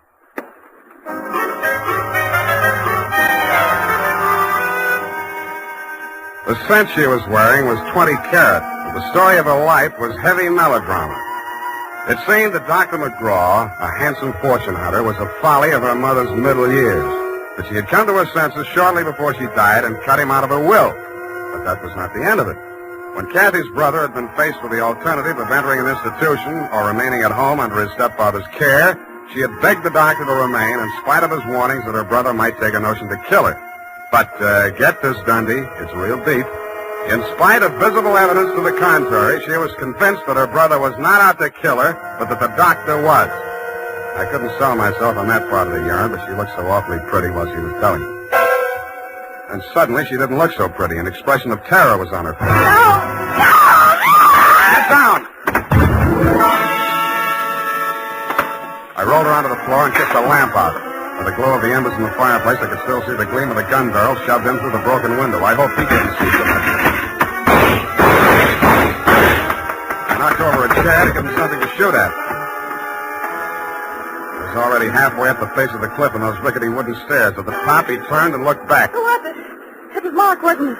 The doctor? You know it's better than that. It was Tony.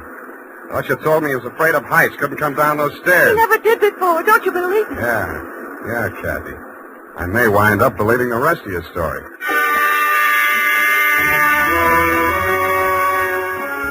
I took Kathy back to Bleak Cliff and stashed her in my quarters over the garage. Then I went into the main house via the back stairs, found her room, and shook it down. In a cabinet, a bunch of war souvenirs, German helmets, grenades, rifles, and other lethal gadgets. In a desk drawer, I found a letter headed U.S. Army, Office of the Surgeon General. It certified that one Anthony McGraw was unfit for military service. Vertigo. Origin, childhood injury to middle ear.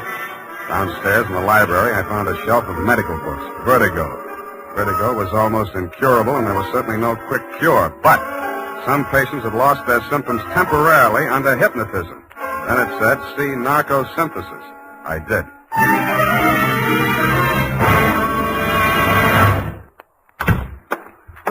Spade. I beg pardon, sir. Mr. Spade. Whatever are you doing in the butler's pantry, sir? Looking for a butler, namely you, Carruthers. May I serve you, sir? Yeah. How do I get an interview with Dr. McGraw? Well, sir, I should... Oh. Strange, after all my years of service, I still start as a master summary. Hey. You did it again. Well, I'm sorry, sir. I'd better see what Dr. McGraw wants. Forget it. I'm answering this one. You're not going to drop your disguise, sir. Why not? Who am I kidding, anyway?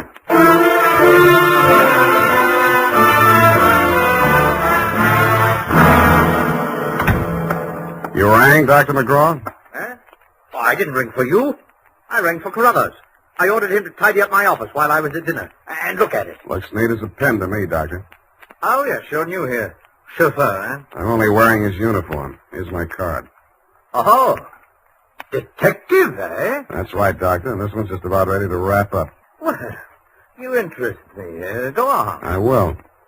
I think you've been trying to use that boy as a murder weapon against his sister. Oh, and you call yourself a detective? If you can call yourself a doctor, I guess I can.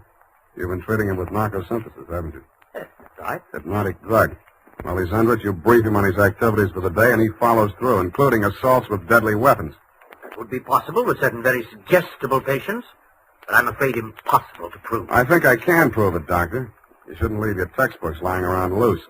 I found out the only way Tony could have walked down that stairway to Kathy's beach house without falling would be temporary relief of his symptoms due to hypnotic suggestion. Unquote. I see. What do you intend to do about this theory of yours? What do you suggest? You see this row of buzzers here on my desk? Mm-hmm. This one is for my secretary. This is to summon Carruthers, and when I press this buzzer, two of the most hideous plug uglies you've ever seen will rush into this office, beat you to a pulp, and dump you outside the front gate. That's what I think of your theory. Buzz away, Doctor. I think I like them better than I do you. As you wish.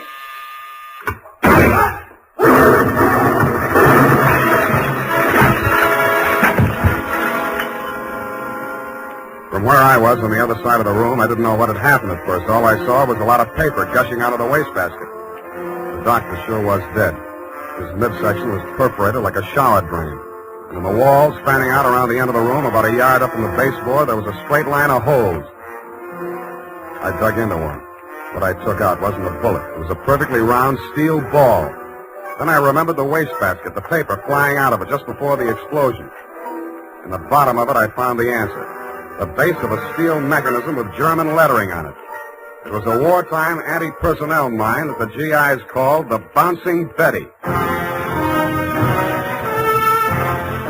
The United States Armed Forces Radio Service is presenting the weekly adventure of Dashiell Hammett's famous private detective, Sam Spade.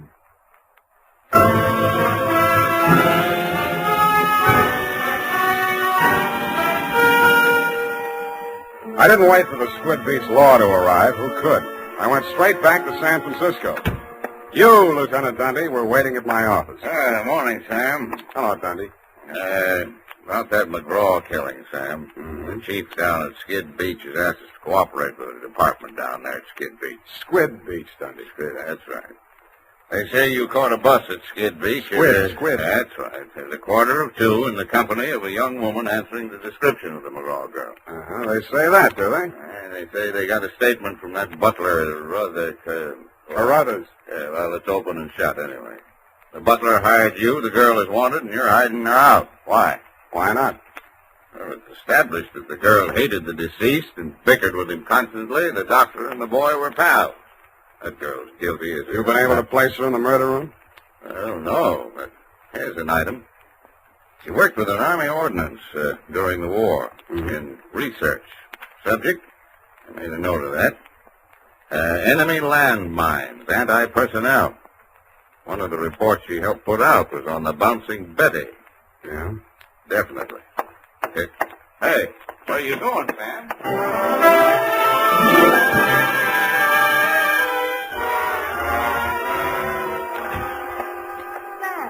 Sam, it's been so lonesome cooped up here all day. Why didn't you tell me you were with Army Ordnance during the war?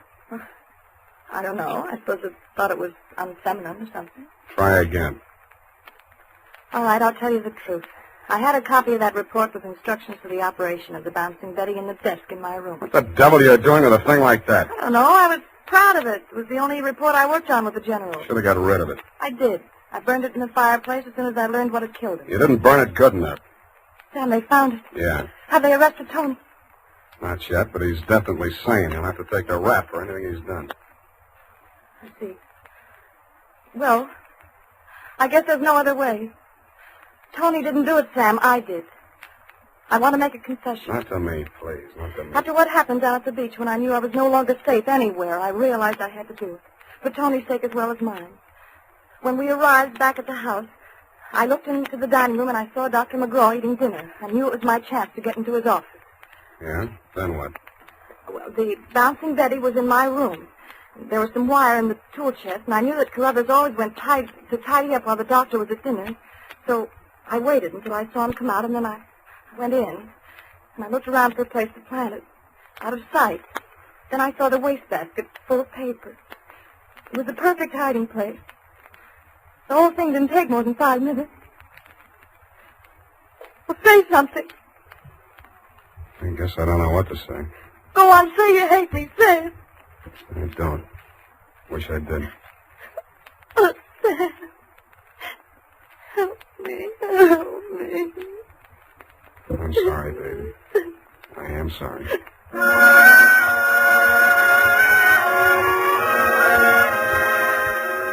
I don't know how long we sat there. I held her in my arms until she cried herself out, then we just looked at each other. I knew if I put it off another minute, I wouldn't call you at all, Dundee. So, with my arms still around her, I reached for the phone. Homicide. Lieutenant Dundee, this is Sam Spade. Lieutenant Dundee. Hello. Hello. Give me that. Lieutenant, this is Catherine McGraw. I wish to make a full confession in the murder of my stepmother.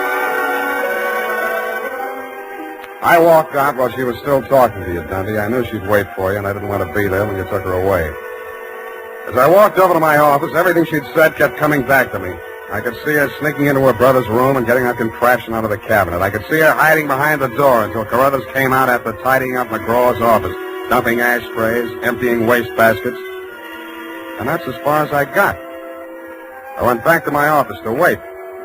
And sure enough, 20 minutes after the papers hit the streets with Kathy's confession, the door opened and he came in. Well, sir, I believe it's turning a bit raw out of doors. Gardner was saying only this morning that we should order out some shrouds for the set we close the scene after. Am I discommoding you, sir? No, Carruthers, I've been waiting for you. With your permission, sir. The ashtray. Just dump it in the wastebasket. I am gratified to note that your secretary has been looking after things and has emptied your waste paper basket. This is right and proper. Quite. Yes, sir.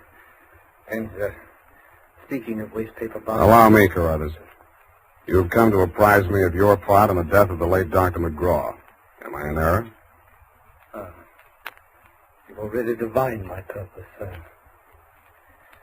Yes, it was I who placed that infernal machine. In the wastebasket, Carruthers, yes, I know. It struck me as a bit of poetic justice that the buzzer, which that dreadful man used as a symbol of his despotism, should be the instrument of his own destruction. I'm sorry, Carruthers. I'll do all I can. No need, sir. No need. I'm aware that there is no final justification for taking the law into one's own hands. Every man is entitled to trial by jury of his peers. But where, Mr. Spade, where could be found 12 good men and true who would allow themselves to be called the peer of that monster, Dr. McGraw?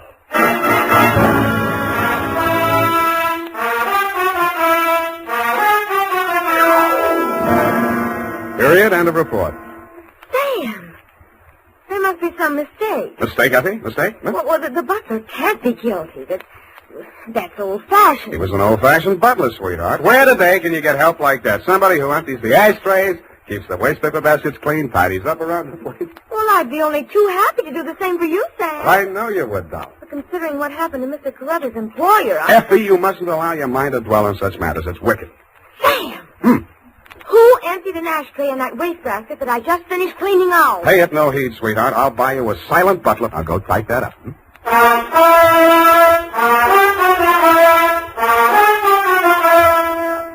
Sam, I hope I haven't made any mistakes. I'm in such a hurry. Whatever did you do to your hair? Well, I brushed it out, Sam. What happened to the pin curls? I told you, Sam, when it was brushed out, it wouldn't be noticeable.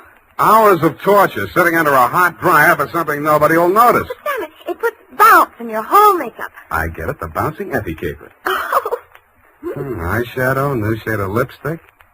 You look real gone. Oh, no. Whom is it tonight? Well, it's his friend of Maud, Sam. Of course, she's not really serious about him, so it's all right. Your conscience bothering you? Oh, no, Sam, no. He's definitely not serious about her. I mean, Well, have fun, sweetheart, while Maud burns. Oh, well, she won't. And I suppose you'll be seeing that girl, what was her name? Oh, yes, Kathy. Well, at least if I'm not playing in someone else's garden. No. Well, have fun anyway. Good night, Sam. Good night, sweetheart.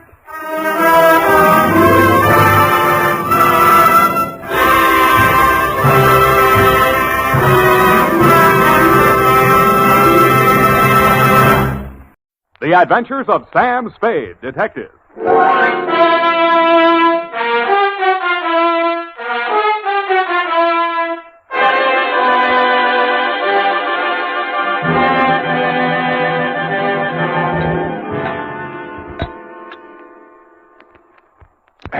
To Thelma Darling. Last name, Sam. Roger. Thelma Roger. Darling! I only asked, Sam. Let's get on with it. Yes, Sam, I'm sorry. From Samuel Spade, license number 1375596. Subject? Subject, the Quarter Eagle caper. Dear Thelma Darling. Sam, Yes, F? isn't that redundant? Again? The salutation, Sam. Shouldn't it be Dear Thelma or Thelma Darling? But not both? Now, get this, F. It's real deep. Her name is Thelma Darling. I have that, dear. Thelma Roger. Darling, it's a name. Her father was a darling before her. Oh, really, Sam? Can't you take a joke? On the egg type, you should paste the label, grade AA, fresh. Dear Thelma Darling, I'm stubborn. Not all of this will be news to you. The part that is will be bad news. The start of it was not a quarter eagle, but a bald eagle. He swooped in through the door of my office, landed in front of my desk, perched on the edge of a chair, and said... My name is Eagle, Mr. Spade. Junius J. Eagle. My card. Eagle Vending Machine Company. And they call me the Gumball King. I'm proud of it. Care to join me in a ball, sir? Not while I'm on duty. Ah, that's very good. Our new avocado flavor. Yes, I've kept the Bay Area chewing for 20 years. And I will not be swerved from my purpose. Bully. I intend to fight them tooth and nail. Hammer and tongs. To the last ditch. Bravo. But I'll need help. That's why I've come to you. My competitors, Mr. Spade, are leaving no stone unturned in their contemptible campaign to drive me out of business. Now they've resorted to outright sabotage. In short, they have hired hoodlums to destroy my gumball machines. They've already smashed 11. And they won't be content until they've demolished my entire equipment. Sounds like a police case to me, Mr. Eagle. I've been to the police. No, they don't understand my problem. Gave me a lot of double talk about juvenile delinquents. Ha, my foot. Cutthroat competition. You're sure of that? Well, what would you think? If theft were their motive, they most certainly would steal the pennies from the machines, but what do they take? My gumballs. And why do they do that? I'll buy it. Oh, by all means. Oh, here, try this. It's our bestseller in Chinatown. We call it Subgum. Better not. I have to drive later. Now, I had the foresight to buy up a 3-year supply of chewing gum at non-inflation prices. So I see. Well, you can see with what thoroughness they encompass my ruination. They are not only smashing my machines, they're making off with my gum. And you want me to try and stop them? No, I do not. No. I want you to catch them in the act and find out who is paying them. Well, okay, Mr. Eagle. I'll see what I can do. Good. Now, in this envelope is a list of my machines and their exact locations, together with a check for your retainer. Thank you, Mr. Eagle. I'll keep in touch with you. Oh, Mr. Eagle, I meant to ask you, how many of these gum machines do you operate here in town? 300. Mm-hmm. And guard them well. 300? 300 nuts. 300 nuts, Sam? No, 300 gums. Gumball machines. Sam, Hmm? isn't it wonderful you took this job? I mean, because of my penny card. Hmm? I'm sorry if I wasn't listening. My penny card, Sam. My new one, that is. I've already completed my Lincoln series, and now I'm collecting Indian heads. Scalps? No, Sam, pennies. Hmm. You see, this is the card, and these little slots you see right there, that's where you put the pennies. And they're classified according to the date and the mint where they're manufactured. Now, you see, Sam, see where the little S is on these? Now, that's for the San Francisco mint. And the D, that's for Denver. Figures. And the ones with nothing, that's for Washington, D.C. Yeah, well, it's a very nice hobby. Pardon me. 300 gumball machines. You see, that's what I had in mind, Sam. Oh, those pennies. Indian head pennies are scarce, Sam. You have to go through a lot of pennies to find even one. Honestly, sometimes when I go past one of those penny machines, that's all I can do. Oh. F, this is all right between you and me, but don't ever mention your hobby to Mr. Eagle. No, I won't. Riddle me this, sweetheart. How does one detective guard 300 gumball machines scattered all over the city? Well, if they're going to smash all of them, you could just pick out one in the middle and somewhere and wait. No good. If it's an organized plan of sabotage, there might be some pattern. You seem to have given this some thought, though, Effie. How would you pick them? In the busy places where they'd have more pennies. But they're not after the pennies. They take the gum. Well, then maybe the quiet sections where they don't sell much gum. Well, they've knocked over 11 so far, here, there, and everywhere. Busy spots, dead spots. No pattern at all. You know, Effie, maybe I've bitten off more than I can chew.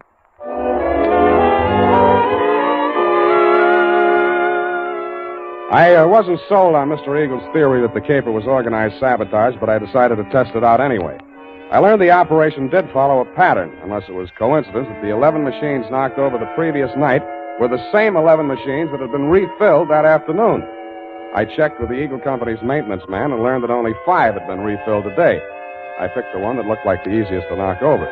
It was the one in the doorway of a darkened loft building near the Siemens Hiring Hall on Drum Street. At 9 p.m., I strolled down there. The block was deserted. I took a plant in the adjacent doorway and talked to myself until just before midnight. Then I shut up. My heart skipped a beat as she passed under the light. Red hair. My secretary? Then I noticed how she was dressed. Not on the salary I paid her. She paused before the gum machine, opened a large handbag, stripped off her long black gloves, dropped them in her purse, and took out a small Boy Scout-type hatchet.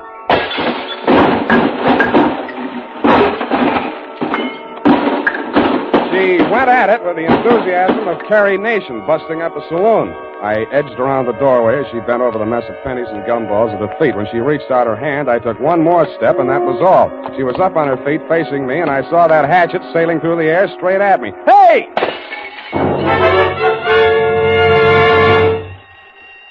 Now see what you've done. Yeah, I'm sorry. I won't let it happen again, I hope. Well, don't just stand there. Let's get out of here. That noise, it'll bring the police down on us. Yeah, you're right. No, not that way. The alley. And that's how I met you, Thelma, darling. Pausing only to pick up an Indian head penny for luck, I escorted you through the alley to Washington, up Washington to Salon, jogged through Front Street, and followed that to Market, where we entered the Happy Hour Bar and Grill by way of the kitchen. You proceeded unfalteringly to the darkest booth. We sat down and caught our breath. You ordered a pirate's dream. By the way, I did get that recipe. Lime juice, grenadine, passion fruit, a sprig of mint, and 6 jiggers of rum. After 2 swallows, I heard myself saying, now aren't you ashamed of yourself? But, Sam, why should I be? After what I've been through, I think I deserve a drink. I didn't mean that. I meant throwing that hatchet at me. I thought you were Merle. Who's Merle? Why, he works for Mr. Chiselhurst. Yeah, that figures. Now tell me who Mr. Chiselhurst is. Not who he works for, just who he is. He was acting as my agent for the sale of the pearl. Well, Natch. Look, please, don't make me say what pearl. It's called the Black Pearl of Galila Bay. My brother brought it back from the South Pacific when he was in the war. Oh, yes. When he went to prison, he gave it to me to keep for him. Uh-huh. So you decided to sell it? I had no choice. I needed the money desperately to finance his appeal. It comes up next week. Mm-hmm. If I don't get that pearl back, I don't know what I'll do. You've got to help me. What makes you think it's in a gumball machine? Mr. Chislehurst took the pearl to show to a man named Junius Eagle, and that's when it disappeared. Mr. Eagle decided not to buy. And when Mr. Chislehurst returned to the hotel... Eagle had found the pearl and substituted a ball of blackjack gum. Then what? Mr. Chislehurst had Merle follow him. Nothing happened the first 2 days. But day before yesterday, he followed him to his warehouse and saw him drop a single ball of gum into a barrel of them that was waiting to be loaded onto a truck. The pearl must have been hidden in it. Why else would he do a thing like that? Uh-huh. He would put a valuable pearl in a machine where anybody could buy it for a penny. I suppose it'd be safe for a few days. I don't know how these machines work. Well, now you know why I had to break those machines. Nuh-uh. You don't believe me? Mm-mm. Well, what are you going to do? Check the psycho wards and find out which one you escaped from.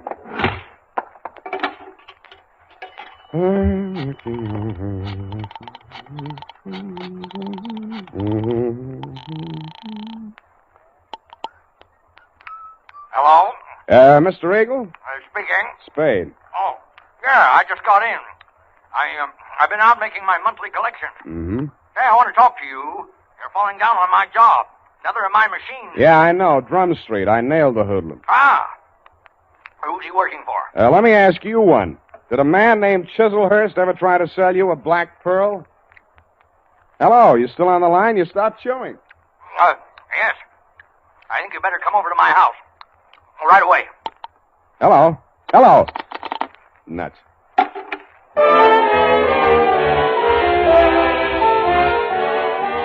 When I came out of the phone booth, I wasn't surprised to find that you had flown the coop, darling, if I may call you by your last name. But I was surprised at what I found at my client's house.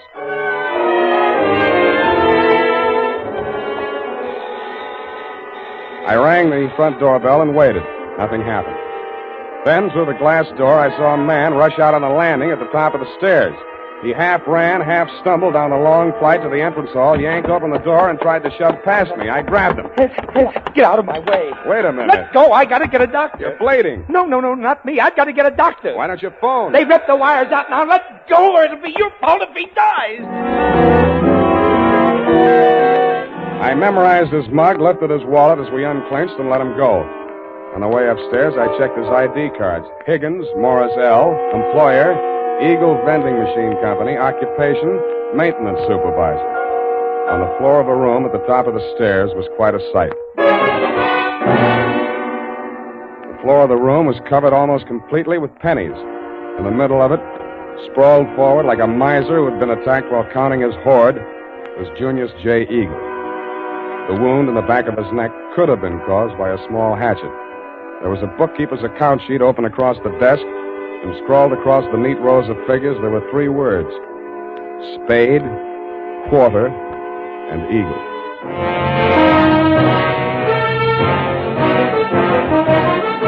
The United States Armed Forces Radio Service is presenting the weekly adventure of Dashiell Hammett's famous private detective, Sam Spade.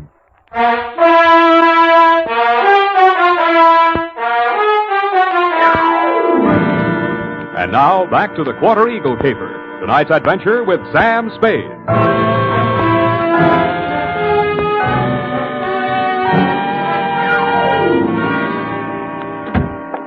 That you, Higgins? Yeah. Save yourself the trip upstairs. There's nothing you can do for him. Oh, dead, huh? Yeah. Well, I guess he won't need that doctor I called. We can use one anyway. Did you tell the doc Eagle had been stabbed? Yeah, sure I did. Yeah, well, that means the law will come with him or ahead of him. But I don't get it. He must have been killed for the money, but why didn't they take the pennies? They should have. It'd look better for you if they had. You that detective be hard, huh? That's right. Now, look, Higgins, we haven't got much time. If you want to find out who killed your boss, spill everything you know to me now, before the cops get here. Because they're going to hold you, and they'll hold me, too, if they find me here. But I don't know a thing, Spade. I just found him like that. How did you get in the house? I have a key. He gave me one, so when I came here to pick up the pennies, he wouldn't have to come all the way down to let me in. For now, tell the cops the door was open. Did he always collect the pennies from the machines himself? Yeah. He was a coin collector as a hobby. He liked to go through them and save out the odd ones. You always pick up the money at 1 in the a.m.? Oh, no. No, he called me tonight a little past midnight, and he asked me to come right over. Hey, look, you got to believe that. I do. He said the same thing to me. What do you know about a man named Chislehurst? Hey, wait a minute.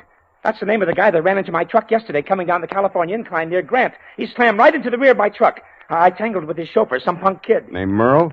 Yes, that's what they called him. And there was a dame in the car, too, a redhead. Any report on the accident? No, the cop took it down on the beat there. There wasn't no damage. Sounds like we haven't got much more time here. Oh.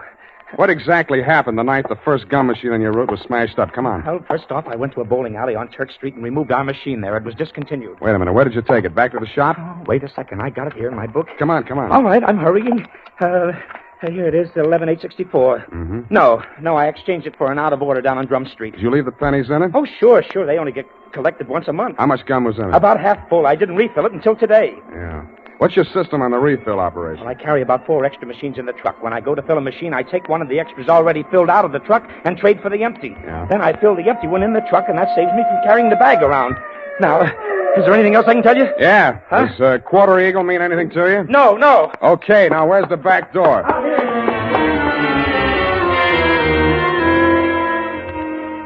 That Quarter Eagle. What was it? Was it a wrestling hole like the Half Nelson? I thought of asking Effie, but I was afraid she'd know. I was sure that if I could find Chislehurst, I could get all the answers at once. That collision between his car and the rear end of Higgins' truck was a good lead in more ways than one. It meant that at least part of your story, darling, was true. But you neglected to tell me that you, Chislehurst, and Merle had been tailing Higgins' appointed rounds of the gumball machine. I checked the police report on the accident. The car was registered in Great Britain. The report said transient, no local address, and so to bed. I dreamed it was next Thanksgiving, and I was eating a roast of Quarter Eagle. Then it turned into crow.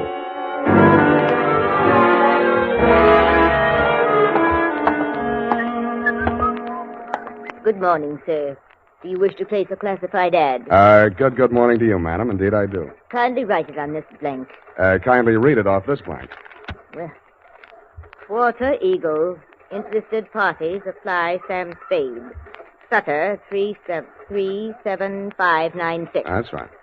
9 words, sir. I'll have to charge you for 3 lines anyway. Is there anything you'd like to add? Yes, but it's not fit to print.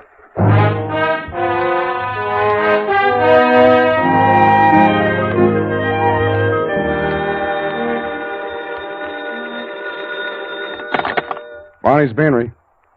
Mr. Spade? Yeah. You got it for sale, the Quarter Eagle? Who's speaking? I am speaking. Sergei Zacharias. Zacharias.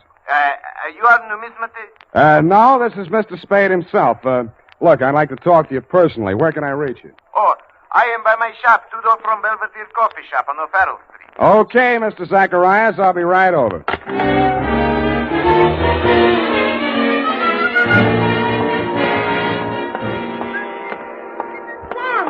Sam, wait a moment.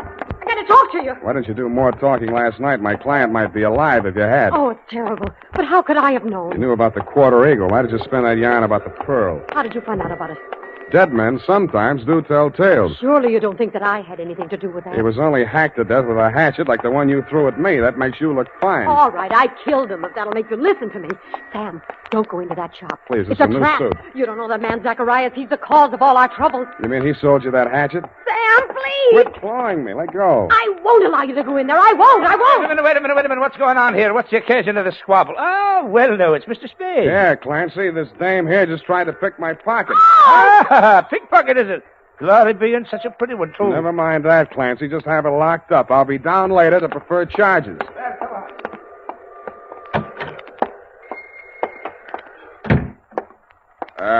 Hello? Anybody home? Okay, Shelms. Just keep on walking. Straight through the back room. One move and I rip you wide open. Yeah. Better not, Merle. Your boss might not like that. Smart guy. Knows everybody's name. Ah, my dear sir. A most propitious meeting. You've brought the Quarter Eagle? Where's Zacharias? He's resting at the moment in yonder closet. Oh, no, not dead. Merely under restraint. Bound and gagged. A necessary precaution. Well, shall we talk turkey, or rather, eagle? Tell your punk to take that knife out of my ribs. Who's a punk? Now, Merle. There's been quite enough violence. Check. I think I'll take that knife. Leave it there. Now, sit down. Merle. Oh, headstrong boy. Now, as to the Quarter Eagle. I'm willing to pay a reasonable reward for its recovery. But first I must tell you that Miss Darling, for whom I'm acting as agent for the sale of the coin, is indeed the legal owner, despite anything Mr. Zacharias may have told you to the contrary. What would you say to $500? I would say no dice. 1,000? I would say I'm still listening. Sir, you seem to exaggerate the value of that tiny gold piece. It was worth one human life to somebody. That sounds like more than $1,000 to me. You may find the market valuation of that particular mintage of the Quarter Eagle in my coin catalog, $10,000.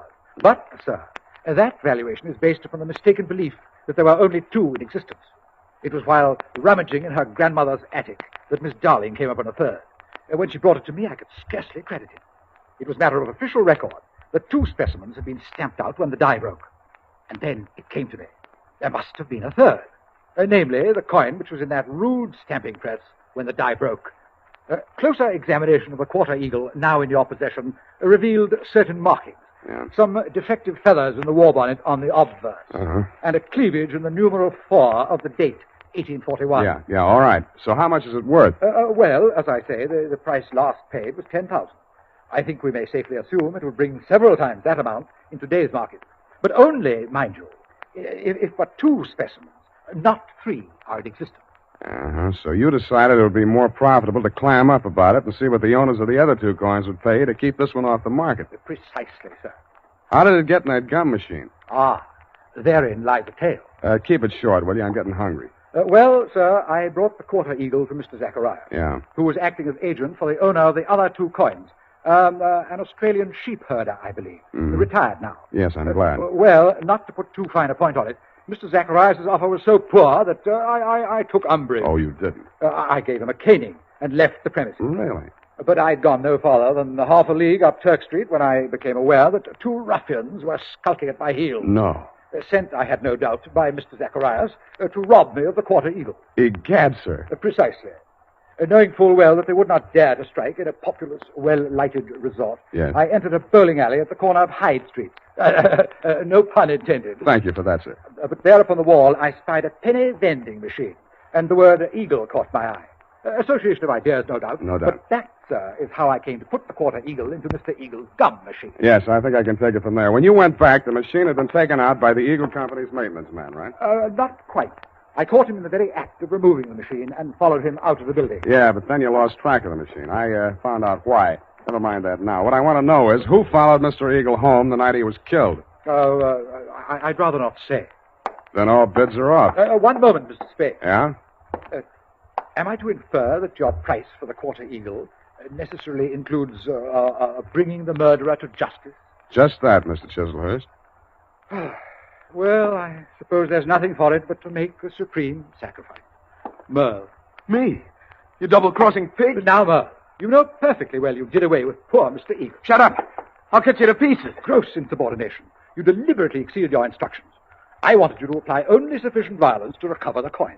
Instead, you seized the opportunity to satisfy your nauseating bloodlust. Really, Merle?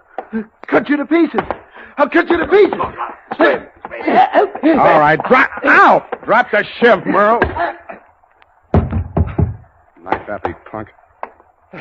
Egad, that was a near thing, sir. The base ingratitude of that boy. Oh, well, what's done is done. When may I expect delivery of the Quarter Eagle?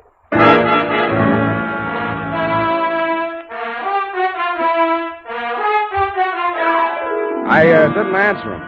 To cover my embarrassment, I gagged him, manacled him to Merle, and delivered the package marked one murderer, one accessory to the dumbfounded minions of the law.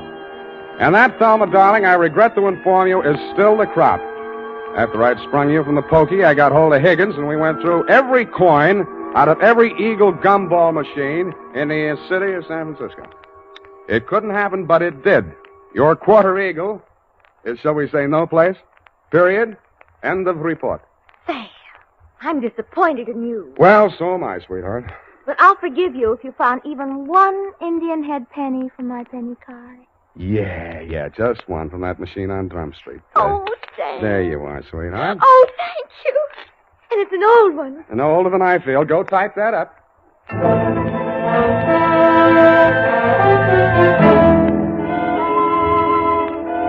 Sam, this money is counterfeit. Are you sure? It's joke money. It says $2.50. Hmm? You see where it should say 1 cent? $2.50. Let me see that. $2.50. If an eagle is a $10 gold piece, what is a $2.50 gold piece? Now, let me see. $5 would be half. Sam. Right? A quarter eagle. Yeah, that's just dirt on it, see? It's gold, really. Oh, look at it shine. Like the stars in your eyes, sweetheart. Oh, you darling. Mhm. Good night, Sam. Good night, sweetheart.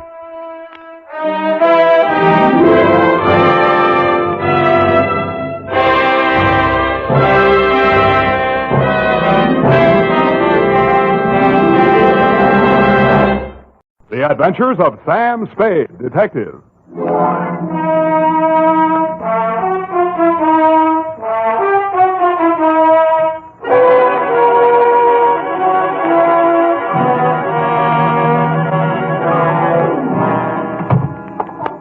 I just talked to Mabel on the phone. She works in the sleep shop, you know, next to the knobby knit. Yeah. And she says they advise their nightmare customers to put a heating pad under the kidneys. And instead of milk toast, just a little beef broth and some warm wine. And pine oil. In the wine? No, in the broth. I mean the brass. That, Sam. Oh! Sam, look at you. Black eyes and scratches. Your lips caught. You didn't go home at all. I did so. When you promised me you were going straight home for that much-needed rest. And all the time you knew you were going straight to some sordid bar and get into a brawl. I even bought these things from the sleep shop. Next door to the knobby net. To Detective Lieutenant Dundee, Homicide Detail, San Francisco Police. Medical authorities agree that lost sleep can never be made up. From Samuel Spade, license number... 137596. Fatigue is cumulative. Subject, the Insomnia caper. Dear Dundee. Honest, Lieutenant, this is how I got into that mess last night, honest. I'd been feeling a little rocky for 2 or 3 days. There was nothing much wrong with me, but as my secretary, the ineffable Miss Perrine, said... Sam, what you need is a good night's sleep. Which, Lieutenant, is how I happened to be at home, in bed, at 10:30 in the p.m., wearing a sleep shade, earplugs, and quiet pajamas. At 10:45, my right arm went to sleep. I turned over. That's when one of the earplugs fell out. I tore off the sleep shade, dug the plug out of my other ear, stuck my head under the pillow, and was just beginning to drowse off, but...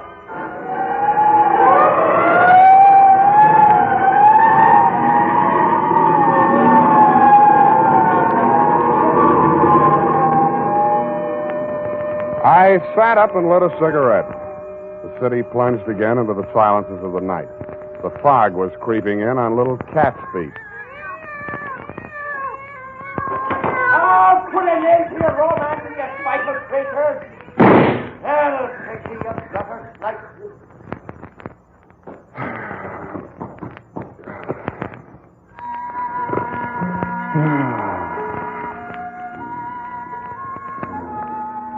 Then all was peace and quiet again in Post Street. Nothing but the sound of foghorns way out on the bay and the rhythmic throb of the cable car mechanism under the California Street incline. This time I almost made it, and then... Go on, take your guts out. See what it gets you. Get over it. You dirty...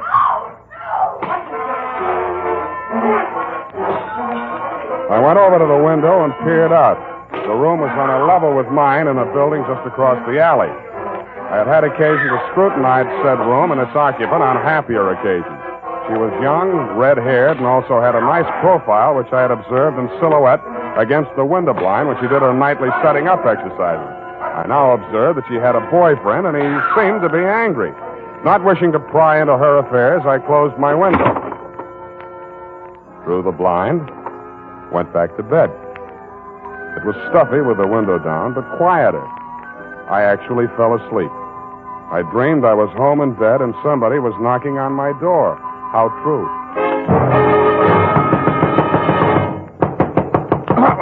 Please, open the door, let me in. Who is it? Effie? Yes. Okay.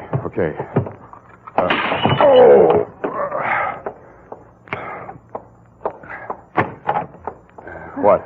Please, don't be angry. May I come in for a minute? You're in. Oh, thank you.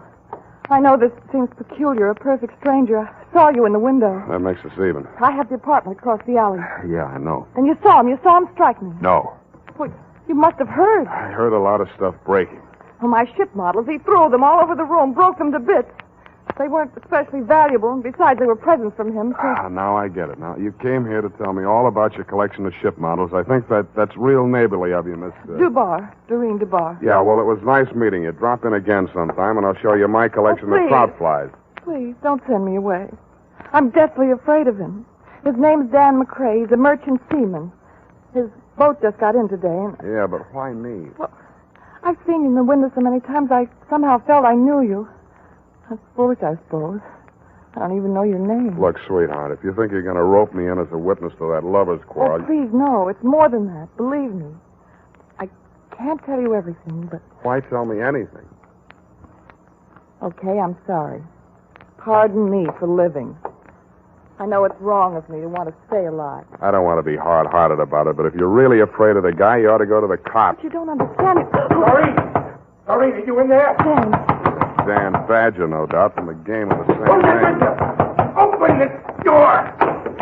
Look, chum, before you say anything, let me put you straight. You picked the wrong sucker. So you're the guy, huh? The old lady said you was good-looking in a cheap sort of way. Well, I think I'll fix that part of it right now. Hey, wait a minute. Oh, so you're going to make it easy for me, huh?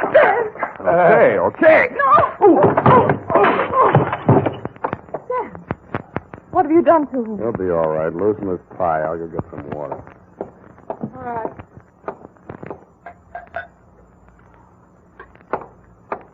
Is he coming around? Oh, where'd she go? Hey, Dan, wake up. Come on. Swallow it. What'd you hit me with? Where's Doreen? She dissolved. Come on, get up. Okay, Shepard. This is your round. Who? Not that it matters, Danny boy, but who? You're Frank Shepard, ain't you? You stupid. Can't you read? The name's on the door. Spade. Here's my card. Huh? A detective. What was she doing here? Her story was that she was running away from you. Now beat it, will you? It can't be too fast for me. I'm sorry, Spade. I've been at sea too long, I guess. The old lady over there told me Doreen was seeing the sky every night. Channel fever or something. I blew my top. Yeah. No hard feelings, Spade? Ah, forget it. But when you do catch up with that guy, Shepard, watch your left. You telegraph it.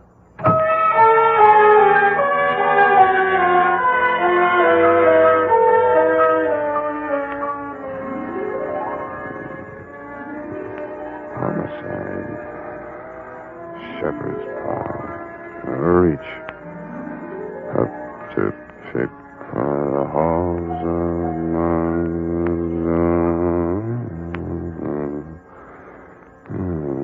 Oh, boy, look at me. I'm dozing. Don't answer that, baby. Let it ring.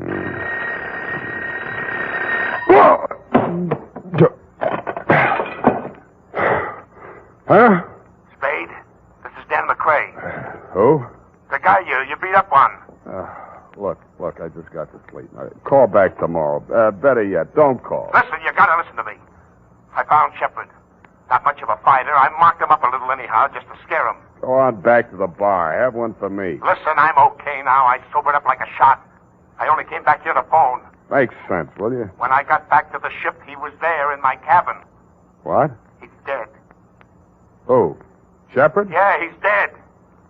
Hit him too hard? I don't think so, but I've got to know. You're a detective. Now, look, I haven't got much money, but... Then start earning some. This is going to cost you.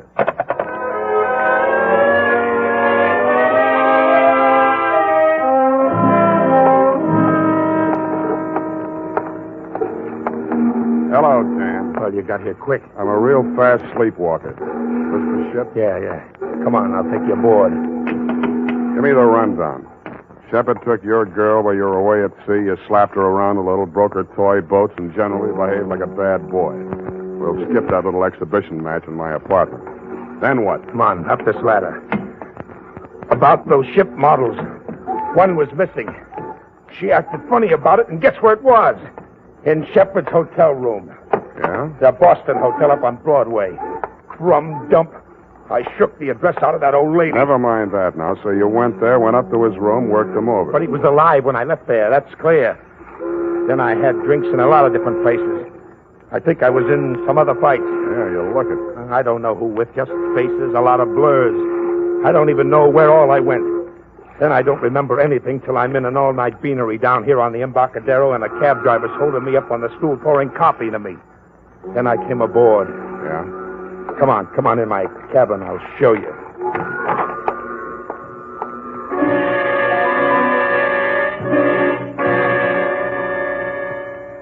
There were a few bruises and ring marks on the face, but they'd been cleaned up and smeared with methiolate.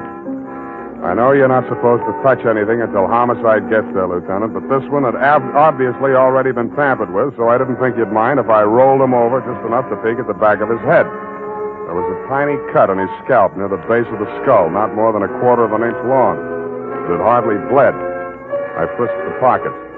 In his wallet, $38, identification card, Frank R. Shepard, Boston Hotel, San Francisco, and a snapshot of Doreen sailing a model Chinese junk in a pond someplace. In his cigar case, cigars. Around his middle, a tooled leather belt with hammered silver buckle. It was a popular type Hickok belt, but something about the buckle didn't quite figure. The prong of the silver buckle wasn't silver. It was tempered steel. And instead of being pointed, the end was flattened out and ground to a sharp cutting edge. There were 2 notches on either side of it that didn't look like they'd been put there for decoration. I took the belt off, rolled it up, and put it in my coat pocket. Well, what do you make of it? You touch it? No. Why? The man falls forward, not back. The cops will say he was killed someplace else and brought here. Then I'm in the clear. Yeah, unless they form a theory that you brought the body down here to dispose of it. Then why didn't I? Maybe you lost your nerve. Maybe you sobered up. How? What killed him? I don't know. Maybe internal injuries, maybe a head injury, or both from that beating you gave him. Maybe he just dropped dead, heart attack. That's for the police medical examiner to find out. You mean you're going to call the police? I have to. But I called you to... I thought you could clear me before... Now, wait a minute. You told me yourself you drew a blank. You don't know where you were or what you were doing. What are you going to do? Call the police. No, wait. Yeah, I suppose you have to. I do. You first. Yeah. I must say you're taking it pretty well.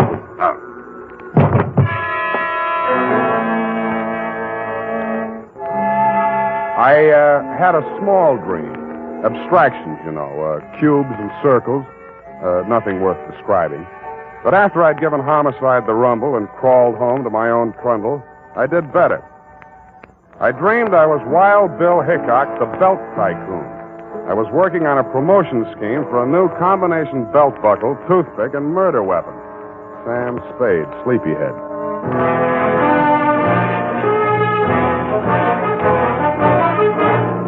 The United States Armed Forces Radio Service is presenting the weekly adventure of Dashiell Hammett's famous private detective, Sam Spade.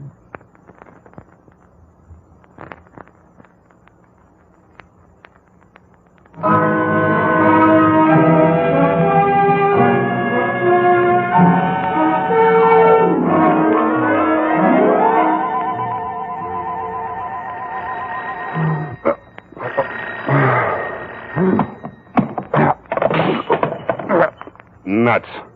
Sam? Unique Garage, Harry speaking. Yeah, this is Dundee, Sam. Okay, Lieutenant, you got me. What time is it? Wait a minute. 10 after 3. Any sign of dangerous Dan McCrae, that rat, my client? Another whiff. Hey, about that girl, Sam. Dubar, Doreen L., Balboa Apartment, Sutter Street. Can Yeah. you give me that description again? Go over and take a look at her. I'm in her apartment now. She says she never heard of you, and she doesn't know anybody named Dan McCrae. And she says she only went out once tonight to a drugstore to get some batteries for her hearing aid and some elastic stockings. All right, Dundee. If you want to swallow a pack of lies, all right. Checked the drugstore, and she's wearing them now. I'd bring her over there, Sam, but she's a little feeble. Okay, Dundee. I'll be right over.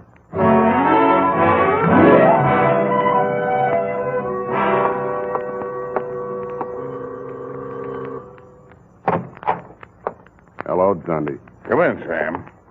I want you to make sure, Sam, this is the apartment.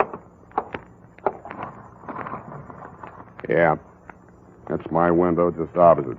You can see the bed that I just got out of to come over here in response to your untimely call.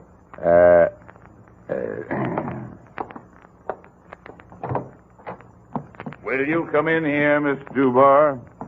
Certainly, Lieutenant. I'm very anxious to make that man's acquaintance. She was about 65 years old with a pleasant, motherly face, gold-rimmed bifocals, hearing aid, and snow-white hair. Over her shoulder, I could see into the kitchen. Sitting at a table facing away from me was an old man.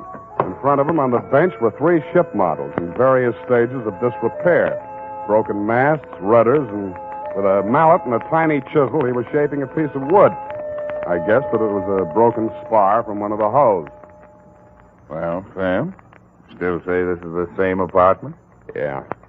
Same apartment, different people. But you must be mistaken, young man. My brother and I have lived in this same apartment for nearly 20 years. She's lying, Dundee. Have you checked the janitor, the building manager, anybody? Janitor says she's been living here since he took the job in 41. We're trying to locate the building manager now.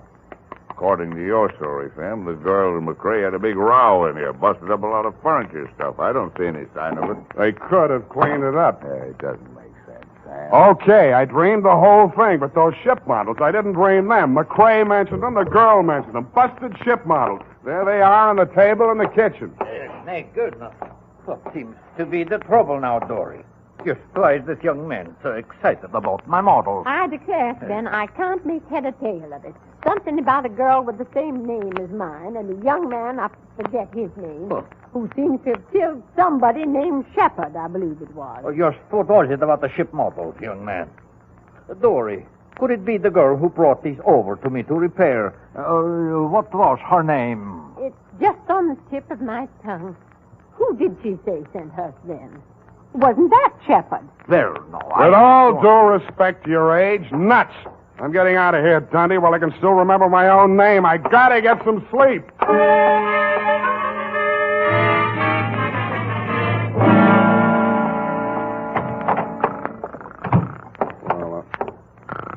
Hey, wake up. Oh, Sam. Get out of my bed. I'm sorry. I was beat. I didn't know where else to go. You can go to jail. Their beds don't have inner springs, but it's a free flop. Listen, I had to make that break. It would have been a murder rap for sure. You mean your memory came back? I had a funny feeling I'd seen that guy Shepard somewhere before. And just before I slugged you while we were standing there in the companionway, it came back to me. That guy Shepard, he came aboard ship yesterday when we docked. He flashed a badge on the gangway watch and asked to see the ship's carpenter. The one that made those ship models for you? Yeah. But don't you see? Manslaughter is one thing, cop killing is another. This ship's carpenter, what's he look like? Oh, thin, around 65. Lame. Talks like a Swede. City morgue. Maxie, Sam Spade. That stiff-tagged Shepard? Shepard, yes, Sam. Just got him back. I think it's all there. Those autopsy boys, careless. What killed him, Maxie? Puncture wound. Base of the skull. Small, sharp instrument. Anything new in his ID? Well, Shepard seems to be a phony handle, Sam, but it'll have to do till the reveal comes along. Sergeant Polhouse let it drop that the boys at his hotel thought he was a detective. Uh-huh. And funny thing about Sheppy boys, Sam. No belt, no suspenders, very loose trousers. How'd he keep them up? By the time I got to him, it didn't matter. Hey, I figured he wore a belt, and somebody swiped it off him. That's an interesting theory, Maxie. I'll see what I can do with it.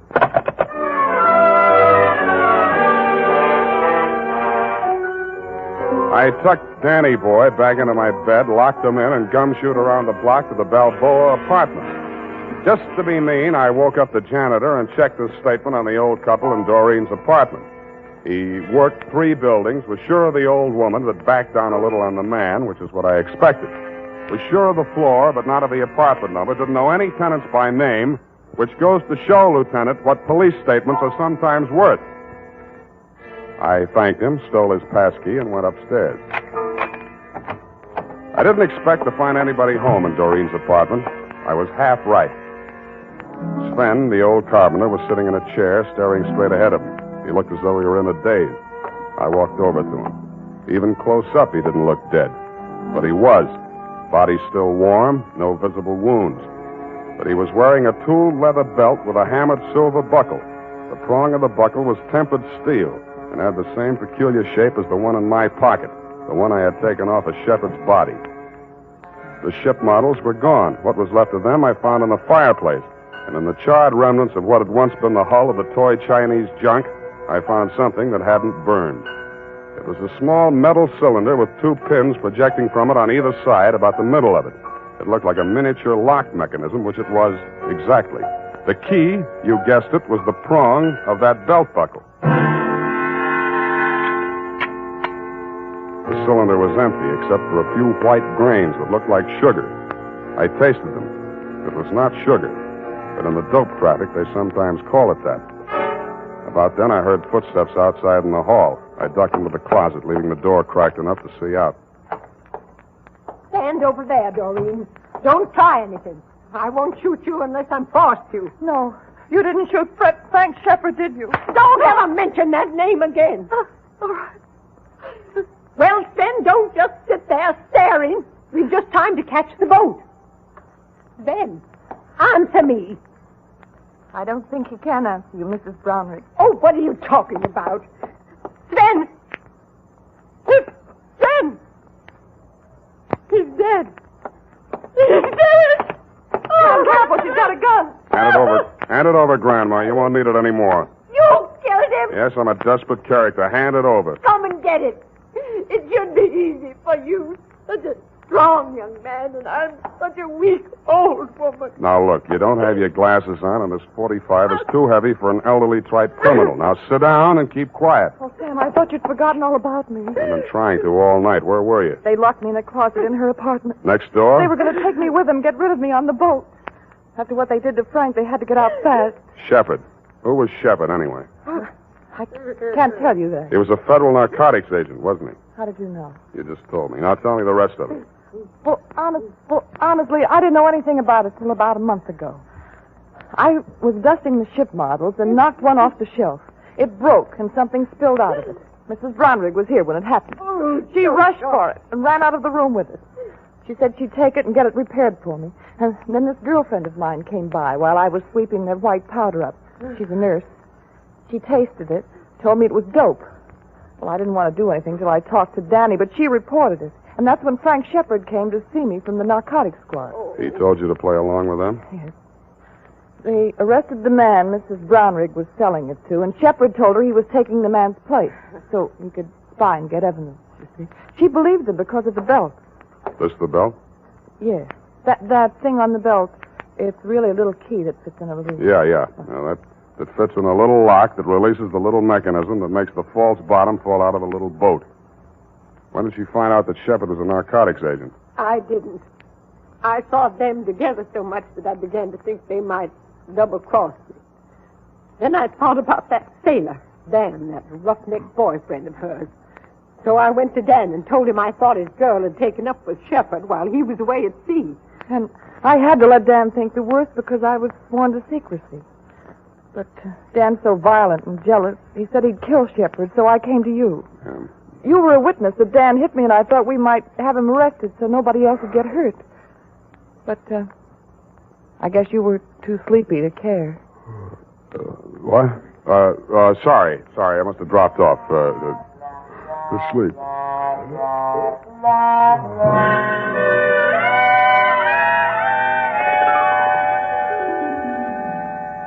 Period. End of report. But, Sam... Yes, Angel? Didn't you arrest that terrible old Mrs. Earwig? Brownwig, Effie? Wasn't it Brownwig, Sam? One of her aliases, no doubt. In reply to your previous question, yes. Who killed Mr. Shepard, Sam? And how? Look, Eff, you'll recall that Sven was shaping a piece of wood with a small chisel and a mallet. The fatal wound, you recall. Oh, and who killed Sven? Sit down. I want to have a serious talk with you. Oh. No, over here. Yes, Sam. Stop twisting your handkerchief. Yes, Sam? Effie, sometimes I think you've been a detective secretary too long. Warps the outlook.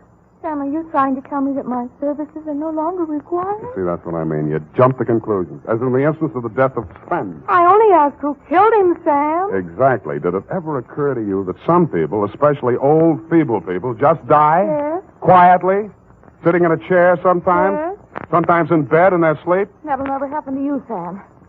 Check. But it did happen to Sven. Perhaps the excitement of his criminous activities, fear of discovery, his impending flight were too much for his heart.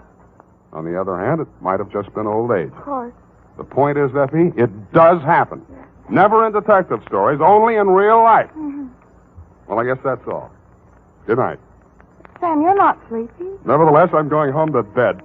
Oh. Well, good night, Sam. Good night, sweetheart.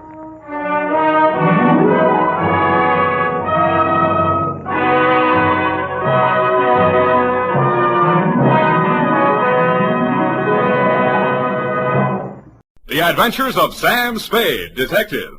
Brought to you by Wild Root Cream Oil Hair Tonic, the non-alcoholic hair tonic that contains lanolin. Wild Root Cream Oil. Again and again, the choice of men who put good grooming first.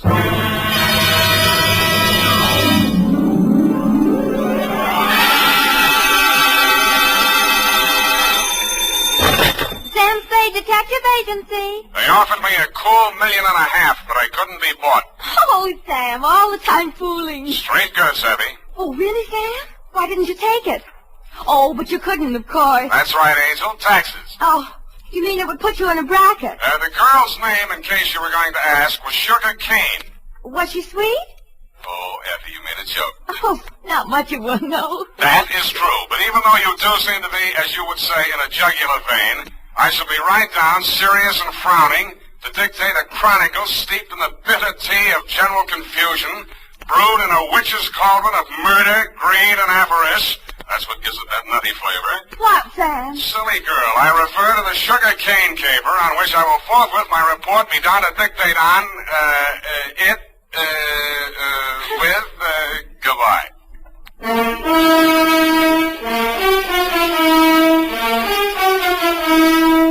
Dashiell Hammett, America's leading detective fiction writer and creator of Sam Spade, the hard-boiled private eye, and William Spear, radio's outstanding producer-director of mystery and crime drama, join their talents to make your hair stand on end with the Adventures of Sam Spade. Presented by the makers of Wild Root Cream Oil for the hair. Want to look better on the job?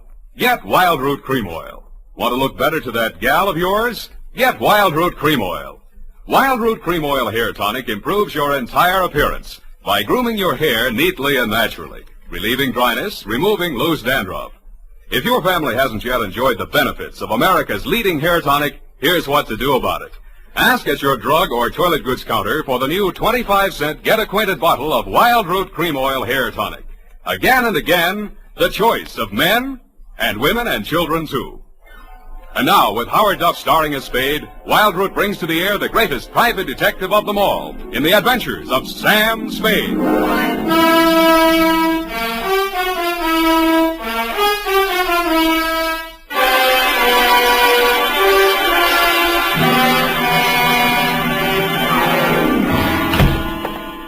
Hello, Sam. How are you, Sam? You were so lugubrious over the phone. Sometimes you're so bucolic, but tonight... What am I? When? Lugubrious tonight. Just bubbling over.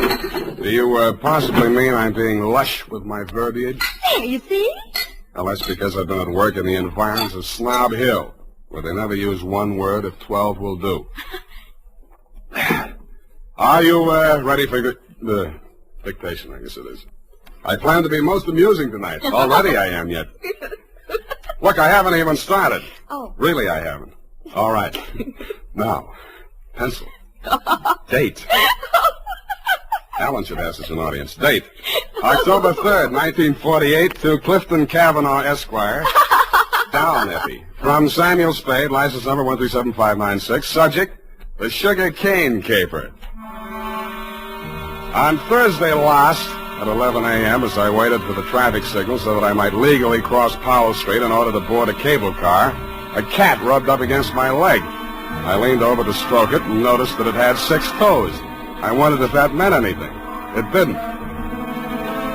Most Nob Hill addresses don't mean much anymore, but yours still does. The house was big, hideous, and reassuring.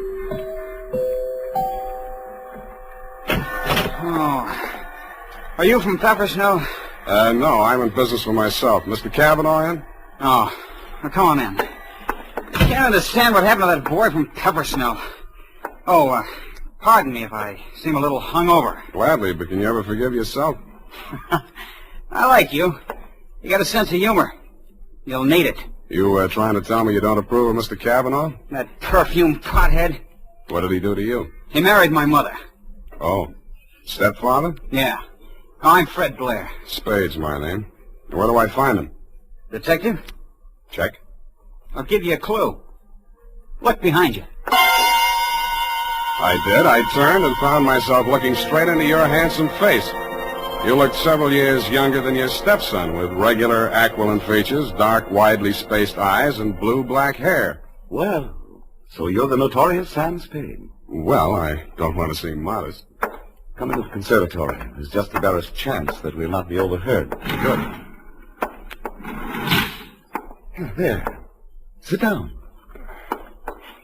What's your problem, Mr. Cavanaugh? Problem indeed. Problems, plural. Starting with that junior-grade lush that collared you at the door. He's very fond of you, too. Well, you can't imagine what a trial that boy's been to me. Both the children.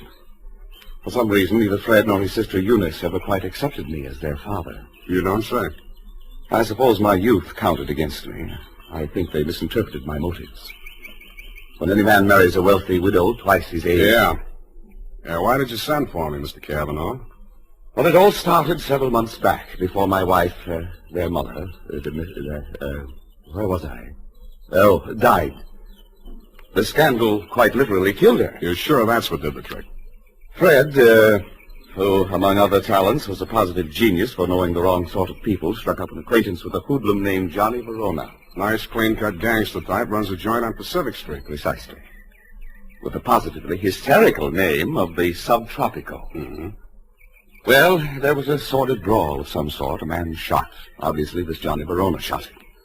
Fred had to give testimony before the grand jury. It was all we could do to keep it out of the paper. But you did. No, and old Eleanor, my wife, that is, dropped dead when the butler brought in the Chronicle. But the worst was yet to come, Sam. Well, don't keep me hanging, Cliff. Well, Fred continued to frequent this bistro, this dive of Verona's. I understand. I believe the bait is a toothsome little teaser with the unlikely name of Sugar Kane. She likes Fred. No woman in her right mind would look twice at that idiot, even if he were twice as rich and only half as sodden. Then, where was I? Oh, yes, this Verona person came here several times on the pretext of pouring Fred through the front door, and thereby met my stepdaughter, Eunice. Well, that's a very interesting story, Mr. Cavanaugh. Now, maybe you'll tell me what you want a detective for. Because my stepdaughter has brazenly informed me that she intends to marry this gangster. I want you to help me prevent that marriage. I don't see. Don't see what? I don't see how I can. Well, perhaps I didn't make myself clear. When Verona was arrested for that shooting in his club, Fred didn't tell the grand jury all he knew. Now, if you could prove that Verona is guilty, then we'd be rid of him for good. Is it Verona you want to get rid of, or your stepson? Good Lord, you don't think Fred did it? Do you? Why, no, of course not. Okay, supposing Verona did it, then Fred goes up on a perjury rap, maybe accessory. Oh. Well, I have no overwhelming desire to injure Fred. Look, why don't you tell me what you have an overwhelming desire for? Well, under the terms of her mother's will, Eunice will inherit $3 million as soon as she marries. When? When what? When do I meet her? Be serious, man.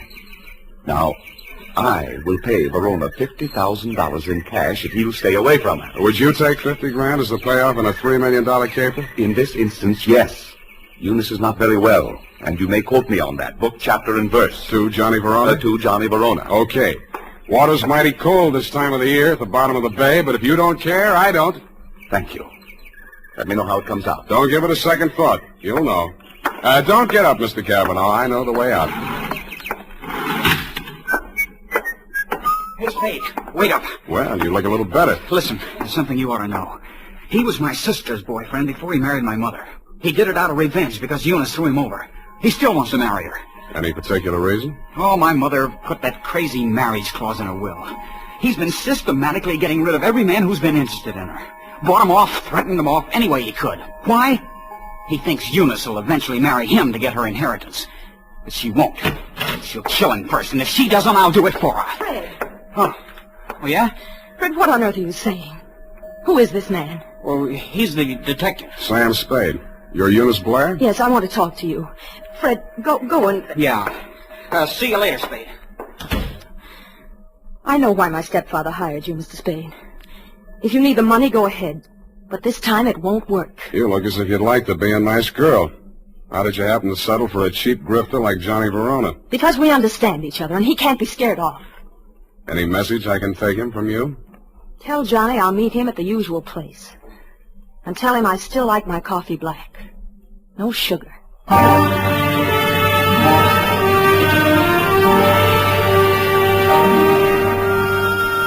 I didn't ask her what kind of sugar she didn't want any of. I thought I knew.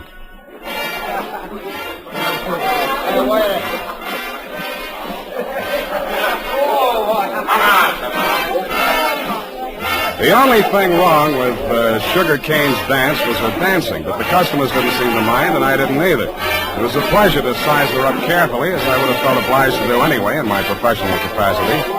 She was a black-haired number with affluent features and widely spaced dark eyes. It was a beautiful combination, and I wondered where I'd seen it before quite recently. I decided to find out.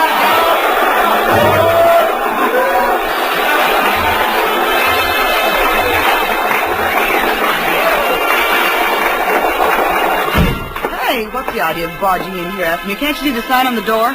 No customers in the dressing room. Then let's go someplace else. I want to talk to you. Beat it. Take it easy. This is on business. Good. I'll fix it up with the ball. Johnny! Yeah, Sugar? What's the matter? Is Joe giving you trouble? He trailed in here after me, the cheap masher, on the pretext of discussing business affairs. Okay, out you go. Wait a minute. Come on, move. And don't come back!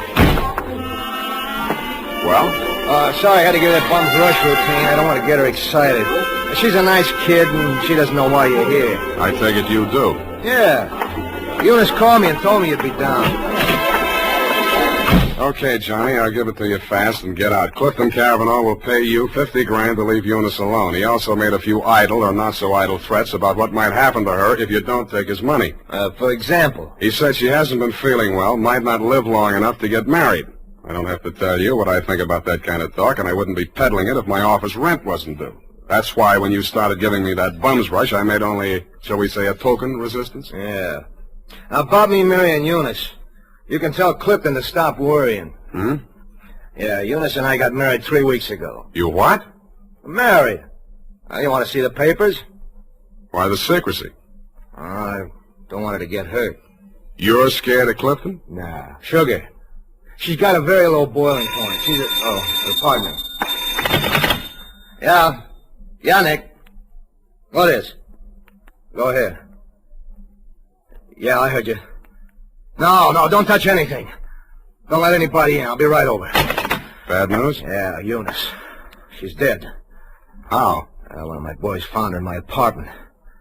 She was supposed to wait for me there. How did it happen? He's not sure. He thinks she took poison. I had to give Johnny Verona one thing. He didn't make any pretense about being grief-stricken. And after all, he just inherited $3 million.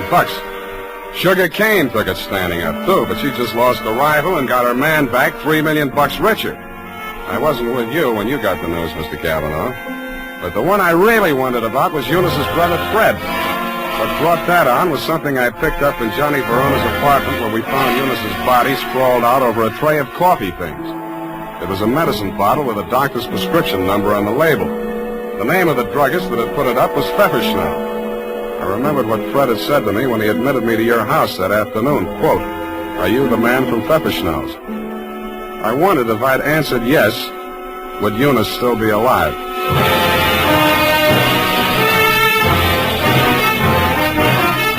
The The makers of Wild Root Cream Oil are presenting the weekly Sunday adventure of Dashiell Hammett's famous private detective, Sam Spade.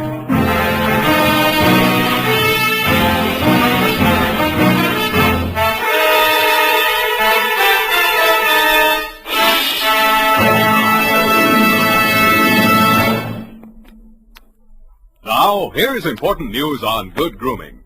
If you want the well-groomed look that helps you get ahead, socially and on the job, listen. Recently, thousands of people from coast to coast who bought Wild Root Cream Oil for the first time were asked, how does Wild Root Cream Oil compare with the hair tonic you previously used? The results were amazing. Better than 4 out of 5 who replied said they preferred Wild Root Cream Oil. Remember, non-alcoholic Wild Root Cream Oil contains lanolin. It grooms the hair naturally, relieves dryness, and removes loose, ugly dandruff.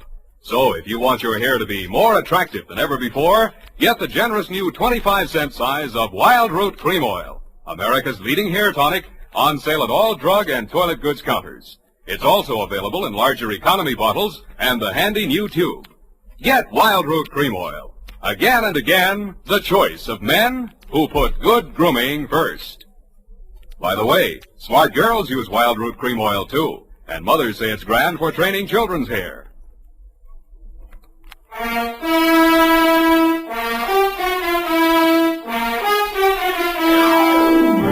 And now, back to the Sugar Cane Caper, tonight's adventure with Sam Spade.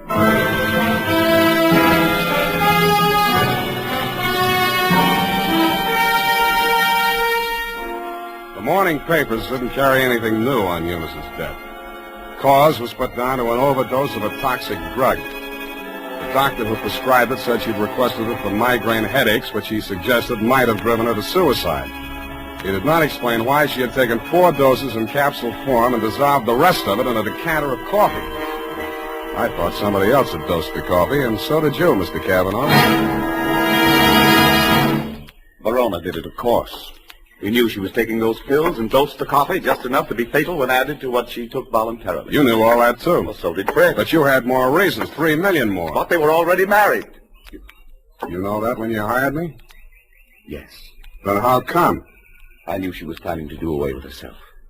I thought if we could pin it on Verona, after all, he's guilty of that old murder, Fred's a witness to that. Well, if he were convicted, the money would revert to me. Nuts. You don't believe me? She wasn't planning suicide, and you know it. Well, then?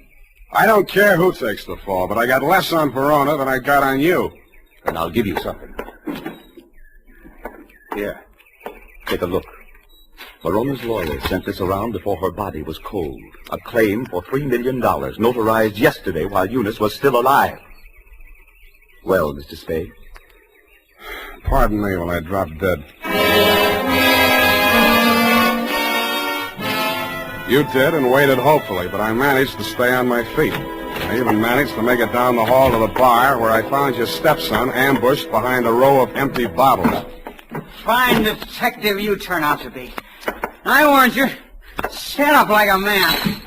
That's all right. I'll take on both of you. Come on, sober up. Makes sense. Where's my drink?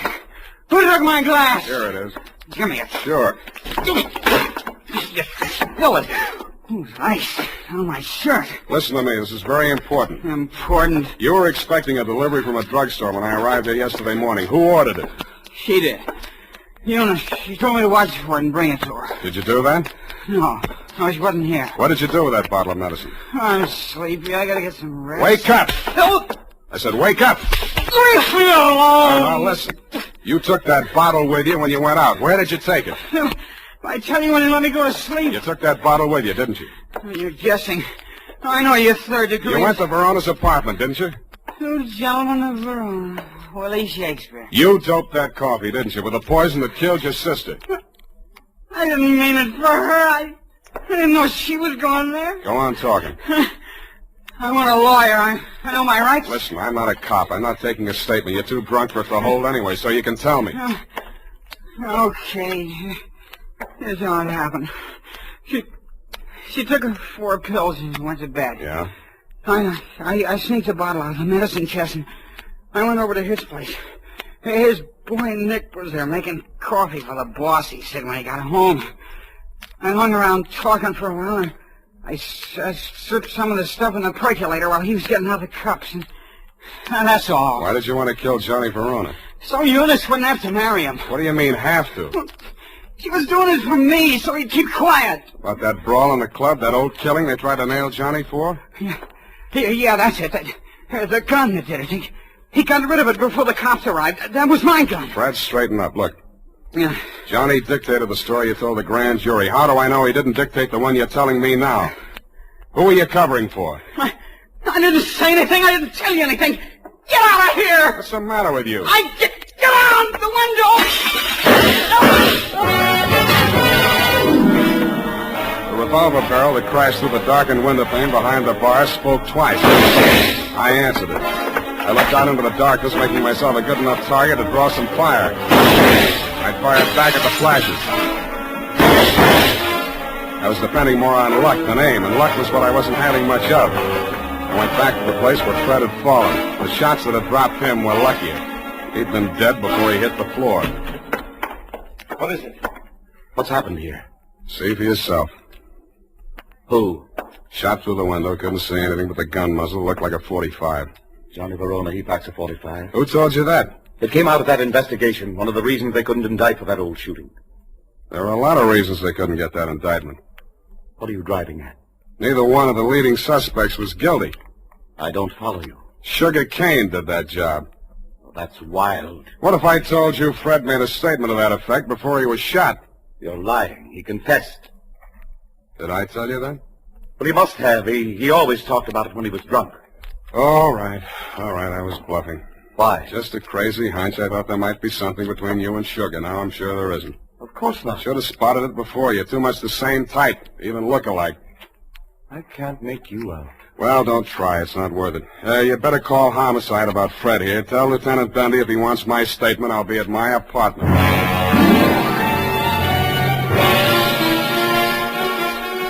After I pretended to leave, I came back and did a little eavesdropping of my own. You didn't phone homicide, but you did spend an hour filing out the barrel of a .45 automatic. Then you went out. I tailed you to an address on Sloat Boulevard. A short time after you went in, Sugar Kane came out alone. I followed her to, you know the answer, my apartment. I went in the back way via the fire escape and arrived in time to answer her buzz.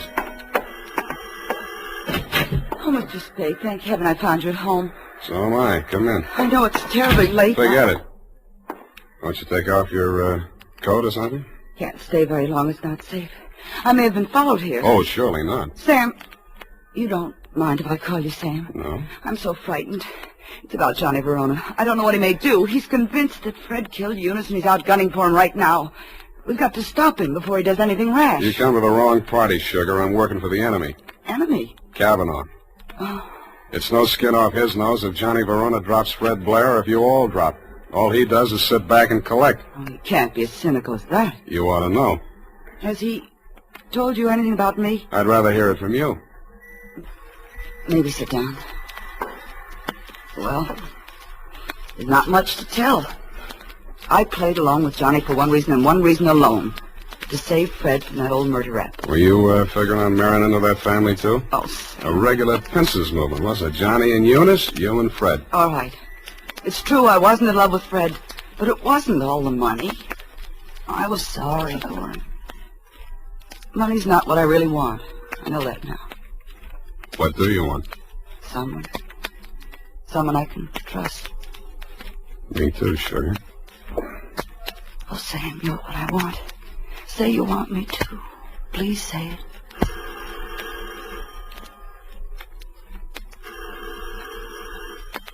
Don't answer it, Sam. Why not? Johnny may have followed me here. He's insanely jealous. Well, I gotta face it out with him sooner or later. Might as well be now. Sam, be careful. Stand out of the way, Sugar. No, Sam. No, please. Don't reach, Johnny. I'm not gunning for you, Spade. In that case, come on in. Well, Sugar, I didn't believe him that you were coming here. I had to, Johnny. He got some crazy confession out of Fred while he was drunk. I had to stall him till you and Cliff could talk to him. To save Fred, I mean. Oh, stop horsing around. We all know that we all know Fred is dead, and we all know that we all know who killed him. Well, then Cliff was leveling. You are trying to pin that on me. I don't need it, but if you want it, you can have it. There's $3 million in my part of it. I'll split down the middle with you. If you throw in with them, it's a three-way split. There's no split at all if you take the rap for Eunice's killing, and you will if you throw in with me. It's their word against mine. 2 witnesses against 1, and all I've got is a confession by a drunk who is now dead. Sam. Oh, Sam, I was sure for a moment you... Get away from me. Sam, Go on. Go to work on him. I should have given you a little more time. That wasn't fair, was it, Sugar? I hate you. I hate you both. I never want to see you again. Get back in that room, Sugar. Cliff. What happened, Sugar? Why were you running away? Johnny double-crossed us. Now Sam knows everything. What does he know? The whole caper. Part of it I wasn't quite sure of until I saw you and Sugar standing side by side. That blue-black hair, the same eyes, plus the fact that the bell on Sugar's apartment on Sloat Boulevard reads Kane, parenthesis, Kavanaugh. You took a crazy chance when you knocked off Fred with me right there in the room. The kind of a crazy chance a brother would take to keep his sister clear. I could have told you that. It would have helped a lot, Johnny, but you didn't. When a man lets his sister go on dancing in a joint like yours after he's in the chips and she goes on liking it, you can be sure they're both playing for big stakes and for nobody but themselves. Where do you think you were supposed to wind up, Johnny? I'll tell you. Drinking that poison coffee that Eunice got hold of by mistake. That isn't true, Johnny. I never told Fred a thing. He thought you really loved Eunice. I don't know how he found out you were forcing her into that marriage. Did you also neglect to tell him that he was innocent? That you pulled the trigger in that old killing and shoved a gun into his hand when he was too drunk to know what he was doing? I've heard enough. Watch it, Johnny.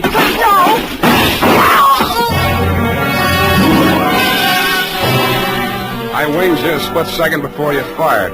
Your aim went wild. All I saw at first was that it missed Johnny. Then I saw him move forward in her direction. She was leaning against the wall, a puzzled expression on her face, her hand plucking nervously at a spot of red that was spreading against the white of her dress. He caught her as she pitched forward and carried her over to a couch. She didn't speak again. You and Johnny knelt beside her until the cops arrived. If you were aware of each other's presence, neither of you showed it. Period. End of report. That was a sad ending, Sam. Yes, it is. I'm sorry it ended so sadly. Well, it was bound to, one way or the other. There wasn't anybody in the whole gallery that thought about anybody but himself. Except poor Fred, I guess, and his only friends arrived in bottles and left in the ash can. All those millions and millions. Who'll get the money now, Sam? I'm glad you asked that. It leaves me cold. Go tight that up while I knit myself a sweater. And now, listen to this. It's the smart mother who sees to it that Wild Root Cream Oil is always kept handy around the house. For she knows that Wild Root Cream Oil grooms her family's hair neatly and naturally, relieves dryness, removes loose dandruff. Get acquainted by asking for the new 25-cent bottle. Also, ask your barber for a professional application of Wild Root Cream Oil Hair Tonic. Again and again, the choice of men and women and children, too.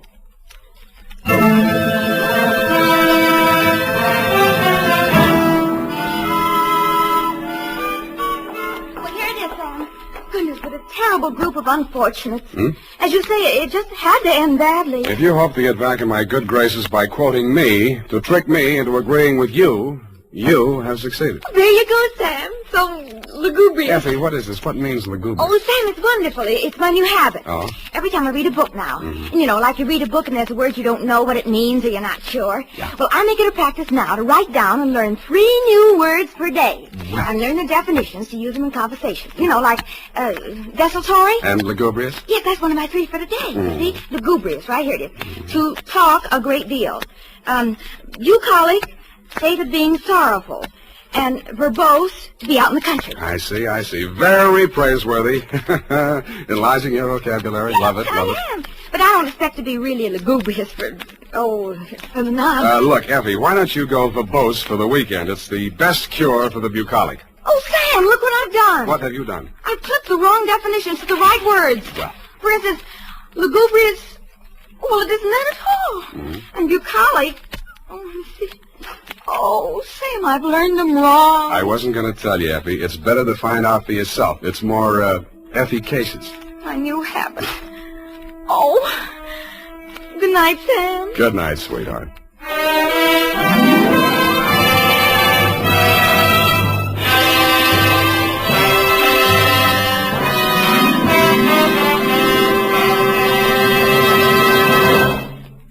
The Adventures of Sam Spade, Detective. Brought to you by Wild Root Cream Oil Hair Tonic, the non-alcoholic hair tonic that contains lanolin. Wild Root Cream Oil. Again and again, the choice of men who put good grooming first. Sam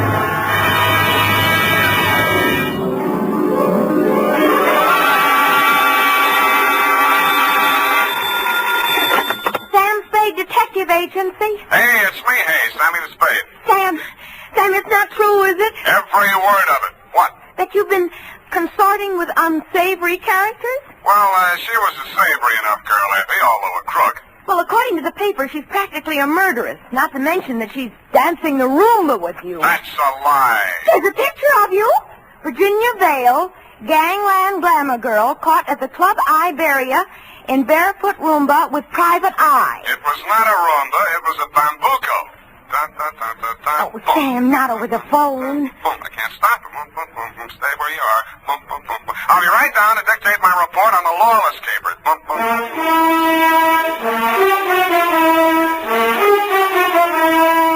Dashiell Hammett, America's leading detective fiction writer and creator of Sam Spade, the hard-boiled private eye, and William Spear, radio's outstanding producer-director of mystery and crime drama, join their talents to make your hair stand on end with the Adventures of Sam Spade. Presented by the makers of Wild Root Cream Oil for the hair. Say, have you gotten acquainted with Wild Root Cream Oil yet? Tell you what, mister, if you haven't, even if you don't use any hair tonic at all, why not ask at your drug or toilet goods counter tonight or tomorrow for the brand new 25-cent Get Acquainted bottle of Wild Root Cream Oil. You'll like the way Wild Root Cream Oil grooms your hair neatly and naturally, relieves dryness, and removes loose dandruff. You never dreamed one hair tonic could do so much. So give it a try.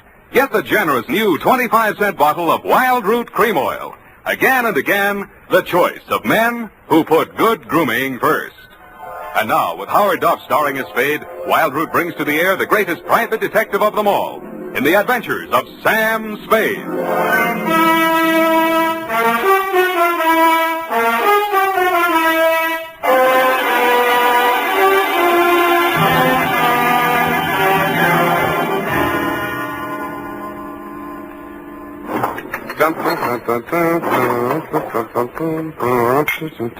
I think I'm getting it, Effie.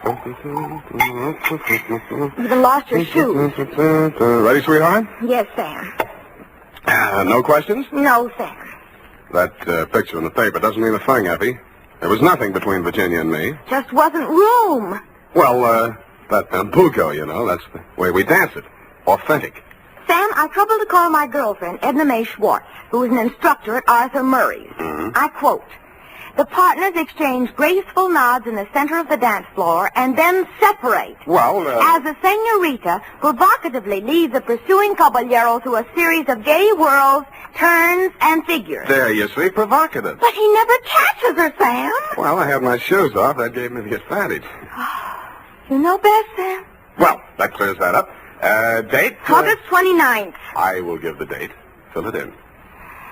That still doesn't explain your operating on the wrong side of the law. Down, Effie. This goes to John M. Lawless. A known gangster. What else? From Samuel Spade, license number 137596. Dun, dun, dun, dun, dun. Boom. Well, thank you, Effie. Subject, Joe Morales. Dear Johnny, you hired me yesterday morning, but the real start of it was back in 45. Flashback. San Francisco was just recovering from VJ Day, and crime was practically at a standstill because your number one competitor in the West Coast mobs had just been rubbed out, and you were on trial for same. Nothing about the trial made any sense. The tea-time chatter in the better pool rooms was that you were taking the rap for your worst enemy, Joe Morales. What made even less sense, the lawyer defending you was Joe's brother. So I wasn't a bit surprised to receive your check for $25, together with an invitation to be in the third row of the courtroom when the jury returned the verdict. I was. The defendant will please rise. Step forward, please. Have you anything to say why judgment of this court should not be passed upon you? Yeah. It's a bad beef. The judgment of this court is that you, John Lawless, for the crime of manslaughter, having feloniously run down, run over, and killed with a certain automobile the deceased person named in the indictment, and having subsequently departed the scene in violation of the hit-and-run statute, are hereby sentenced to a term of 3 to 10 years in the state prison of the state of California. You didn't even look at the judge while he was dishing it out. Your eyes were on the man sitting directly in front of me. The man you were supposed to be taking the rap for. The man you had deliberately planted me behind, Joe Morales. I wondered what that meant. When the judge brought down his gavel, I found out. You came up the aisle with a deputy on one arm and your lawyer on the other. He seemed upset about something. I'm sorry, Johnny. I did the best I could. They've given me the judge I asked for. You passed on the jury, you cheap shyster. Okay, just wait till you get my bill. Shut up. Now, wait a minute, Sheriff. I want to speak to a friend. Hey, Johnny, hurry up. We got a train to catch. Hey, you, Joe. Yeah, Johnny? I got just this to say to you. I'm going up, but I'm not staying, see? If I'm not paroled out in 3, I'll break out. Either way, I'll get you, even if it means a murder rap. Oh, now listen, Johnny. You heard me, Spade? Yeah, Johnny, I wish I hadn't. Well, Johnny, we gotta go. Okay. Don't forget what I said, Joe. So long, Sam. Good luck, Johnny. Hey, Sally. Yeah, Joe? You hear what he said? I know. He's gonna knock me. This guy's a witness named Spade. Spade, my brother Sally. Salvador Morales. You may have heard of me. Yeah, if I'm ever up in a hit and run, remind me not to hire you. Come along, Spade, where we can talk quietly. Just over here. My conference room. Look, we got nothing to talk about. Oh, yes, we have. Watch it. I just got this suit pressed. Yeah, right in here. Sally, is it all over? How did it come out? Where were you? In the air. I couldn't force myself to stay out there. What did he get? 3 to 10. 3 to 10, is that... Oh, I mean, how terrible. How terrible. Best I could do. This is Sam Spade, my dear. It's Virginia Vale, Johnny Lawless's fiancée. The San Quentin widow. Well, how's tricks, Virginia? Why did they bring you here? Maybe they know. He's a witness. Witness? To a threat Johnny made against my brother's life. My own client. What's funny? Ask your brother. That threat would even get you a writ against him to keep the peace. What do you mean, Sam? Sweetheart, threats don't mean anything in law unless they're backed up by some action. Even if he told you the when, the where, and the how, it wouldn't be worth anything until you're dead. But it would be worth something then? Sure, it shows premeditation. Then if he knew he was overheard, you'd be forced to testify if anything happened to Joe. Hey, beautiful. What are you trying to do to me? Well, I mean, he'd think twice before he tried anything. You'd be safe, Joe. Well, honey, I didn't know you cared. About you, I don't. I just wouldn't want Johnny to do anything foolish.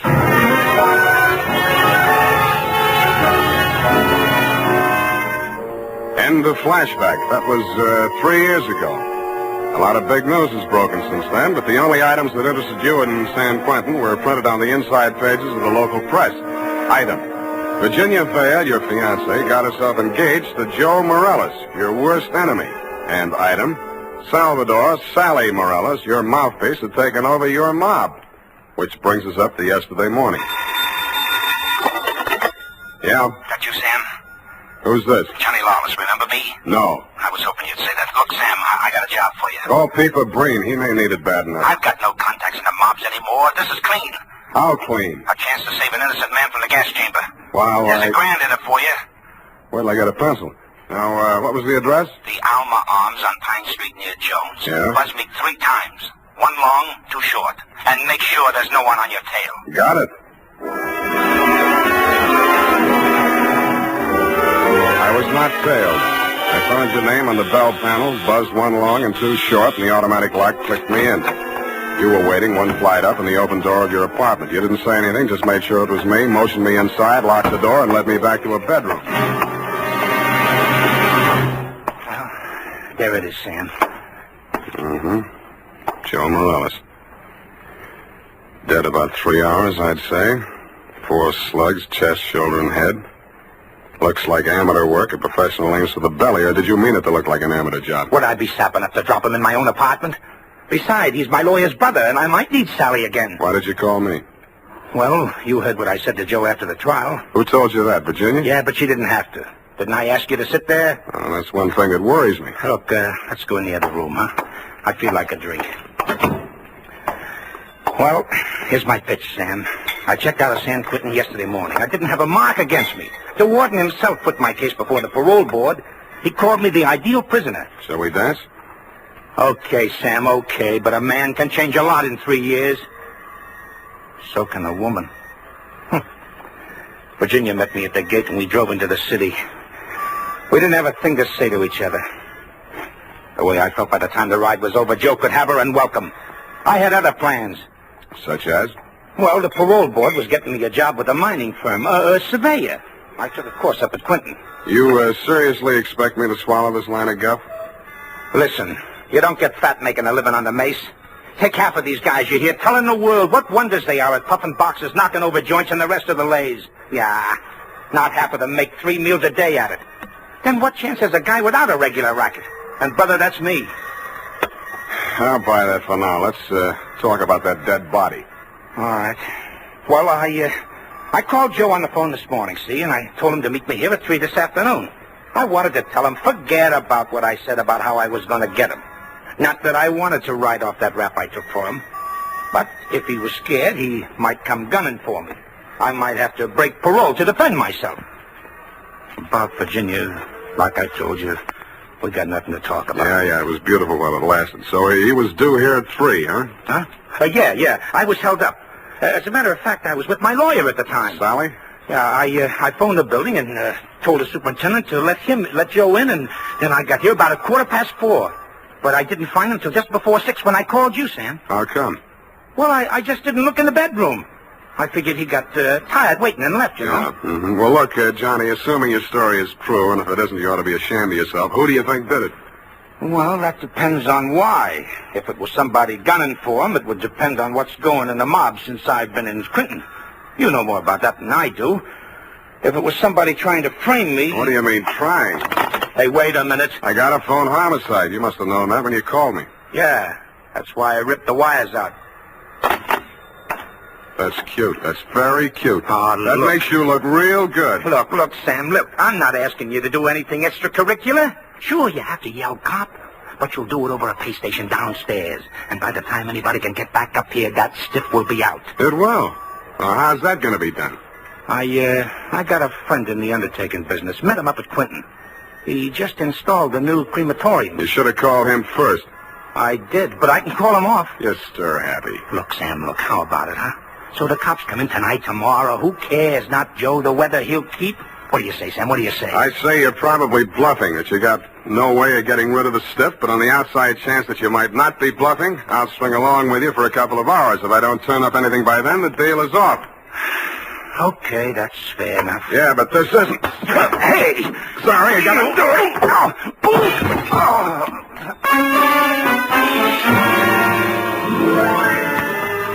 I hated to do it, Johnny. You were out of condition and you weren't expecting it. But I wanted you to look like a hospital case.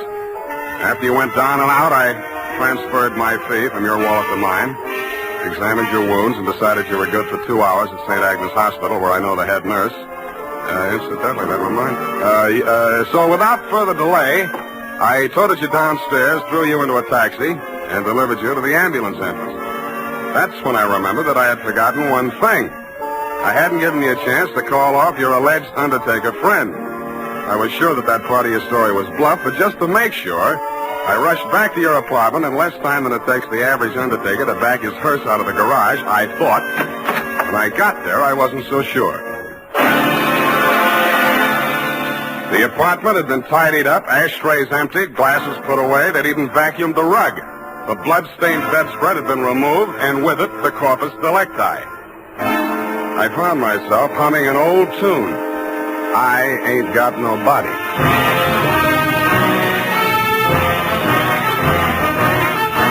The makers of Wild Root Cream Oil are presenting the weekly Sunday adventure of Dashiell Hammett's famous private detective, Sam Spade.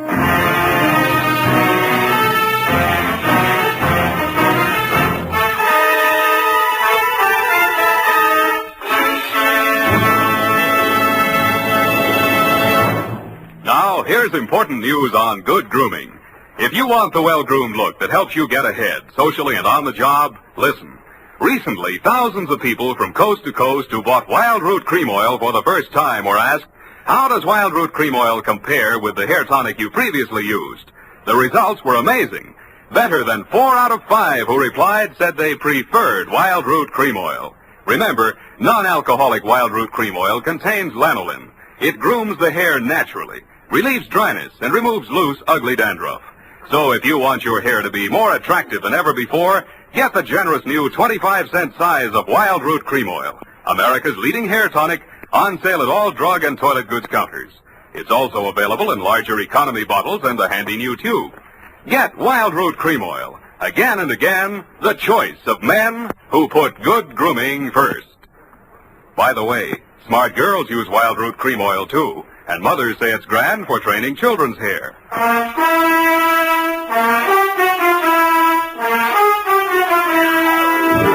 And now, back to the Lawless Caper. Tonight's adventure with Sam Spade.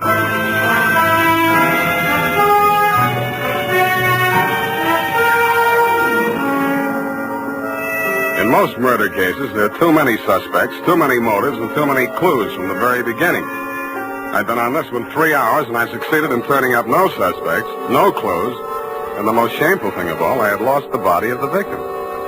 I consoled myself with the thought that he was in no condition to tell me anything anyway. But then neither were you, Johnny. You'd checked out of the hospital, no forwarding address. But in a gin mill down in the Mission, I found a character with the unlikely name of Porky Grout. Porky is theoretically alive and will tell all he knows about anybody, which is plenty, for 2 fingers a bribe. I gave him a handful. Easy. The Joe Morales mob. Yeah. They dusted this town. They moved to Las Vegas 5-6 months ago. How come Joe stayed in San Francisco? Oh, him and his brother had a beef with each other. That's Sally Morales, the lawyer? Yeah, the mouthpiece. Not too close. What was it all about? Oh, that dame, Virginia Vale. After she and Joe framed Johnny Lawless on that hit-and-run job, well, they disagreed on methods of administration. Not so close. No. So she and Sally team up. And Sally uses his business connections to pull off this big combine, you see? Yeah, I heard of it, Las Vegas. How do I get to Sally? My throat's dry. I can't hardly talk. Hey, Riley, put out the bottle. And bring an air wick. Oop, Easy, I'll help you. Great, huh? Great stuff. Not too close. Now, when do you want to get to it? Tonight? Right now. Let me see now. The dame don't dance to nothing but rumba music, and she don't drink nothing but imported French champagne. Yeah. Furthermore, she don't go nowhere where she don't get her picture taken. And he don't dare take a drink in a place that pays him protection. Well, this being after hours, there's only approximately one place they could be at. That's the Iberia out on Van Ness. Thank you and good night, Porky Grout. If your friends won't tell you, I will. What? Please don't bother to answer.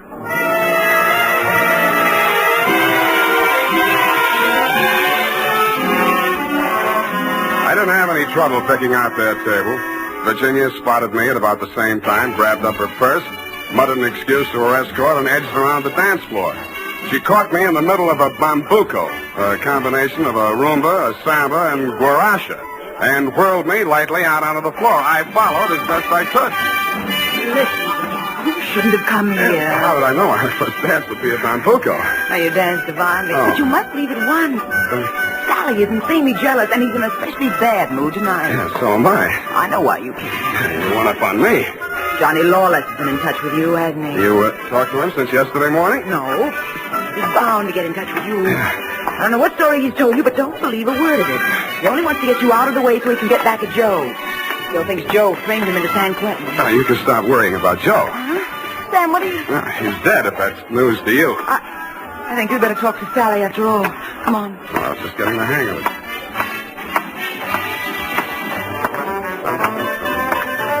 Well, my dear, so you've met another old friend. Hello, Sally. Hello? Sit down, Spade. Thanks. Sally, Huh? Sam says Joe is dead. Joe? Murdered? Yeah. Well, it was bound to happen. I wanted him to get out of town before Johnny Lawless came back. Johnny says he was with you when it happened. Juries don't go for alibis, Spade. Best defense I could give him would be that I defend him despite the fact he's accused of killing my own brother. But look here. As his attorney, I have the right to know what he retained you for. To find out who did kill Joe. That's what he said. Have you found out? Not yet. Any leads? Not many. What's the difficulty? The corpse. Somebody swiped it. You can't mean that. I can, and I do. Well, that doesn't make sense. Unless Johnny arranged it himself. But he couldn't have. No contacts. Of course, he might have disposed of it without help. It's been done, you know. Not tonight. I'm his alibi there. I don't believe it. You're just telling that story to see how we'll react. That's why I'm telling it, but it's not a story. It's the McCoy. Sally, what can it mean? If Johnny didn't do it, then somebody must have done it to frame him. And if they did that, they wouldn't turn around and get rid of the evidence, would they? What? Well, the whole thing is wild. You know, there might have been two people who thought they were a team, but one of them was really working against the other and for Johnny. Well, that's absurd, isn't it, Sally? Is it, my dear? He's trying to play us off against each other. Don't fall for it, Sally. I had nothing to do with any of it. You've got to believe that. Yes, I was sure of you when Johnny was out of the way. You wanted him out of the way, you admitted. You're still in love with him, aren't you? Oh, aren't you? Alice, you're hurting me. Hurting? I'll help the DA write his brief. You'll go to Tehachapi for body snatching. Go ahead. I can't wait to get on the stand. The things I'll tell about you, how you let Johnny go up on that hit and run when you knew it was my idea and I was in the car with Joe. You will. Not a jury in the country would blame me for protecting my own brother. Protecting him? You were framing him even then. So you can have me for yourself. Oh, I'll have you in a gas chamber if you keep insisting. Your own brother. Squeeze out of that one if you can. How about the body? Love of woman surpasses brotherly love. I can see the jury now, eating it up. Victim of a designing woman caught in the toy. Nuts. I don't care whether either of you is guilty or both or neither or whatever. If I get that body back tonight, I'll let the cops worry about it. If I don't, I'll confess to everything myself and name all three of you as accomplices. All right, Spade. You say your only concern is that body? Right. Here's $500. Another $500 when you find it, huh? Does that convince you? Well, it helps. Here, my diamonds. Take them all. No, keep the diamonds, Virginia. If Sally gets sent up first, you'll need them for your defense. Think it over, kids. I'm calling the cops right now. I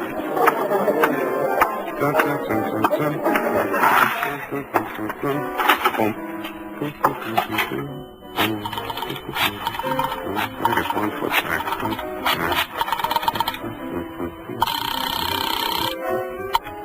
Homicide, Lieutenant Garrett. Roy, Sam Spade. Where's Dundee? Oh, he's asleep.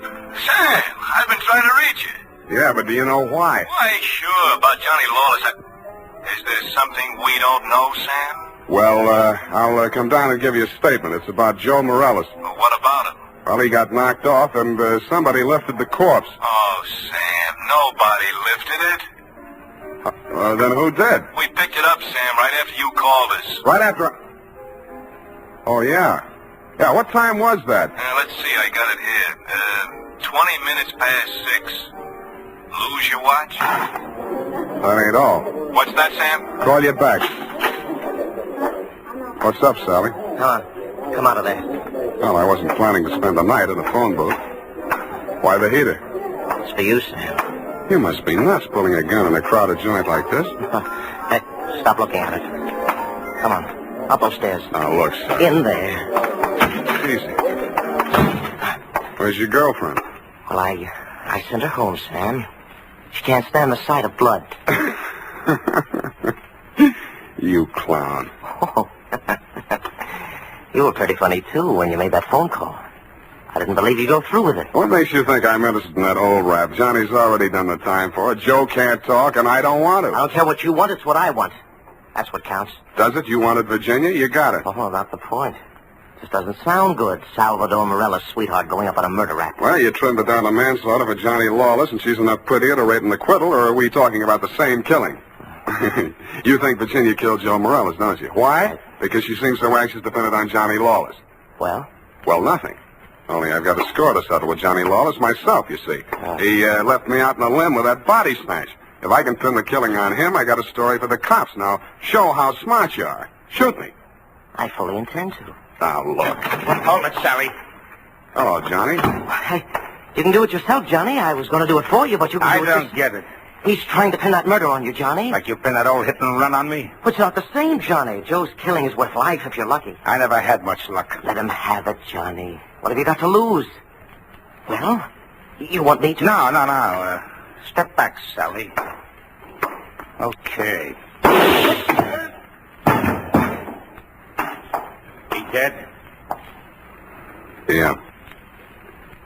You planned it different, didn't you, Johnny? Yeah, but I might as well get two for the price of one. Yeah, I planned it different. But I don't seem to care anymore. Well, then you won't need that. Huh? Sorry, Johnny. By the way, I'd like to thank you for keeping me in the clear. How come? That phone call you made the homicide using my name. Without that, I might be going up with you. How'd you figure it? Nobody but you had anything to gain by making that body seem to disappear. You knew I wouldn't check with the police till I'd made a try at locating it on my own. You knew I'd use the disappearance as a handle to shake what I could out of Sally and Virginia. You knew they'd suspect each other because I had you alibied at the time of the body snatch, and that would start them screaming accusations at each other. Did they say enough to send them up? Yeah, I don't know how much will stick, but enough. They both admit Joe did that hit-and-run job I was sent up for? He and Virginia together. So she was with him. 3 years ago, I wouldn't have wanted to know that. Now it sounds good.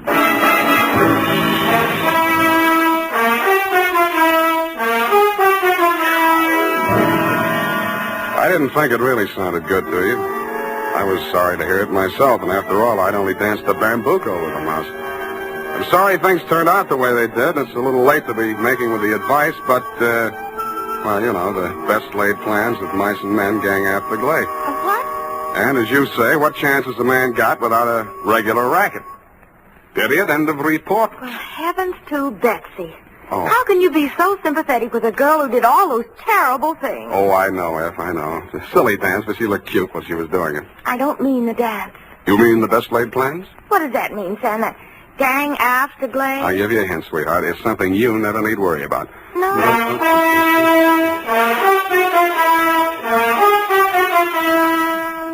Here's why, men. Here's why Wild Root Cream Oil is again and again the choice of men who put good grooming first. Wild Root Cream Oil grooms the hair neatly and naturally without giving it that plastered down look. Wild Root Cream Oil relieves annoying dryness and removes that loose, ugly dandruff.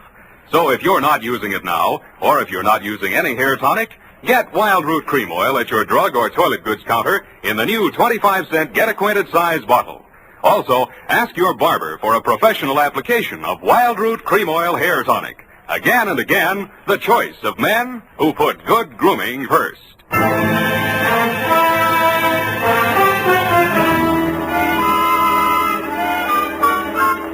here it is, Sam. My, terribly confusing. I sensed that somehow. Who was that hit-and-run victim? Well, they named that dance after him, George L. Bambuco. I don't believe it. Sam, what does it mean? What does it mean? You know. Gang after Glay? Snafu. Oh, why didn't you say so? Darlings, yes. Good night, Sam. Good night, sweetheart.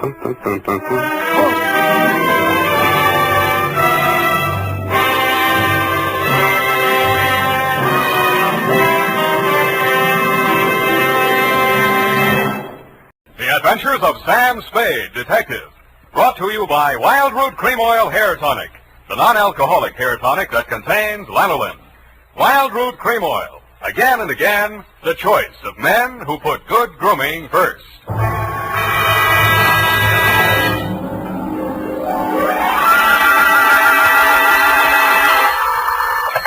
Sam Spade Detective Agency. This is Mad Scientific Detective number 137596. Sam, no matter what anyone says, I'll stand by you. You're nothing of the sort. Not scientific? Of course not. You're two-fisted. Well, thanks, Effie, and that ain't all, Effie.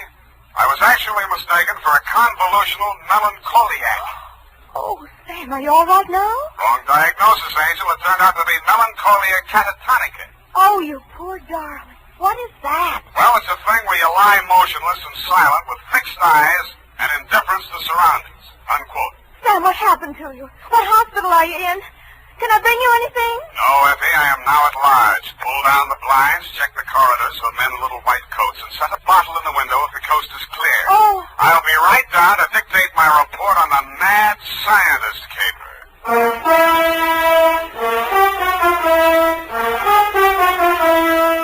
Dashiell Hammett, America's leading detective fiction writer and creator of Sam Spade, the hard-boiled private eye, and William Spear, radio's outstanding producer-director of mystery and crime drama, join their talents to make your hair stand on end with the adventures of Sam Spade. Presented by the makers of Wild Root Cream Oil for the hair. Nobody has to tell you that a neat personal appearance can have a lot to do with helping you get ahead on the job. Now, the first step to a good appearance is well-groomed hair. And I mean hair that's groomed with Wild Root Cream Oil. Wild Root Cream Oil always grooms the hair neatly and naturally. It relieves dryness, removes loose dandruff. Yes, men, to look your best at all times, spruce up with Wild Root Cream Oil Hair Tonic. Again and again, the choice of men who put good grooming first. And now, with Howard Duff starring as Spade, Wild Root brings to the air the greatest private detective of them all in the Adventures of Sam Spade.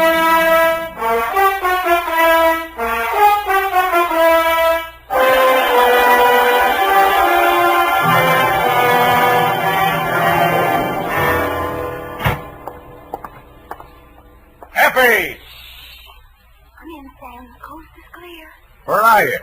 Why is it so dark in here? Well, I had to put the lights out. The blind stuck. I couldn't get it down. The heat's off, Effie. Let there be light. Oh, I'm so glad. Let me look at you. Don't look at me like that and stop whispering. Oh, Sam. Did you get me all upset like that just for a joke? It's no joke, sweetheart. You really sick? Yeah, just sick of some of the types I made in this business. Oh, Sam. Date July 25, 1948, to Detective Lieutenant Dundee, Homicide Detail, San Francisco Police, from Samuel Spade, license number 137596. Subject, the Mad Scientist Caper. I worry so. Dear Dundee, he looked like a mad scientist, and that's exactly what he was.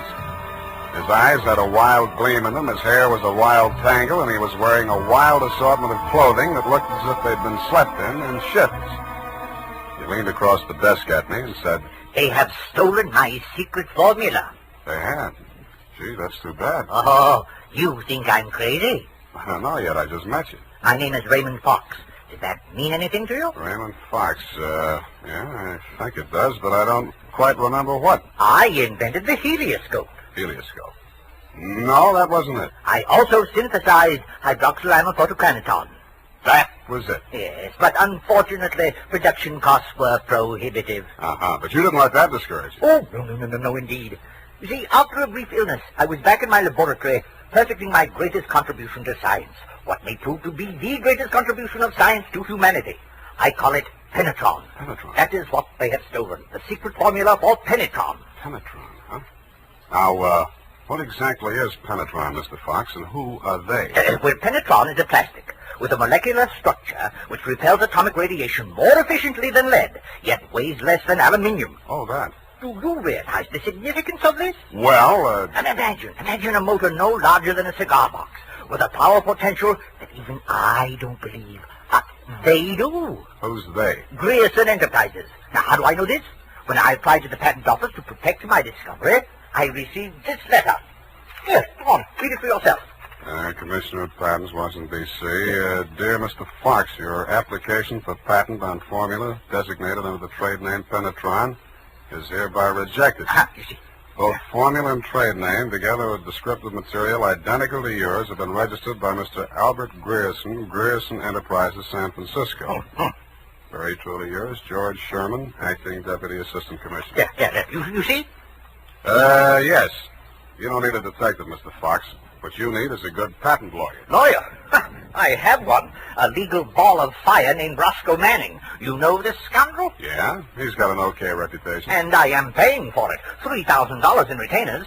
And now he tells me he can do nothing. Insufficient evidence, he says. What is this outfit, Grierson Enterprises? Yeah, a snare in a delusion, with rented furniture, unscientific ventilation, and dirty work at the switchboard. Mm-hmm. How did they get hold of your formula? Well, it must have been while I was ill. They came and took it away. Out of your laboratory? Oh, well, what did it matter where? I've got to start someplace. Start with the man. I promise you he's a crook. If he steals from me, he's stolen from others. If we can prove that, then I have a case. Well, I can't promise you anything, Mr. Fox, but I'll see what I can do. Will $100 be enough for your retainer? Too much. 25 now, and the balance if I can do anything for you.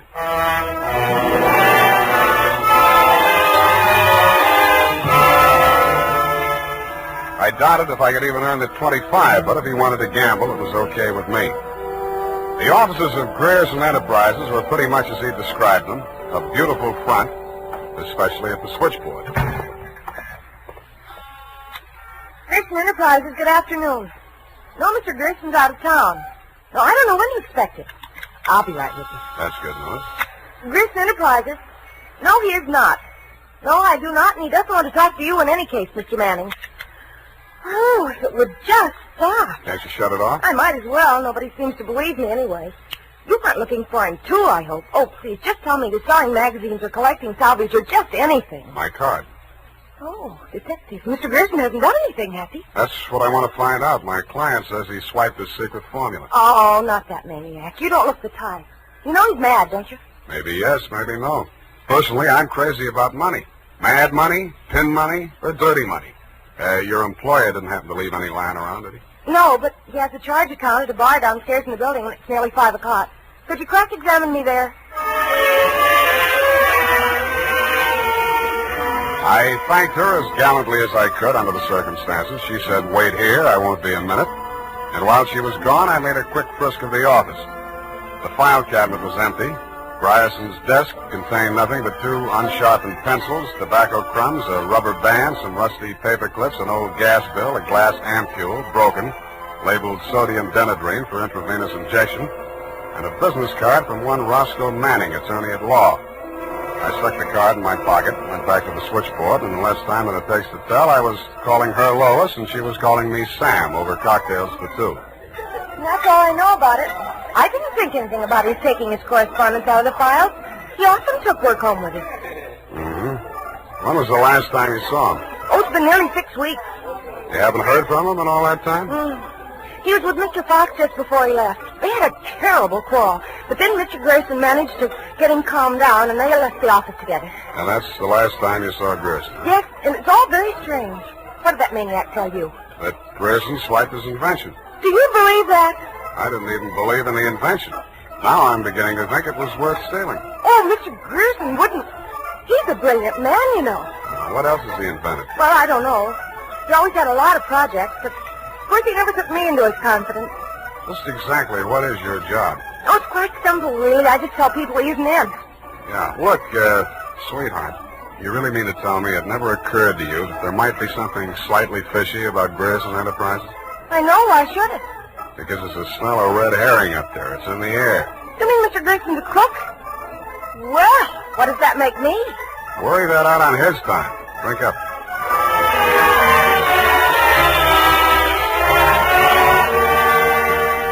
She looked as if she were telling the truth. Though with women, especially blue-eyed women, that doesn't always mean anything. If she had anything more to tell, she obviously wasn't ready yet to tell it.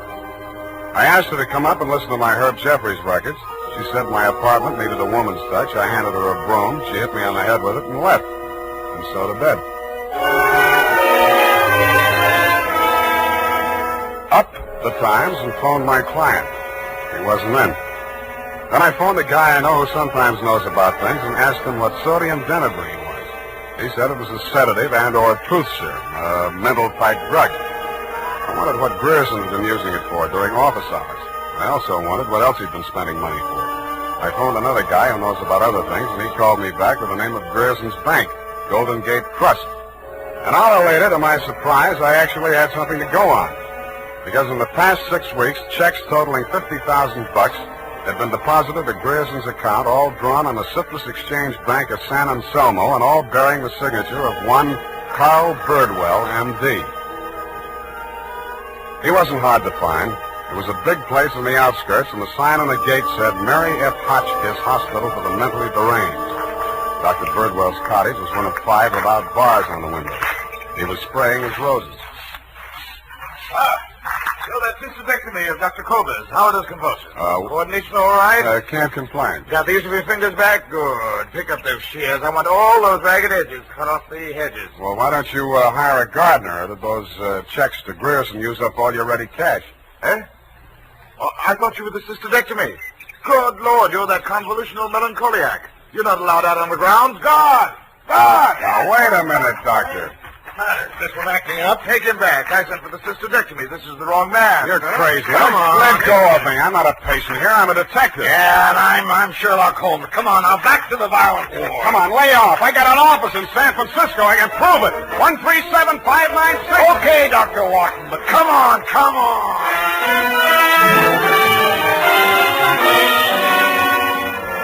And in more time than it takes to tell, due to the guard's jiu-jitsu, I was disrobed, straitjacketed, and rolled into a wet sheet. A full-fledged inmate of the Mary F. Hotchkiss Hospital for the Mentally Deranged, which is exactly where I belong for having taken Mr. Fox's $25.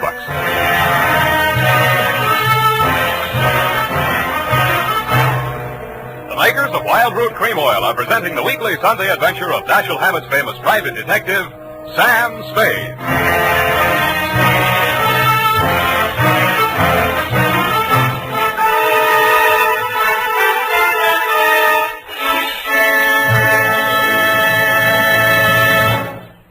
If you want the well-groomed look that helps you get ahead, socially and on the job, listen. Recently, thousands of people from coast to coast who bought Wild Root Cream Oil for the first time were asked, how does Wild Root Cream Oil compare with the hair tonic you previously used? Better than 4 out of 5 who replied said they preferred Wild Root Cream Oil. And no wonder. Wild Root Cream Oil grooms the hair neatly and naturally, relieves annoying dryness, and removes loose dandruff. What's more, non-alcoholic Wild Root Cream Oil is the only leading hair tonic that contains soothing lanolin. So ask for Wild Root Cream Oil Hair Tonic. Again and again, the choice of men who put good grooming first. By the way, smart girls use Wild Root Cream Oil too, and mothers say it's grand for training children's hair.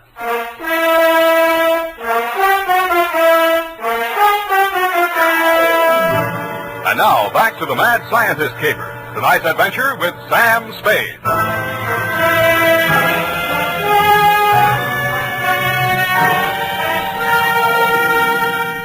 I have been shot, stabbed, slashed, pistol whipped, and sapped into unconsciousness.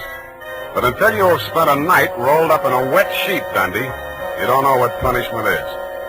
You feel hot and cold at the same time, too miserable to sleep, too exhausted to stay awake. And after 4 hours of it, you just give up and join the crazies pushing up the daisies.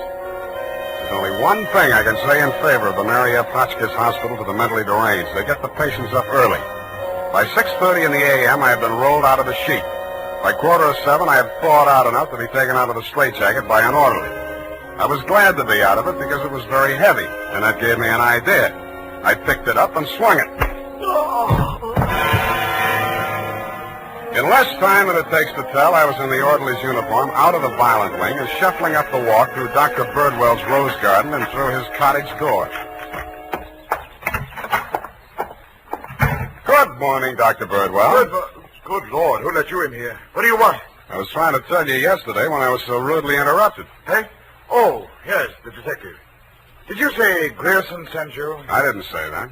I'm afraid you'll have to be absolutely specific or I can't help you. All right. My client is an inventor who claims that Mr. Grierson stole a formula from him, got a patent on it, and stands to profit to the tune of about $1 million. The last 2 items check. I don't know whether Grierson's a crook or not.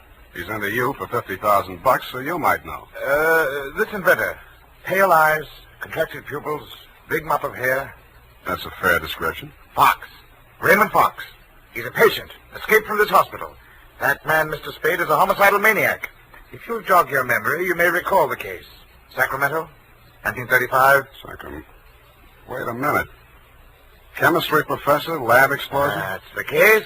2 of his colleagues, whom he irrationally suspected of stealing the formula for the explosive he used to blow them up.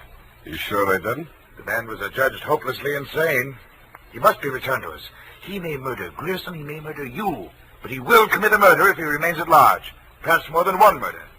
You must help us, Spade. Like you, Doctor, I can't help unless you're absolutely specific about a couple of things. Your connection with Grierson, for instance. I invested in Grierson's firm. Uh-huh. How did Fox meet Grierson? He was allowed a certain degree of freedom here during his rational periods. I guessed that he went through my papers or overheard one of my conversations with Mr. Grierson. Mm-hmm. Do you know he retained a lawyer? Huh? Manning, smart patent lawyer. You must think Fox has a case. Oh, surely not. Grierson thinks so, too. You've talked to Grierson? No, but I've examined his bank statements. The bank allowed that? I told him I was Grierson's attorney. The point is, Grierson is broke. Why? Because he's paid out every penny you gave him to the order of Roscoe Manning, attorney at law. And you know what I think, Doctor? Yes? I think Raymond Fox is crazy like a fox.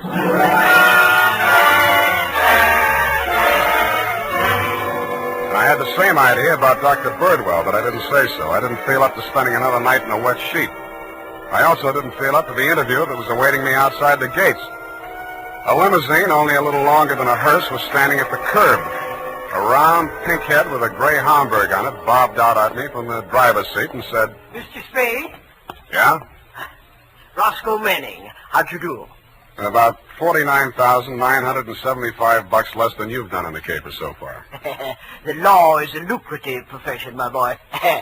Get in. I'll drive you back to town. No charge? Yeah, I'll even give you some free advice. Sans retainer. Well, sir, you were an elusive chap. I've had the devil's own time catching up with you. How did you? I won't ask why. And I am not without resources.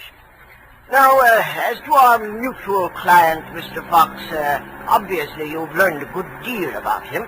Dr. Birdwell says he's cuckoo, and it's only a toss-up which one of us is going to blow up first. And just about what you'd expect from a medical man. If you'd listened to as much conflicting medical testimony in court as I have, you'd take them all with a grain of salt. Or should I say soda mint? Or sodium denadrine? That's a mysterious remark. I was just trying it on for size. It didn't fit. Mm-hmm. Well, sir, here is my proposition. As to Fox's sanity, it's of no importance. He has money, and I think he has a case. We can always get a doctor to say he's back in his right mind. Where do I fit into your scheme? You just keep looking for Grierson. And watch that secretary of his. I don't trust her. Anything else? Oh, I almost forgot. Here's $500, and here's your ticket to Chicago.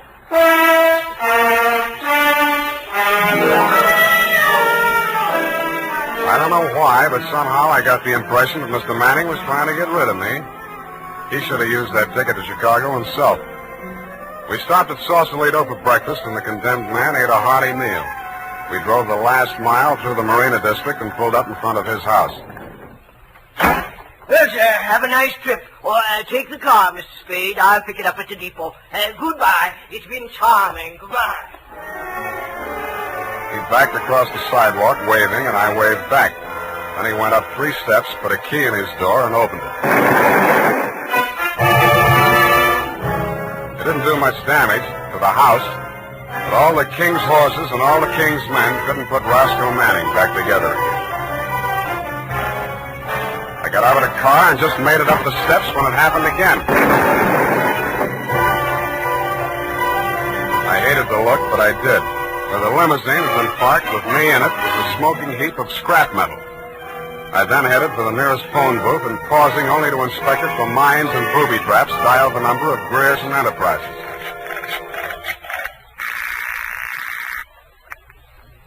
Grierson Enterprises. Lois, Sam Spade. Sam, darling, thank you for the present. What present? I haven't had a chance to open it yet, but I think I can guess what it is. A traveling clock. You mean a package arrived and it ticks? Oh, darling, don't be such a tease. Now, Lois, listen. Oh, all right, I'll open it now. Throw it out the window. No, don't do that. Pedestrians, innocent bystanders. Have you got a metal wastebasket there? I think so, yes. Well, fill it up with water and throw the package into it. And ruin my lovely clock? It is not a lovely clock. It's a lovely booby trap. Oh, go on. I'm serious. Manning just got one of them, and what's left of him is on the way to the morgue. Oh, I think I'm going to faint. Lois! Lois! Wake up! Pour some water on yourself. Hello, hello!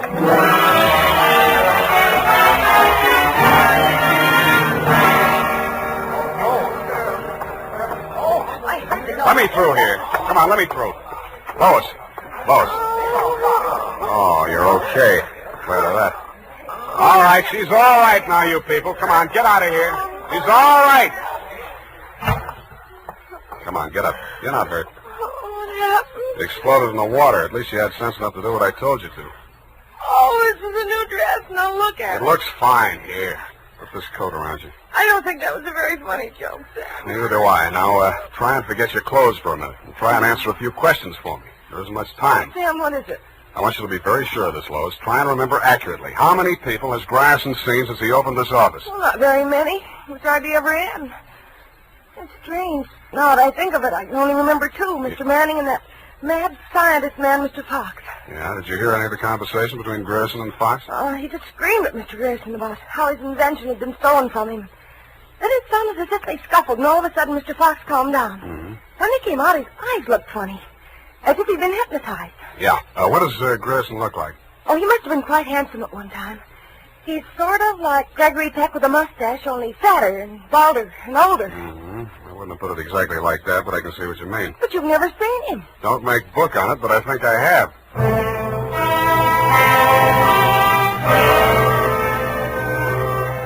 I made 3 phone calls. One to a crime reporter I don't like very well, giving him a false story on the death of Lawless, Grierson's secretary. Another to my client, the mad scientist, alias Raymond Fox, and one to Dr. Birdwell. Then I went to my apartment and waited. My client arrived 5 minutes before the doctor. When Birdwell came in, my client said, Aha! That's he. He stole my secret formula. Oh, now, Raymond, you're getting confused again. Oh. I'm the doctor, don't you remember? That's not true. Your name is Grierson. Oh, he's much worse. He's identification. Now, you must try to remember, Raymond. Nobody's going to hurt you. But you'll be much sicker if you don't remember. But I do remember. I remember everything. Do you remember setting the bombs at Manning's house and the one you sent to Mr. Grierson's office? No. Grierson isn't dead. You're Grierson. No, Grierson isn't dead. Only that poor girl. No. She didn't steal my formula. It was you. Oh, you're trying to mix me up. I'm trying to help you. Now, roll up your sleeve. I'll give you something to quiet your nerves, and we'll go back to the hospital. Put it away, Doctor. You've helped him enough. Huh? Now, look here. This man is my patient.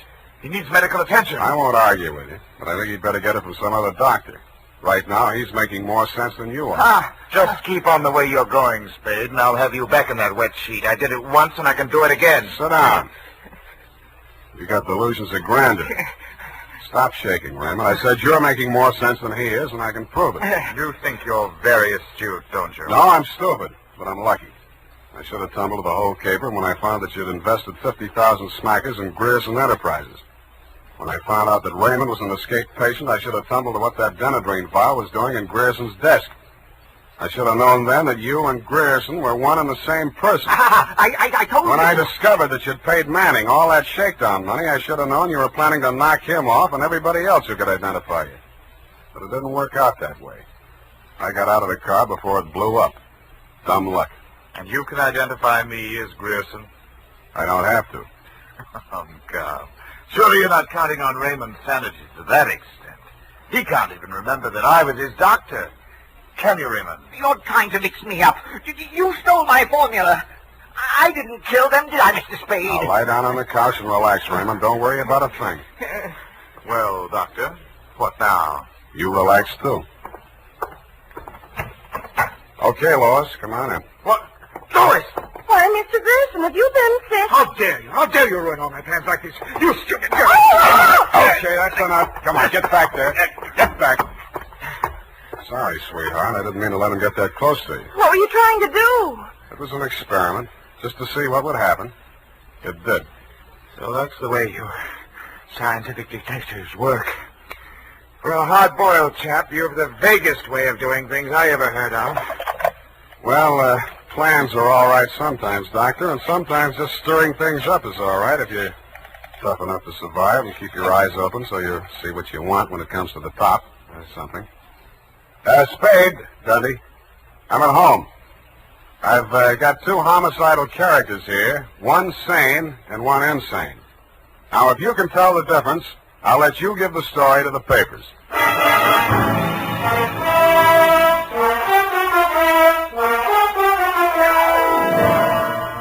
And that, Lieutenant D, is the crop.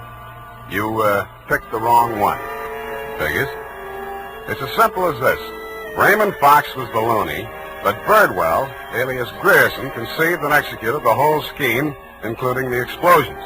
Don't worry about Fox. He's now back at the hospital working on a new secret formula. I don't know what it is, but it might be an anti-truth serum, because that's how Birdwell got the Penetron formula, by using truth serum on the mad scientist to make him talk. Anyway you figure it, he's crazy like a fox. His enemies are all dead or on their way, and he's as snug as a rug in a bug house. Period. End of Looney Tunes. Well, of all... Well, just imagine. Well, it takes all sorts to make a world, I guess. Well, I guess you never spoke a truer word, Effie, but don't forget a stitch in time saves 9. Don't feel too badly about it, Sam. Better late than never. You took the words right out of the horse's mouth, but it's later than you think, Angel. Type that up, Angel, and while you're at it, see if you can think up a way to teach an old dog new tricks. Say,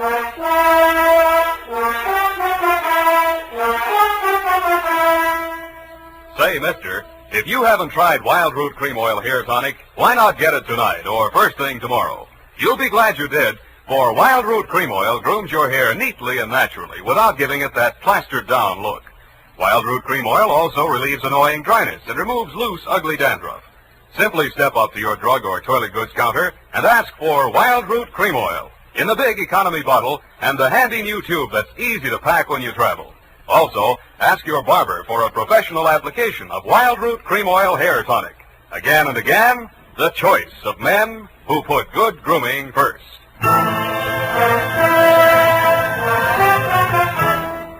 here it is, Sam. And I've been thinking over what you said Which? about teaching an old dog new tricks. You're only as old as you feel, Sam. Then send in the application for my old age pension. Oh, Sam, I won't let you talk that way now. You're just tired and nervous and run down. Yeah, backaches, stay up nights, sour racket. You're just feeling sorry for that Mr. Fox. I wouldn't worry about him. As you pointed out, he's safer where he is for all concerned. And after all, necessity is the mother of invention. What's that got to do with anything? Well, he's an inventor, isn't he? Hold that. You see? All's well that ends well. Good night, Sam. Good night, Pollyanna. Pollyanna. Oh, she's a glad girl. Oh, no, Sam, that's Shakespeare, that old... You know best. All ashore that's going ashore. Good night, sweetheart.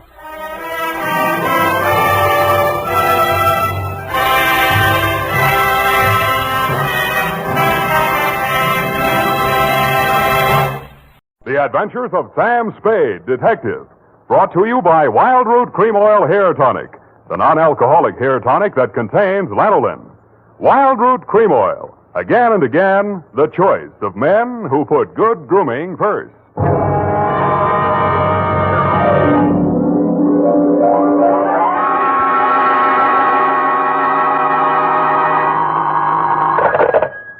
Sam Spade, Detective Agency. Good evening. That sounds funny in dialect. Good evening to you, and happy 4th of July, Bernadine Hemp. Oh, Mr. Spade. What was the capper? Don't you mean caper? No, the capper.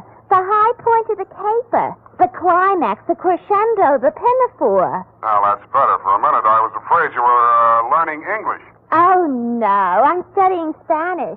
Soy infeliz que inicia... Yeah. Mucho interesting. Gracias. Shall I go home now? No, mal suerte. There's a little matter of murder in 2 languages, neither of which is Spanish, so stay where you are. I'll be right down to dictate my report on the Rushlight diamond caper.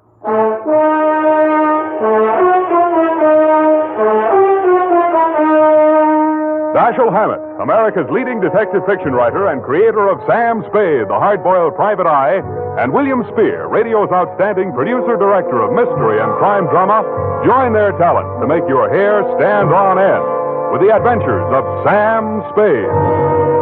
Presented by the makers of Wild Root Cream Oil for the hair. Listen, men, to this holiday tip on good grooming. To help spark up your whole appearance, first be sure that your hair is well groomed. Be sure it's groomed with popular Wild Root Cream Oil Hair Tonic. Wild Root Cream Oil grooms your hair neatly and naturally, the way you like it, the way she likes it. Wild Root Cream Oil also relieves annoying dryness, removes loose, ugly dandruff. So look your best all the time by sprucing up right with Wild Root Cream Oil Hair Tonic. Again and again, the choice of men who put good grooming first. And now, with Howard Duff starring as Spade, Wild Root brings to the air the greatest private detective of them all in the adventures of Sam Spade.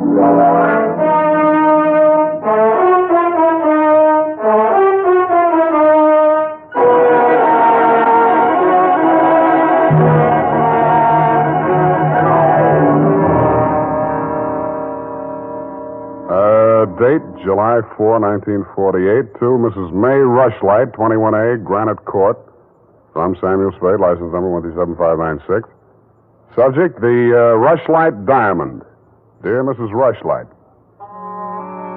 it was the kind of nice, relaxing assignment that comes my way just often enough to remind me that gum chewing can be respectable. There was an air of quiet elegance about 21A, Granite Court, and about the butler who answered the door. He took in my rented gray topper and doeskin gloves, nodded approvingly at my wing collar, watered silk ascot, pearl gray waistcoat, morning coat, pinstripe trousers, and my spats with the mother-of-pearl buttons and asked me if I were a florist. I set him to rights, and he led me up a flight of stairs to the early a.m. annex of your morning room. Mr. Samuel Spade. You're just on time, Mr. Spade. Mrs. Rushlight will be pleased. I'm Nancy Ward, Mrs. Rushlight's social secretary, and if you don't think that's tough to say, try it. Mrs. Rushlight's social... what's tough about that? You'll do. Definitely you'll do. Shall we dance? I will dance at her wedding. But don't get me wrong, I'm not secretly in love with Ralph Rushlight, and the bride is lovely. Just hate to see all that money going down the drain. Is there anything else you think I should know? You know what your job is. You're supposed to guard the wedding presents. That's simple because it's nothing but a lot of cheap silver. And stay away from the champagne. It's non-vintage. The food will be foul. The guests are the most dismal aggregation ever assembled. Sounds like a lovely party. I arranged the whole thing. I told you she's a lovely bride. What'd she ever do to you? I'd rather not say. I don't want to sound bitter. This way, Mr. Spade. The old hat. Mrs. Rushlight will see you now. Thank you, Florence Nightingale. Nancy? Oh. This is it, darling. Mr. Spade, come over here, young man, so I can get a better look at you. How's this? It's good. Turn around. Yes, you'll do. That'll be all, Nancy. Couldn't I be finishing up these place cards while you talk? Take them with you. Do them outside. Very well. Nosy girl. But nice. Nice nose. Oh, you too, eh? Well, I agree. That's why I'm marrying off my nephew to that wretched girl, Lotta Van Eyck. Have you ever seen Bugs Bunny, Mr. Spade? You don't mean the... They protrude. The ears? No, the teeth. Oh. As my late husband used to say of her mother, she could eat a tomato through a tennis racket. Oh. There's only one thing that'll prevent this wedding from being an utter disaster. She doesn't understand much English. Uh-huh. What's the matter with your nephew? A great deal, but it doesn't show. Suffice it to say, he has criminal tendencies and the mentality of a snail. Mrs. Rushlight, I don't like to seem forward, but why are you telling me all this? Oh, you're supposed to mingle with the guests. You'll need some conversation. Now, as to your assignment. The bride, being what she is, the wedding presents are hardly worth guarding except for one. Ironically enough, it's from me. What is it, a machine gun? Oh, that's good. Oh, excuse me, I must write that down. And then tear it up immediately. Oh, dear. No, Mr. Spade. But it's bad luck, the Rushlight diamond. You've heard of it? Something about it in the American Weekly a while back, wasn't there? Yes. It's not as large as the Hope diamond, but there's not a flaw in it. My late husband, Roy Rushlight, bought it for his first wife. She sank with the SS General Slocum in Hellgate, the East River, 1904, over 1,000 lives lost. Luckily, she was wearing a paste copy at the time. I was only a young girl when I married Mr. Rushlight, and fool that I was, I signed anything his lawyers asked me to sign. After his death, I discovered that the diamond was to be mine only until the marriage of my husband's male heir, at which time it must go to his bride. Well, that's too bad. You say, though, that the Rushlight diamond is bad luck. Oh, there's that, of course. I wonder if it's too much to hope. Well, I must go and help dress the bride. Go along downstairs, Miss Spade. Take this jewel case with you. Put it on the table with the other presents, and guard it well.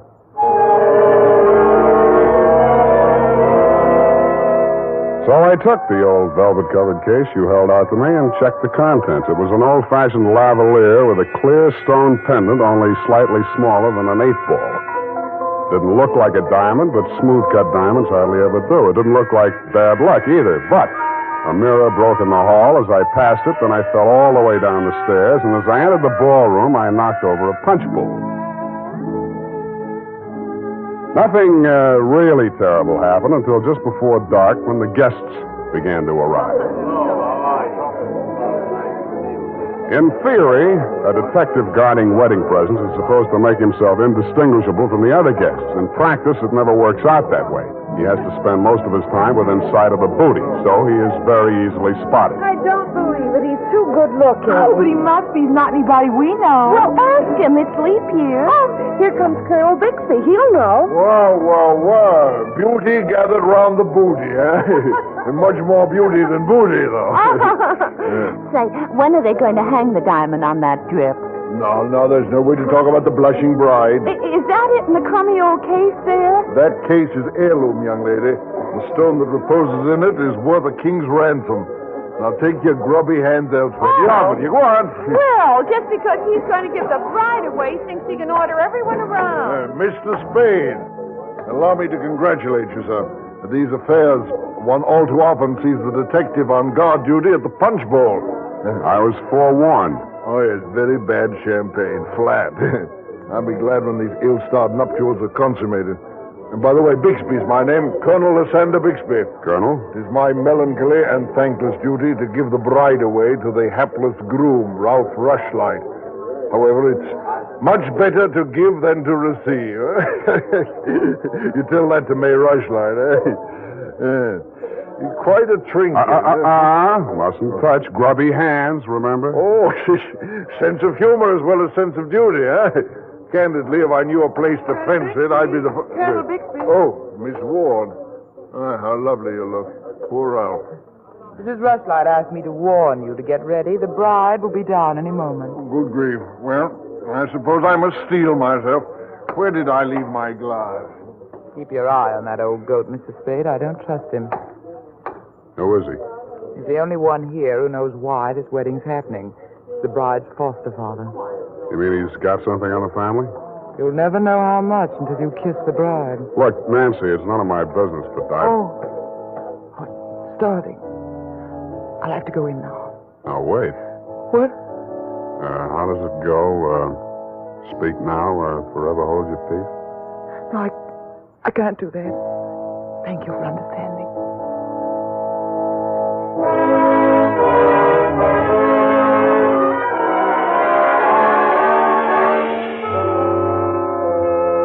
I didn't witness the ceremony, but judging from the mood of those who had, it was just as well I didn't. They shuffled back into the ballroom looking as if they'd witnessed an execution, and nobody seemed to be in a hurry to join the receiving line. After a few half-hearted handshakes, the groom left the bride standing alone, looking kind of bewildered, and came over to take inventory of the presents.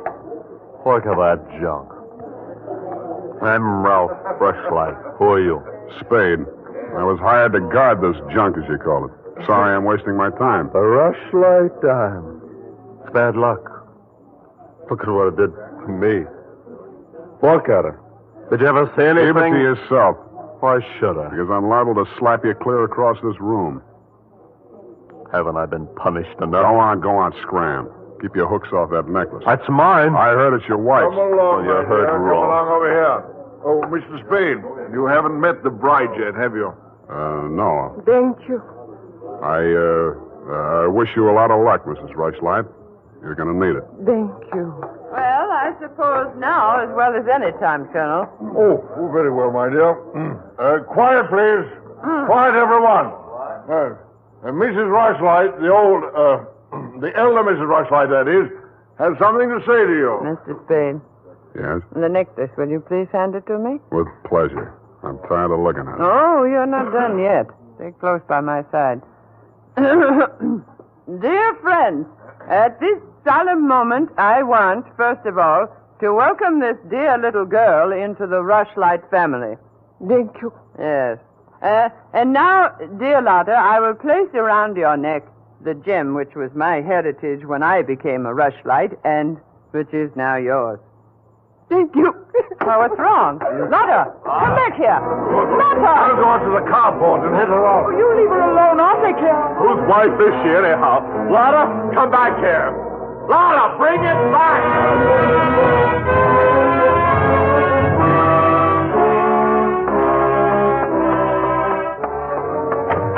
I was almost ashamed of joining the chase, but I had to because I'd been hired to guard the Rushlight diamond, and for my money, the best way to do that was to help her get away. somebody got to her before I did. A strip of wedding gown satin marked the spot. The body lay crumpled under a hedge, but it wasn't the bride's body. It was the groom. He'd been stabbed to death with a pair of garden shears, which made sense. But what didn't make sense was that the necklace she'd been wearing was still clutched in his hand.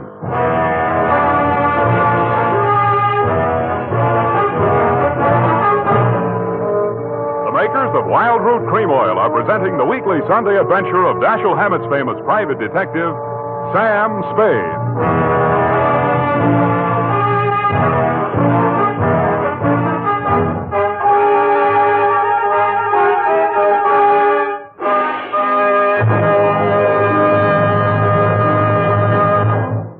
If you want the well-groomed look that helps you get ahead, socially and on the job, listen.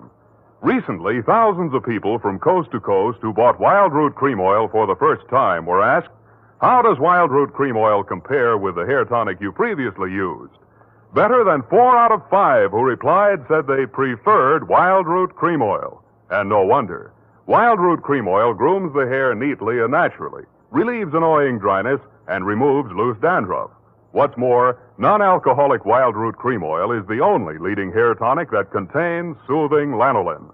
So ask for Wild Root Cream Oil Hair Tonic. Again and again, the choice of men who put good grooming first. By the way, smart girls use Wild Root Cream Oil too, and mothers say it's grand for training children's hair.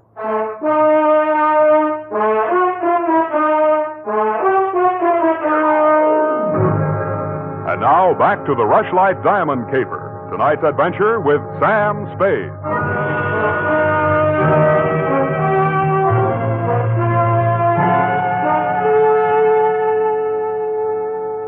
Number 21A Granite Court was teeming with motives and suspects. But the police were primarily interested in locating Lotta, the missing bride and widow of Ralph Rushlight. So was I. She looked like less work than the rest of you because if she had killed him, it was self-defense, if she knew enough English. By 10 in the a.m., when I checked in at my office, she was still successfully eluding the police dragnet. That was because nobody, including me, had thought of looking in my office. Wow. Good morning. Thank you. Is that all the English you know? Thank you. No. I want my necklace. The police have it. You go with me. Tell them who I am. Okay, but first I have to know who you are. Where you came from, what your connection with Colonel Bixby is. I am in Macassar being born. In Macassar? Dutch colony. Uh-huh. My father there 7 years ago dying is. When I 13 years old have arrived. I see. Colonel Bixby in San Francisco, the financial representative from my father was. I am adopted to him, not for a father, but so he takes care of my monies, which coming of age am I a rich Dutch woman. Uh-huh. But legally, he's your foster father. Yeah. Also legally, I'm the wife of Rushlight. I want my necklace. You married him for the necklace? Yeah. Why did he marry you? For 1/2 of necklace when we sell. But all everything to take he wishes. You and Ralph are going to divvy the take from the Rushlight diamond, you thought. Yeah. And what was the colonel going to get? Money from Mrs. Rushlight. Oh, no, wait, that doesn't make sense. Mrs. Rushlight stood to lose a small fortune by that marriage. Why should she pay the colonel to promote it? You the detective are? You said that. Where my necklace are. That I say. Yeah, well, look, I'm not as sure as I was. Wait just a minute. I'll check on it. Homicide, Lieutenant Dundee. Spade, Dundee. Oh, yes, Sam. What's new on the Rushlight caper? Oh, you know I can't talk about the case, Sam. Oh? I got a line on that girl. Oh? Where is she? You know I can't talk about that, Dundee. Oh, you can't you? Well, let's see if this doesn't change your mind. The necklace we found on Rushlight's body was a phony, a fake copy. Uh-huh. Does that make her guiltier than she was before? Well, now she's got a motive. Throws all our previous theories into a quartet. Now, where's the girl? She's in my office, Lieutenant dear. Come and get her. Thank you.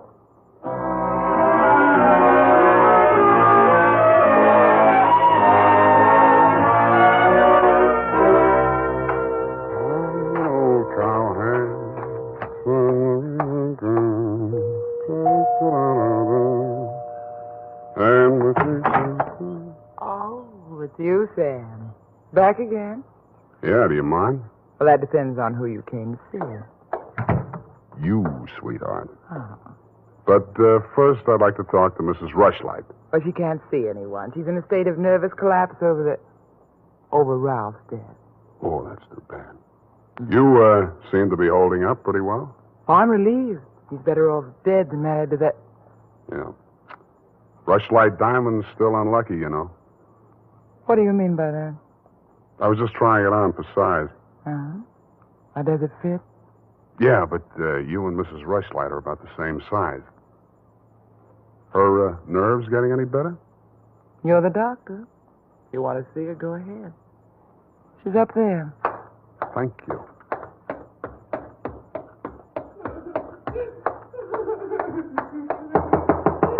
Mrs. Rushlight.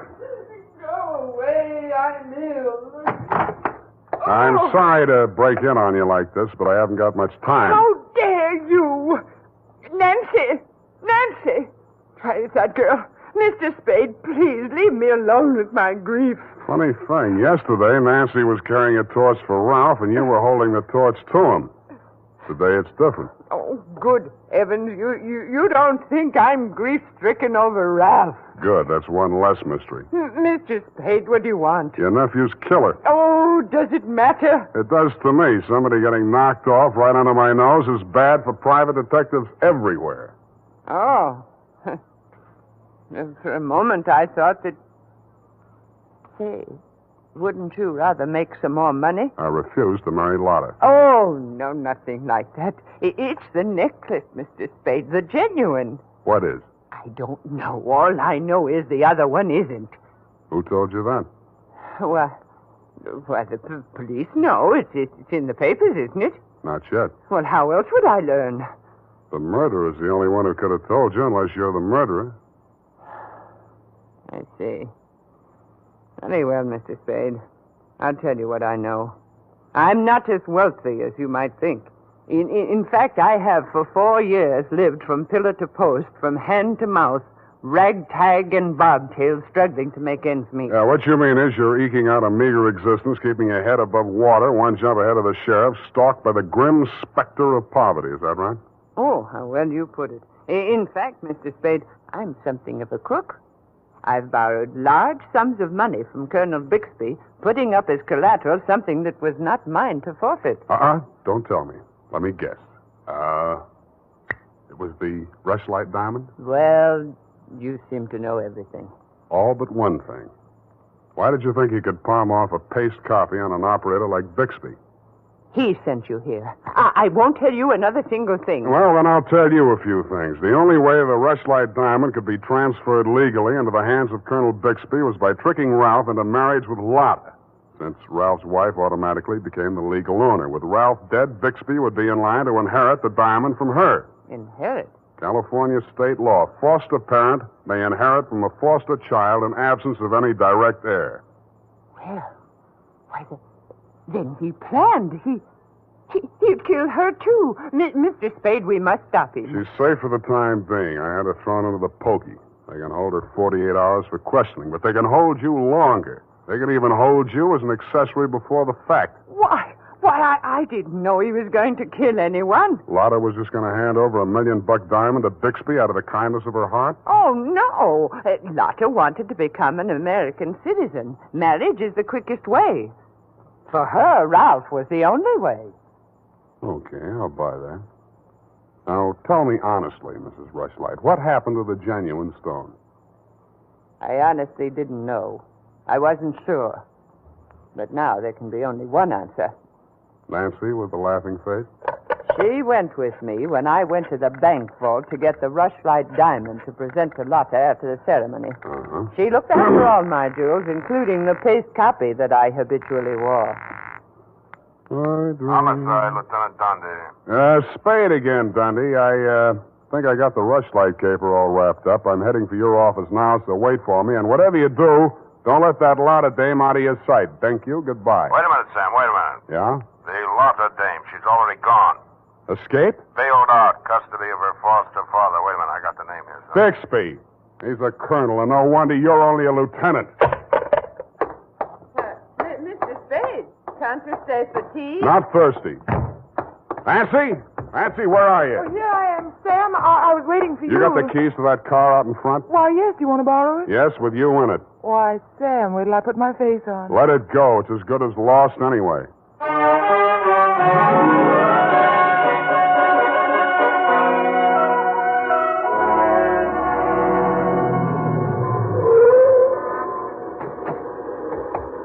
Come on. What is this place? Where are you taking me? Never mind. Just hang on. I'll fly you up to the second floor. Sam, that was a shot that sounded like Lotta. You stay here. Don't come in until I call you.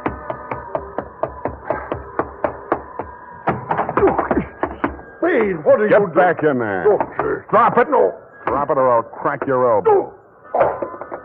That's better. Now sit down. I want to look this over. Looks real cute. Powder burns, gun beside the chair, and what's this? Well, a note in Dutch. It's a suicide note. She killed herself. I could almost believe that. You've handled this very well, considering the bad breaks you've had. Only one thing wrong. Do I scent a bargain? I don't have to bargain. I've got the diamond. All you've got is 2 murders rapping on your thick noggin. Don't be absurd. I know who has the real necklace. Then you better talk to her directly. You can come in now. Sam, was that... Oh, that poor, homely little dame. What did she ever Stop, do? you're breaking my heart. She committed suicide. You know better than that. She committed suicide. If the colonel's price is right. Oh, I see. I'll put it to you directly. It's not easy to fence. It'll have to be cut. That'll decrease the value considerably. Say, $10,000, no questions asked. Pardon me, that suicide shot, it's ringing in my ears. I can't hear you. 20,000. 50. All right, 100,000. Sam, don't be a fool. Take it. I'll give you a real break, Colonel. That's the cops coming after you. Anything, Spade. What do you want me to do? I want you to try and get out of here. What are you going to do? There's the door. Go ahead. All right. Thank you, Colonel.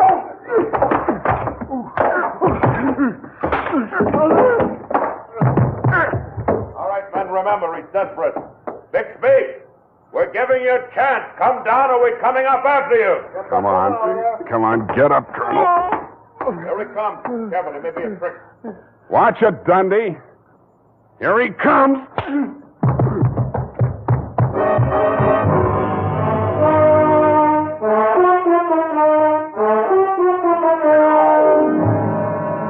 And that, Mrs. Rushlight, is the crop. For a man that went down fighting, Colonel Bixby didn't need much persuading once they got him under the lights down at headquarters. He confessed to everything, and the murders weren't the worst of it, the way I figure. The worst of it was the cruel way he victimized the poor little ugly duckling, Lotta Van Eyck. It's tough enough to be whipped before you start. Period, and a report. My goodness, that was muy triste. I mean, I'm beginning to see why Effie gets so repressed sometimes. Effie, depressed? That little doll told you that? Only between she and I and the lamppost. She's so sensitive, you know. Not like I, of course. I invariably cry at weddings. You don't say, Bernadine. You attend weddings often? With high frequency, Mr. Spade. You mean frequently? No. The last time it was FM. You know, frequency moderation. Oh, yes. Moderation in all things, I always say. You mean you attend radio weddings? Oh, yeah. I've been married 6 times. My next date is television. You've been married 6 times? Well, to each his own, Mr. Spade. You mean 6 men have... Oh, no. No, I only marry my husband. Repetition is the spice of variety, I always say. Is that legal? If it's not after 6 weddings, what isn't? To each his own, you say. Well, we don't presume to make a career out of it.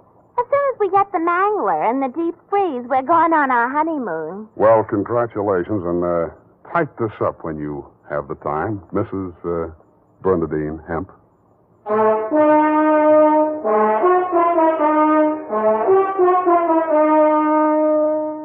Every day, more and more men are turning to Wild Root Cream Oil for truly handsome hair. And that's not surprising, for what other leading hair tonic gives you these big advantages?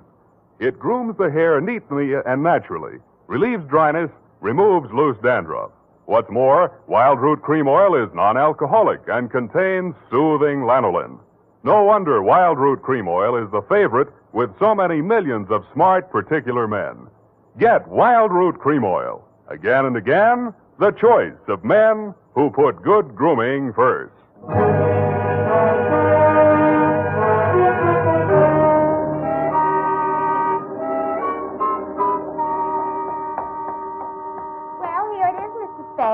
I'm sorry it took so long, but I kept relapsing into Spanish. That's I know how. And Effie's typewriter doesn't have any upside-down question marks. Upside down. Mm-hmm. Take a memo. Call typewriter man. I already have. Oh, I almost forgot. You received a telegramic commutation. A telegramic what? A wire. Oh, a wire. Well, open it and read it. In English, por favor. It says, Dear Sam. Figures. In the haste of my departure, I neglected to warn you about Well, when I do that one another favor, she'll have silver threads. Who? That ball of fire whom I'm taking the place of in order to be double-crossed of by. Effie? Is she still in far-off Canab? And good rubbish, if you'll pardon the expression. Oh, Bernadine, let me see that. I neglected to warn you about Bernadine. I'm sending details, airmail special, but in the meantime, whatever you do, don't go to any radio broadcasts with her, and if she comes to work in a wedding gown, take the day off. Love, Effie. And I had 2 tickets for honeymoon payoff, and now she went and spoiled everything. Oh, now there, Bernadine, you just have to marry your husband again, that's all. I wouldn't have had the time anyway. I know. It's just the principle. Good night, Mr. Spade. Good night. Buenas noches. Hasta la vista. Effie, why did you ever leave me?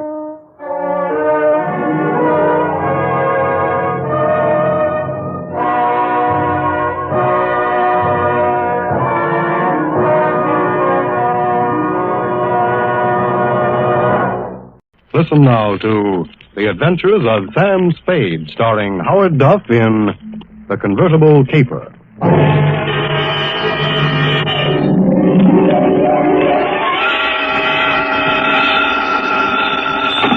Sam Spade Detective Agency. Me, sweetheart. Sam! I knew you'd have the courage to come back and face it.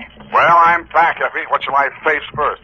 You didn't do something else, did you, Sam? Besides what? Besides running away with that woman in a stolen car. You're a little mixed up, Effie. The car was stolen from her. You mean it was her own car? Well, not exactly, Effie. You see, she stole it from somebody else, and then somebody stole it from her, and then I got it back for her. Well, it must have been quite a car to be worth all that trouble. It wasn't so much the car, Effie, as... Party? Sam, I don't understand. Think it over, sweetheart. I'll be right down to dictate my report.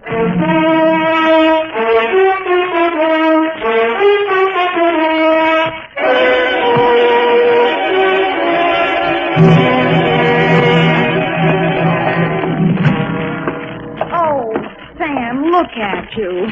Can't you take no for an answer? And just what do you mean by that, Miss Perrine? Claw marks on your face. Wrong again, sweetheart. She said yes, I said no. Hence the scratches. I knew she was that type the minute she walked into this office. That ankle bracelet and green nail polish. Green nail polish. Well, puce colored. This one goes to homicide, Effie. Oh, not another murder, Sam. What else?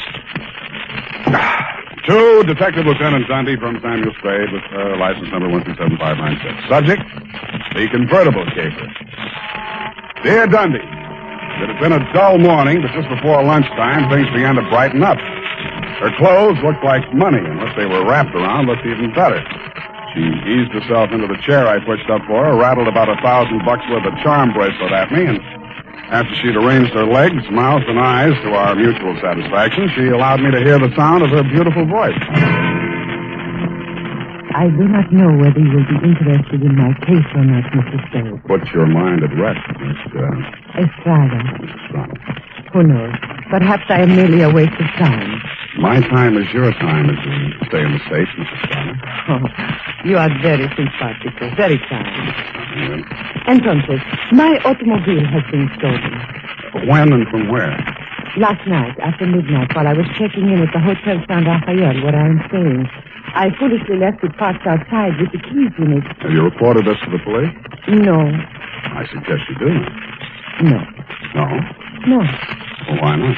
Because I stole it from another. Oh, I see. No, but you do not yet know all. If the police find the car and notify the one from whom I stole it, then that one will know that I am in San Francisco. And that's bad. He won't think that. If he finds out I am in San Francisco, then he will come here and kill me. That is why I must recover the car rapidly and without the police. You will be glad to help me. Be very pleasant, Mrs. Strata, but hot cars are not exactly in my line. You wish that I don't think anybody would murder you just for stealing his car. Oh, not for the car, no. Already he tried to kill me once, twice, 3 times. So I take the car and drive away rapidly. Away from where? Mexico, state of Chihuahua, where this pig resides who wishes to murder me. Why? He drinks. He becomes a beast. He accuses me of... Look here on my shoulder, the scar. Where already he cuts me with a knife. Uh-huh. Now you have seen something that changes your mind about me, huh? You see that I am sincere. Why, Mrs. Strata, I never had any doubts. Oh, please. I am without friends. You will call me Nietzsche, I guess? Yes, indeed, Nietzsche. Bueno, now we are friends. In the car is sitting the pig. What's this pig's name? Pig is the only name I will honor him with. Pig. What make of cars, though? Leonza. You know this kind of car? Yeah, it's a foreign car. I've seen a few around. This must have set the pig back several $1,000. Huh, he steals everything. Listen, my darling, please notice. Around here is pink with blue fenders. Not anymore. That's the first thing a car thief changes, the paint job. Any other distinguishing marks? Distinguishing marks? Yes. I would think. It has a radio. You don't say. And it has 2 windshield wipers. Well, I'll buzz around, Meetcha. If I find anything, I'll let you know. My fee is... Yes. Yes, that is something else. I have no money. Oh, that's great. That's just great. But I am sincere. You said so. Look, my darling, take this. It is worth very much. See? This little charm alone. Platinum set with diamonds. Worth very much. You will keep it until I pay you, eh? Adios, guapo. Hasta la vista. She thrust the charm bracelet into my hand, bit me on the ear, and departed. I put a Band-Aid on it, ran some cold water over my head, poured myself a stutz like a bourbon, and examined the bracelet. The dangle she pointed out was a white metal disc with a monogram in diamonds, 2 vertical bars with a horizontal one on top. It was the Greek letter pi or the initials TT, depending on who had stolen it from whom. I knew it was at least worth my fee. I dropped it into my pocket and went out. My first stop was over on Mission. The sign on the building says, Masterpiece Auto Painting, Joe Rembrandt, proprietor. Sam, long time no see. Hello, Joe. Got something you want painted? No, but I think you may have painted something I want. Sam, you know me. They drive them in the front. We spray the paint on them and push them out the back. No questions asked. That's quite a turnover, Joe. Yeah, we're going big time. Got the exclusive now for the syndicate work in the hill. Is that right? Yeah. What are you looking for, Sam? A murder car? Could be. It's a custom job, foreign car, Deonza. Here's what it looks like. Yeah, convertible. Sure, come in this morning. 2-color job. Which 2 colors? Canary yellow body, baby blue fenders. Yeah, quite a car, Sam. Quite a snazzy Heath. Heath, huh? Yeah. Is that what you want to know? It was. Happy Herman Heath was one of the biggest used car thieves in the city.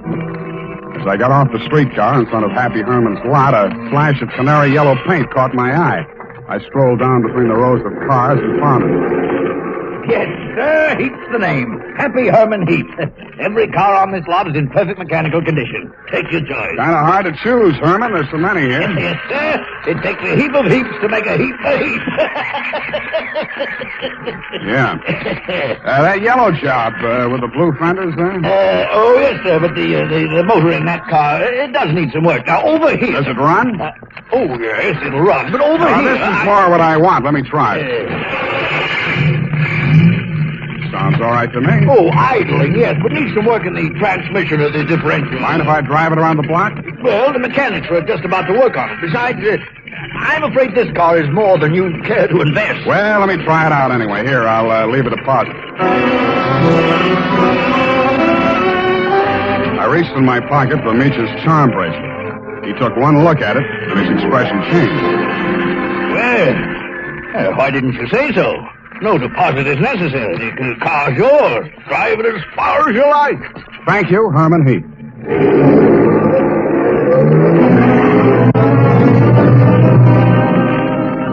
I took him at his word. I put the magic bracelet in my pocket, drove back to O'Farrell Street, parked in front of the San Rafael Hotel, slipped the doorman a buck to wash it for me, and went on into the lobby. The desk clerk said that Senorita Estrada had checked out 30 minutes before, leaving no address. I found the house dick in the bar and asked him for a rundown. Yeah, I remember her, Sam. Very nice dish. Any callers, Tiny? Yeah, 2 guys. Yeah? Went out when they came, ain't been back since. Who were they? You won't believe it, Sam. One of them was Tom Carey. What's he doing in San Francisco? He's wanted for murder. And I don't know, but there must be plenty in it if he brought him back across the border. He's staying here? Yeah, room 613. Do me a favor, will you, Tiny? Anything at all, Sam. There's a car parked outside in the loading zone here. Stow it in the hotel garage for me, will you? Upstairs, as far out of sight as you can get it. I went upstairs and rang the buzzer at room 613. The door was opened by a little dark-complected man with hard eyes and Indian features. There was a mean-looking knife in his hand, but he put it away at a nod from Tom Carey. How'd you find out I was in town? Not from Meecher. I don't know how much she told you, Sam, but if she told you this much, she was 11. It's $1 million caper. And you know some of the things I've done for less. What's in it for me? What'd she pay you? Nothing. She left this charm bracelet in Hock. Now, boss, I caught him now. Shut up, Parker. Give me that bracelet. Mine. Watch it, Tom. Don't crowd me. I got something bigger than this, or you wouldn't be here. All right, Sam, what do you want? I want to hear you talk. I guess you know I've been down Mexico way. I'm listening. I got a little business down here, garage business. Running hot cars across the border from the States? We cool them all. Little body work and his serial number, like plastic surgery. Sounds like a good business. You shouldn't be neglecting it. You met the dame. She says you want to kill her. I was off my trout. I scared her. I didn't mean anything. I thought I could scare her into sticking around. I'll let Parko and nick her shoulder a little bit. Oh, just a little bit. Yeah. I figured her wrong. I know that now. If I could see her for 5 minutes just to talk to her, I know it'd be okay. I can't help you, Tom. I want to talk to her myself. Listen, she hasn't got a penny, only that car. She figures I'm peddling that. Not anymore. She already sold it? Some car thieves took it. She hired me to trace it. Listen, Sam. Maybe broke from a strange country. I'd look good to her again. Here's $1,000, Sam. Oh, this is so sudden, Tom. Nothing. When you see her again, give her that bracelet back, huh? It was a present from me. And whatever you do, don't find that car. Okay, Tom, it's a promise. Thanks, man. Only one thing I don't understand. You said it was $1 million caper. I meant that. She's worth $1 million to me, Sam. The girl, Tom? Or the car? Oh, I wish I hadn't asked that question, Sam. I really do.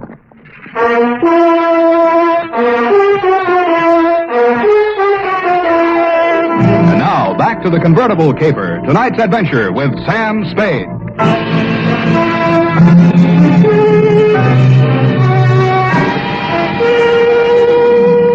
When Tom Carey said $1 million caper, he meant just that. He never risked a rap for less than $100 grand, and no dame that ever lived was worth more to him than a hot mink coat.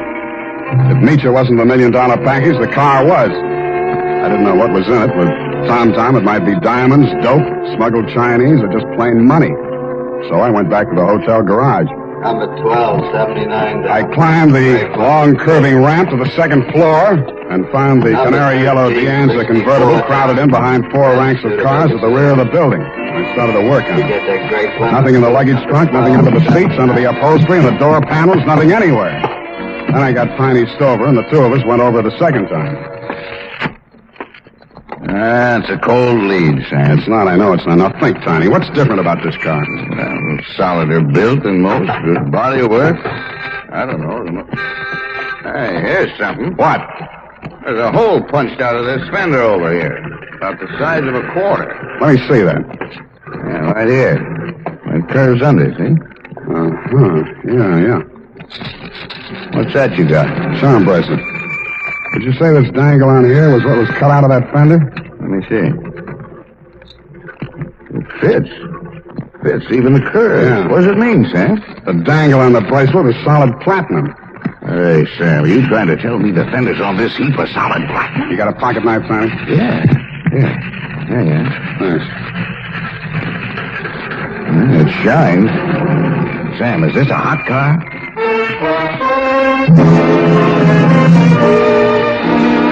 I didn't answer him. I didn't have to. He looked in the gray-white gleam of the bracelet charm at the square of paint I'd scraped off the fender and answered the question himself. Meech's convertible was convertible in more ways than one. It was about the hottest car in San Francisco as of that moment. After I'd left the garage, I tried to phone Tom, but he wasn't in. I had an uncomfortable feeling he was out looking for me. He was. As I stepped out of the phone booth, there was a rush of air past my left ear. A knife stuck in the wood less than an inch west of him. I came out in the street and trying to see him duck around the corner into an alley. I ran after him.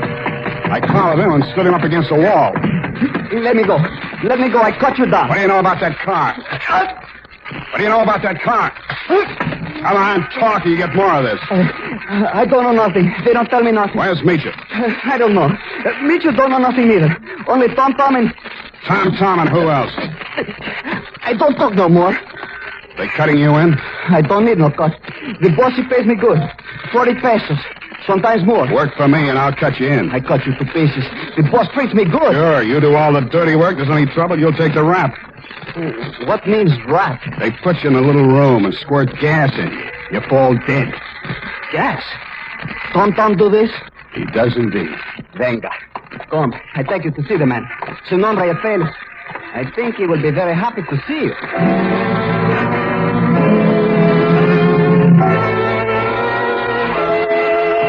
The place Paco took me to was about as high on Russian Hill as you can get. The house was old, faced in brownstone, and had a high iron fence around it. On the gate was a nameplate, H.H. Lovelace. When I opened it to go in, I noticed that Paco was no longer with me. Oh, Mr. Spade, come in. The gray-haired gentleman who greeted me was wearing a wing collar, a carnation, and a very distinguished air. I could hardly believe it, but he was definitely, beyond a shadow of a doubt, none other than the one and only Happy Herman Heap. Well, Mr. Spade, I see that you're surprised. I'm overwhelmed, Mr. Heap. Lovelace, that is the correct name. For my avocation, I selected my first and second names, the H.H., you know. My full name is Herman Heap Lovelace.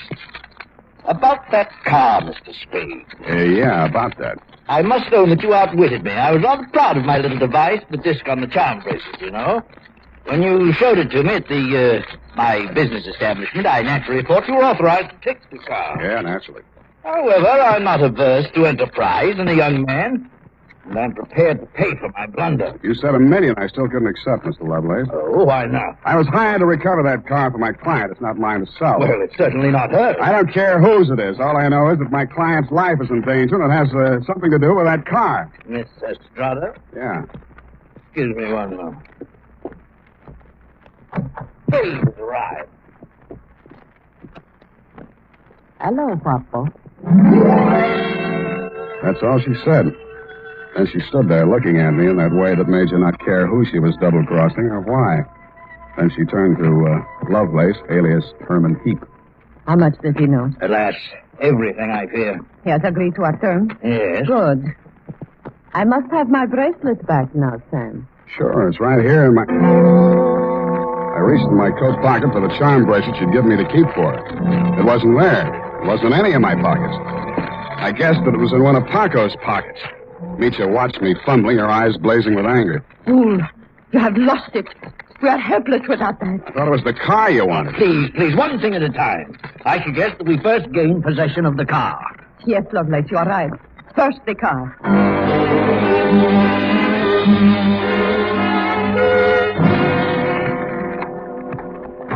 Ah, yes. This is the car at last. A princess in vulgar raiment, but still a princess. No royal coach carrying a king to a coronation ever held such riches. Hey, you talk too much. Oh, I do. Well, take your place at the wheel, Mitya. We shall drive out of here into a splendid future. After you, Mr. Spade. No, Mr. Heath. After you. Ironic, isn't it, that with all my varied interests, I've never learned to drive a car. Será tu poco, viejo. You seem kind of shaky, Mitya. You sure you can handle the car down the ramp? I'm very good driver, Guapo. Mitya, stop! Put on your brakes. There's a man coming up the ramp.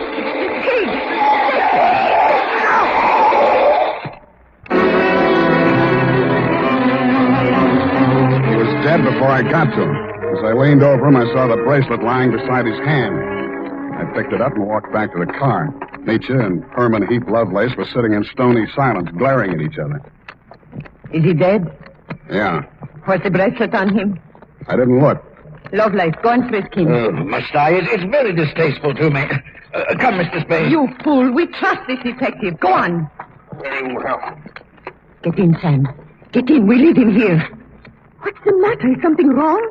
Oh, nothing at all. Come back here! This is an outbreak, I think, Rick! Come back here, I say!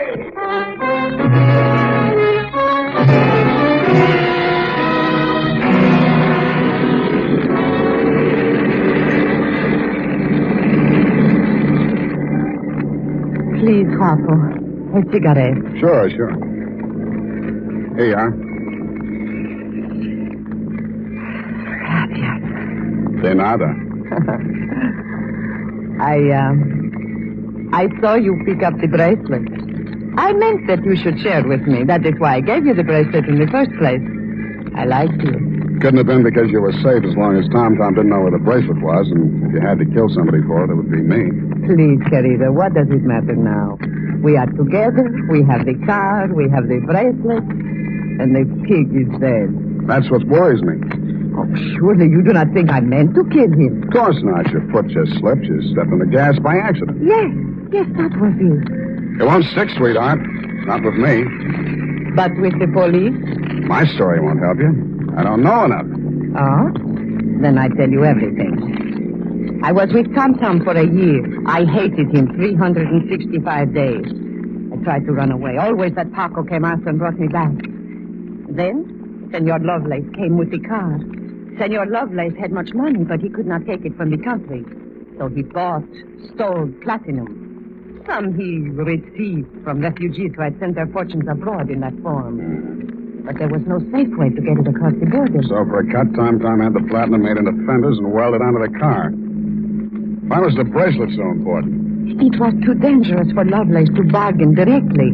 Tom was to get the money for the platinum and give the little piece of the fender as a token. Yeah. Lovelace would know who to give the car to when they showed it to him. That's why he let me drive the car off the lot, huh? I don't care, darling, even if you tried to steal it. Now we understand each other, no? You are tough, too. Tougher than Tom, I think. Well, Now we have everything for ourselves, you and me. What do we care for the others, huh? You make a good pitch, sweetheart. You look beautiful while you're making it. But I don't like you driving. What do you mean? Pull over. I'm driving this heap back to the city. No. I said pull over. I won't let you do it. I don't care what happens. Take it easy. You want to kill us both? Sure, I will kill us both. We die together or we live together. Yes or no? You're nuts. Answer me. The answer is no. Bueno, you will see I mean what I say. The fog thinned out just as we rounded a bend in the road. There was a point ahead with a sheer 300-foot drop to the sea. She jerked the car away from the pavement and steered straight at it. I grabbed the wheel and twisted it. The car skidded on gravel and slid sideways toward the cliff. I got the door open and tried to yank her out with me. She held on and kicked me until I rolled free.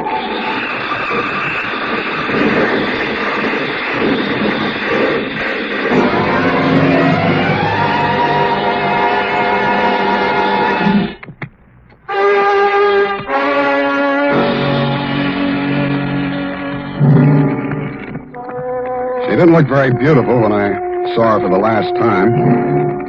And the flashy convertible was a pile of junk. Very expensive junk, but junk all the same. I understand the federal men have confiscated the platinum and are holding Lovelace for questioning. I doubt if he'll crack. Nobody can embarrass a used car salesman. Period. End of report. Sam, do you really like this racket we're in? I hate it. So do I. But don't let's ever go into any other racket. It's a promise, sweetheart. Why, I'll never know. Good night, Sam. Good night, sweetheart.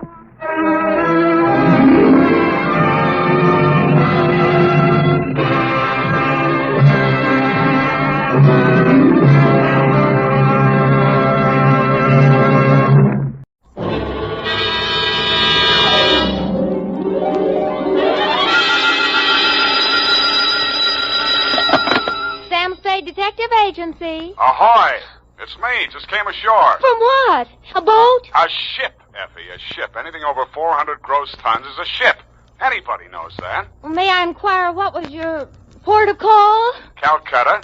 My, that was a quick trip. Well, Effie, I'll tell you, I got so homesick for you I couldn't stand it, so I assembled my gear and jumped ship. Why, Sam, how sweet. A faster, gal. I'll be right down to dictate my report.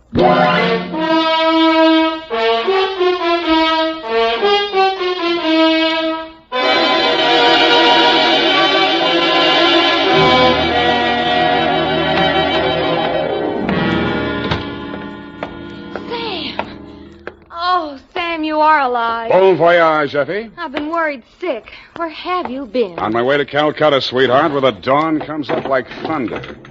Sam, what are you talking about? Calcutta? And the flying fishes play.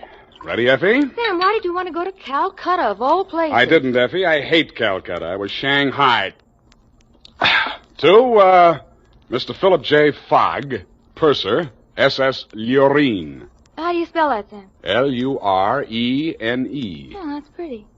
Sam, how could you be shanghaied in this day and age? I mean, isn't it against the law? Stow it, Effie. You're pumping bilge water. Sam, I am not. From Samuel Spade, license number get 137596, when you have the time, regarding the Calcutta trunk caper. Dear Mr. Fogg, the following report will explain the enclosed voucher, which is a claim against your company for the amount of $500 and no cents. It will also answer any questions you might be asked concerning the recent unpleasantness on board your ship. It all started yesterday morning in San Francisco when my secretary announced briefly and caustically that there was a lady outside who wanted to talk to me. I judged that she was worth talking to. She was. Your secretary let me in. Well, I'm glad she did. What can I do for you? I'm Marcia Hopkins. I see. Mrs. Marcia Hopkins. I see. However, my husband is dead. I see. It's about my sister that I've come to you, Mr. Spade. I'm dreadfully worried about her. Who's your sister? Miss Constance Pendleton. And she's become involved with a ne'er-do-well, a completely worthless scoundrel, and a real foreign bluebeard. All three? It's one man, Mr. Spade, a Bulgarian, Major Andrea Rodnik. They're going to be married this afternoon, and I'm positive that his only interest is in her money. I'm convinced that he's going to kill her soon after the ceremony. He's done it to other wives in Europe. I've warned Constance and pleaded with her, done everything I could to stop it. But she's completely infatuated with him and refuses to listen to me. Mm-hmm. What do you want me to do? Prevent the marriage if you can. Get the truth about Rodnik's background and face Constance with it. Oh, Mr. Spade, in some way you've got to make her realize the seriousness of the situation. He's a ruthless character. Well, do what I can, Mrs. Hopkins. Oh, thank you, Mr. Spade. Oh, I've felt so alone and helpless until now. Oh, really? But you will do everything you can, won't you? We've got to save her life.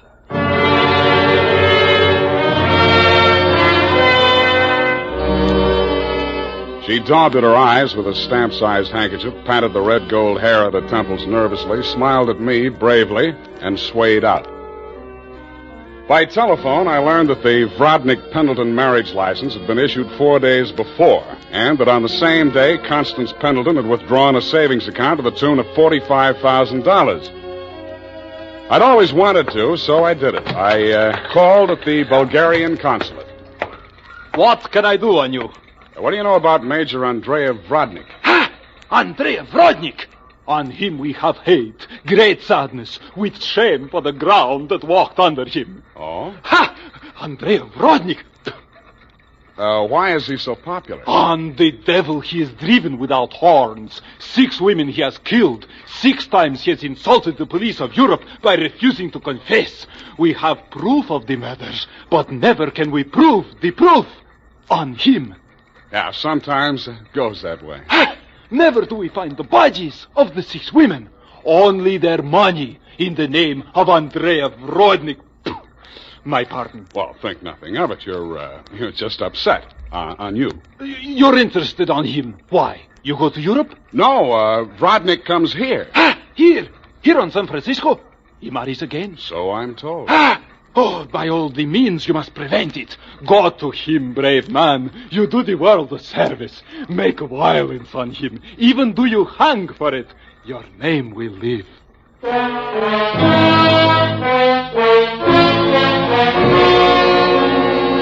With those valiant words goading me on, I left.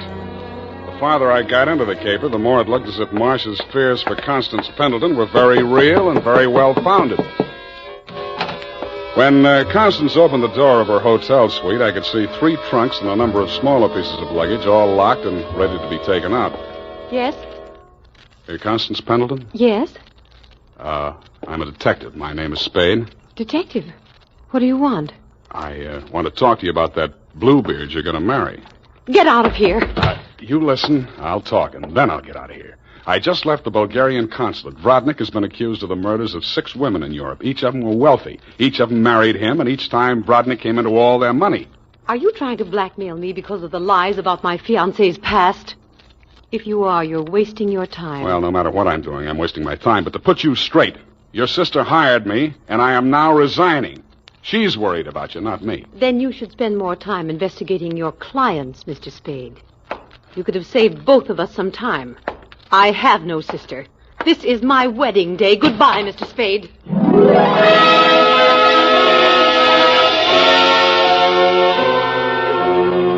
As I left the room, I maintained the stern facial expression I reserve for moments of great shock. But once outside the door, I allowed myself to be carried on the wave of rage and embarrassment for just a minute, and I kicked over 2 potted palms. As I limped down the corridor, I was overtaken by none other than Marcia Hopkins. Did you see her? Let's talk about you first. Did you stop the marriage? Why did you really want that marriage stopped? But I told you. You told me you were her sister. Oh. She said she didn't have any sister. All right, Sam, I did lie to you about that. But I'll tell you who I really am. I don't want to know who you are. I don't ever want to know. All I want from you is my honestly earned fee and a brief but permanent goodbye. Oh, no, Sam, please, listen to me. We've got to save that girl. I have $500. That's all I have. Would it be enough? What's your real name? Marshal Vrodnik. Yes, he's my husband. I've been married to him for 10 years. We've traveled all over Europe, and I never knew where the money was coming from. He left me at times for 2 weeks or a month, and then when he'd come back, there'd be more money. I just realized that that's when he must have been killing those poor women. And I know that's what he's going to do this time. I just can't stand it. You've got to protect her. That should be easy. We'll let him get married and meet him at the door with a bigamy warrant. Then you will see me through this. I might. Oh. In my bag, there's $500. Take it. If we can't stop the marriage, then don't let him out of your sight. Not even for a minute. He's a beast, Sam. A beast.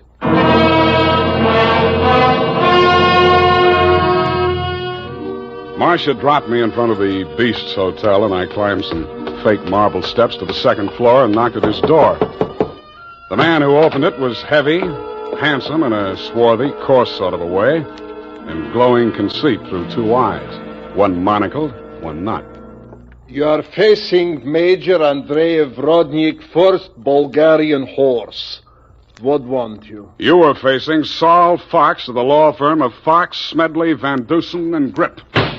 You overwhelmed yourself. I came here to warn you. If you go through with the marriage to Constance Pendleton, you're going to find yourself tangled with civil law. Warned? Andrei Rodnik, who has personally led more saber charges than you have teeth in your skull. Yes. Who has personally split, slashed, and impaled on his own blade more men than you have fingers and toes. You warn me? What is this talk? You're going to have a bigamy charge slapped on you 5 minutes after you slip her the ring. The warrant signed by Mrs. Marcia Vrodnik. Bigamy? Ha! I laugh. This is not bigamy. Marcia's your wife, isn't she? That bigamy was committed when I married her. I had another wife then.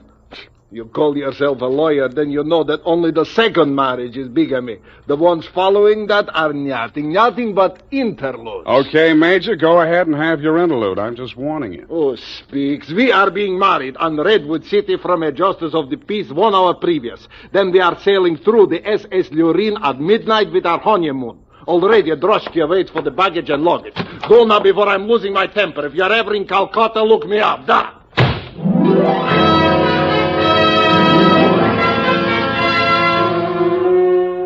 I could see the direct approach was getting me nowhere, so I decided to proceed by stealth. I waited outside the building, and when he left, I tailed him. He made 4 stops. At a second-hand store, a hardware store, a surgical supply house, and an undertaker supply house.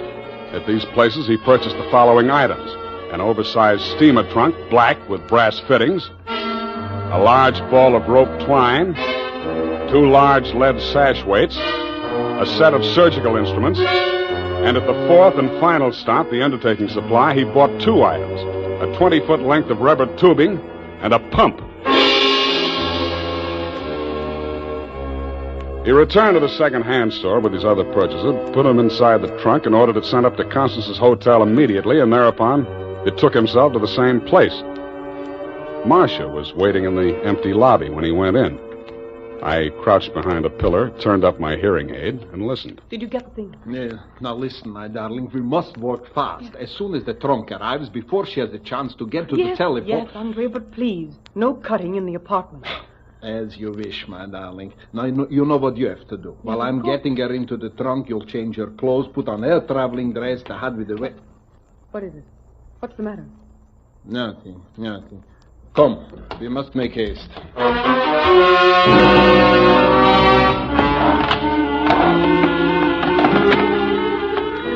They made haste to the elevators, and I made haste to the row of house telephone booths around the corner and called Constance's room.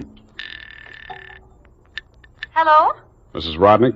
Speaking. Listen, get out of that room right away. Don't take the elevator. Go down the stairs. Who is this? What are you talking about? I haven't got time to explain, and you haven't got time to listen. All those stories about your husband are true. He's going... Hello? Are you still on the line? My hand clawed out to the door handle, but I couldn't reach it. I felt as if the walls were closing in around me, and just before it got dark, I had the crazy notion that I was inside Brodnick's big black trunk with the brass fittings. I could still hear Constance's voice way off in the distance, somewhere in the direction of Calcutta. I tried to shout to her, to warn her, and then the lid closed over me.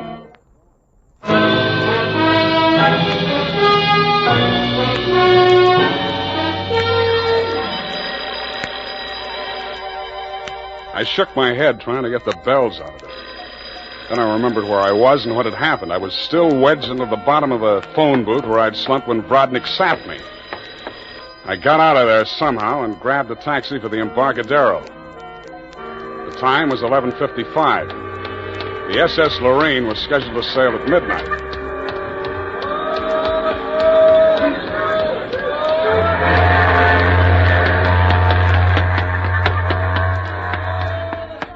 I was no sooner across it than they hauled up the gangplank and the ship started moving out of the berth. I didn't know where she was bound for, and I didn't much care. I checked the passenger list and found that Major and Mrs. Andrea Brodnick were in stateroom 12, A deck. 1 minute later, I was hammering on the door of stateroom 12. The woman in Brodnick's stateroom was Constance, and she was not in a trunk. I thought I told you to stop interfering in our affairs. Yeah, your husband told me to, but I didn't like the way he did it. Get out from here. Get out. I see you got your trunk in here where it's handy. Doesn't it make the stateroom kind of crowded?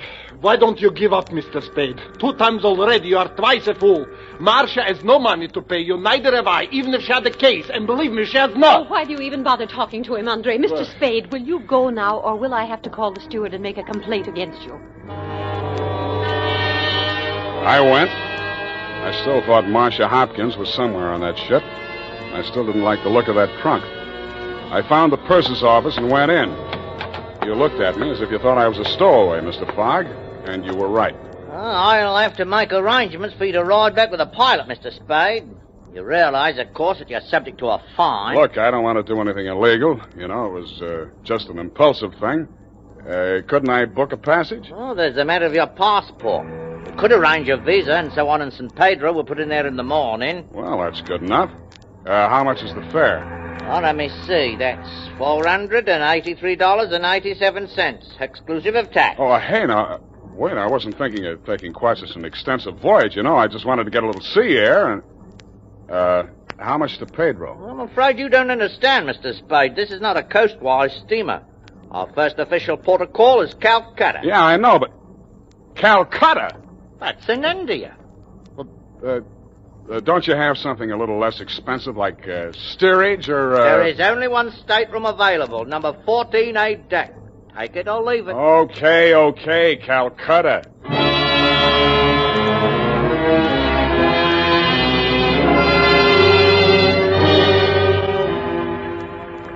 After buying my passage to Calcutta, I had exactly 12 cents left. This I gave to the steward who showed me to my stateroom. He thanked me, kicked me in the shins, and left. Out on deck, a tall, red-nosed old gentleman in knickerbockers and a yachting cap was taking a turn around the deck. With him was a face I'd seen in the morning lineup down at the Hall of Justice a dozen times. He was a hotel thief by profession, name of Norman Gorman. He knew me, too, but he didn't give me a tumble. I fell into step with him. Sea air. Nothing like it, am I right? Yeah, I guess it's okay, but there's so much of it. Brisk, bracing, salt spray. Nothing like it. Oh, yes, of course. Hey, Norman, my lad. I hate it. I hate boats. Suppose there was a fire on board. Fire? Oh, ridiculous. This your first voyage to the Orient? Yeah. The inscrutable East. You've made this trip before? Oh, yes, indeed. I've worked this line. Yes, indeed. I make this voyage very often. Business interest out in India. Tea, you know. Runs in my family. Sturgis's Golden Orient in the little yellow package.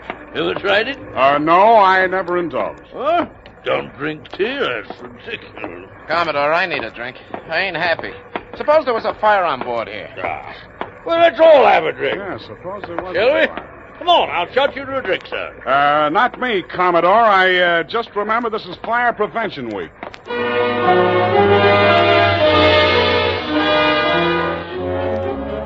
The nearest fire alarm to Brodnick's stateroom was on the companionway leading to the A-deck corridor. It was a glass-enclosed box with a small hammer hanging on a chain. I broke the glass and turned the key. In 3 seconds flat, the entire population of A-deck were shoving each other up the companionway, grabbing for life preservers as they went. The steward hammered on the door of stateroom 12, opened it, shouted inside, and Brodnick and Constance reluctantly came out. I ducked inside, grabbed the handle of the trunk, and started dragging it. When I got it into my stateroom, I broke the lock and lifted the lid. It was Marcia, all right. There was just time to see that before the stateroom door flew open and the ship's officer stuck his head in. I said move with you. Didn't you hear the alarm? Why, no, I didn't. What's wrong? Never mind that. Here, take this life preserver. Get going now. Okay, don't touch me. It makes me nervous.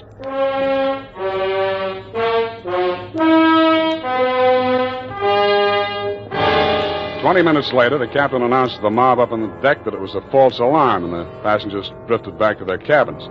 I tried to look casual as I unlocked my stateroom door and walked in.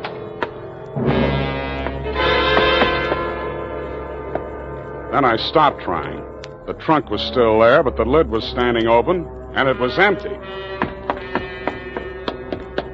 I went down to B deck and found the cabin occupied by Norm and the Commodore. That door was locked, so I kicked it in.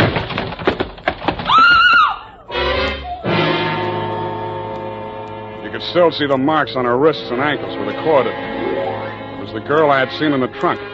It was Marcia Hopkins, and she was very much alive. Oh, I'm sorry. I thought it was... Oh, what am I going to do? What am I going to do? You've got to help me, Sam. Why should I help you? He's crazy. They're both crazy. It all depends on who's in the trunk, doesn't it, Marcia? When it was Constance, you didn't think he was so crazy. Oh, don't you understand? I had to pretend that I'd help him. He was going to kill her right there in the hotel room. I told him it was too dangerous. If anybody looked in the trunk, it would be safer if she was in there alive. So he finally agreed and said he'd wait until we got out to sea to kill her. And then he was Yeah, I going know to... about that. Oh, the idea was so awful. I couldn't stand it. I started to scream, and then he stuffed the gag in my mouth and tied me up. He must have used chloroform or something, because the next thing I knew, I was in the trunk. And that little dark man was leaning over me. He and that old man with the knickers. They brought me here. So they pulled a switch on you. You were the fall gal all along. Oh, you've got to believe me. It was the only way I could save her life. You're the only one I can turn to, Sam. That little thief and the old man, they'd deliver me dead if there was an extra $25 in it. Oh, say you'll help me, Sam. Please say it. When you ask me like that, what else can I say? Oh, you do believe me, darling. You do believe me. Come on, let's get out of here. I'm sorry, Mr. Spade. Please step back inside. I promised my associate, Mr. Gorman, that I would not allow this young lady to risk her life by leaving this cabin. You're getting into this caper at the wrong end, Commodore. It's wound up. They've bungled it. It's no good anymore. You may be right. But you understand my position, sir. I can't take any chances. You've talked to Mr. Gorman? Norm? Yeah, I talked to him. He took you into his confidence? Stop making with the pistol, Commodore. You don't know how to use it anyway. Oh, heavens, Norm. You're as white as a sheet. What is it? Oh, he's sick. Go get a doctor. Yes, indeed. Right away. Listen, Spade. Take her with you. Get out of here. I don't want no part of this. You got it bad, Norm. I'm sick, I tell you. The way I had it sized, this was a clean caper, a snatch. I figured the dame here's an heiress or something. Maybe they drop her off in L.A., connect some ransom, and go on. I figured there was enough for all of us. Oh, but that creep, that Rodnick, he's crazy. He's a regular Jack the Ripper. Stop babbling, Norm. Tell me what happened, exactly what happened. I get a sinking feeling in my stomach every time I think about it. Well, I go in, see? He's very smooth, very businesslike. He offers me a drink. I accept it. He mixes a couple of highballs for me and the dame, then he starts talking. I guess she don't know all about it before this, because she gets just sick as I do. First, I think he's kidding. Then he drags out this set of cutlery like a doctor uses to operate on people. Only he's got something else in mind. The porthole, you understand? Oh, please. I don't want to hear anymore. Being as it's you he has in mind, I don't blame you. My stomach. Hey, Norm. Norm. Here he is, the ship's surgeon. Oh, dear me. What? Stand away from him, please. Help me get him into the bunk. Sure, Doctor. Take the shade off that light, please. Yes. He's dead, isn't he? Oh, yes, he's dead, of course. Who poisoned him? I didn't waste any time answering him. I grabbed him by the arm. Before he could object, I was pushing him up the companionway to A deck. It was probably too late to save Constance's life if she'd drunk the same poison, and I was pretty sure she had, but if I was going to nail him for the murder of Constance, I had to get there before the evidence vanished. We got there just in time. I don't need to tell you what we saw, and I'd rather not. Rodnick rose slowly to his feet, clicked his heels military fashion, and bowed very low. The ship's surgeon. How opportune. Perhaps you could advise me, Doctor.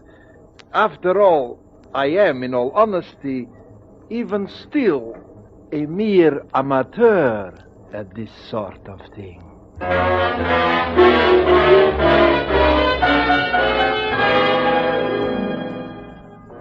After Rodnick had been taken into custody, we took another turn around the deck. It was daylight, and the ship was lying to off San Pedro. This time, the fresh air really felt good, and so did Marcia. It's all over, Sam. Yes, sweetheart, it's all over. But not between us. Say it, Sam. Say it's not all over between us. How can it be? I knew it. I knew you felt the same way. All my life before, it's been like a terrible nightmare. It never really happened. But it did happen, sweetheart. Oh, but you can forget it, darling, can't you? Please forget it. I'd like to, Marcia. I really would. Hold me close, Sam. Never let me go. You're beautiful. Is that all, Sam? Nothing else? Yeah, lots else. That's why I think we better say goodbye right now. Because when I feel like this, I get foolish. And if I get foolish with you, I'm likely to wake up in a trunk someplace.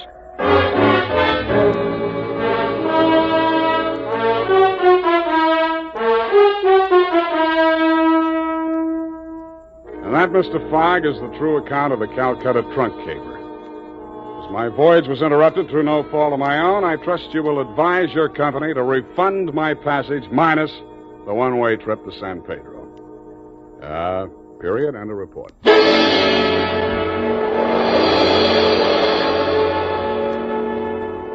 The National Broadcasting Company presents The Adventures of Sam Spade, Detective.